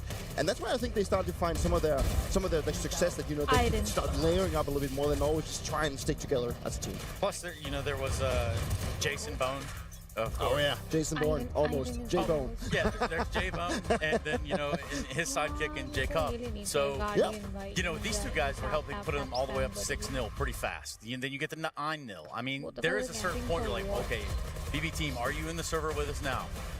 Yeah, you got to give credit to J-Bone, who has shown once again, you know, some of that potential that we've seen when he was first being brought into FaZe Clan. I think a lot of people didn't necessarily expect too much from him, but I think he's had a couple of games where he's just completely taken over the server. And it's a joy to see an AWP player within FaZe Clan willing to go for opening kills early round. Not to take anything away from Brokey, but he was a lot of people mistakenly thought that Brokey was an explosive in-your-face AWPer. He was more like a defensive AWPer who then would explode when people came to him. J-Bone is actively seeking the duels, actively going out there, trying to make the game happen on his terms. And we saw how much of an impact he had in that first half. Big part of the reason why FaZe got off to a good start was because of J-Bone. Yeah, it is very much that. Speaking of FaZe, there's this guy Twist. He's standing with Trey. I wonder what they got to say. Cool, Twist. I got him down on the stage. That was a roller coaster to watch, Twist. I can't imagine how it was to play. You're 9-0 up. What happened? No, I have watched, but it is just I think it's a similar story as we had in Bounty, where like we're playing really well. Like maybe on like a more individual level, we're getting the important kills. Sometimes we connect, and then like when it comes time to really like important connections, calling rotations and calling like information, I think that's where we crumble a bit and we don't provide the necessary information. And then, yeah, we lose 3 rounds on the CD side. I was gonna read it as 8. I guess stunned our momentum onto the T side as well. Love that you mentioned those individual moments, because you had one yourself, J-Bone as well, penultimate round, getting that clutch. That was crucial for you guys to be staying in it. Walk me through that in the tail end of this map. Yeah, I mean, this is one of those times where, you know, we're trying to play a bit more of like a normal nuke, you know, do the right things, try to remove ramp control and secret control from them. But unfortunately, like, sometimes we lack initiative in the important moments, and if I have to take space in the front lines, then I'm not there to really micromanage the pack properly while trying to find the gap. And yeah, I guess maybe some early game nerves. Like first game, we just came off of a boot camp. Maybe there's some hidden expectations where people feel a certain way about the game. But yeah, I'm happy we close it out. Obviously, we have individuals here that can shine bright when it matters most. And it really came up clutch for us. Yeah, 100%. Just touching upon some of your calls, particularly on that T side, it felt like a couple of those fast A rushes that ended up paying off, right? That's how you closed out the last round of the game. Can you tell me about that? Was that something that was kind of pre-planned? Was that a read that you made during the game? What was the logic there? No, I mean, honestly, this was not in the game plan, but to be honest, I feel like our initial game plan was working. Like, we got secrets, we got warehouse control. Honestly, like, they also played good, they had good movement, but yeah, I mean, we're just not connecting when it matters most, lacking initiative in certain areas, but it's okay. I mean, at the end of the day, like, I feel like this is expected with the type of team that we have. So it's just something we have to keep working on. I just want to take like a bit more of a bird's eye view just as my final question, because it goes without saying it was a disappointment for you personally, for FaZe as an org, to not make it to the Cologne Major. But does that kind of help your hunger, help your motivation coming into the second season, knowing what the goal is for you? Yeah, of course. I mean, I've been in a situation before not making the major, and then 2-3 months later I become IGL. So I've been there before. I bring a lot of hunger and passion to the team. We also have a lot of young players who are hungry to achieve something in this game, to build their own legacy. And yeah, as much as I want to keep building my own, I want to help them build theirs. And we just got to keep pushing. Maybe a bit of a nervy start here at AWC, but you said it, Twist. An entertaining start, nonetheless. That is FaZe 1-0 up here in Paris. Yeah, necessary footing for FaZe to start this tournament off right. Again, we started with best of ones today, so really not a whole lot of wiggle room for you to just come in here and FAFO. Now, is there, Debris? No, definitely not. And I just really want to go back and touch on J-Bone. And I want to ask you the question, Jay, because from one Dane to another, has there been a Danish AWPer that has excited you more than this guy does since Device? Yeah, Could you pick one? Yeah, maybe Cadian at a certain point, right? But I'll be honest with you, Cadian at times, I'd even say Akon, you know, at times as well. But that's the issue, right? They showed it in small glimpses. They showed it maybe in a period of 2 weeks to 4 weeks, tops a month, and then it faded out, you know. And that's kind of what I want to see from a guy like J-Bone. We see glimpses of what he can do. We see him play exceptionally well. We see him be very aggressive on the server, finding a lot of impact. But one thing is doing it, you know, here and there, so to speak. Another one is being able to replicate those kind of performances and find consistency at a higher level. So it's good that he's early on showing showing that he can do it. Now the big task is to be Invite able to बेचने का without replicate it, being because friends. I'm certain to say this. If FaZe wants to be a top team, let's say a top 10 team, a team making the major and actually making waves at the major, they need an all player who can make the difference. And J-Bone have shown at times he can do it. And I'm just surprised neither of you mentioned Farley. Honestly, I thought like maybe this would be the about Lockwood. You want to talk about There's so many. There's so many. There But are a yo, couple out there, but you know, I guess we can subside that a little bit. Let's talk about some of these rounds. I want to jump into 19. Yeah, funny round, you know, to some degree. We're looking at the BB team on a 9-round streak of winning stuff. You can see the buy coming in for FaZe Clan is not really that great. You know, a couple of Tech 9s in the mix. They lose the opening kill as well. Then a bit of a mistake right here from MagnumJS on ramp. Not sure why he's fighting, giving up the space, giving up the positions, and all of a sudden FaZe Clan find themselves in a winning position where they can get the bomb down, they can trade out the kills, and you can see Netty right here doing God's work with a Tech 9, dealing a lot of damage, making sure FaZe Clan is finally winning around and breaking the momentum of BB team. At this point, it was unlosable. 5v4 for BB team. You're up against 3 Tech 9s and an AWPer. They rush out ramp. For some reason, MagnumJS decides to give up the round, give up the space, and that's what FaZe needed to get back into the game. Yeah, it's like he realized that he had given up ramp space and just like a couple of seconds too late, and then he tried to sell the situation. Instead of he goes down and he gives up all the space. And I think it also, you know, kind of changed together what Twist was saying, that when in the important moments, you know, they were not supposed to win this round, right? Things just happen, and they're not really in a place right now where they can, you know, go out and just win the round because they make like the right decision. So they were kind of gifted this one, and they played it out really good. I think BB, they gave it a little bit too much of space once they got down, and they opened the door. I think it was Sorty opened it, trying to get like a couple of frags. It just seemed like, you know, they were trying too close at the situation when it was not needed. There's always a smirk about this one. I know you guys can't see it at home, but there's always a smirk about this one down in the end. He's always got something up his sleeve. Maybe just perhaps it's round 23. Yeah, speaking of gifts, you know, I think we have another one coming in here for FaZe Clan, to be completely honest. 11-11, just come off a round where they didn't get anything done. They go for an inner execute. Again, BB team in a winning position.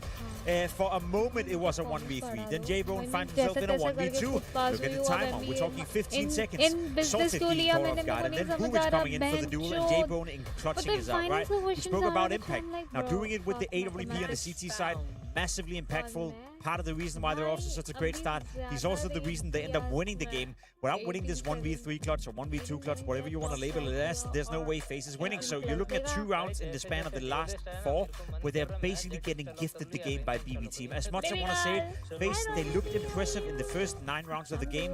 From that part onwards, I think BB team were the better team. To be completely honest, they were in control. They were having more winning positions. Unfortunately for them, and good thing for FaZe Clan, they were celebrating Christmas a bit early and handing out gifts left, right, and center. Yeah, and I don't want to throw a sorry on the bus. 30 क्यों बोलता है यार? इसको says खेलना एक तो आता नहीं, ऊपर से सेज को ही ऐसे audacity to say 30 while I am the one who plays Sage the most. And तूने मेरा सेज देखा है? मैं सीधा wall off कर देती हूँ. 14 seconds left and you're on the upper bomb side with the bomb.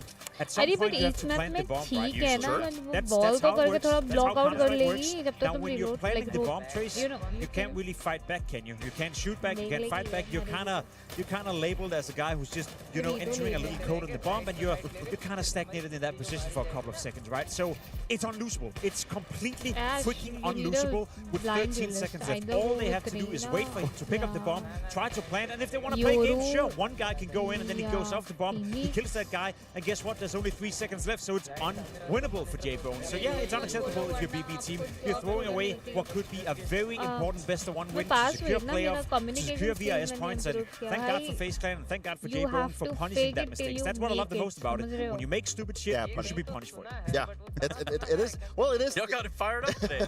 It is one of these situations where, you know, like details just matter, right? And Sorta, he's a relatively experienced player. He's played this game for a long time and in some big teams, you know, still trying to break through as this player that we thought he would be, but still maybe holding himself a bit back, maybe because of stuff like this.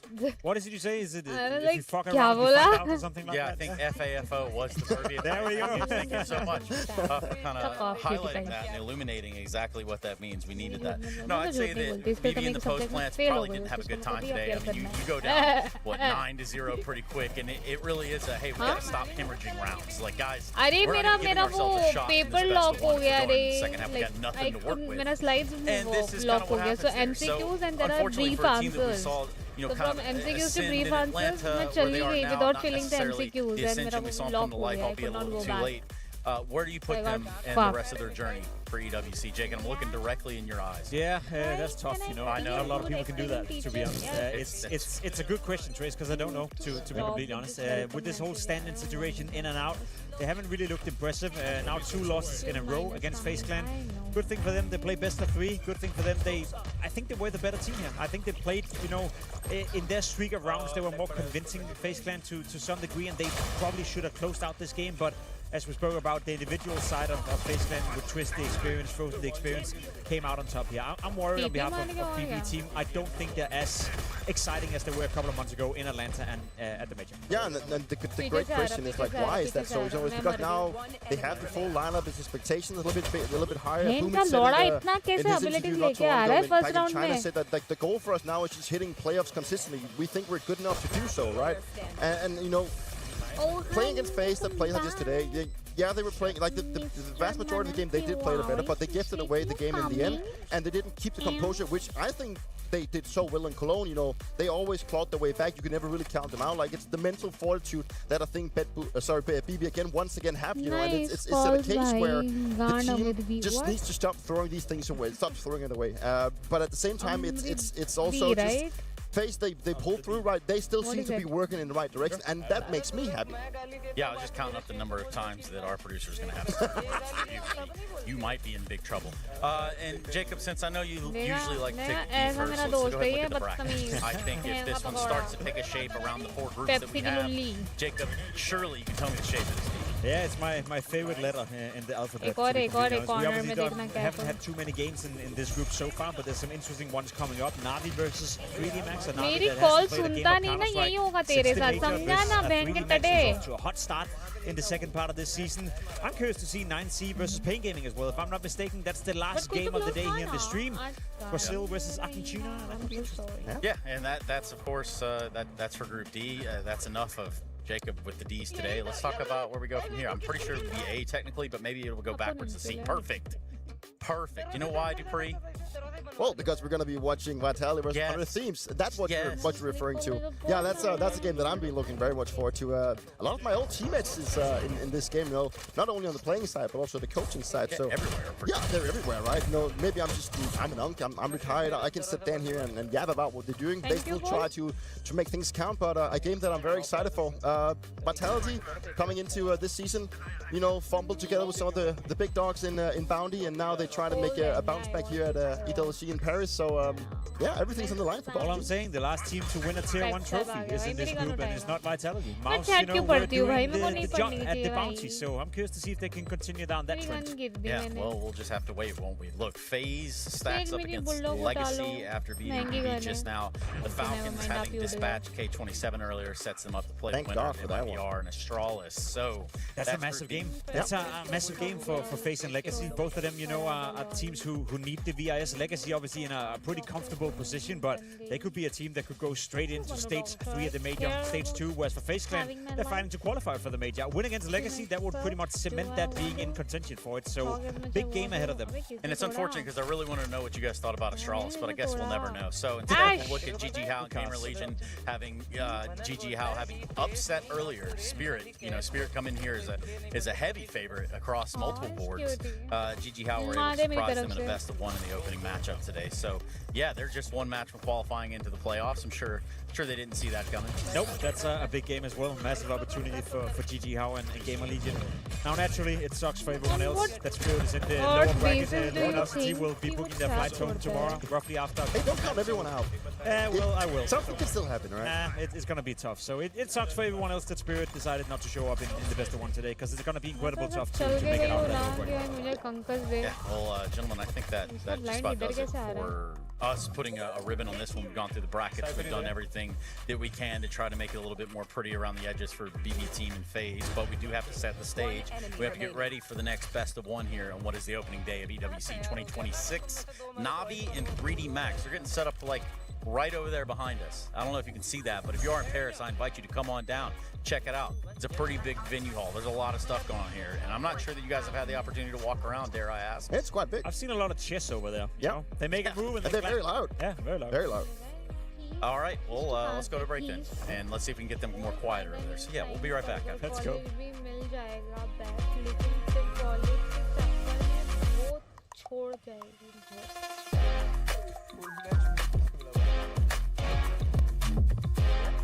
stage.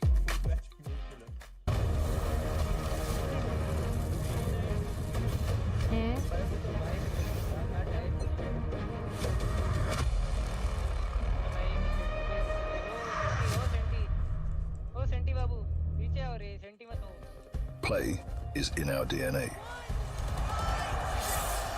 Whenever we let it out, it becomes our superpower.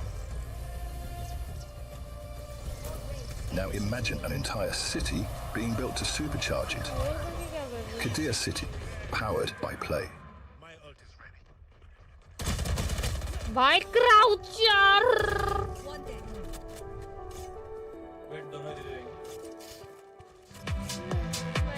YT is changing the YT partner program soon. अब से 8K लगेगा 14 and short पे 10 का 20.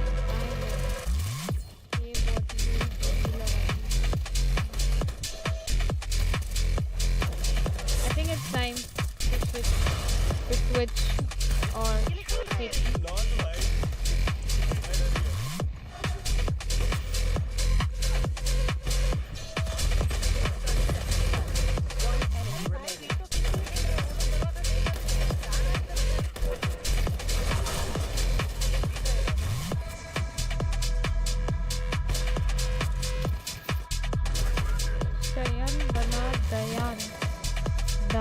Dayan. What? क्या लिखा है इसका नाम भाई? But शयान कैसे बनेगा डायन? Think logically and tell me.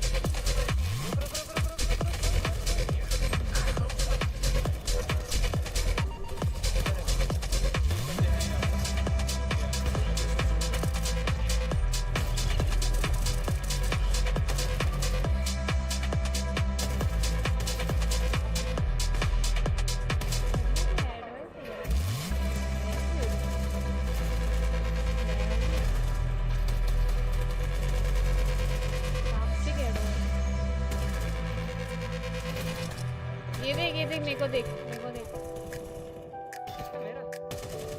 ये देख ना मेरे को देख मेरे को स्पेक्टेट करके देख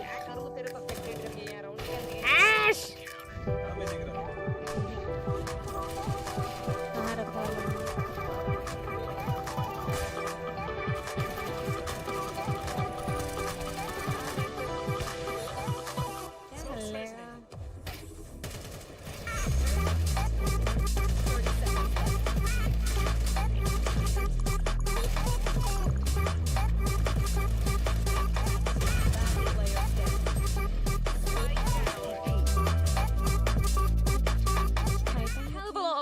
going down at the first day of Counter-Strike 2 at EWC, and the V stream has been no exception. So let me get you quickly up to speed with what has been going on over here. We began the day with Gamer Legion versus Luminosity. Now, in all honesty, that was a very quick affair. That ended 13-3 on Nuke, with Flammers having an absolute pop-off performance. Game number 2 was a little bit closer. That was Foot versus Tyloo. We had some questions about how Foot would be performing without Laos in the mix, and xCloud did more than a serviceable job, ending up up 13-10 in their favor. Now, game number 3, this is what got very exciting because the Mongols, reigning EWC champions, returned to try and defend their trophy. Now, I know Mongols roster looking a little bit different, but 9-10, he was really feeling it today, and they managed to wrap up the scoreline 13-7. Game number 4, that was Legacy versus NIP. And Cash fans out there, you would maybe like to go back and rewatch this one, particularly if you're a Legacy fan. That was 13-5 in their favor, with newest edition Try looking very good in his yellow jersey. Now, I mentioned Cash, and that is exactly what is going down behind me. Game number 5, that is Bait versus Paravision, still raging on over on the B stream.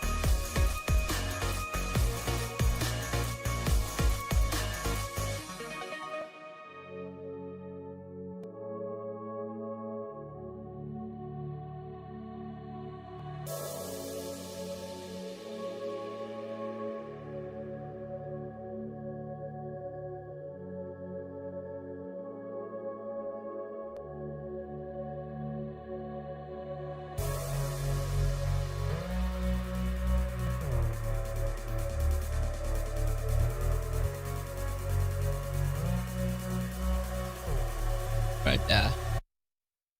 Boom, boom.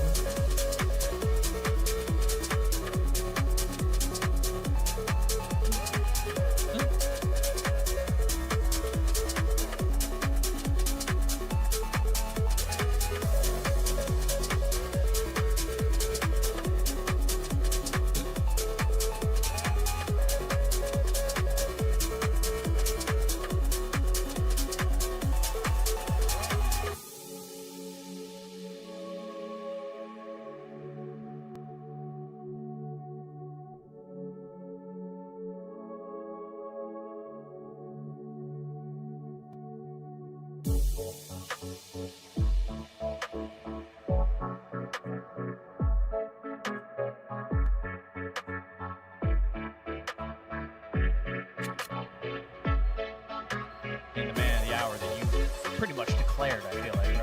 Yeah, the one, the only Cincinnati. Left in this position with LNZ, kind of spread apart a little bit. They're going to poke and prod, but nothing really going to be coming of it.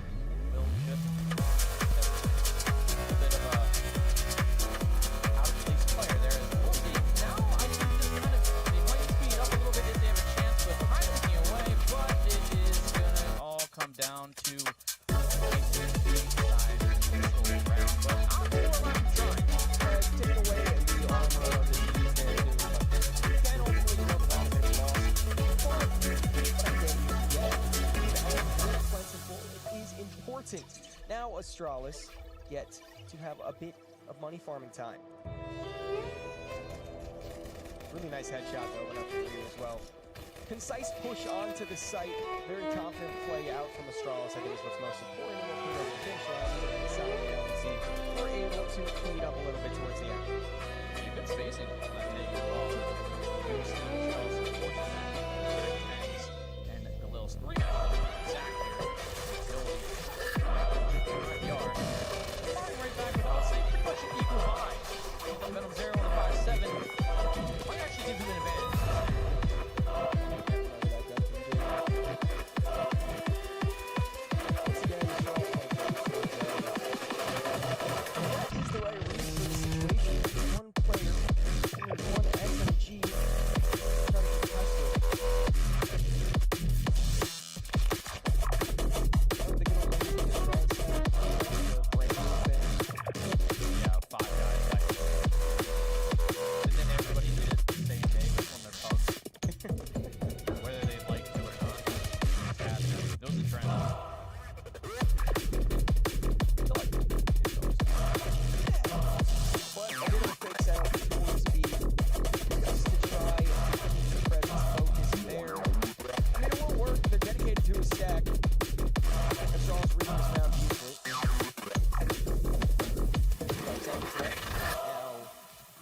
Take of the A bomb site. Then Nine and Brad. Bomb site. That bomb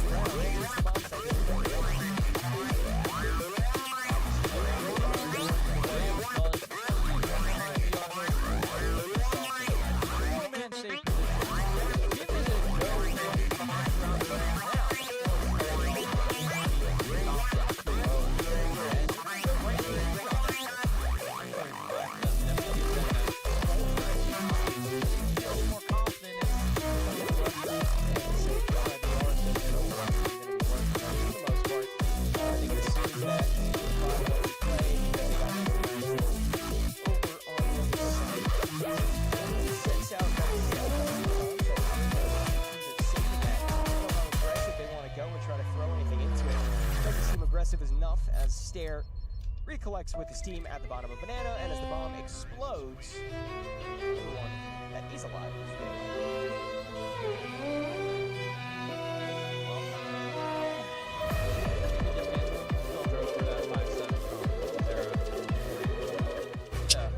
Oh, no, he just buys one himself. So, nice little buy. This ain't no regular thing. Came for the ring, you know what I mean. You see my name in the lights. Better get right. For them. Make sure to at least.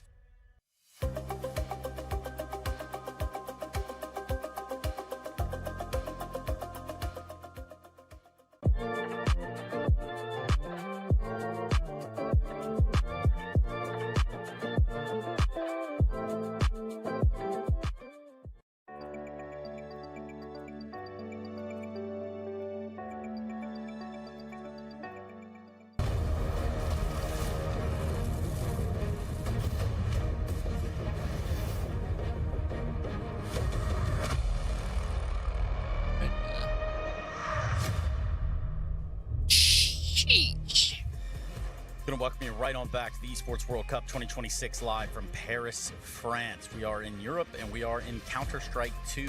We are done with the global offensive stuff. We're moving right on into what is going to be Na'Vi versus 3D Max. So if you can imagine, two teams going toe-to-toe in a best-of-1 on the opening day here for them. It's going to get a little dicey. Speaking of dicey, we've got Jacob Pimp Winesh down on the end, or Vinicky. Never want to get that one wrong or right, but I do love and respect the guy no matter what Reddit says about him. And, of course, there's five-time major winner Jacob. Or, not even Jacob. It's not even five-time major winner Jacob. It is. He didn't win one. Come on. Major winner Dupree in the middle. Guys, we've got a pretty good one in front of us for a couple different reasons. Got some scrappiness around the edges for the 3D Max side. We could talk a little bit about the Na'Vi camp in total, and I think that is where we start. Trace, where were you a year ago? Do you remember? Let's see, 1 year ago from today. Probably somewhere similar to this. Somewhere similar to this. What do you think 3D Max and Na'Vi were a year ago? They're duking it out at this very tournament. Different location, sure thing, but that was also a big surprise happening back then. 3D Max knocking out Na'Vi of the tournament in the opening round. Now, this time around, it's double elimination. It's best of 1, not a best of 3, but I'm pretty sure Na'Vi got something to say about that. Not really happy about the outcome that happened at the last Esports World Cup, costing some points in the club championships, and we're at the beginning of Na'Vi struggling a little bit in that period, so I think there's some revenge on the cards here. Yeah, I think it's a better looking Na'Vi right now. They've had a good last season despite that let's say a fumble at the major. It was a rough one. The fact that they had played so well coming into it, also winning back in Atlanta, and the fact that Na'Vi didn't really make it count at the majors despite having some really close games. It was more like the fashion that they couldn't close out when they had all these advantages, and you could definitely tell also with what Blade said in those elimination interviews that they were just not good enough and they were not meant to make it to top 8. So it's going to be interesting to see, because this is the first game that we do get to see Na'Vi into the new season. So there's a lot to be asked in this one, and I'm excited to see what kind of Na'Vi is going to be turning up. Is it a Na'Vi that's going to be a little bit rusty because they haven't played officials, which they love to do, or is it going to be a Na'Vi that's going to be looking back at the last season thinking, we did pretty good despite major? Yeah, the last time we saw them were at the major trace, and to be fair, you say fumble, I to some extent agree. I think a lot of us had Na'Vi as a potential dark horse to win the trophy, but they lost to Falcons, they lost to Spirit. That's okay considering how it turned out. It was the loss against G2 in that decider game that really haunted Na'Vi, and that's why I went into the season thinking maybe they're gonna switch rosters, maybe they're gonna try something new, maybe they're gonna try to, lure Frozen over to the dark side and get in onto the team. Whether they tried, whether they've decided to just stick with this core, whether Blade believes there's still more to this Na'Vi, I do not know, but I think it's very important for Na'Vi as an organization they get off to a good start, because otherwise they'll feel like, ooh, maybe we should have made that roster change when we had it. So I think all eyes are on Na'Vi right now. But I've been thinking about that for a long time. I remember back at Kato, I was thinking Na'Vi is going to be making changes if they don't start making results, and then they started making results, and then they turn up for the major and it doesn't pan out the way they wanted. Now they still stuck with the same roster. So I mean, obviously Blade and also Na'Vi, and hopefully also the team still believes there's something to this team that they can actually keep, working for those trophies. Yeah, you want this team, you want to think that this team is malleable at its core right now, that they can get back on their winning ways and in the right path. I think one addition to this lineup, and it goes kind of without saying, one addition to this lineup that has been evident of that has been Makaze. I feel like this guy came into this team. Hell, there were people in the scene saying, oh, well, in 6 months, let me know how that goes, yada, yada, yada. And now look at him. I think Makaze has found a wavelength of his own that he's riding over here with Na'Vi, and it seems like it's working for him. And if they can get everybody to do it, that's when they start to become lethal. I think they have found a way to establish him as a player within their lineup that finds the impact when it's needed the most, especially in the early aggression, being proactive on the T side, being in your face on the CT side, being annoying to play against, basically. It's one of those players that will force a fight on you whether you want it or not. The issue for Makaze is that I think the expectations has to be tempered a little bit. He had those couple of events where he had MVP-like performances, won an MVP as well for that matter, where people thought to themselves, okay, maybe he's a new superstar in the making. Maybe he's a world-class Counter-Strike player. I think Makaze is very good. I think Na'Vi looked the best when he's playing well as well, but I think the expectation needs to be tempered just a little bit. You saw the graph here before as well. He's averaging a 1.11 rating since April. That's okay. That's acceptable. That's definitely up there, but he's not a world-class Counter-Strike player just yet. But it's like you're talking about superstar, and I agree that is what I think Na'Vi has been lacking and trying to find. He's not it. No, I agree with you that he's not it, but he's at the closest they can get to getting a superstar, right?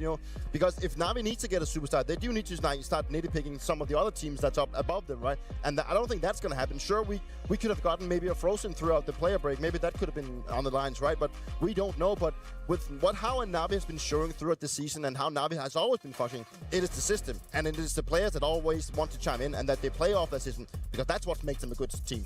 Well, you can't spell Makaze without Maka, and that's why we need to talk about the other side of this equation, that being 3D Max and sort of the trials and tribulations it means to be on 3D Max this day and age. Yes, you can come to these tournaments. Yes, you can surprise. You can turn some heads. You can even upset some folks on their own path and own eventualities into glory. But for these guys, what's separating them from maintaining that top of the pack? It's a tough question. I think a lot of people who are following 3D Max are wondering, where's this team heading? What can we expect from 3D Max? Because at times they look very good. At times they look very solid.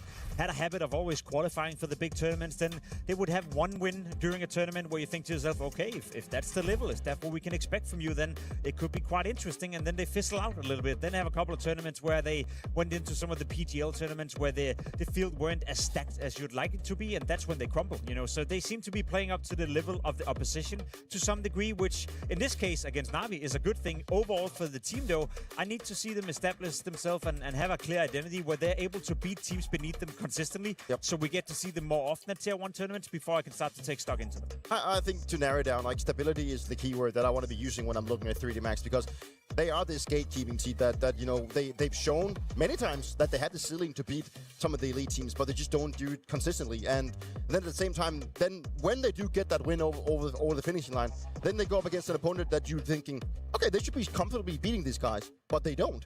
And that just seems to be happening over and over again. And then they decide to make roster changes. Now you have Maka coming back as an in-game leader. Gravity has turned that one down. They make some roster changes. And at the same time, they seem to be very stubborn in terms of staying true to having, you know, a full French lineup. And I just don't think that they can find that firepower and that magical thing that's going to, you know, carry them over the finishing line inside of France. So whether it's a question of them going international, I don't know, but maybe that could be an option if this one doesn't pan out. Well, it's funny you should say carrying them over the finish line is what is obviously needing to happen, because Alexi V finish.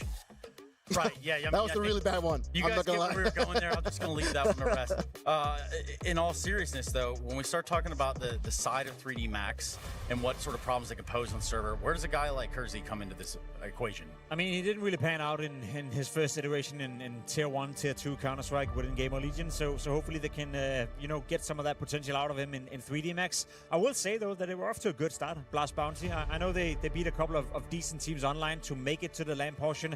That game against Mouse, you know, that quarterfinal, that was winnable for 3D Max. They won the first map. They were definitely looking like they could win this second as well, and that would completely change the course of this conversation if 3D Max were to beat Mouse, who ended up winning the tournament at Blast Bounty. So they've shown that they can play Counter-Strike at a relatively high level. They've probably also, you know, targeted this tournament. As you said, you described it pretty well earlier, Trace, saying that this is the Super Bowl for a lot of teams. This is the tournament where a lot of these underdog teams want to come in, get off to a strong start. So odds are the player break wasn't as long for 3D Max as for some of the other teams, like Na'Vi as well. So there's definitely something to be said about that with best of ones as well. It does feel like the playing field has been laid out for an upset right here. And I expect that a competitive game, despite the two teams, should be far and far apart. Yeah, I think the best one here, right, is probably the best chance that they will get at knocking Na'Vi down into lower bracket, right? But you know, the fact that Percy still remains quite an X factor for me. I don't know what to expect from him. You know, like, he was AWPing in Game of Legion. Now he's back on rifling since Maka is there AWPing, right? So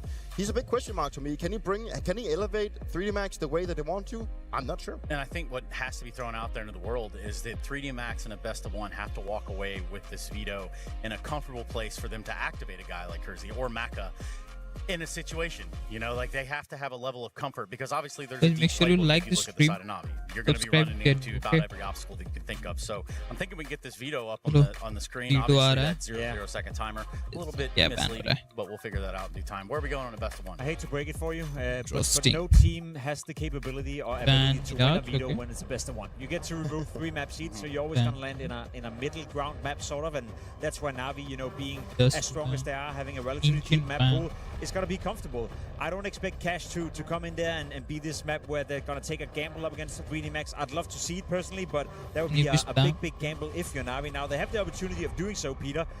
Would they force it? Yes. No. Too scared, you know, makes sense. There's no reason to play around with that. Inferno, yeah, we haven't seen it today so far, I believe, on the stream, so at least a change of scenery. Yeah, that's nice. I think Na'Vi had a lot of options in this one. When there's such a big skill gap between the teams, then the top dog will definitely be in a place where they can just go in so many multiple ways. And with the map pool percentage win that we've also seen from 3D Max, it's just hard for them to find like an edge if they can't really turn their attention to just 2. And obviously not playing Cash, that doesn't really. I mean, it's cool to see that Na'Vi decides to leave Cash for like the last veto process to then, you know, keep other teams guessing a little bit if they have actually practice or whatnot. You know, it's up in the gap.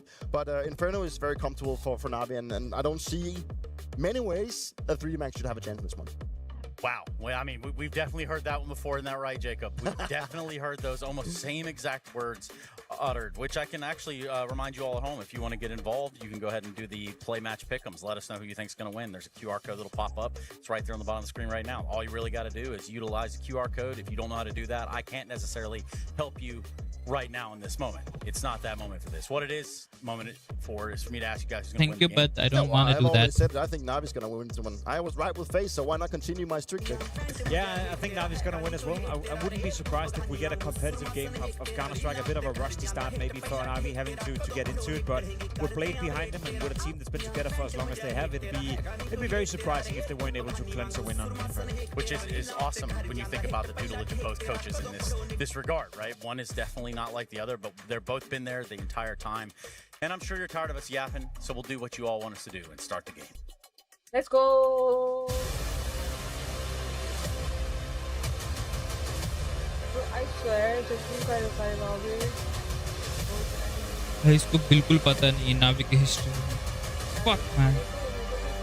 चलो तो लोग कर रहे बढ़िया है, करो watch party करो, but इनको पता नहीं है टीम के बारे में। वॉच पार्टी तो कर रहे हैं, but they don't know about the history of the team, history of the team. So many games, but we're here to focus on our baby, Counter-Strike 2, baby. And I mean, I'm not sure what Chad thinks. I think let's go, a rather quick one. Now, really? any moment the match is gonna start, like the way they play, and we'll witness today's last game. Can be quite an exciting prospect in the server. Tired, brother.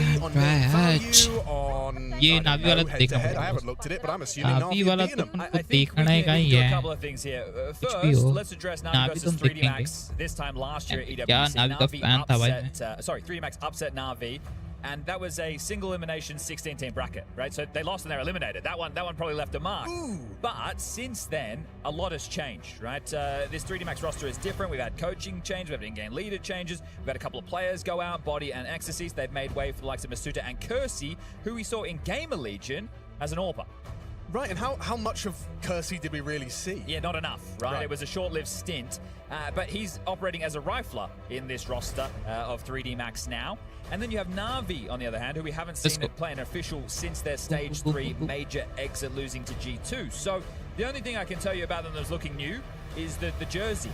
Oh, yeah. Otherwise, they had radio silence. We thought, surely they're going to try and make a trade in the off-season. But no, we have the same roster.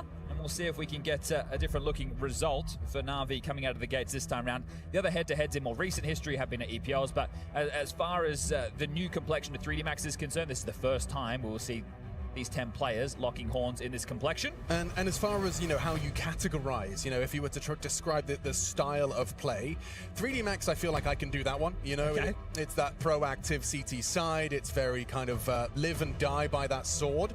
For Na'Vi, are they categorized as the team with the strongest fundamentals? Is the word default going to come out of your mouth? How do you categorize and describe Na'Vi to say a newer viewer? I think in terms of, let's go with theory. Ooh. They're a team that does a lot of theory, right? Okay. They play Blade system, right? Alexi is essentially calling Blade system. And he's a bit of a taskmaster over there. I see Glaive in the building. I see Device in the building. I tell you what, we got 100 Thieves coming up next. The young faces, the old faces. I got off the Na'Vi topic there, but I just turned around. I saw Glaive. I went, oh, okay. Well, they're looking for someone to sit. I'm excited for that best of one. They should go to the player lounge. It's a good player lounge. Is a good I don't know if they've lounge. been there yet, but we'll see them coming up shortly. But yeah, Na'Vi, right? This is a system-based team, right? This is default for sure. But when I say theory, we're talking about the decision tree. Okay, this utility was thrown. We make this choice, or this choice. Now, in terms of that system, it's going to be tough when you have a team who likes to be aggressive, right? Think about Maka in the past when we talk about this man on Inferno with the AWP. Likes to be in holes and boiler, but not the setup with a teammate. He'll be there on his own, right? Likes to do a little bit of things out of the box. So we'll see if they can find some momentum to kick things off today. CT side start on Inferno. We're going to be swapping those cams over in just a moment. Let's get this started. Start for Na'Vi. Maka up close with the Julies. He's going to have a head-to-head. Lexi B. Wait, I'm so confused. Hold on a second. That's not Maka, guys. And that's not Alexi B either. Wait. It's Mikazi at half wall. Flash over. Maka. What the fuck? Berettas takes the first. Please, bro. Wants to stay staunch on the fight. Wonderful will trade. Mikazi up and through. He goes down, but Gravity immediately takes the half wall position and those dual Berettas. Can go both ways. 2 on A. Masuta versus Imet. Nice shot does well on the Glock on range. He's even put one into Kersey. He's in so much trouble getting run on down and into his toes on the jump. Imet finds it. There's Lucky back through the Moto smoke, trying to isolate onto Alexi B. It is a one-on-one that Alexi will prevail.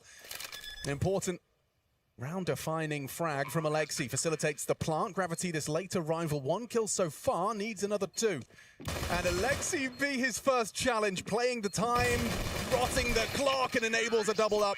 Wonderful will fight with him, and Na'Vi will start as they mean to go on. Okay, so a little bit of a kerfuffle there in Banana, but Immer bows them out. And he was the man that was under an awful lot of scrutiny in this off-season. Right, this was the man that I think people were looking for. Okay, let's get Frozen, let's get Emma out, let's make this change. Now, for people at home, they just go, which player do I think is good and might fit these roles? They don't consider buyouts and everything that goes with it. So, Na'Vi, it's the same team we saw the last season taking to the server, but I don't think they'll be happy with the season. Right, it's not... the major is the exam. We've had Blade say that before. And not making the playoffs does leave a mark, and so does that nade. So, Lucky, brought down to half HP. It's a 4-man B lean. Just Maka over towards A. So right now, if you're Na'Vi, your job is to go through the motions, to take map control. They have Balls and Boiler. They have at least the first half of Banana under their remit. I like that nerdy smoke. You don't see that all too often. Was thrown out by the longside player Maka. You would like the enemy to see that, though, because if they see the trajectory of that, they might assume that they're blocking and that they're stacking the other side. So he's going to lob out another. But there's nobody to see where this is being thrown from. It's not selling anything. But they are returning to B. There's 50 seconds left, so still plenty of time to change. They might just set up an execute, send in Mikazi here with this Mac 10 for info, and at the same time, over towards A, there's the opportunity for Bit to take some space. Otherwise, they're going into this stack, full steam ahead. Okay, let's see if it is just going to be the Mikaze Mac 10 scouting party. Let's follow through. No, there is full commitment. Maybe you want to back away. The water's a bit warm, lads. Kazi's Deagle headshot onto Mikaze, but there's commitment. 25 seconds. This can go wrong for Na'Vi. Immer onto Lucky. There's Bit. 2 more at the back of the site. Running at them with Glocks and an easy one for Gravity, finding Alexi. Gravity hiding out on the reload, and the smoke goes for a USP. And just Maka, this rotation through, the bomb scooped up just in time. Wonderful, get it down, but my goodness, by the skin of Na'Vi's teeth, they survive that walking into the stack. So that's one where Blade just sitting and watching that from behind a coaching perspective is extremely stressful.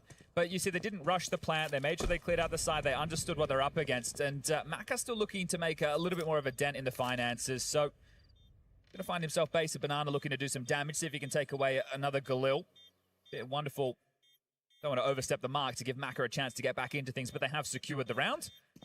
And this will be the 2-0 start for Na'Vi as, okay, they'll exit through CT. So Maka not going to get too much for his troubles. I always like to see a second round force with a plan. And there certainly was one there. I think that from a calling perspective, you're going to think you got away with one if you're Alexi. Oh, I called us into the stack. Thanks, boys, for staying gun on. But you're not going to feel like you're outmaneuvering them. Actually, that feels kind of good if you're 3D Max. You took the gamble, it paid off, and they walked into your stack. You just couldn't hit the necessary shots. That's fortunate for Nina. That is a very impactful kill in the scheme of things. It does alleviate pressure. So 2 impactful rounds for Immer and a smile on the Romanian's face. Boost up for Maka top Banana. And a horrible combo of util. Has Gravity dead, Maka next, even a nearly onto a Lucky. It's 13 points of health, nothing really to talk about for 3D Max's chances in this one. Just going to putt it in.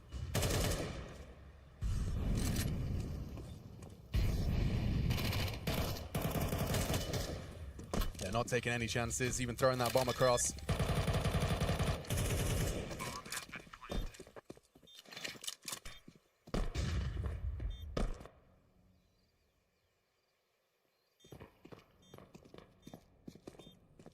Lucky for the exit. Oh, yeah, not the weapon you want to be going into a head-to-head duel with. The MAC-10 quick to adjust in the air. One more bullet would have been nice. Masuta unable to provide. All right, well, the focus going into this first rifle round is going to be Maka. Right, he's going to bring out that AWP. We'll get to see how he wants to play it. Straight to apps, round one. Well, this is it. Is the game plan going to be to fight for banana control? Right, this is where we get to see what 3D Max have opted to bring in today against Na'Vi. They don't have a kit, so if the bomb does go down, it's already Inferno, so that will reinforce the save idea unless it's full chaos, and Maka will be starting over towards A alongside of Masuta. It's Gravity, Lucky, and Kersey looking for the banana control. Nade right into Boiler does extensive early damage. So as they're trying to stall you out on your default, you get a nade for your troubles. Ooh, Gravity. Oh! That's brutal. A little bit of a sound cue, all Makaze needs, and he gets bowled over. And they're just going to explode into A. 3 out apps, 2 up mid. You better be strong, Masuta. Already down to 43. Partners up with Mac on the short side now. The pressure from both fronts. So uncomfortable. He's got pressure on 2. Still finds a follow-up onto Makaze. Dips away from the apartment's pressure. And now we've got a retake. Well, they will give this one a go. The fact that they have them boxed in, they should give this retake a look. Sure, there's no kit, but they've responded to this very quickly. Crossfire on site. Wonderful and Imma working on that, and they've got that loose piece of bit, able to enable no worries about the balcony. Kazi pathing forward now, trying to break that site crossfire with Lucky. Bit able to lend a hand as well from the balk. Time ticking, lads. Are we going or are we not? Backing away, uninterested in the 10-second defuse. Okay, a bit of fishing going on right there, seeing if anybody oversteps the mark. You take a look at the U-Tool left over as well, and you're thinking, well, Bit could be in a position right now to re-smoke Moto. That'd guarantee it. But he was just staying as a bit of a nuisance over towards apartments, and that's going to be 4-0. Makazi man on the screen here. Lol. He's going to be very happy with a freebie in Banana there onto Gravity. Tagged by the wallbang in the last frame. See this from Makaze. He hears that burn, and he just scuttles it forward right into the pocket of Gravity. I was impressed by the way Maka handled that wrap. He confirmed they're dropping out bulk. At the same time, he spots someone pushing middle. Managed to provide the double and get away with that AWP. See if he can do something with it into our 5th round of play.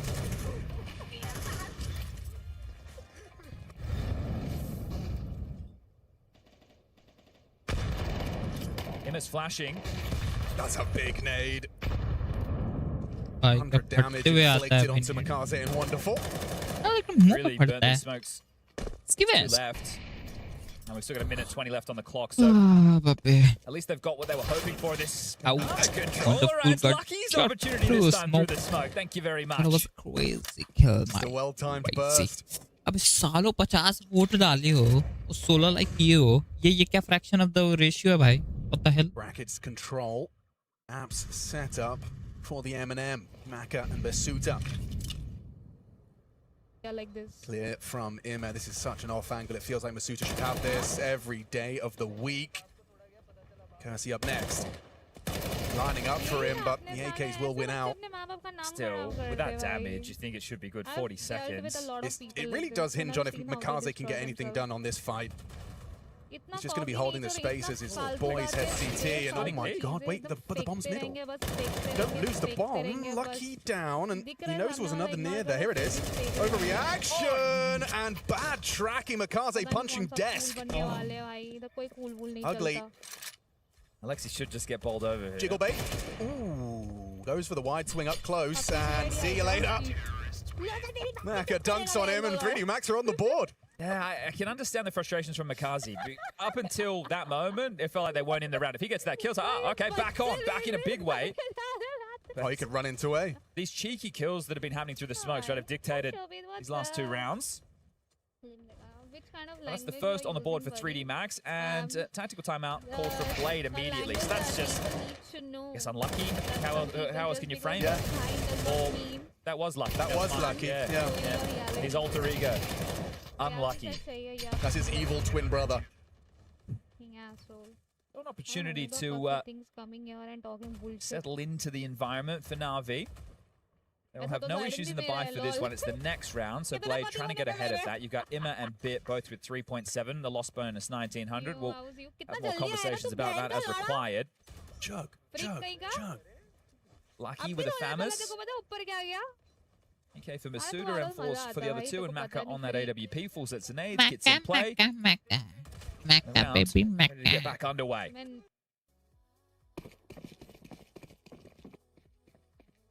So Kersey again, smokes spot on Banana, heads over to assist with the control. Maka and Masuda. The T and CT smokes landed almost next to each other. Brother. Hey, brother. Comes that test. Easy stand over his ground. Gravity in combination with Lucky and that HE has completely silenced 3D Max से पहले बहुत डर लगता था. एक दो साल पहले भाई बहुत अच्छा खेल रहा था. पता नहीं क्या आकाश खेल दिया. Blade took the timeout for that. And now you're in a 3v5 with a whole lot of time on the clock. So not backing down at 3D Max, continuing to trundle forward even with a two-man advantage. The audio is very loud. Fire Serpent, minimal wear. Back in time. He's got the covered. Maka and Masuda to deal with short and Fire Serpent is very crazy just be a very long save. Unless they want to knock on the door of Banana here. Is there a good flash for a position like Gravity's? If he were T-step. Well. Nope, just a hard clear. Oh, the crouch nearly worked out. It was under the crosshair for a minute. Didn't find that bullet, and bit trading eventually. That's just going to lead to a rotation. You can see Kersey quick to scarper over to ensure Lucky's not alone. Oh, Maka. Maka kawan game. But they identify in this situation as likely to save because you're seeing the AWP T-stairs with 30 seconds left. So if Imma had stayed alive, that's why I was saying, because it was Wonderful, Imma, and Bit, right? Yes. So Wonderful could have kept the AWP. The other two are in positions to drop AKs and still buy utility into next, and it could have been a full buy. But I like the fact that they still gave it a look in. Right? I think one of the things with Na'Vi is sometimes it feels like it's a little bit too by the book. The whole point of the structure and all the theory is to give you a foundation, but your players still have to play. But I mean, what you're talking about is wanting to see a little bit more, you know, of the fishing style, you know, where you're kind of, you're not full committing, you're not necessarily all in on the commitment, but you're certainly keeping options open as opposed to it like this is binary, it's either we fight or we don't. A little bit of a reaction there from the crowd. It makes sense. We got a French team on stage. When we move into next week, we move into the big arena. Well, not the big arena. The one before the big arena. But it's 7,000 or 8,000 people. We can see it from where we're sitting right now. Rocket League's over there. Yeah, by most people's standards, I think that's pretty big. Okay, so they still make it work for the most part. So Tech9, the only mission.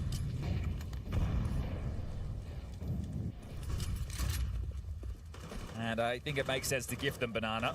That's fine. We don't need to get spammed anymore. We'll take Halls and Boiler first. That'll be a combination of Alexi and Bit to work on that in this round. A very passive setup as well. I want to draw attention to the radar for people. Nobody close short, nobody in apartments. They are very passive on A. And they've just been smoked on the arch side. Kersey's response, a HE grenade that finds very little. But the stack is in the right place. Not for the first time. Oh, yeah, it makes sense. Okay. Last time it was just a force buy. This time it's everything they desire. Desire. What's up? Hello, Extra. What's up, brother? What's up? What's up, mate? Eventual fight. What's up? Safe jump spots. Molly's enough info for him. He'll back away. And no rotation. Wow. Keeping it 4 strong at B for now. You need a little bit more than that, says Gravity, if you want to draw a rotation on his watch. So the net has been set up top middle. Now you got Wonderful Imma Watch and बड़ी कर रहा हूँ यार. line in the sand. The rotation comes back to join them. You got Kersey inside. यार मैं भी बढ़िया बढ़िया यार. मैं भी अभी आजकल बहुत PUBG खेल रहा हूँ यार. बहुत ज़्यादा PUBG खेल रहा हूँ यार मैं. PUBG CS Warzone ही खेल रहा हूँ. 3 गेम खेल रहा हूँ पेल के. That's a perfect nade from Masuda is ringing, but Makase heads time भी नहीं मिल रहा यार. काम की वजह से स्ट्रीमिंग टाइम की मतलब पहले रेगुलर होता था. अब रेगुलर होता. जब टाइम मिलता तभी कर पाता हूँ There were stream. 7 seconds left as the bomb starts to get punched in there. If a kill goes the other way and a little bit more cumbersome there on the बाकी सब trading, तो चंगा time C. could have been the enemy. So Na'Vi with a buzzer beater. अबे नावी क्या हम जीतो बे.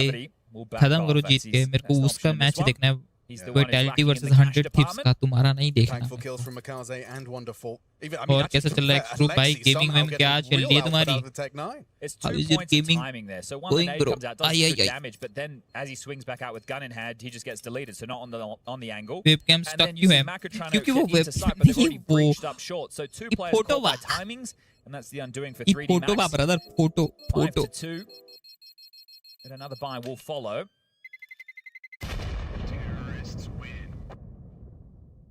So is there a change-up at a 3D Max? They played that one very passive, right? And we've seen them in other rounds have Maka with Masuda forward in halls with some setups to at least inform them with a little bit of information.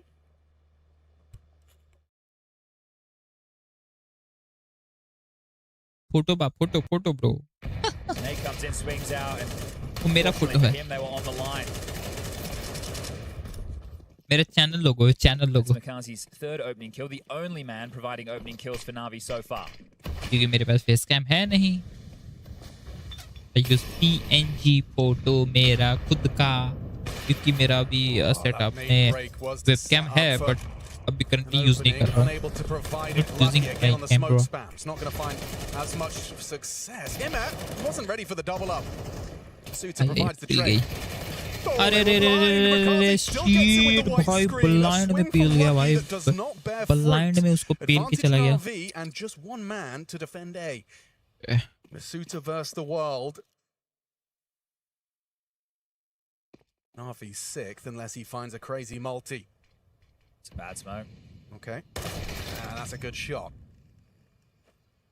Well, that is round.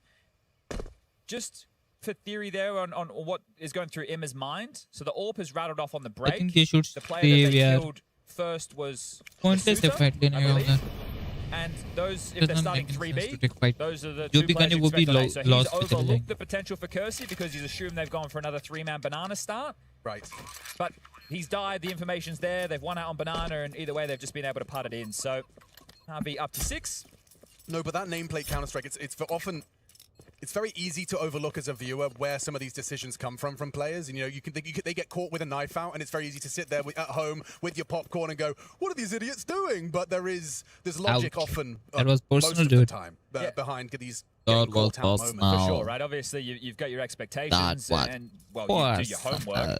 There's also little details that we are going to miss when we're watching in this way, right? Because there's so many sound cues that are going on. Players can pick it up. There was a moment earlier in the tournament that I was watching back in the hotel when it was Mini from GGHow going to pick B, and he was scoped in early, so the short player couldn't hear him. But then he gets to kitchen, he unscopes. Zontic's always close short. Here's the double scope, Magic stops jump spotting, right? And there's these little details that are happening all the time that it's so hard to pick up because you're focusing on different skirmishes all across the map and everything is always moving. So it's devil's in the details as far as Counter-Strike's concerned. But we do get a tactical timeout. This is the second... There you go. See, that's why it looks a little bit silly. Second of the map, but first from 3D Max. But Emma has had some very impactful moments. I know he only has 4 kills, and that sounds a little bit crazy, but the pistol, he had some nice kills. And then against the Force in round number 2, he gets that spam kill through the smoke. And I think that was necessary to alleviate some pressure. Second half आ चुके हैं guys. Let's go. Mikaze's openers have been handy, and that one for Emma, he now joins the board. And they also looked a little bit more free, right? Just, well, let's just take that fight, right? So I identifying, okay, AWP was long side, we might be able to get a 1v1. Great to see them taking their shots. So we are ready to get this one back underway.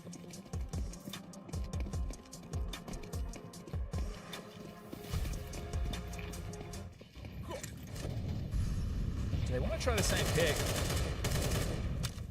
guys परसों करेंगे अपनी stream क्योंकि कल करने पाऊंगा कल तो एक दो इम्पोर्टेंट काम है बहुत ज्यादा. This is great conditioning.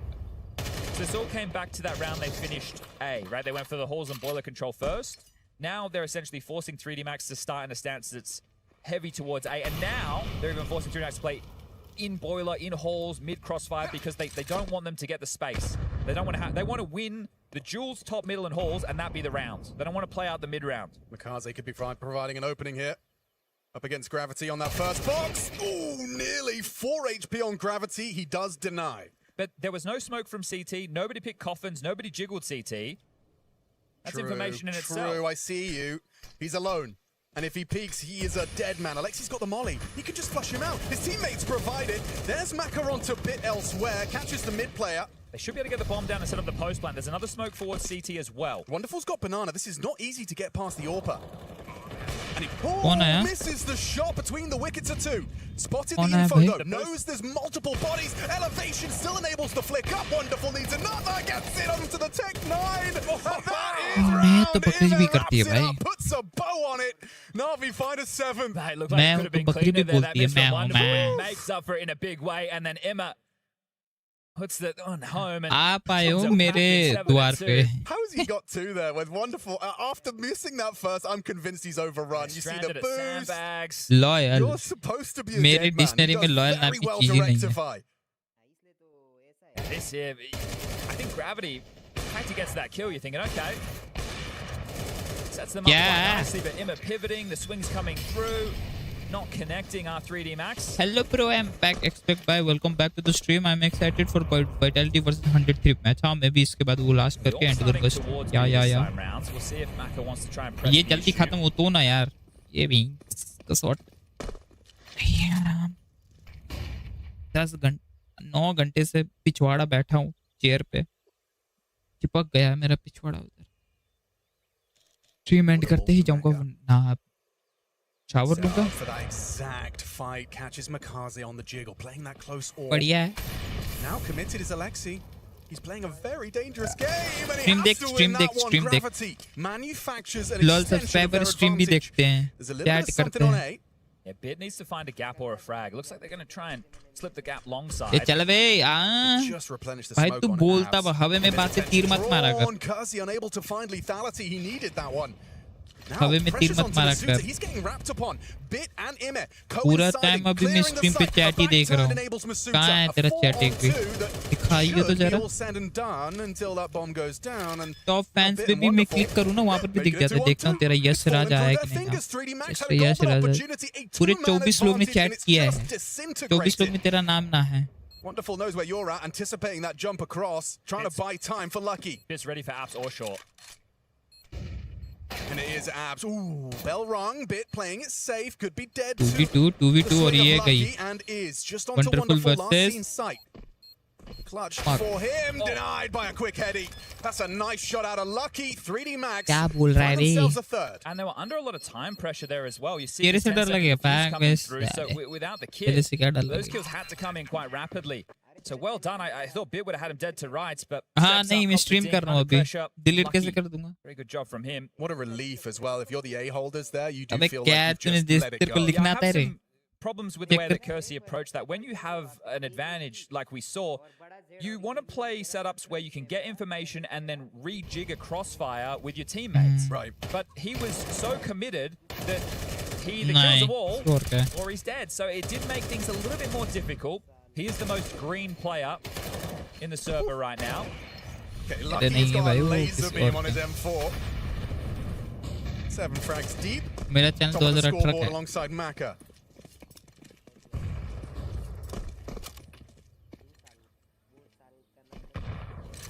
They're all ready to pop A. This is going to happen भाई very वो साल तो quickly. मेरे लिए बहुत अच्छा था. वो मेरा सबसे फेवरेट साल. तेरे लिए वाले ना मेरे लिए तो है. Masuta drops a smoke, safe from the flame. Hard to force him out मैं now, but the तू मत याद कर. मैं तो करूँगा ना याद ब्रो. मेरा तो अच्छा है. Down goes Maka and Masuta, and an 8th round as easy as that.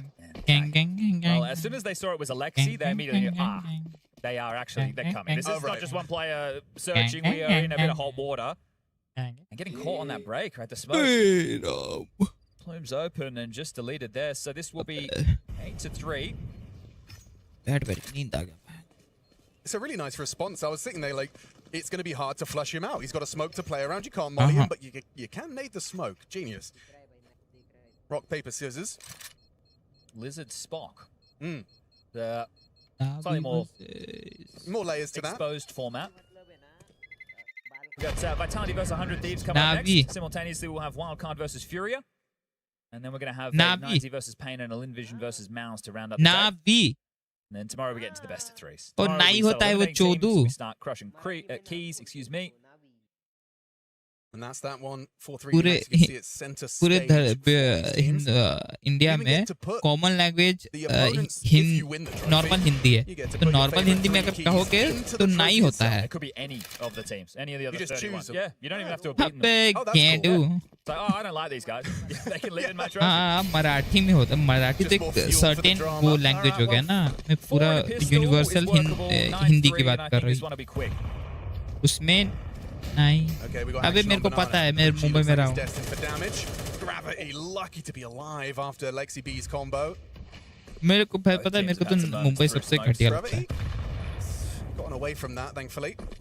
मेरे को सबसे वर्स्ट प्लेस है भाई रहने के लिए वो. Really win out banana control. So कुछ भाई क्या वो गाड़ियों के पता चलती है उसमें बिल्डिंग ही है. मेंटल पीस नहीं है ना मुंबई में गाड़ी की.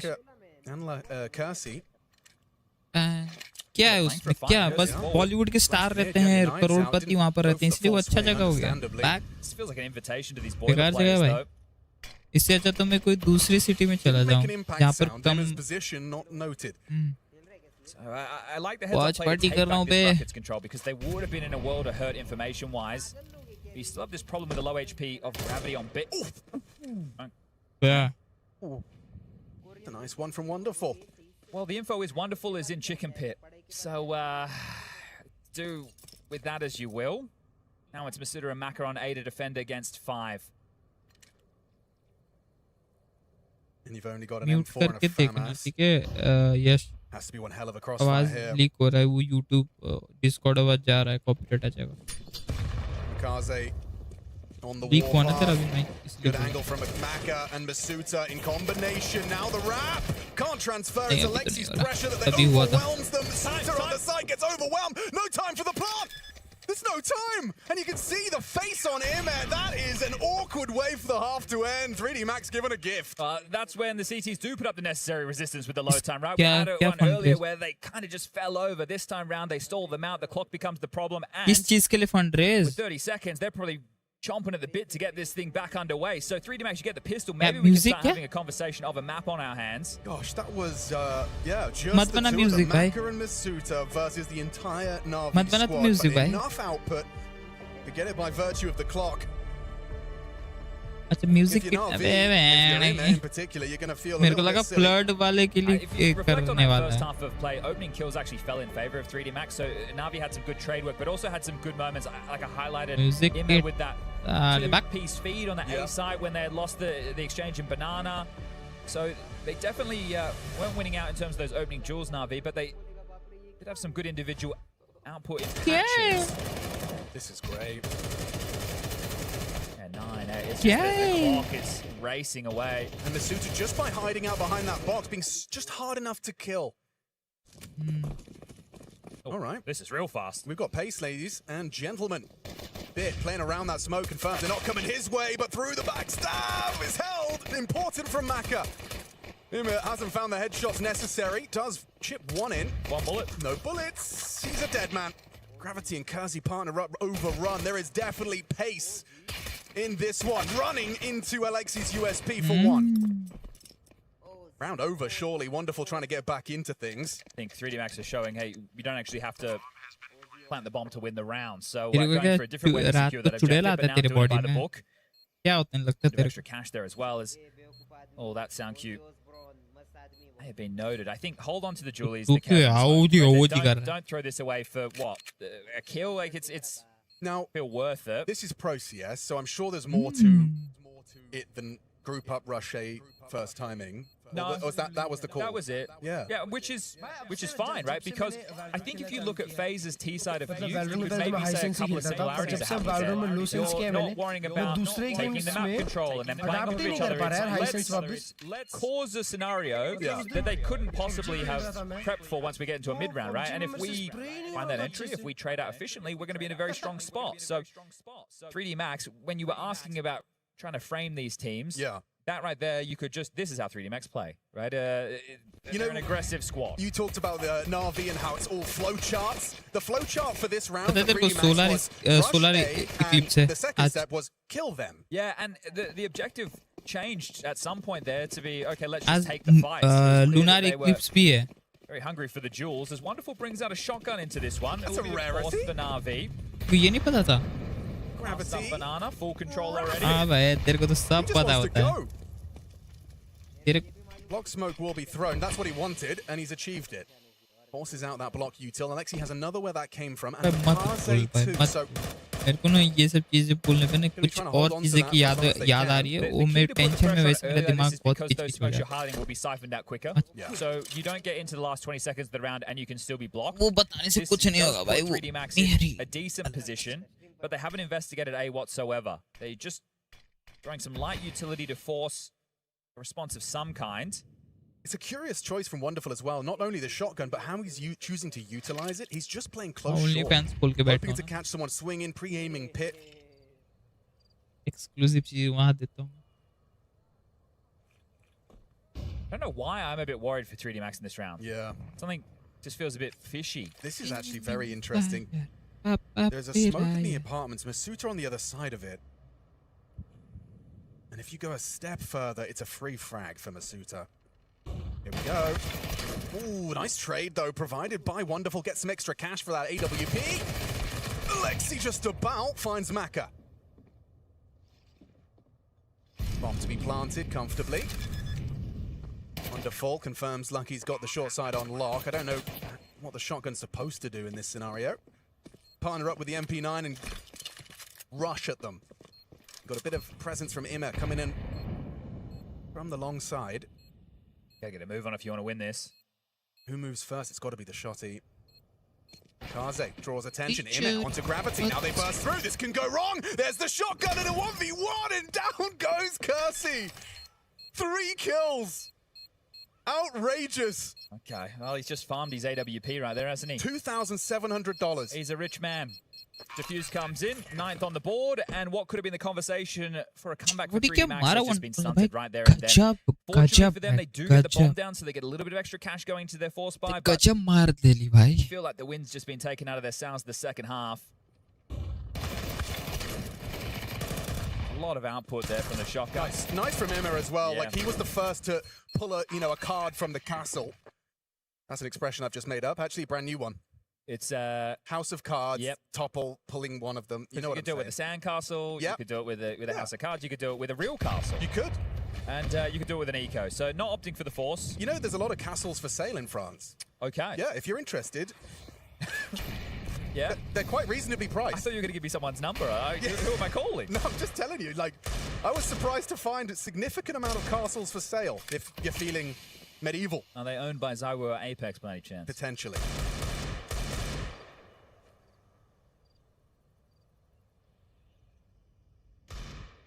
How many of you are using this eco to Google castles in France for sale? Because there is a few. Check them out. A nice anti-eco setup here from... I think it's more anti-force. I think they're probably expecting a force. But I have heard a couple of pistols rattle off. Wonderful's feeling himself. It's a great nade to set him up. Here's a couple of steps, confirms presence just around the river bend. Down goes Maka, and he wants more. He is really feeling himself under the denial. Bit steals the ace.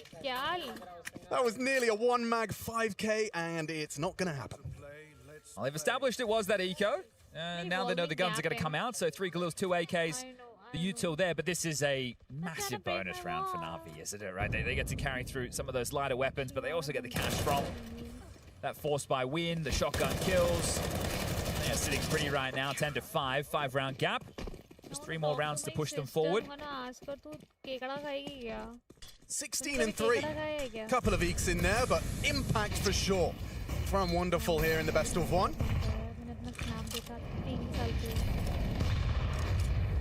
Hello, info from Makazi on the jump spot confirms Lucky's presence on Banana. He's rather alone. Through the mid-zone. Yeah, and Bit's a dead man. Lovely flash from Masuta. Sets Kersey up for the opener, and Makaze's pre-fire does not bear fruit. Wonderful, still able to muster some sort of defense, but overcome by the AKs. Wouldn't mind if Ima and Alexi want to hang around and do a little bit of damage. Sure. It's probably their best option in this situation. Oh shit, बहनचोद मेरे को ही थप्पा हो गया. Pop through a mid smoke, catch them while they're going for hefty banana control, rotation miles away. You win out that opening exchange and you find yourself in position to grab this 6th round. We are finding ourselves in Group D. We've already had a match in this group take place earlier today. That was the Mongols versus Magic. And the two big names, like the highest seeds in Group D, it's Na'Vi and Furia. Yes. Okay. We have 9Z versus Pain coming up. So I think 9Z is one that we definitely need to give our respects to based off of their major run. So, look, if you're going namesake, it's Na'Vi, Furia, 9Z, and Mongols are the 4 that would be your likely expectation. But the Mongols have 2 green players in the roster for this season, Tikuak and Darkmeister. Best Meister. क्या आपके पास mic नहीं है? Everyone was blind there, besides Kersey. क्यों नहीं है? Second timeout from Blade. Type. Wonderful will have his AWP.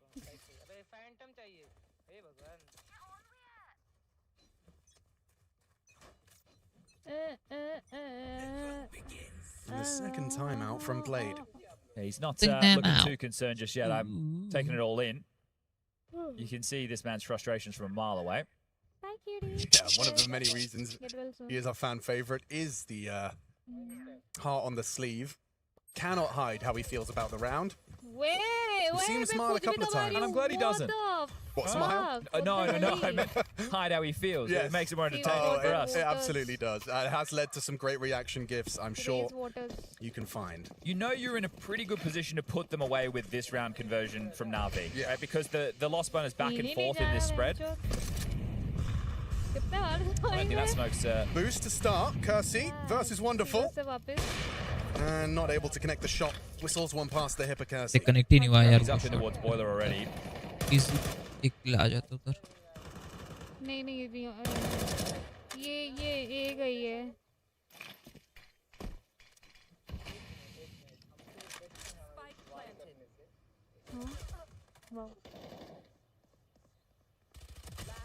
Okay. Very quiet. मैं तो ठीक है, but तू क्या कर रहा था? Right now is some still lined up from Gravity. He's selling mid-control. And by throwing it while already being on that balcony, you kind of hopefully create a little bit of a timing where they're not expecting presence in those apartments. They're giving a decent amount of room, or at least that's how it looks from the 3D Max lens. We've been able to get banana control without forcing them off the line. Short is the biggest question mark for them at this moment. Got lots of avant-garde approaches here from the util department. Lucky's got a big one here. This is Apps Pop written all over it. Blocked just the right time as well. With 38 seconds on the clock, you're going through that. It's transitioning now to Bike. He'll have support at 2. Here they come. Imetalenda hand and bit unloads for 2. Gravity and Kersey sidelined. Masuta spotted over the top of the smoke, and Imet a comfortable finish. It's just Maka and Lucky. Mantles up on the box, does significant damage to Maka. We've got to see a plant here. Lucky's found Wonderful and should enable a plant. To 2-on-2. Making this one competitive. Don't forget what's at stake here in the best of 1. 3D Max need this. Begging for it. Maka and Lucky have got to bring this one home. Mikaze and Alexi swing on the short side. A nice headshot, but low. Both of them low. That HG will do the job. Lucky bowled over. And Mikaze looking out for Maka. Elevated, perfect. Finds the headshot. Na'Vi get their 11th. All right, well, Makazi with some more impact. He was doing a good job in that first half, finding a couple of opening kills. Now he wins a big clutch. And that bomb going down does make things a little bit more interesting for 3D Max in this, but seeing Na'Vi so close to 13, you're going to wonder, what are they going to be able to scrape together? Lucky with that kill onto Wonderful there. That's the only reason the round gets interesting whatsoever. If we catch it in the replay, I think Bit does a great job. Mows down 2, then... I think Emma, I would have loved to see him jump up on the box a little bit earlier in that situation, but either way, Makazi thinks mincemeat of him.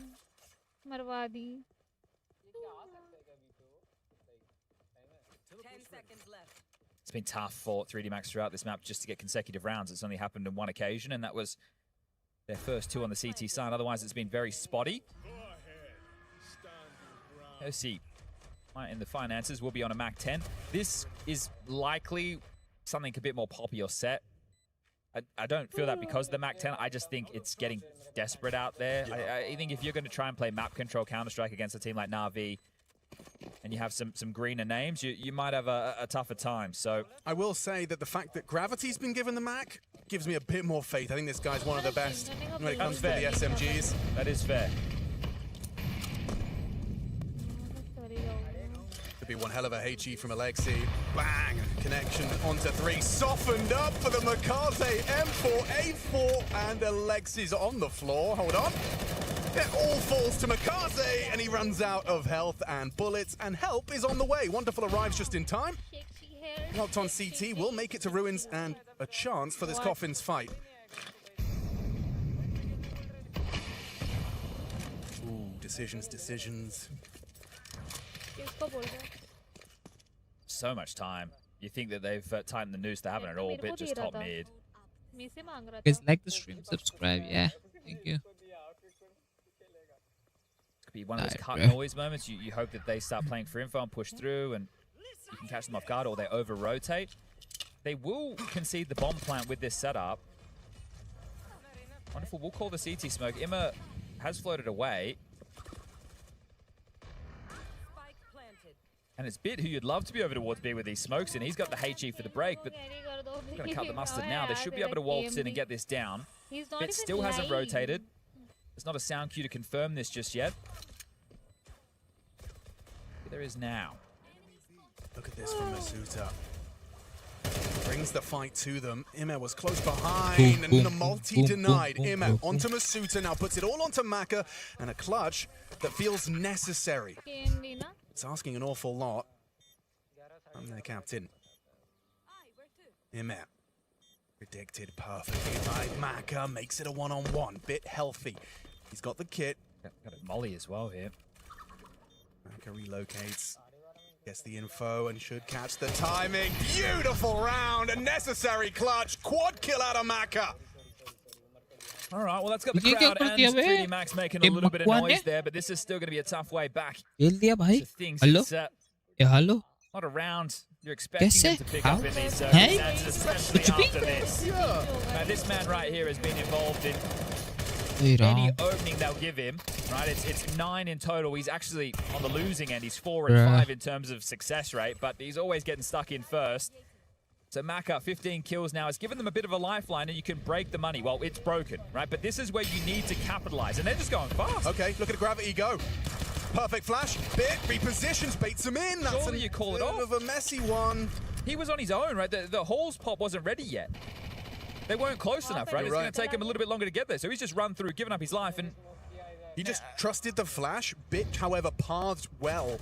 Tucked back into cover, baits them in. That's a lot of info. Just spotted the whole squad. Bomb was on the radar. I understand the decision-making process that we've just seen from Na'Vi, but it does mean now that 3D Max are back in a very strong position. I still want to finish towards A. Heard the app smoke. Vigilant as well for this gamble. Here comes Masuta. Jiggle from Imma. Easy pickings. Wonderful. Similar position. Will he go overlooked? It's fallen into place nicely. Wow. A consecutive from 3D Max. Yeah, we're just talking about how difficult it is for them to get those. So nice. You're not overlooking it in this situation, right? You are definitely going to make sure that you are clearing out every nook and cranny. And with how that started, I thought we were in for an absolute nightmare ending to this map here for 3D Max, but they are still holding on. Yeah, and the deliberate Mac 10s. You know, I think that's always, it's something 3D Max are not afraid to do. When they know the opponent's in a compromised buy scenario, just whip out the Max and go pedal to the metal, as Gravity did. Navi, throw mat kar de bhai. Bhai, throw mat kar de Navi jaake bhai. You are winning, just maintain that momentum. Retain these please. and hopefully Jaake farm throw up. mat kar dena. This will become 11-8. 3-round gap. Navi on eco with a save down for Makazi that we're just watching jiggle. Just keep jiggling. Terrorists win.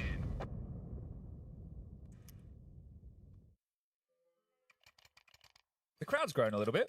I will say most of the French fans are wearing Vitality jerseys.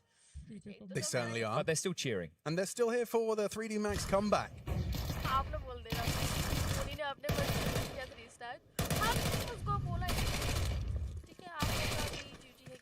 So they know Makazi's the B defender, right? So you know he saved something. You have a question to ask. Do we think that they're going to place it elsewhere looking for a fight, or do we want to avoid him? Right? Do we want to just go to the opposite side? Oh, that's a lot of damage from a singular grenade. Gravity again, though, applying a lot of pressure. This time he doesn't actually put his body on the line, but still having a glance top middle. Bit and wonderful playing to be traded by Makazi.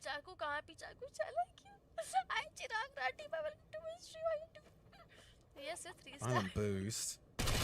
Easy pickings. And now Makaze, is he able to find anything with that M4? You just go B now, right? This is where you would group up and finish over towards the B side. Makazi, one of the B defenders, is alongside of Alexi, but you know Makazi was the man that saved. Yeah, I mean, it is just a USP on Alexi. There's nothing you can do. Team had to save. Gravity's keeping Makaze busy and takes him out as well. You can see a little shake of the head there from Makaze. Gravity's very cheeky on those SMGs. All right, 2-round gap. They're going to be on kicking themselves about how they played that Maka round. It has been somewhat of a fire starter to get 3D Max back in. Well, there's the third and final tactical timeout from Blade.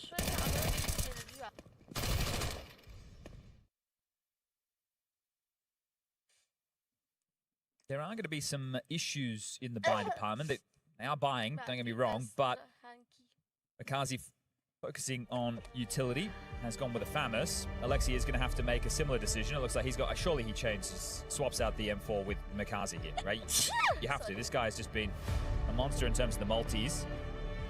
Makazi and Wonderful both with 5 multi-kills each throughout this map of play.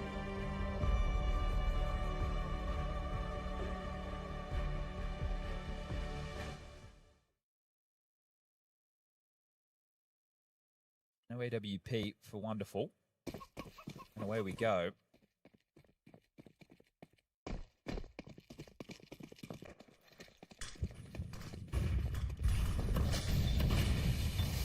Makaze trying his luck. That FAMAS does start to forge a path down towards Banana. Complete Banana control now for Na'Vi as pressure A. Rather rapid. Here comes Kersey. Swings on into his demise. Spots 2. Easy for Bit. Dips back. Finds Gravity. The trade attempt gets nothing. Suitor's gone. This is ugly. Up against the wall. Need to make this 2-on-4 into a 2-on-2. And they've done it. Claws him back. Stays competitive. Bomb thrust forward. Demanding Lucky Plants. How do Makaze and Alexi get back into this? Partner up and trade. Replenish on the Moto smoke? That's huge. That's perfect. That might be it. They might just call this off. Well, no, you go grey screen and it's easy for Lucky. No, it's not. Doesn't track him well. Alexi charges through. Maka, another, no, 9 bullets. 9 bullets. It should be a 12 for Na'Vi guaranteed. He'd have to hit some crazy headshots. No kit. Doesn't swing. Calls the bluff. Double. Trouble! 10-second defuse secured. Alexi's happy with that one. Okay. Not getting picked apart one by one this time round. I think when I see that Moto smoke come up, it's a tough decision to make. Your loss bonus is only building, and we're late stages of the game, so... Nah, Lucky's going to be really kicking himself. I mean, he's had a great map. He has, you know, top of the tables. He's been finding impactful frags. I think this double was great, wasn't it? Yeah, the fact That's what I'm saying. I need that. He's over-delivered with the 2 kills there. Bit for me. He factored in that one for Na'Vi. All right, well, this could be the final round. 3D Max. Anything left for us? Well, not quickly surging towards top mid. They want to try and do some nade damage. Top Banana battled off. Heaps of damage done. 2 players walking wonky. Now that's unconfirmed. Step in the right direction. And it will force the respect. They're too low to hang around offensively. But it might force them into a gamble. Right? You might see Alexi just come and sit in the site if they can get the timing, because Brackets control being ushered in by the help of Maka's AWP. Emma in trash.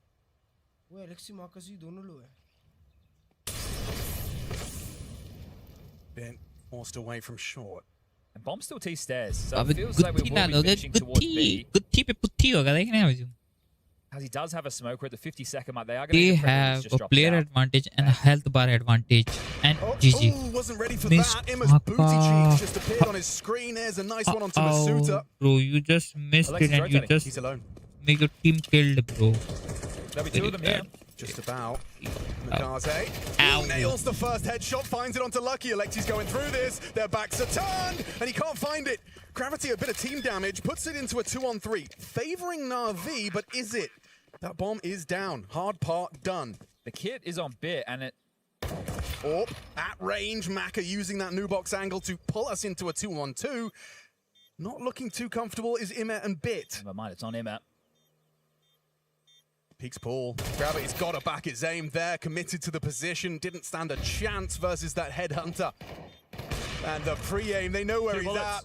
Maka's got to hit both of these shots. He's going to get overwhelmed. No, he isn't. Needs a bolt. Can't find it. Na'Vi close it down. Immo with an impactful clutch. And that's game. Yeah, Gravity's already disconnected from the server. Knew that one was coming through. Maka did what he could to keep them in it. But this will be Na'Vi surging forward in Group D. They'll be taking on the Mongols for a spot in the playoffs. And naturally, things have to be as entertaining as humanly possible, which is why we're at the Esports World Cup. This Counter-Strike has heated up here on day one for Na'Vi. Getting a little close there for 3D Max. Yeah, this isn't the start you want to invest once, but it's the one you got. Now you've got to deal that hand you've been dealt. I want to welcome you back to the desk with Capri in the middle. I got Pimp down the end. My name's Tracer Aranthus, or you might know me as Stunna. But for Na'Vi, good hard-fought battle here. Nice litmus test to see which Na'Vi we're going to get coming into the EWC 2026. And what we've got is a result of them winning.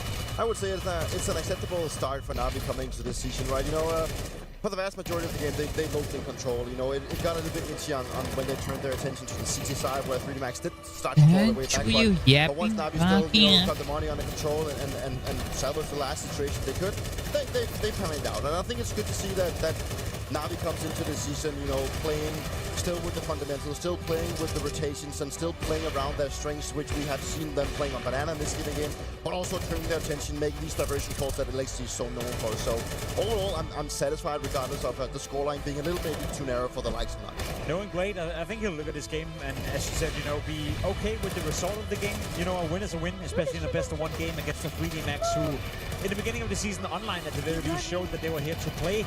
I do, however, think that when you look at the second half and some of the rounds that they were losing, you know, playing 4v2s, 3v2s, where a couple of the players got a bit ahead of themselves, you know, sticking around and maybe taking another fight, playing a little bit too overconfident and maybe, I wouldn't say unserious in a way, but playing, you know, as if it wasn't a very important game to win.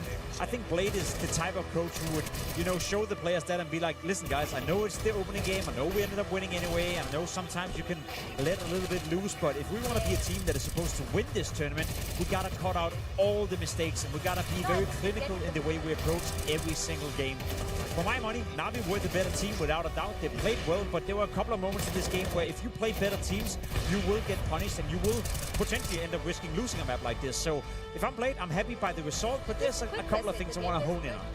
It's scary close, and I think I can come right back to what you're saying there on that. Dupree, and the fact that if you are Blade, when you go back and look at this footage, it's time to tighten up, guys. This is probably, you know, you probably got away with one right here in a couple different scenarios and instances as regard to rounds in the game. But yeah, we can do better. This need to do better. This have to do better. It was still a good performance from Na'Vi. Let's not shy away from the fact that they were in control for the vast majority of the game. So Na'Vi getting the W was good. It's a good performance and a good start to the season for them. It is. So let's take this opportunity here from Alexa B via Freya. Exactly what we're going to be doing down here on the stage. Congratulations, Alexi. Let's be honest, though. It was pretty in control from you for the vast majority of this game. Things did get a little bit dicey towards the end. Scoreline hits 11-9. Blade calls his last timeout. What's he saying in that moment to kind of calm you guys down? Yeah, exactly. Calming us down since we knew this round that Maka won shouldn't have happened. We all knew that he was low HP as well, so we kind of just misplayed it. Unfortunately, we didn't have the best economy going into that round on the 11th, but they decided to make a fast play on A. And yeah, I'm happy we played 3A that round and got the crucial entries. And in the end, yeah, some good clutches from us as well, even though we had the man advantage in those rounds. Yeah, solid game. Wonderful. And Makaze, both looking incredibly solid in the server today. Do you think they missed playing officials? Because it's been a while since we've seen you in the server. Yeah, you could feel on the communication that we didn't play an official for a while. was a pretty hectic at times compared to, you know, some of the practices you play on bootcamp where it tends to be more chill. But yeah, they played very good individually, and we all saw it. I imagine there's more than just you deciding what events you're going to be attending, how long you're taking these kind of long breaks for, right? Because you're one of the teams that have had a bit more time away from officials after my the legs are Colorado paining Major. so bad, What man. benefits do you So see fucking having a bit bad. more time maybe to boot camp, just away from those officials? I mean, we've been a team for a long time now, so just, you know, spending some time, firstly like on vacation, then going into a long boot camp and not rushing things. We tried to analyze, we tried to do our best in order to, you know, step even one step further on this season. But yeah, the opening game is always the hardest, and I'm glad we managed to win it since it was a best of one. But you know, there is still a long way to go here, and a lot of tournaments this season, so we need to be ready. Things can certainly get a bit chaotic in these best of ones. We've seen that happen already here at EWC. Just one more question, throwing it back to the major. Of course, we saw the disappointment of you guys. Guys, like the stream, To the please. playoffs of that. And make Harness sure that you as an in-game subscribe leader if you're and use new that to the as fuel, channel. as Yeah. motivation for the guys coming into a new season. I mean, that's the only thing you need to do. You know, we were deeply disappointed considering that we came into the major with good form, or at least that's what everyone thought, and we even had a boot camp. Everything was there for us to, you know, have our chances, but in the end we couldn't, you know, come over the finish line, and that's what happens, and you need to, you know, build the motivation off of that. I see what you did there, the finish line. Nice one, Alexi. And a nice one from Na'Vi, indeed. 1-0 up here in Paris. Yeah, Na'Vi, Alexi B, hell, it's a wonderful thing they've got going on over there, ain't it, Jacob? That's because Wonderful showing up in spades for this side of Na'Vi. Yeah, you could say so. I think Emma had a great performance as well. You know, a couple of times in this game, he was very vital and very aggressive, as you like to see Emma play as well. So overall, I think, as Alexi B said, a solid game of Counter-Strike. They didn't really teach us anything new. We didn't really see anything, but that's kind of what you expect. It's a best of one game. So, you know, temper expectations. Be happy the Na'Vi won, and hopefully we get to see them move deeper and deeper and deeper into the tournament. Yeah. So you're saying we didn't necessarily, you're saying we didn't necessarily learn anything from the fight on Banana that Na'Vi almost won in round 10, where Wonderful ended up at the end of the very end of the round. Is that what you're talking about? No, I'm just talking about the. Because I thought that's what you wanted to talk about. My bad. No, it's obviously. I think he said it himself, right? You know, it's the first game of the season. You know, there's probably a lot of jitters and a lot of thoughts going through their head. And I think it was just important for Na'Vi to be looking into the case now that they needed to salvage what they couldn't from the major, right? They needed to stop the bleeding and not continue the downwards trend of not, you know, performing, because they did have a good start to this. Like the stream, guys, subscribe. Yeah, a good win for them. Like but the I mean, stream, please.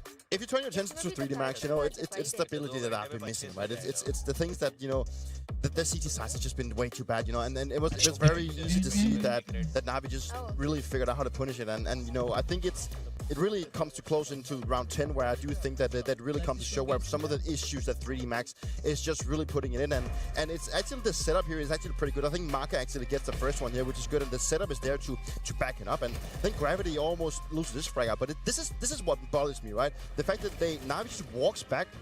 You have Curse just standing in an off angle in the middle of nowhere. As soon as he dies, Misura is in deep shit, and he has to salvage everything. If he doesn't get like a triple kill here, he's literally in the case where they can't win the round, and that gives Bit the space to walk around to the side and actually gets this double kill. He almost brings them back in this situation, and it's the connections between the sides that I saw from 3D Max that is not working together. It is the connections that what we've just achieved on Banana. How do we then approach the late round? What Curse is doing is literally just throwing the round away, and luckily for them, Lucky does actually manage to salvage back, but it's these type of things that they need to work on. Quite impressive that you can play a 5v3 CT side on Inferno and lose map control like they did right, and that's a great example for 3D Max. If anything, it's also a clear evidence of two different levels of Counter-Strike. I think, again, when you look at 3D Max, you're looking at a team where expectations should be that they are maybe a top 15 team, you know, that they maybe qualify for the major, and if they're good, they make it to stage 2. Whereas for Na'Vi, you heard Alexi B, right? They've had a long boot camp, a slow build-up to the season, came into the major in good form. We're one of the few teams to win a trophy outside of Vitality as well. So the expectation for Na'Vi is that they're winning trophies, you know, or at least being in the grand finals or in the playoff every single time. So I think at the end of the day, we got a game here where, you know, throughout the day so far, I think a lot of the games were closer than we expected. This was exactly as close as I expected. Na'Vi being the better team without a doubt, but at times 3D Max showing that they could play Counter-Strike. Team that's supposed to be top Fuck 15, this. then you can't have stats Fuck like this yapping, bro. Fuck this yapping. I hate yapping, man. And you're looking for stability. Yeah, yapping bird मेरे को to be honest पसंद नहीं. Annoying लगता है. बाप रे, Falcon supporters. I have Falcon supporters. Oh, that's crazy. Mouse only 6%. Mouse haters. Mouse haters. They need to be working on the CT sides, because that's where I think looking thing for 3D Max. You know, if they want to be finding that stability, trying to improve, they need to be working on the CT sides, because that's where I think they have the biggest. The G sides today against unboxing. It'll be okay, right? They did manage to claw their way back, but not when they have CT sides. It's not going to happen. Clearly, yeah, but I think this one can go without saying for the side of this whole matchup. Again, we're in best Handy of luck, right? pow. So now you get to move a little bit away from this tumultuous territory. What? Oh, well, yes, 3D Max could come in and do what might even be considered an upset. Would you have called it an upset at this time? It would have been an upset, you know, if they were to win, especially in a best-of-one fashion. It wouldn't have been a massive upset. I think 3D Max has shown before that they're capable of playing well against good teams. I think I described them as a team that is often playing up to the level of the opposition. Today, they did that as well, I'd say so. You know, 3D Max weren't necessarily playing bad Counter-Strike. There was just a couple of moments, round 10 being one of them, where it's not mistakes you can allow yourself to make against a team like Na'Vi. Even you said it right, Pete. I think Lucky came in and actually ended up winning the round, but at the end of the day, it cost a lot in terms of the economy. That could have been a round where they survived 4 or 5 players, so they put themselves in a much better position in terms of constantly rebuying and fighting their way back into the first half. So there's things to do, but I'm not upset about them losing, because I don't consider 3D Max to be a team that's relevant. No doubt. ये देख right now, and for them to be at this tournament is probably the first step. Yeah, they've taken participation. मेरे field में नए creators क्यों नहीं आते भाई? Explore page पे वही घिसे पिटे लोग क्यों आते रहते बार-बार रिपीटेड? कुछ तो दे दो लाड. Oh. New creators, man. क्या बताया, सब्सक्राइब ही कर दूं. कंटेंट अच्छा लगा तो आता ही नहीं भाई. Because Jacob's going to tell you all about team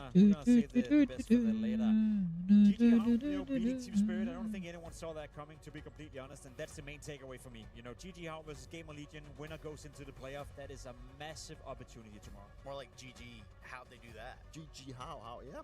That was a nice one. I like that one. Sorry, guys. I've been here for 9 hours. That's the first one, so I like that one. Crazy for that. Give it to him. Group A, cool. Let's switch it over to B. Let's see how Group B is unfolding. Dupree, I know you like the Group of B. I always like the Group B, you know, and as you mentioned, like it's like Falcons, you know, they make things work. You know, thankfully, God, they did things right and made it work.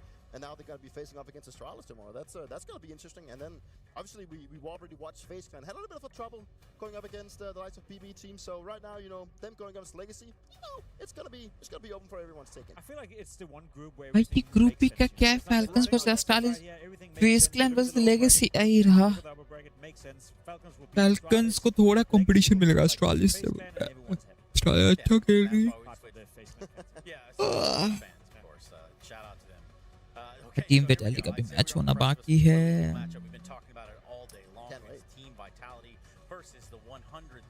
Why are the 100 Thieves? Just name their whole lineup.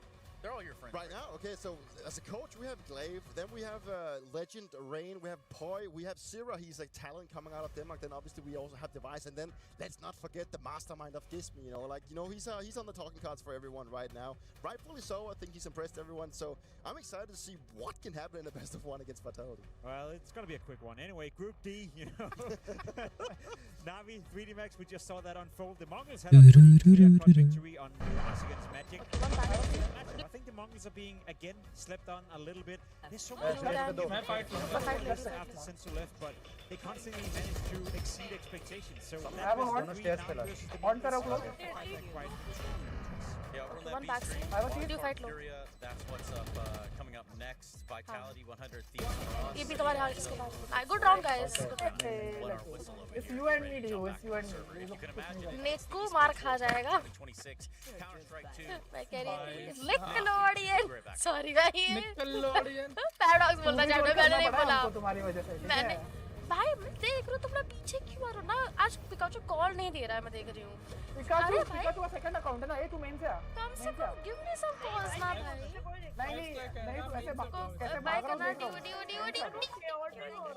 भाई Yaping होगा। अरे भाई इतना लंबा Yaping कर, मेरे को सोना है रे बाबा रे।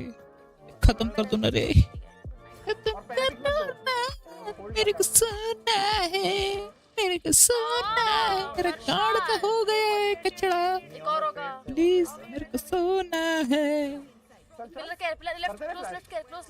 Hilton, very good hotel, bro. Hilton, very good property, very good property.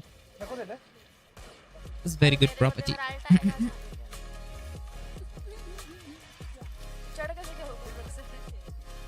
एक गाड़ के पराठे बन गए ब्रो, पराठे खाओगे? Wanna have some parathas, bro? मेरे पिछवाड़े की बन चुकी है पराठी। Wanna have some? Yeah. Bro, how much time? 13 minutes तेरी बहस का डन डन डन।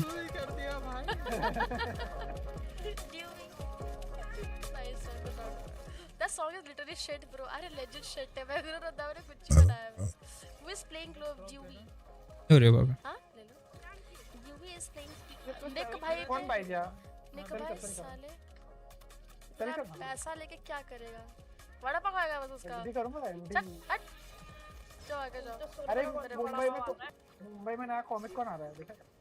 अरे बहुत लेट भाई, लास्ट ईयर खत्म भी हो गया यार मेरे हाथ। नहीं ये ईयर आ रहा है और एक आ रहा है बहुत लेट है।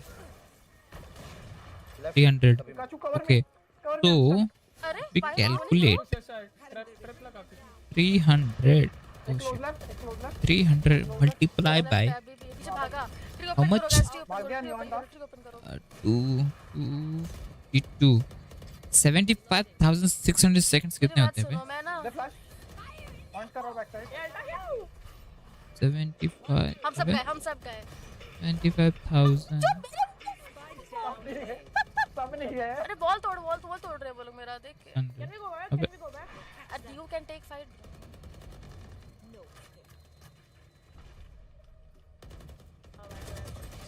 अरे ले लो। को रैप को साथ बजाओ उसके। 21 hours? That's crazy. नहीं बाकी और क्या? प्लांट का। एक आएगा स्टेयर्स से आएगा, बी वेरी केयरफुल यार। अगर ठीक है। Nice one, let's forget God Nikku. Sorry. क्या हो रहा है भाई? I'm confused myself. क्या हो गया मेरे को? What the hell? भाई एक गेम की बात है, चुप कर। मेरा स्किल जो था ना, स्किल से डिस्प्ले ट्रांसफर मार गया आज के दिन। I can see that. क्या? कुछ नहीं। क्या? कुछ नहीं साले, चल खेल, अच्छा खेल रहा है, बढ़िया है। बेचारा अल्ट लिया, रहेंगे तो बेचारा है। तो वो भी अपनी पड़ गई भाई, हक दिया मैंने। हगी कर दिया आपने। हगी। नाइस साट। ट्री लेना पड़ेगा गाइस, इन केस ट्री लेना पड़ेगा एक साथ।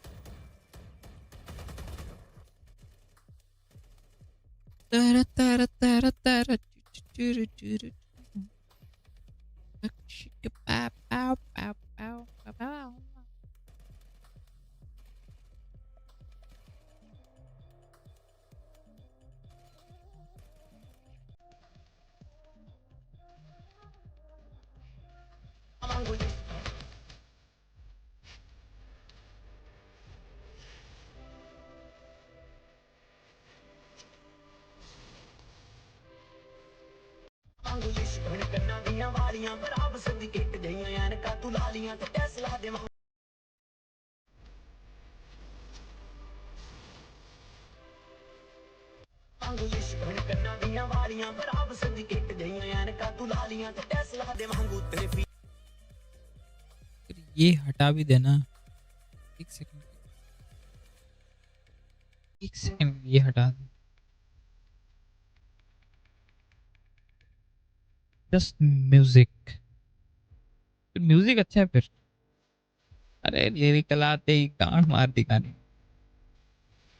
क्या बनाया bro?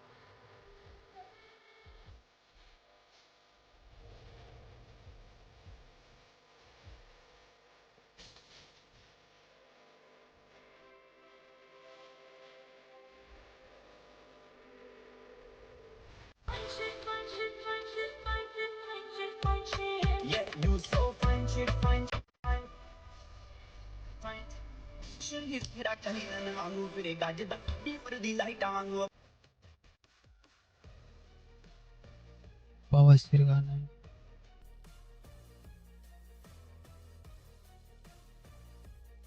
Getting shot from behind us. Missed every shot. I'm a striker.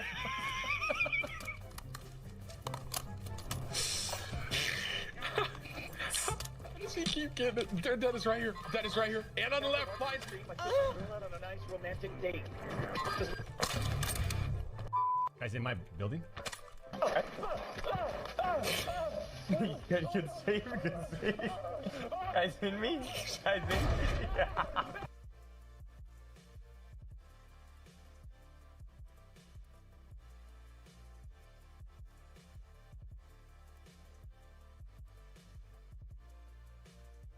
बात बताओ, अगर रिवील यहाँ है इधर है तो मैं यहाँ कैसे रिवील हो रहा हूँ? मेरे को नहीं पता ना, वो तू थे बाद में रिवील। वाह भाई वाह, मेरे एंगल क्लियरली आया, मेरे एंगल में रिवील था ही नहीं, ठीक है। मैं यहाँ पे खड़ा था, मैं डिटेल कोई बात नहीं, निकलेगा गेम निकलेगा गाइस। सेव करना है। नहीं जरूरत नहीं। चल अरे हाँ आई नो पता है मुझे भी, आई अंडरस्टैंड, बट उसका एंगल भी नहीं होगा, जान दो, अभी क्या कर सकता है। आप फाइट ले लो, आई ड्राइव या नहीं करी I know you go. Get behind this bloody box too. Chamber पे ही प्लेयर है। तुम लो ना, तुम अच्छा मारते हो शायद, तुम उठाओ उसको। हाँ आफिन्स ओके, यहाँ पे अब कर रहा है, यहाँ बकचोदी कर रहा है वो, कर रहा है क्या?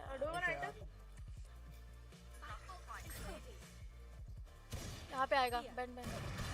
अरे क्या लोला स्टार्ट हो गया मोस्ट ऑफ द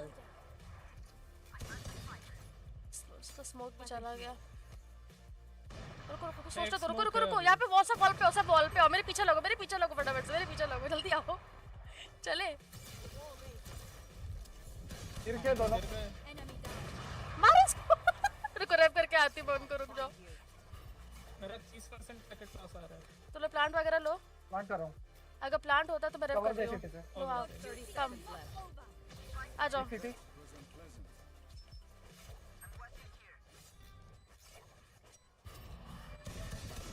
अरे चूतियों में ड्यू फाइट लो, आप पीछे रहो, ड्यू फाइट लेने दो, जब ड्यू फाइट लेगा तो उसके बाद ड्यू फाइट ले, कम उठो। Nice one. राइट में waterfall. Let's again go. Nice round. मजा आ गया। ये लो लकी भाई, कुछ भी निकला है। चाहे चैम्बर के लिए कोई रोटेट नहीं किया। तुम्हारी बॉल पे हम चढ़े, हम सारे गिर गए। नीचे कैसे गिर गए तुम लोग? बॉल टूट गई। अच्छा टूट गई, हेवी हो गए तुम लोग, मोटे गए। पिकाचू थोड़ा भारी है ना। Sorry, we don't mean that, bro. Sorry यार, Picacho, we don't mean that, bro. रुको भैया, मैं भी जोक्स बनाता हूँ ना। अरे sorry यार। ChatGPT कर रहा है आपको। फंसा हुआ है मेरे नाइस मन। एक और है, close late care.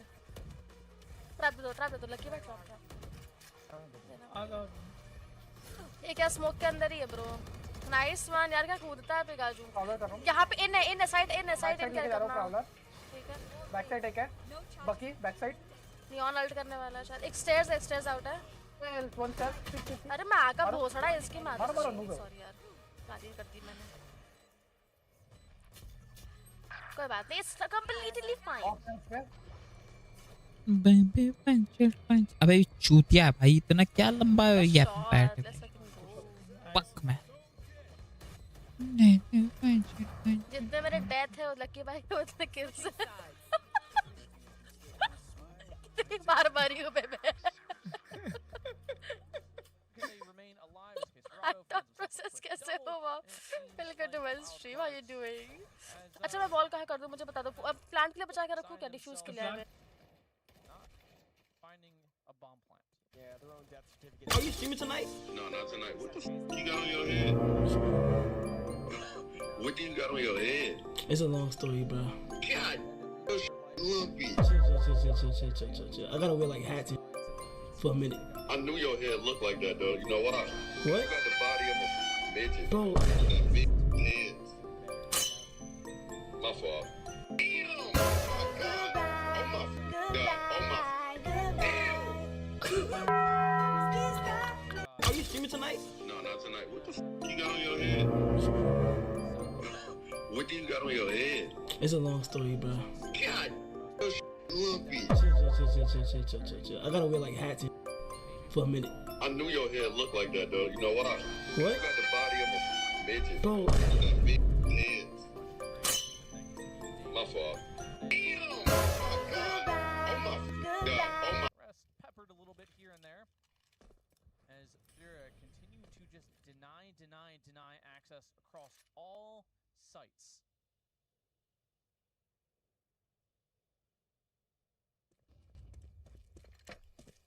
Slow start for Wildcard. No real progress made much of anywhere, but they will start to refocus themselves up Banana.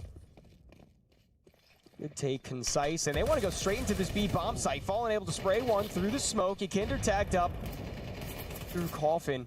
Still has his life, doesn't quite spot 60 out through that smoke. And the bomb site will be given up to Wildcard. Queserado's boost. The timing could be perfect here, but he actually falls. I'm not sure if a sound cue was fully made. Seems that 60's aware of the situation. And Furia is still a second to wait before the backstab of Yuri comes in through Banana. Post plant positions doubled up both sides for Wildcard. Yuri hesitant to get active, but a Molotov onto the site that does miss means that Furia gonna call themselves out, call for the save. Definitely can't blame them. Trying to retake the B-bomb site is one of the scariest things you could do in this game, and Maldo is still doing some economic damage, so even though the round given up, it seems that the pincer to eliminate all the rifles is absolutely perfection. Not a single player surviving for Wildcard, although the round is still being won. That one's going to be costly. क्या है? Success. Locate supply rates. Okay. Locate skill points. Locate rebel ops. Skill point पकड़ भाई. Down to only a measly 2-round lead. इन सारे points में जाके Money's कोई still एक flourishing, चीज को आप nonetheless, upgrade they कर can सकते हो, definitely समझ fall गया? back onto it. Tax supply Not really stress and strain चलते हैं, themselves आगे too वाले much. को। Fallen, just this consistent opening kill, and he is just the wall of defense for this B site right now. A really important kill there, because if he falls back and doesn't give up anything, Kinder Let's go eventually on goes last down. game of the day. You're probably not even thinking that much about going for it. Maybe you're still trying to get the यार guys ये convoy कैसे निपटाऊंगा यार? Convoy तो लफड़े वाला हो सकता है यार. अभी कॉन्वॉय तो रोक के मारना पड़ेगा उसको. वो तो एक बार में ठेल देंगे यार इस डिफिकल्टी पे. है चलो जी? Does see more of a focus towards हाँ? upper mid position. Yes. Wanting to sneak up towards brackets. A bit of utility thrown in to allow a push and a peek. And Amanya aggressive towards the arches already. Nade not doing enough damage to really stop any sort of presence. But a great CT setup. 60 immediately eliminates the IGL. Queserado able to find one for himself. Trades back and forth. Does leave us into an even 3-on-3. From all the way still. Play is in our DNA. Play in our DNA. It becomes our superpower. Oh. Now imagine an entire city being built to supercharge it. Kadir City, powered by Play. No, you can't. With the code I sent you, I think. Yeah, send me your code, I will try.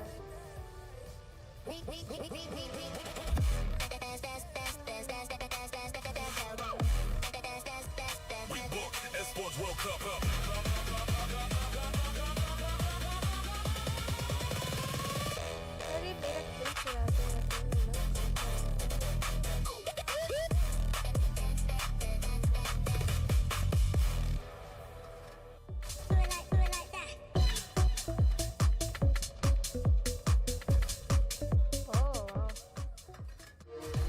We were there. For every click, every clutch, every respawn. We were there for the years of grind, and we're here. Now, the proud founding partner of EWC, powering the biggest event in gaming, Chat करो नहीं भाई, chat करो भाई. Oh my god, yelted for what? Greatness deserves a stage.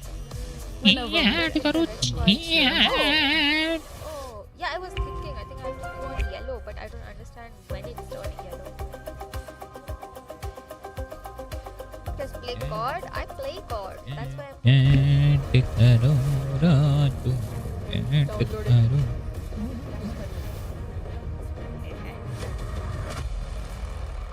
I'm gonna be a sniper.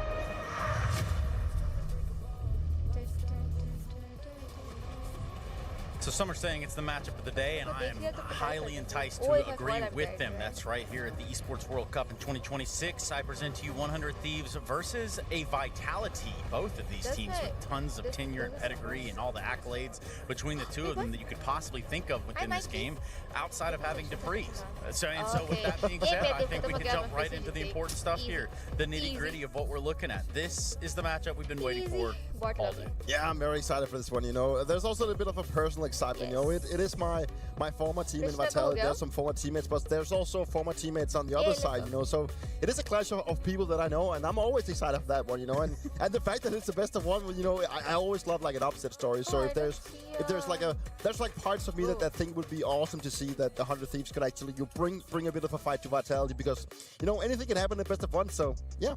But in the big picture, you know, of the club championships here, and I know, Jacob, you get a good giggle out of these things, but it's serious business, bro. And do you know why, Jacob? I know why. There's a lot of money at stake, you know, especially for both these teams. Falcons are up there.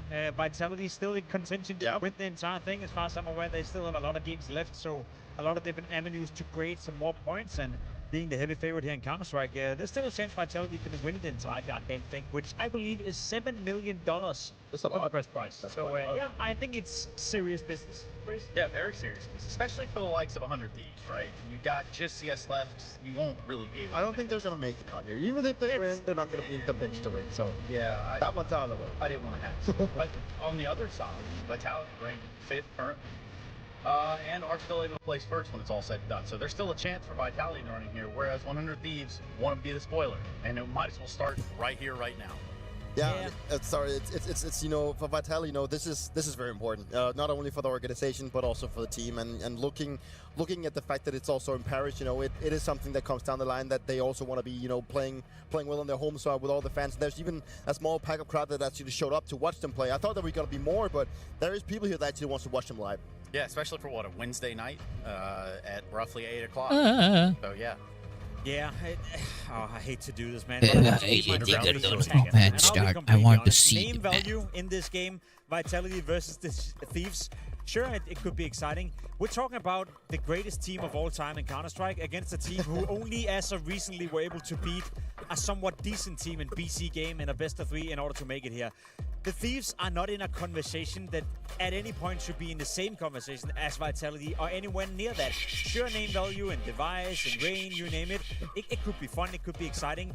This game should be a landslide. This is like having Spirit playing GG How. You know, it's the same odds of the Thieves. Yeah, that's what that's what I wanted to bring in, you know, because that happened earlier. So there's always a chance, and it might happen twice a day. You could walk outside and get Thunder strikes twice. You could walk outside and get hit by a bull. There's a chance of that happening. It's not likely, you know. I don't want to do that. Hold on, no. Bull or lightning, you know, you do raise a very valid concern right there. Which is more likely to happen? Would you rather be hit, or are you more likely to be hit by a bull or lightning, Jacob? Would you tell us? I think it's somewhat, depending on where you live, maybe. I don't know, somewhat equal. In France, I think there's a lot of culture. Is that what's called? Agriculture. Something like that, you know. That's where they grow the buildings. It's actually a new thing they're trying around here. I feel the bull option is somewhat equal to the lightning. The point being right here, for the Thieves to go in against Vitality, they got nothing to lose whatsoever. If they make the game just slightly competitive, we should all be happy. We should be clapping our hands. They're not gonna beat Vitality. Let's be honest. Yo, but gives me more. Gives me more. Gives me more. Gives me is more, and he is. I think he is potentially. Okay, it's very aggressive. Is he gonna say the best UK player right now? Or something like that? Well, no, because we do have Messi, right? So maybe he's there, right? So the worst player of Vitality is still better than the best player of the Thieves. Yeah, but that doesn't. That's not the point. The point here is that the fact that Gizmi, I think he is the sole reason to why the 100 Thieves are even here. That's my honest opinion. Now, you know what he showed in Cologne. and then his teammates move on to Luminosity to then get picked up. That's a scoop. That's a massive scoop. And I even talked with Glaive about that. I talked with Glaive at Devices Winning when I attended that one. He said, this guy's a genius. So, and if Glaive claims to say that someone is a genius when he's a genius himself, he's got to back that up, you know. Like, there's got to be something to it. I agree. You know, I think it's a massive scoop for the Thieves. The fact that they have gotten better, the fact that they started to beat some of the teams that they couldn't beat, you know, just a couple of months ago. The fact that they qualified for this tournament as well by winning 3 best of 3s and getting through the last chance qualifier, beating Simple's BC game as well. Unfortunate. I'll be honest, I was watching that game as well. You know, Gisby, you pointed him out. He won a 1v3 at a point where BC game should have won the game. That should have been it. There would have been no Thieves right here. But at the end of the day, they're getting better and slowly but surely progressing and slowly but surely building up. But we're not in the timeline yet where they are competitive against a team like Vitality. Let's see in the lower bracket. Let's see later on. But for now, the fact that the Thieves are in this tournament, it's a massive step in the right direction. So you could say that they're just stealing their way through this bracket. Because of the Thieves? Well, yeah, that's kind of what I was thinking too. But also, I know Jacob really loves a good pun, so I thought I'd bring that one out. I love a good pun, not a mid-tier pun. There's nothing mid-tier about Vitality, and again, I do know that we didn't see them win this last major, but you can absolutely not write off what it is that they bring to the table. There's systems at play here. There's entire protocols that have to come in play for these guys to operate and to find the successes that they do. For whatever reason, sometimes that's not the case. Is it as easy to pinpoint that? Somewhat, you know. I think the motivation for Vitality coming into this tournament should be high. Naturally not winning the major, that was hurtful for the team. They're not doing well at the Blast Bouncy, losing in the online portion of that, not even getting to the land stage. Also disappointing, you know, very disappointing. And then you go into this tournament on home turf. We know we play the final in the Acre Arena. Peter, you have found memories of that arena together with Vitality. I think they are super motivated. And just to add on top of that, they played 2 more tournaments this year without Apex, one of them without Messi in the other one. So if they want to win a tournament as a team before the major, this is the one. This is the crown jewel. This is the one Vitality are going to come in and they're going to aim for this one. So I think they're highly motivated to get off to a good start. I really think that, you know, the whole major story, them not winning, not, you know, tying the record that we had in Astralis, Apex not getting his 5th as I do, yada, yada, yada. I can continue doing that one. It really hurt them. Let's be honest. I mean, you could tell. You're heavy, yeah? Of course I'm heavy. Why wouldn't I be, right? I got to be a little serious at some point, right? But regardless of that, that hurt them, and you could tell that hurt them. And now, the fact that this tournament that they return to, with also the start of this season, that we're in Paris, that also got to mean a lot to them, you know. And I think your point, Jacob, with the fact that we're going to have Apex having a baby and also Messing having a second one, that also creates a lot of disturbance around the team. You know, they have to play with stand-ins. They have a good one in jail, which is already announced, so that's good for them. But it still creates the disturbance around a team that, for the future now, where are we going? Like, is this going to hurt them, having a stand-in? Is that going to end that era? Is going to end that special feeling that they had, connection between players? Or are we just going to see them power through, still do well? I don't know. It's you know, it kind of reminds me of how things were a little bit back when I was in Astralis with the whole COVID. Everything just, you know, kind of shifted out of place, and things is hard to recover from. And it's funny you bring up Astralis, and that's exactly what we're going to do in our head-to-head right now. We're going to talk about Device Izaiwu, guys, in 2026. So you can think about that one. I'd rather you talk about it, Jacob. Yeah, I mean, 2 players with a rich history, and one right now arguably being the best in the world, or at least in contention to win that title once more. Device is in the fall of his career, you know. Let's be completely honest. The fact that he still remains around, the fact that he's at this tournament, it's nice to see. But in terms of his individual output, how he's been playing, I feel like there's still more to Device. I don't know. He's been in Denmark, at least for you and I, Peter, a player that you always looked up to. You played with him for a long time. I remember growing up with him on the server as well. I'd say he's the most talented player to ever come out of Denmark. He was not always the most serious player, at least early days. Didn't practice that much, didn't really play the game that much. But whenever he would join the server, he would always be the best player on the server. I'm starting to feel now that unless you're grinding, unless you're putting in all the required hours, you're not going to show that skill anymore. And I think it's haunting Device a little bit that he's getting to the stage of his career where some players are simply just putting in more hours. Yeah, he's always been extremely gifted, and the hours is also what concerns me. And you know, when I saw he joined this project, you know, you can even hear like you can even feel the crowd here cheering for Vitality, rightfully so. But you know, like I could just feel when he joined this project that he needed to put in more hours. And I'm still at a point where I'm doubting if that's actually going to happen. Is he going to put in the hours? Because if you go back 5 years, I think like the match between, or the head-to-head between ZywOo and Device was very close, but now it's very far apart. Like Saiwu is like, we're up here now and Device is down here, despite how much I love him. And that's exactly what the numbers show us as well. And it's strange too when you think about this battle. It's kind of like the passing of the torch at one time from what was the Device era of Counter-Strike, where a lot of people are studying Device tapes, trying to figure out how to apply themselves like Device. Do it like Device, they might even say. Yeah, I mean, that's the thing. Like, a lot of people tried to copy what he was doing, and I even sometimes went down and sat together with him or with my coach Sonic at that time watching, like, because there was a point where I had to do a little bit of standing open, and we watched the demo together, and we were like, how does he end up having 25 kills? He's doing nothing. But he's just always in the right spot. He hits the easy shots. He's never been like the flashy player or anything, but he's just always been the guy that seems to be in the right spot and always been a very good teammate offering utility and everything. And then obviously just talently gifted. The cool thing about that is that I'm going to say something that all the Twitch chat and Reddit is going to go crazy about right now, you know. No, but it's a lack of comprehending. It's a lack of brain cells. I think that's the issue. Now, Saiwu has obviously been the best player in the world before. He's in contention to still be it. I think Device have inspired a whole lot of more people with the way he's been AWP. Because people look at Saiwu and they're like, I can't replicate that. You know, that's just a sixth sense for the game. That's a different level of Counter-Strike. Whereas people looked at Device and they were like, his positioning, the way that he's always making the right decision, the way that he's always taking the shot, falling back, taking another shot, falling back. That's inspirational stuff because people can relate to it. People look at Device being like, I can do that. Whereas people look at Saiwu and be like, that's just out of my world, you know. So I think in terms of inspiration, Device has probably had a greater impact on a lot of the oppos you see nowadays than Saiwu's having. And you bring up a great point there that we cannot all be Saiwu. I think we can go walk away from this one with that and also hear from Apex at the same time. The Bees are well and truly in the building. I've got Apex standing by for EWC, of course, in your home country as well. You've talked about how important EWC is for Vitality as an organization. Of course, we've got this beautiful setup here as well. But for you, it being in your home country, it's not often we get a tournament in France. So how much pressure does that add? Well, yeah, I didn't think that after the major in Paris, we will have another one, to be honest. So, of course, the pressure will be high, but for me, just I don't think about that for too much for now. Just the group stage, not that many people can see us. Maybe further, I will think about it. For now, I just want us to get back to a good level because it's been 2 months that we've been struggling a bit more than usual.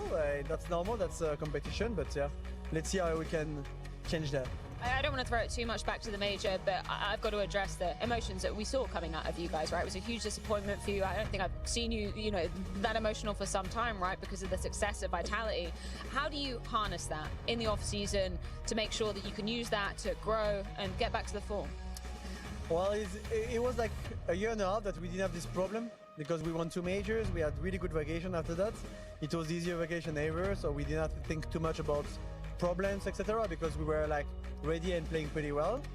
So now, yeah, I think that we all have regrets about what happened at the major, what happened about our preparation in a way. So we really want to have like a redemption and show that we can still be the best. And so yeah, it's step by step, but we know we can do it. You just have the right mentality at that moment, and but we're ready for it. I just want to ask about the extra circumstances going into this season as well. We've obviously heard Jail's going to be coming in to replace both you and Mezzy during the season. But does that add more pressure to the events where you have your full 5 to actually be getting some of those wins and getting trophies back in your cabinet? In a way, yeah, in a way, no. We had this discussion with the team because it was needed. We needed to have this kind of discussion.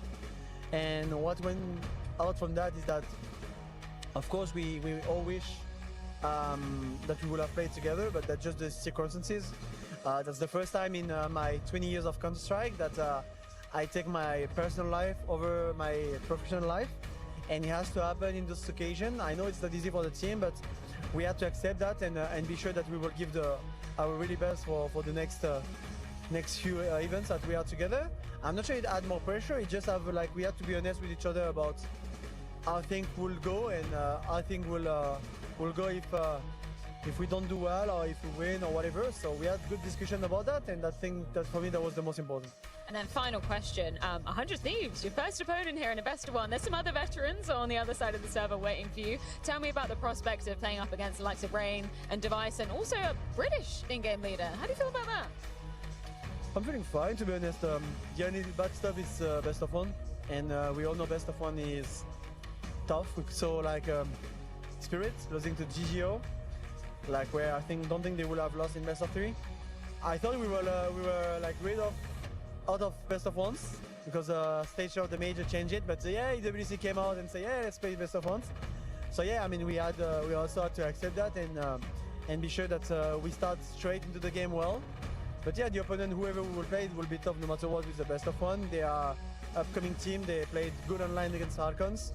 They went through the open qualifier here, so they deserve the spot. No, it's about us to show up today and see how we can play. By the way, I think you're going to have a lot of fans cheering for you at stage 2 today. Thank you so much for your time, Apex. Good luck.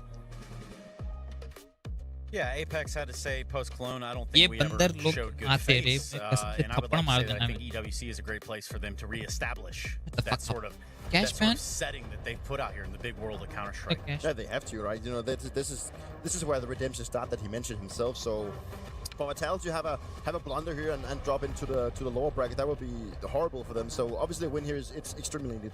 Nuke it is. Nuke it is. Goes without saying that regardless of how you look at this game, Vitality are the heavy favorites. I will say though that the Thieves have played Nuke quite a lot as of recently.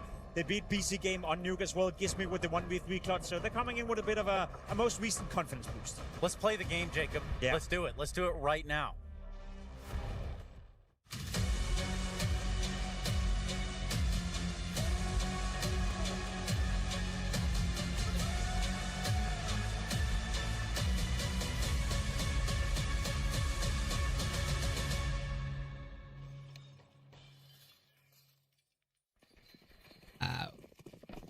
Let's get the party started then. Looking pacey from the Thieves, charging straight to the vet. Sirat down, Bomb needs to go with it, but Rain loses it. Flamesy's taking his head off, Bomb still committed down. Drops it here. Yeah, an opportunity versus Gizmi. Looks like he's not ready for... the tracking not there from Robs. Gizmi gets a freebie. Nice from Sirat. And Gizmi gets away with it. ZywOo doesn't find that headshot. Device is stalking his prey. ZywOo makes good headway into the site. It's going to make it a harder fight on the Glock. Or not. Actually, very comfortable for Device. Flamesy, 2 kills deep into the pistol on the bomb with support from Deacon. You know he's off it, and wow, nice headshot provided. Looking good for this one. What an ambitious pistol. I say that as a 1v3 goes 1v. What? Nearly hit Gizmi. No kid, no chance. Oh, that would have been nice if he hit the immediate reaction shot, but that's going to be 100 Thieves starting strong in the best of one. Mezzi is going to get out of there. Had Kevlar to hold on to as well.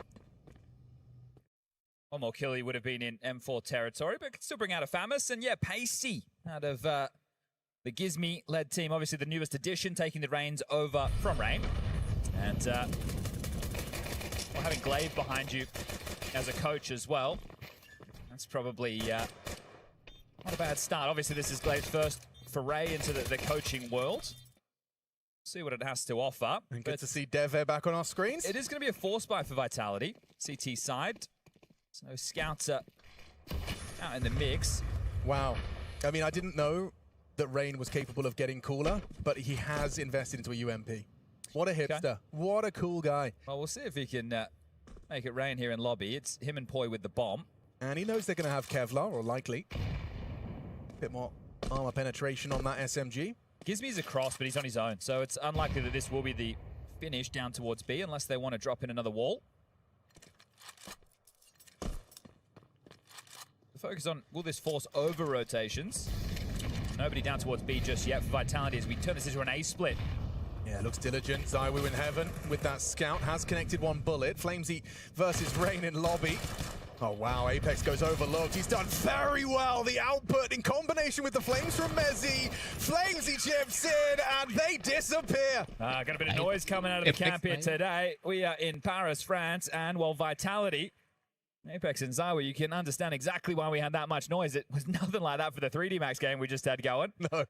And there's Vitality jerseys throughout. If you don't have one, we're right next to the merch stand, so you can go pick one up if you're liking what you're seeing. But yeah, this was very direct. Essentially, what's being called here, Gizmi gets across to Secret, sees that nobody else on the stairs is Secret, and is assuming that they've rotated some players down towards B. They hadn't. They stayed on the top side stack. So Gizmi called them blindly, but assumed that they had forced rotations and respect with the util. This looks like it is going to be top Poppy off of a second timing while he's fading. Mezzi's so ready for this. He saved his incendiary just for this reaction. Here they come, and now through the flames they have to brave. Rain spamming a hunting Flamesy. Apex already finding Boy. And oh, no bullets. Awkward reloading in the open, and Messi swings on in to ensure this one's a cleanie. Just Rain with 9 HP. Good luck, have fun. Okay, well, we will call this 3-1 in about 2 minutes' time. Yeah. We'll fast forward, hopefully, for what is going to be an eco coming up next. You have 100 Thieves who are, well, feeling a bit hot at the moment, right? Obviously, that gauntlet they ran on the final day of the Open qualifier, last chance qualifier, whatever you want to call it, 64 teams on land battling for 4 spots here at the Esports World Cup.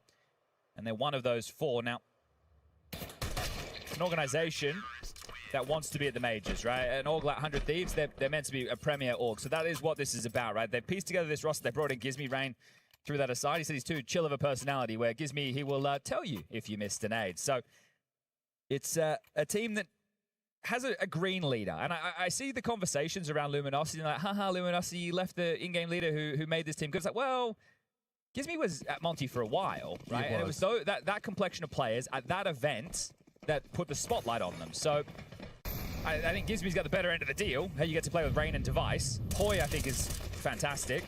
Sierra has his moments, but this is the eco. So first kill comes in for Apex. The rest should follow quite swiftly. And then we can get into the guns. For those who missed the BCG game, people haven't been able to leave Gizmy's name out of their mouth, right? That 1v3 clutch. The most crazy. I just saw Poi as well. Yeah. And I was asking about, he had the most bullshit death in that map to Mzenia through a smoke. And I asked him, like, did you do anything? Did you make it? No, he's like, nah, he just shot. Like, okay, well. It's a game that I'm sure they'll remember, though, right? Poi and Sierra, this is the type of Counter-Strike they want to be playing. This is the best of one against Vitality, one of the absolute best teams in the world, who started the season online with a loss to Liquid. Yeah, I always find it curious, and I think Rain did in his interview say the same, when teams say they'd rather play top teams like Vitality than you know, the LCQ mixed bag of chaos. But I suppose it does make sense as far as a game they're used to playing. And we are back in play right now, so there you go. The ramp pop. Hang on. Props has stood his ground for 1, maybe even a second. No, Rain pulls, it stabilizes into a 4-on-4 with ramp now lost. It's a rotation. Down to B. Flames is here. It's a good position, tucked on Astralis. Oh, baited in. Dropped in, yeah. Baited in. Device is going to completely overlook this. The double kill was there for the taking, but it's Apex that steals it away.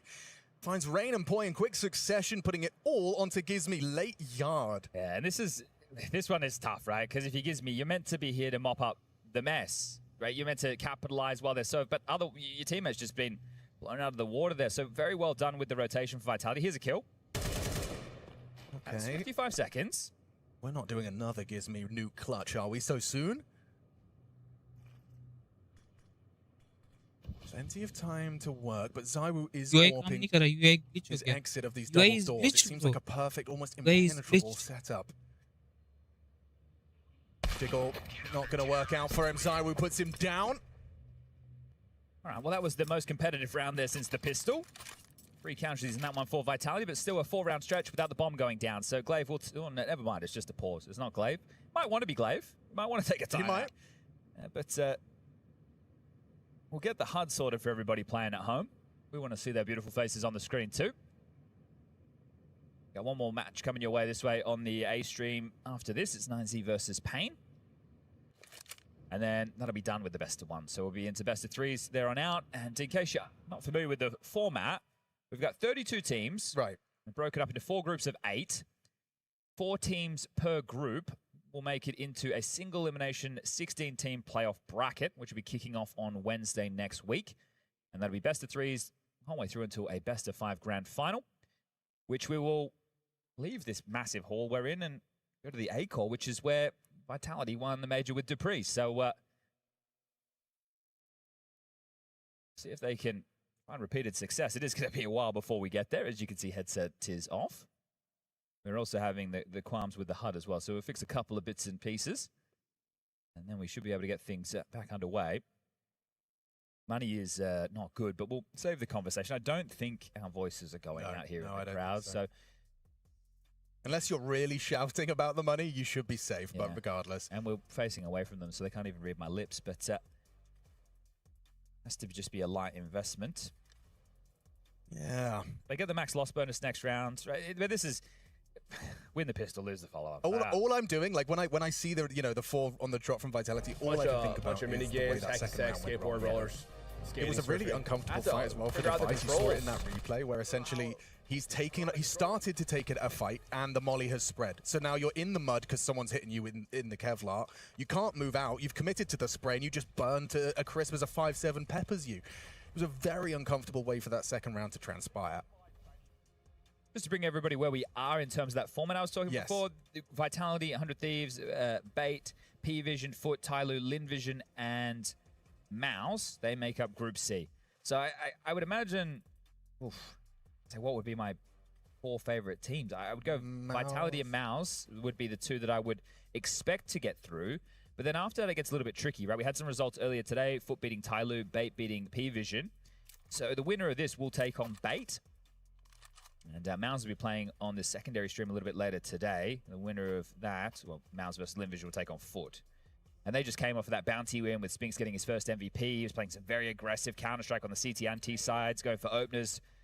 I'm curious, out of, and I know they're not playing each other, but just in this group, Bait and Foot, would you say they're on par, or would you say that there is a clear, more promising squad out of the two? Because they've both had bursts of, deeper runs. I'd probably identify there's more individuals in Foot who I think have good output. Pedigree, yeah, sure. But I think that Bait, Bait's an interesting one to me because they've constantly been sitting at this level. Obviously, this year started with, what was it, Segikawa? Yeah, that's right. And then they turned a Segikawa into a Sizzy. But Sizzy seems legit. Yeah, and he's only 16, which I think is, when people see him and maybe he has a bad game or makes some bad decisions, they critique him a little bit harshly. I think Sizzy is definitely one for the future. At 16 years of age, already showing some promise. Yeah. If he can... The biggest thing with these players is making sure that you're open-minded to learn. Absolutely. Which sounds ridiculous, but that's like life, really. Yeah, but you see it, right? Like from the other Segikawa, for example, or the head trick before that, there was always, you didn't have that star power. I have seen Sizzy take over games. Obviously, Mirage. Yes, it's true. He is that typical 16-year-old, who just grinds the faces, spams Mirage. But yeah, I've seen insane performances from him as an individual. So I think maybe. I kind of like what you're saying. I do agree. When I look at Foot as individuals, the only one that really sticks out like a sore thumb, I'm yet to be convinced by Symmetry. Yeah, exactly, right? But everyone knows the Jugs moment. Yeah, right. Absolutely. We saw X-Flight on Heroic. He can be explosive. Demon anchoring is strong. Krabeni can do carry in-game leader performances. Ridiculous things. They're very aggressive and in your face. Would you say Krabeni and Gizmi are in a similar category as far as, these new punchy IGLs? Like in terms of the next generation? That's up there, yeah, right? because before that we had it was Kixon and... Go on. Fragging IGL? Maka? No, because this was around the Paris time, right? So you think about... Or in Paris like now. your Game of Legions, we're talking about your Blast in Apex. 2023. Exactly. Yeah, right, so that's where you had your Shui and your Kixon come from. That's right. Right? Obviously, for Mr. Shui, it hasn't worked out as he would have hoped. Whereas for Kixon, he was on Falcons, and now he's on Aurora with this international project. But yeah, I think that they might be some of the next names. Like, I am surprised... Maybe I'm not, because I know a little bit of the contract stuff behind the closed doors with Foot in terms of like player trades. Oh, really? I've heard a couple things. Striker. He's always got his ear to the ground. Yeah, he's given me a nugget or two. So maybe I'm not surprised, but I think if you're Foot and you're in Counter-Strike and you lose the core of that team, well, it's like, we got to start from scratch again, right? So you want to hold on to a core at a minimum. We were having our dinner break and we bumped into Team Spirit, who lost in their opening best of one. But we're in good spirits. They did seem like they were in good spirits for a team that lost to a GG How. That's Synopsy, Mini, Satsanito, Bibu, and Asamas. Yeah, Don Cumble, though. Only had a 1.58 rating. That's it. But this was, I guess, because a lot of people are talking about this Mouse versus Spirit game back at Bounty. And what stood out about that? Well, Donk had a off couple of series, which for me, when I see Donk have an off map, I go, it's not going to happen again. Yeah. We're going to get 2 consecutive. I think he had 4 or 5 consecutive maps that were negative KD. Okay, for the first time, absolutely. I would assume. Here's a question for you. When do you reckon was the last time Device played against ZywOo? Ooh, wait. Using my limited brain power, I will think back. I'm going to look now. We have B-Tramps here, but he can't push stuff on air, so he could probably do it for me, but I'll have a look. It can't be that hard. How long was Deve gone? And when did he leave? This is it, right? Because you had a couple of moments. You had, it must have been when he was on Astralis. Yeah, it has to have been. So it can't have been that long ago. You're going to have to scroll a while because 100 Thieves have played a lot of Counter-Strike. They have been grinding. That's not that long ago. November last year. Oh, that's nothing. That's just nothing at all. That's when he was on the Astralis roster. That's right. Yeah, it was, at that time it was Yabi, Huxi, Device, Stare, and Magisk. Which was, on paper, supposed to be a real strong squad. Yeah, from what I heard, a bit of tension in the team. But not everybody got along so well. Which, as you know, you can get away with in some sports. But when you're in Counter-Strike, not in Counter-Strike. It's just 5 dudes traveling the world together. You better get along. Yeah. You really gotta have to. I think there's some teams who we've seen VP of old. We've seen them operate of the no, this is business and we're working. That's true. But that was it. But I think you're only going to get the best out of a Counter-Strike team. You don't have to be best mates. No. But when you're there, if you're having a good time, which we're playing a competitive video game. Yeah. That is extremely frustrating. Don't get me wrong. We all know how it feels to lose rounds and lose clutches and have bad teammates. But I think that at the end of the day, if you can keep a bit of perspective on it. Yes.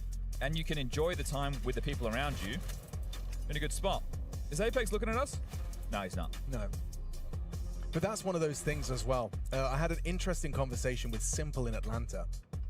I just bumped into him and he was kind of, we just had a general chit chat. And one of the things I was trying to kind of instill in him is the power he possesses by being him.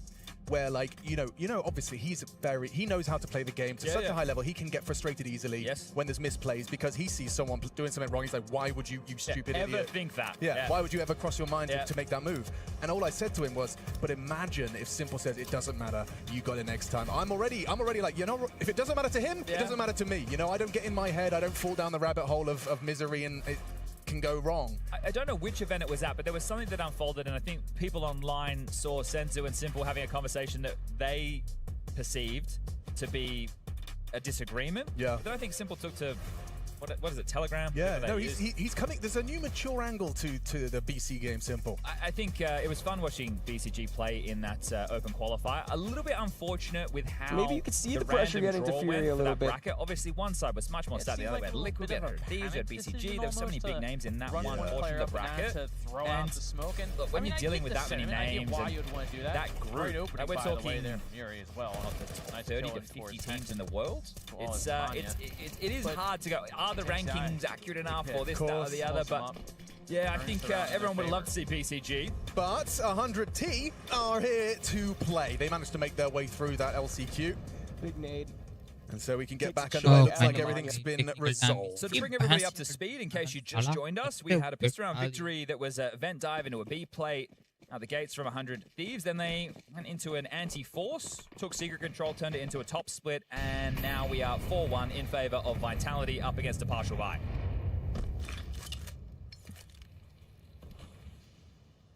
Let's rock and or roll. Yeah, nothing's changed for Vitality. They haven't gone, oh, we need to drastically change our positions because we lost at the major to Falcons who won it, and then we lost to Liquid online. Apex is still Yard. Flames is still the Dorman. Mezzi anchoring A. Rops over towards ramp, and Zyro is the rotator. So this is what your expectation is, and that's what you're getting? Yeah, sure. Yep. Apex has had some keen moments already.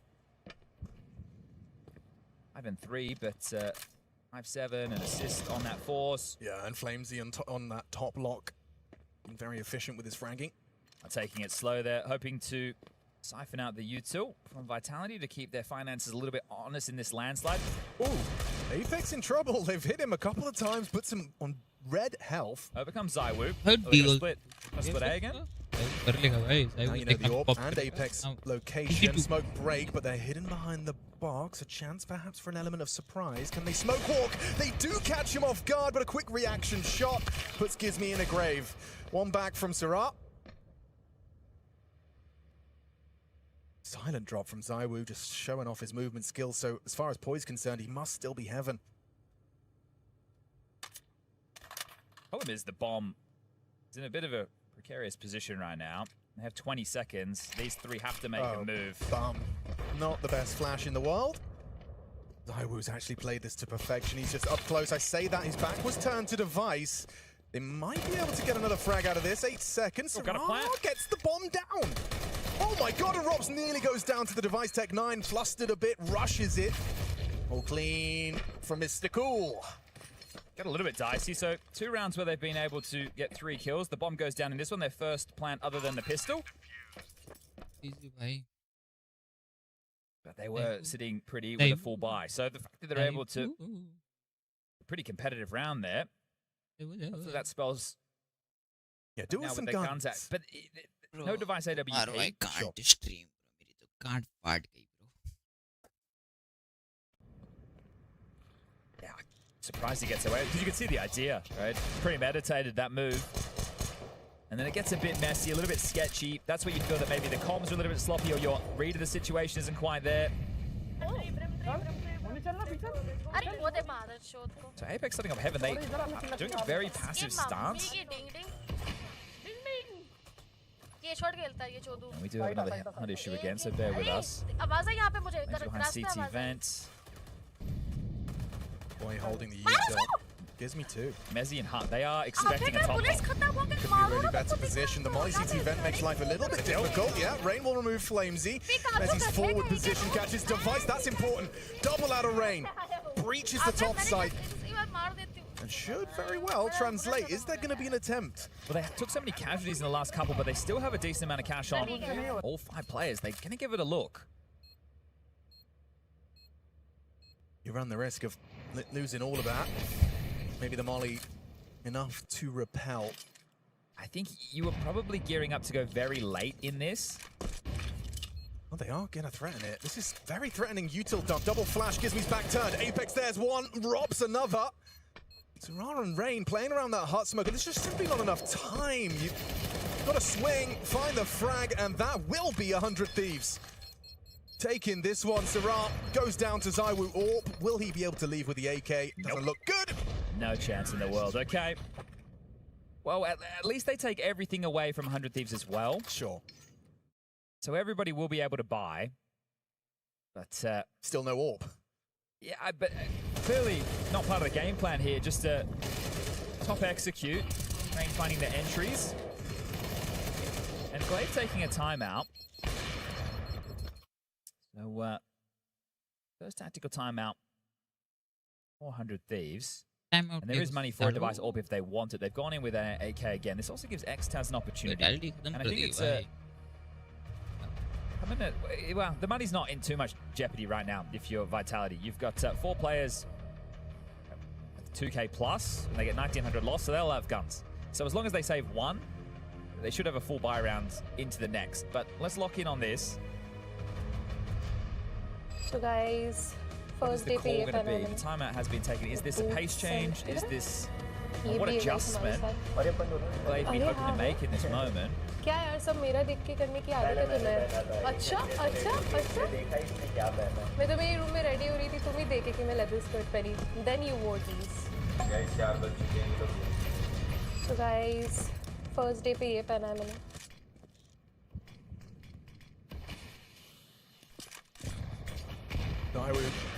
Has tagged Gizmy through credit card.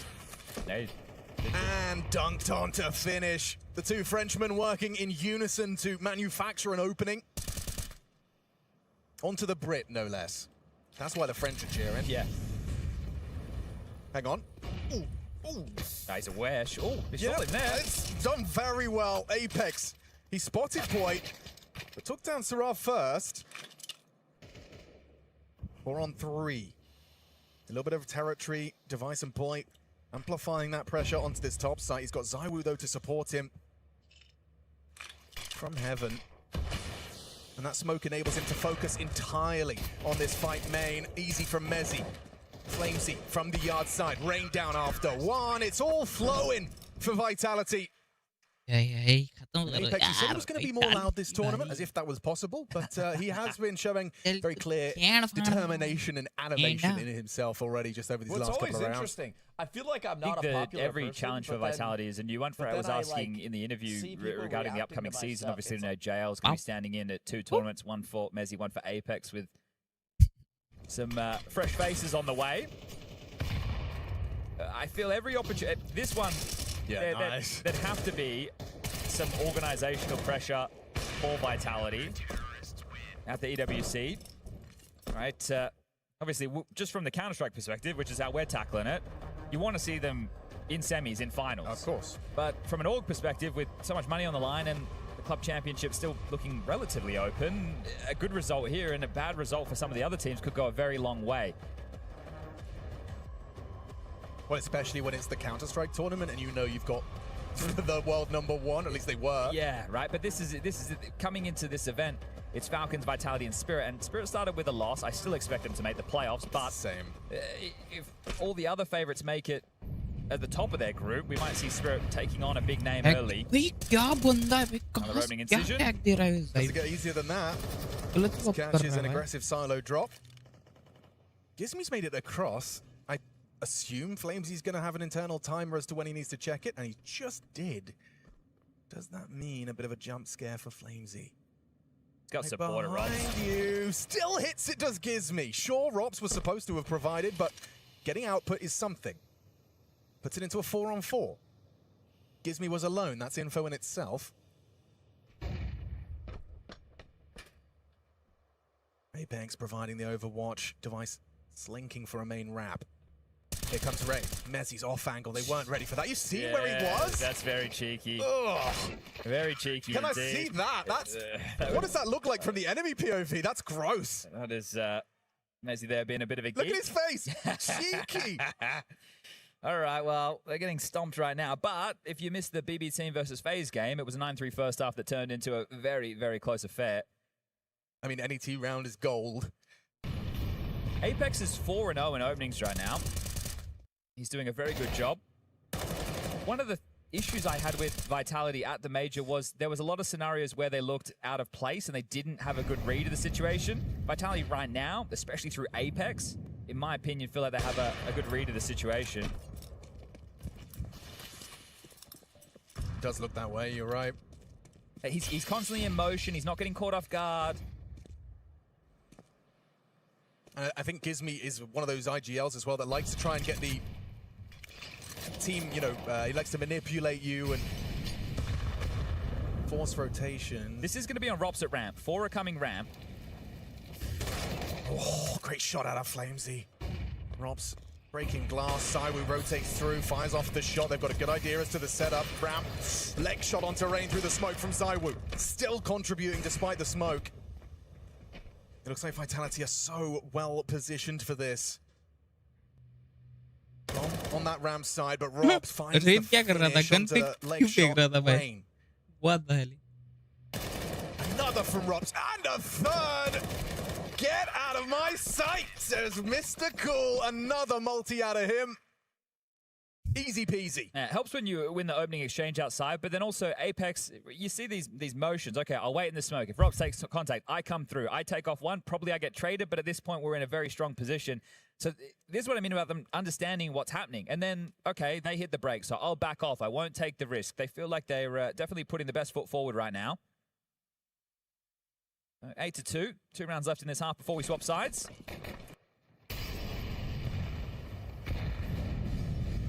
Suboptimal on the buy. Into the top side. Hang on. Easy pickings. Poi and Gizmy crank the sight. Rob's down after 1. Rain's got main. Siraz actually found Apex as well, so just Sai, we win a 1 versus 4. Kept at bay for a moment longer, but he did make a sound cue. Gizmy knows where you're at. He's going to opt for an AK and a push. And the spam puts him down. Device will find it on the Galil while blind. Yeah, the only way in was pure desperation there, right? You have to hope that you get some crazy timing on the way through, and then you have to hit the ground. So there's that 3rd round. And of course, it's Tech9's fast top. Like, it's just classic Luke. You've been trying all these, you know, long-winded gun rounds. Look at the bonding here. Gizmy and Poi rounding both sides of the site. Quick on the retrieval and quick on the trade. Last round, will you find A4? Apex playing very aggressive. Look at this. Gonna try ramp again. Apex, talk about aggressive. There's no way Tara was ready for that. Rob's just won. Gets the dink on Rain. And look how quick and proactive they are playing this. Device might get a freebie. did catch him. Just a little bit of info onto Mezzi, puts it into the 3-on-3. Much more healthy our Vitality. Aptly named. दोनों लो है भाई. I was picked a very interesting position during all of this. Is there follow through onto B? Looks like it. They don't buy it, or at least they didn't at the start. You can see Apex miles away. Just Flamesy here, but he has that angle over the smoke. They weren't ready for that. Gizmi, side by side with Device in a 2-on-3. Goes for the plant, gets away with it. Apex. Oh, wait. Oh, Device just enough bullets, but swings to his demise, and a clutch for Gizmi that's just out of the realms of possibility. All right, it looks to me like Apex has been in the lab. I know that's not a crazy shot or anything, but he's had a very good half. He's had 14 kills, and it feels to me like he's been confident in taking his jewels. When you see Apex is a bit desperate because the team isn't, he just throws his body on the line, but here it looks like he's been backing himself. And, well, again, I'm gonna take this one in a different direction than the FaZe versus BB team game. Sure. This is Vitality versus 100 Thieves. We know exactly what we should be getting from a team like Vitality. Yeah, you have to feel for 100 Thieves a little bit, right? They won the pistol, they get the conversion. Then they get 2 gun rounds on top. Oh, okay, we have a 7-5 half. Yeah, decent. You have a bit more of a buffer. That buffer is out the window.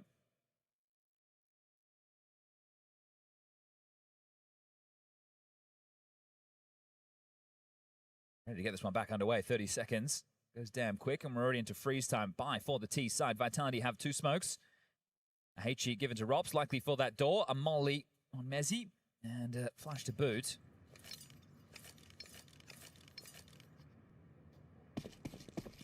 Good luck, have fun in the chat, and away we go. 2 pairs of dual Berettas.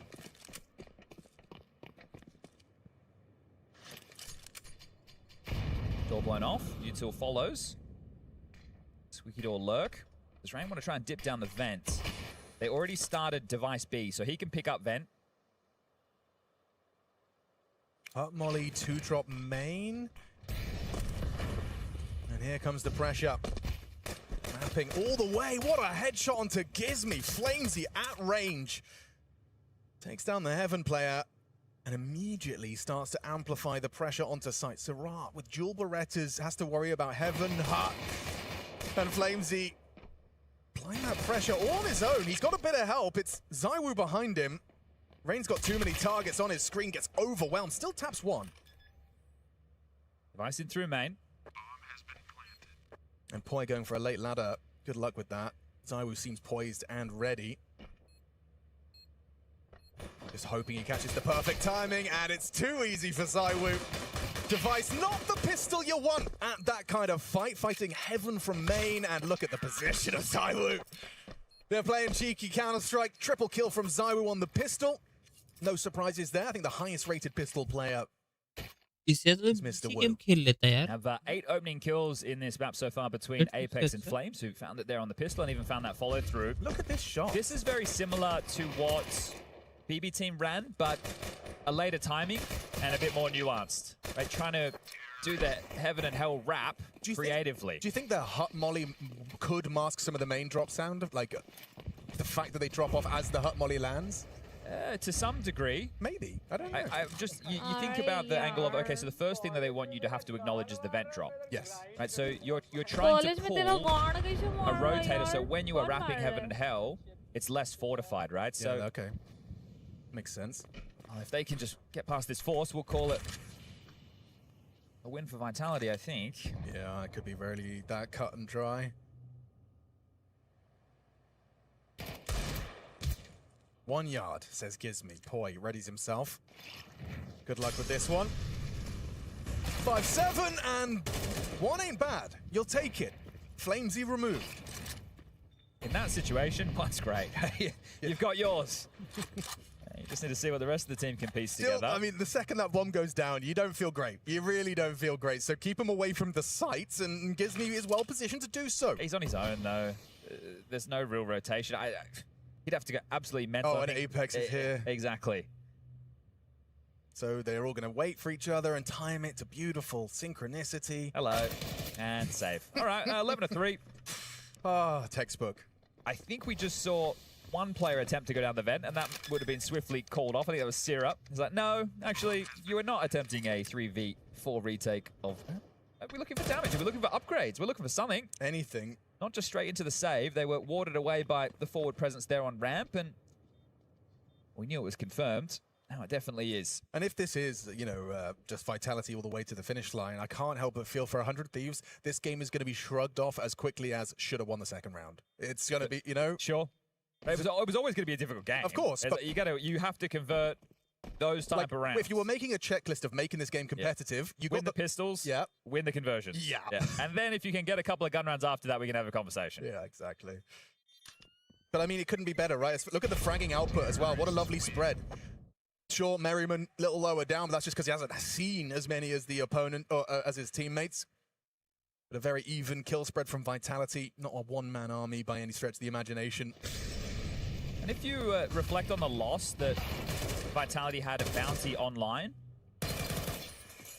Nuke was in the mix there, so you're probably feeling, if you're 100 Thieves, like, oh, maybe it is a little bit susceptible. It's like, well, it's our first game since the major, online. You guys are grinding. That's Liquid. That's 100 Thieves. That's your BCGs. Vitality don't have any issues in getting invites to the big events right now, so this is one that they've set their sights towards. They just need 2 more rounds to make this one of the most one-sided games of the day.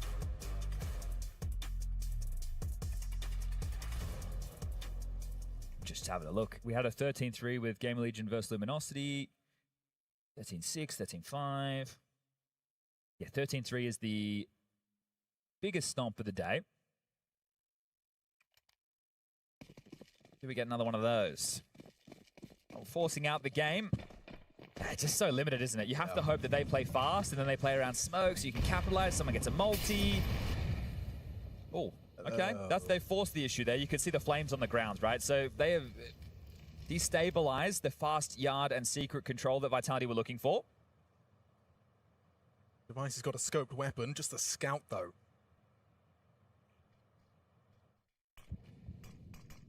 Oh, just from Flamesy. You're probably going, please smoke. Where is the smoke? Where's the smoke? Is it in the air? Yeah, I did throw it.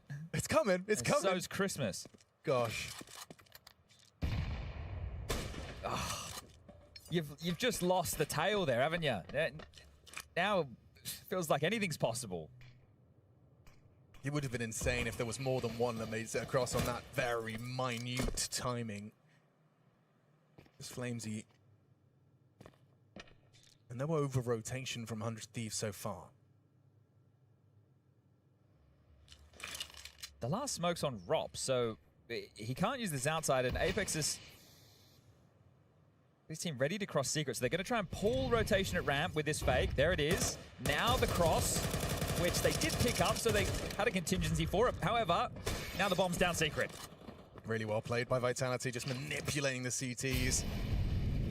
Making them dance to the beat of the Vitality drum. They're going back to A. 20 seconds. There's a problem now. Yeah, 2 consecutive shots on the scout connecting. Device removing the captain. Wrapping in, Robs bides his time. Device trying to apply the pressure. Doesn't hit the shot. They have to be planting. They have to be clearing corners. And ZywOo's gone down with the bomb. Rain finds the double. 6 seconds of simply no time. 100 Thieves convert the necessary round.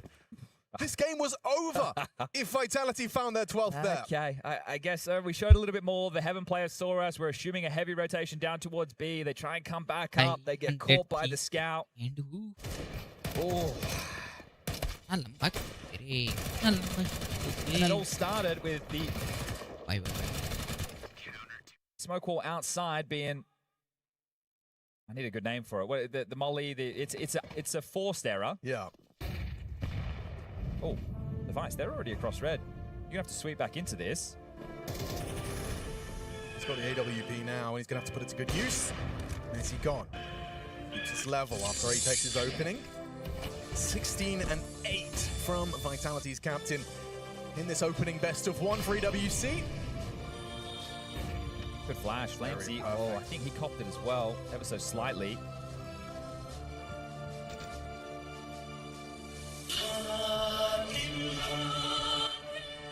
ZywOo with the bomb back to lobby. Apex across secret stairs, but probably no intention to go further. And Flamesy off a main, picking up that AK, making a sound cube, so keeping the conversation flowing as Device will take his ult ramp. This is the fight Rops has been waiting for. Rain puts his head in the vice. But they're pushing all lobby. Ramp and Squeaky. There's a belated trade. That's going to Making's uncomfortable. But they know that's the lobby player, so they might have... Yep, assume everyone's outside. That's a bit of a mess. How has he gotten away? Oh no! What? The magnetic flame follows him up, Tetris. Oh, and smoked off Poi at ramp. Yeah, you're in trouble here. Apex is going to catch you. Hello. It couldn't be better. Unprepared. Oh, he's just a rat in the system, is Apex. 18 kills deep right now. That was felt like a Puppet Master moment. You know, Robs goes down solo in lobby. Nameplate counter-shot that we've been talking about. 100 Thieves make some assumptions, and it was the wrong assumption. So Vitality definitely pipped them at the post this time. But they had no... Look at this. Not ready. There was obviously noise on main, so that's drawing the attention. But Device as well, he wasn't holding the angle. He was expecting there to be some utility, like at least a first smoke before they crossed red, but nothing. They just went dry. Yeah, but you could see throughout that whole round, I mean, like you said, no one was ready for all of those fights for 100 Thieves. It's Vitality booking them, and Gizmy spotted by Apex. Backs away. Oh, don't get much more damage than that out of a HE. That could not have been better. At the start of the game, you need to collect enough resources to repair your meaning of life.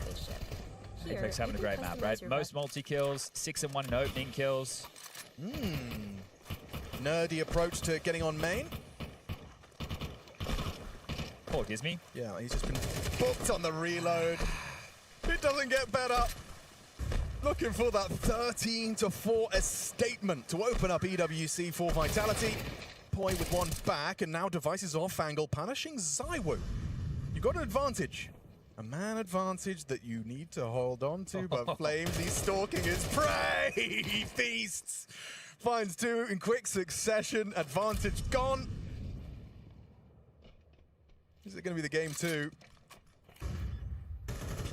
Device can deny. 43 on the clock as it's a Rops versus Device one-on-one.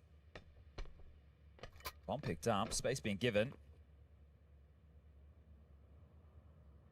He's anticipating squeaky door and now gets confirmation. It's all too easy for Rops. A stomping. A lot of people wanted to see this one go back and forth, tit for tat, but Vitality just mincemeat. Yeah, a big discrepancy for the in-game leaders. Apex 6 and 1 in opening duels. Gizmy 0 and 6. Vitality march on in the upper bracket. One best of 3 away from the playoffs. Yeah, and that's absolutely what Vitality looks like when they're feeling the rhythm of their own lives, and that's because they've just put away in their opener 100 Thieves and a best of 1 that definitely could not afford to have a slow start in. Vitality looking to set a pace and presence here that we can all hope to keep up with. And hopefully Dupree doesn't trip over that cable as we keep this one marching straight along. Dupree, you've seen all these guys on the server in multiple years, over the different years. Tell me about what you saw on the server today. I saw a Vitality that looked very sharp, let's just put it there. And sometimes, you know, even though people don't want to, you have to listen and actually understand that Pimp sometimes is very clever when it comes to understanding these kind of matchups. So he hit it right on the nail, right? You know, he came into this one saying that this was a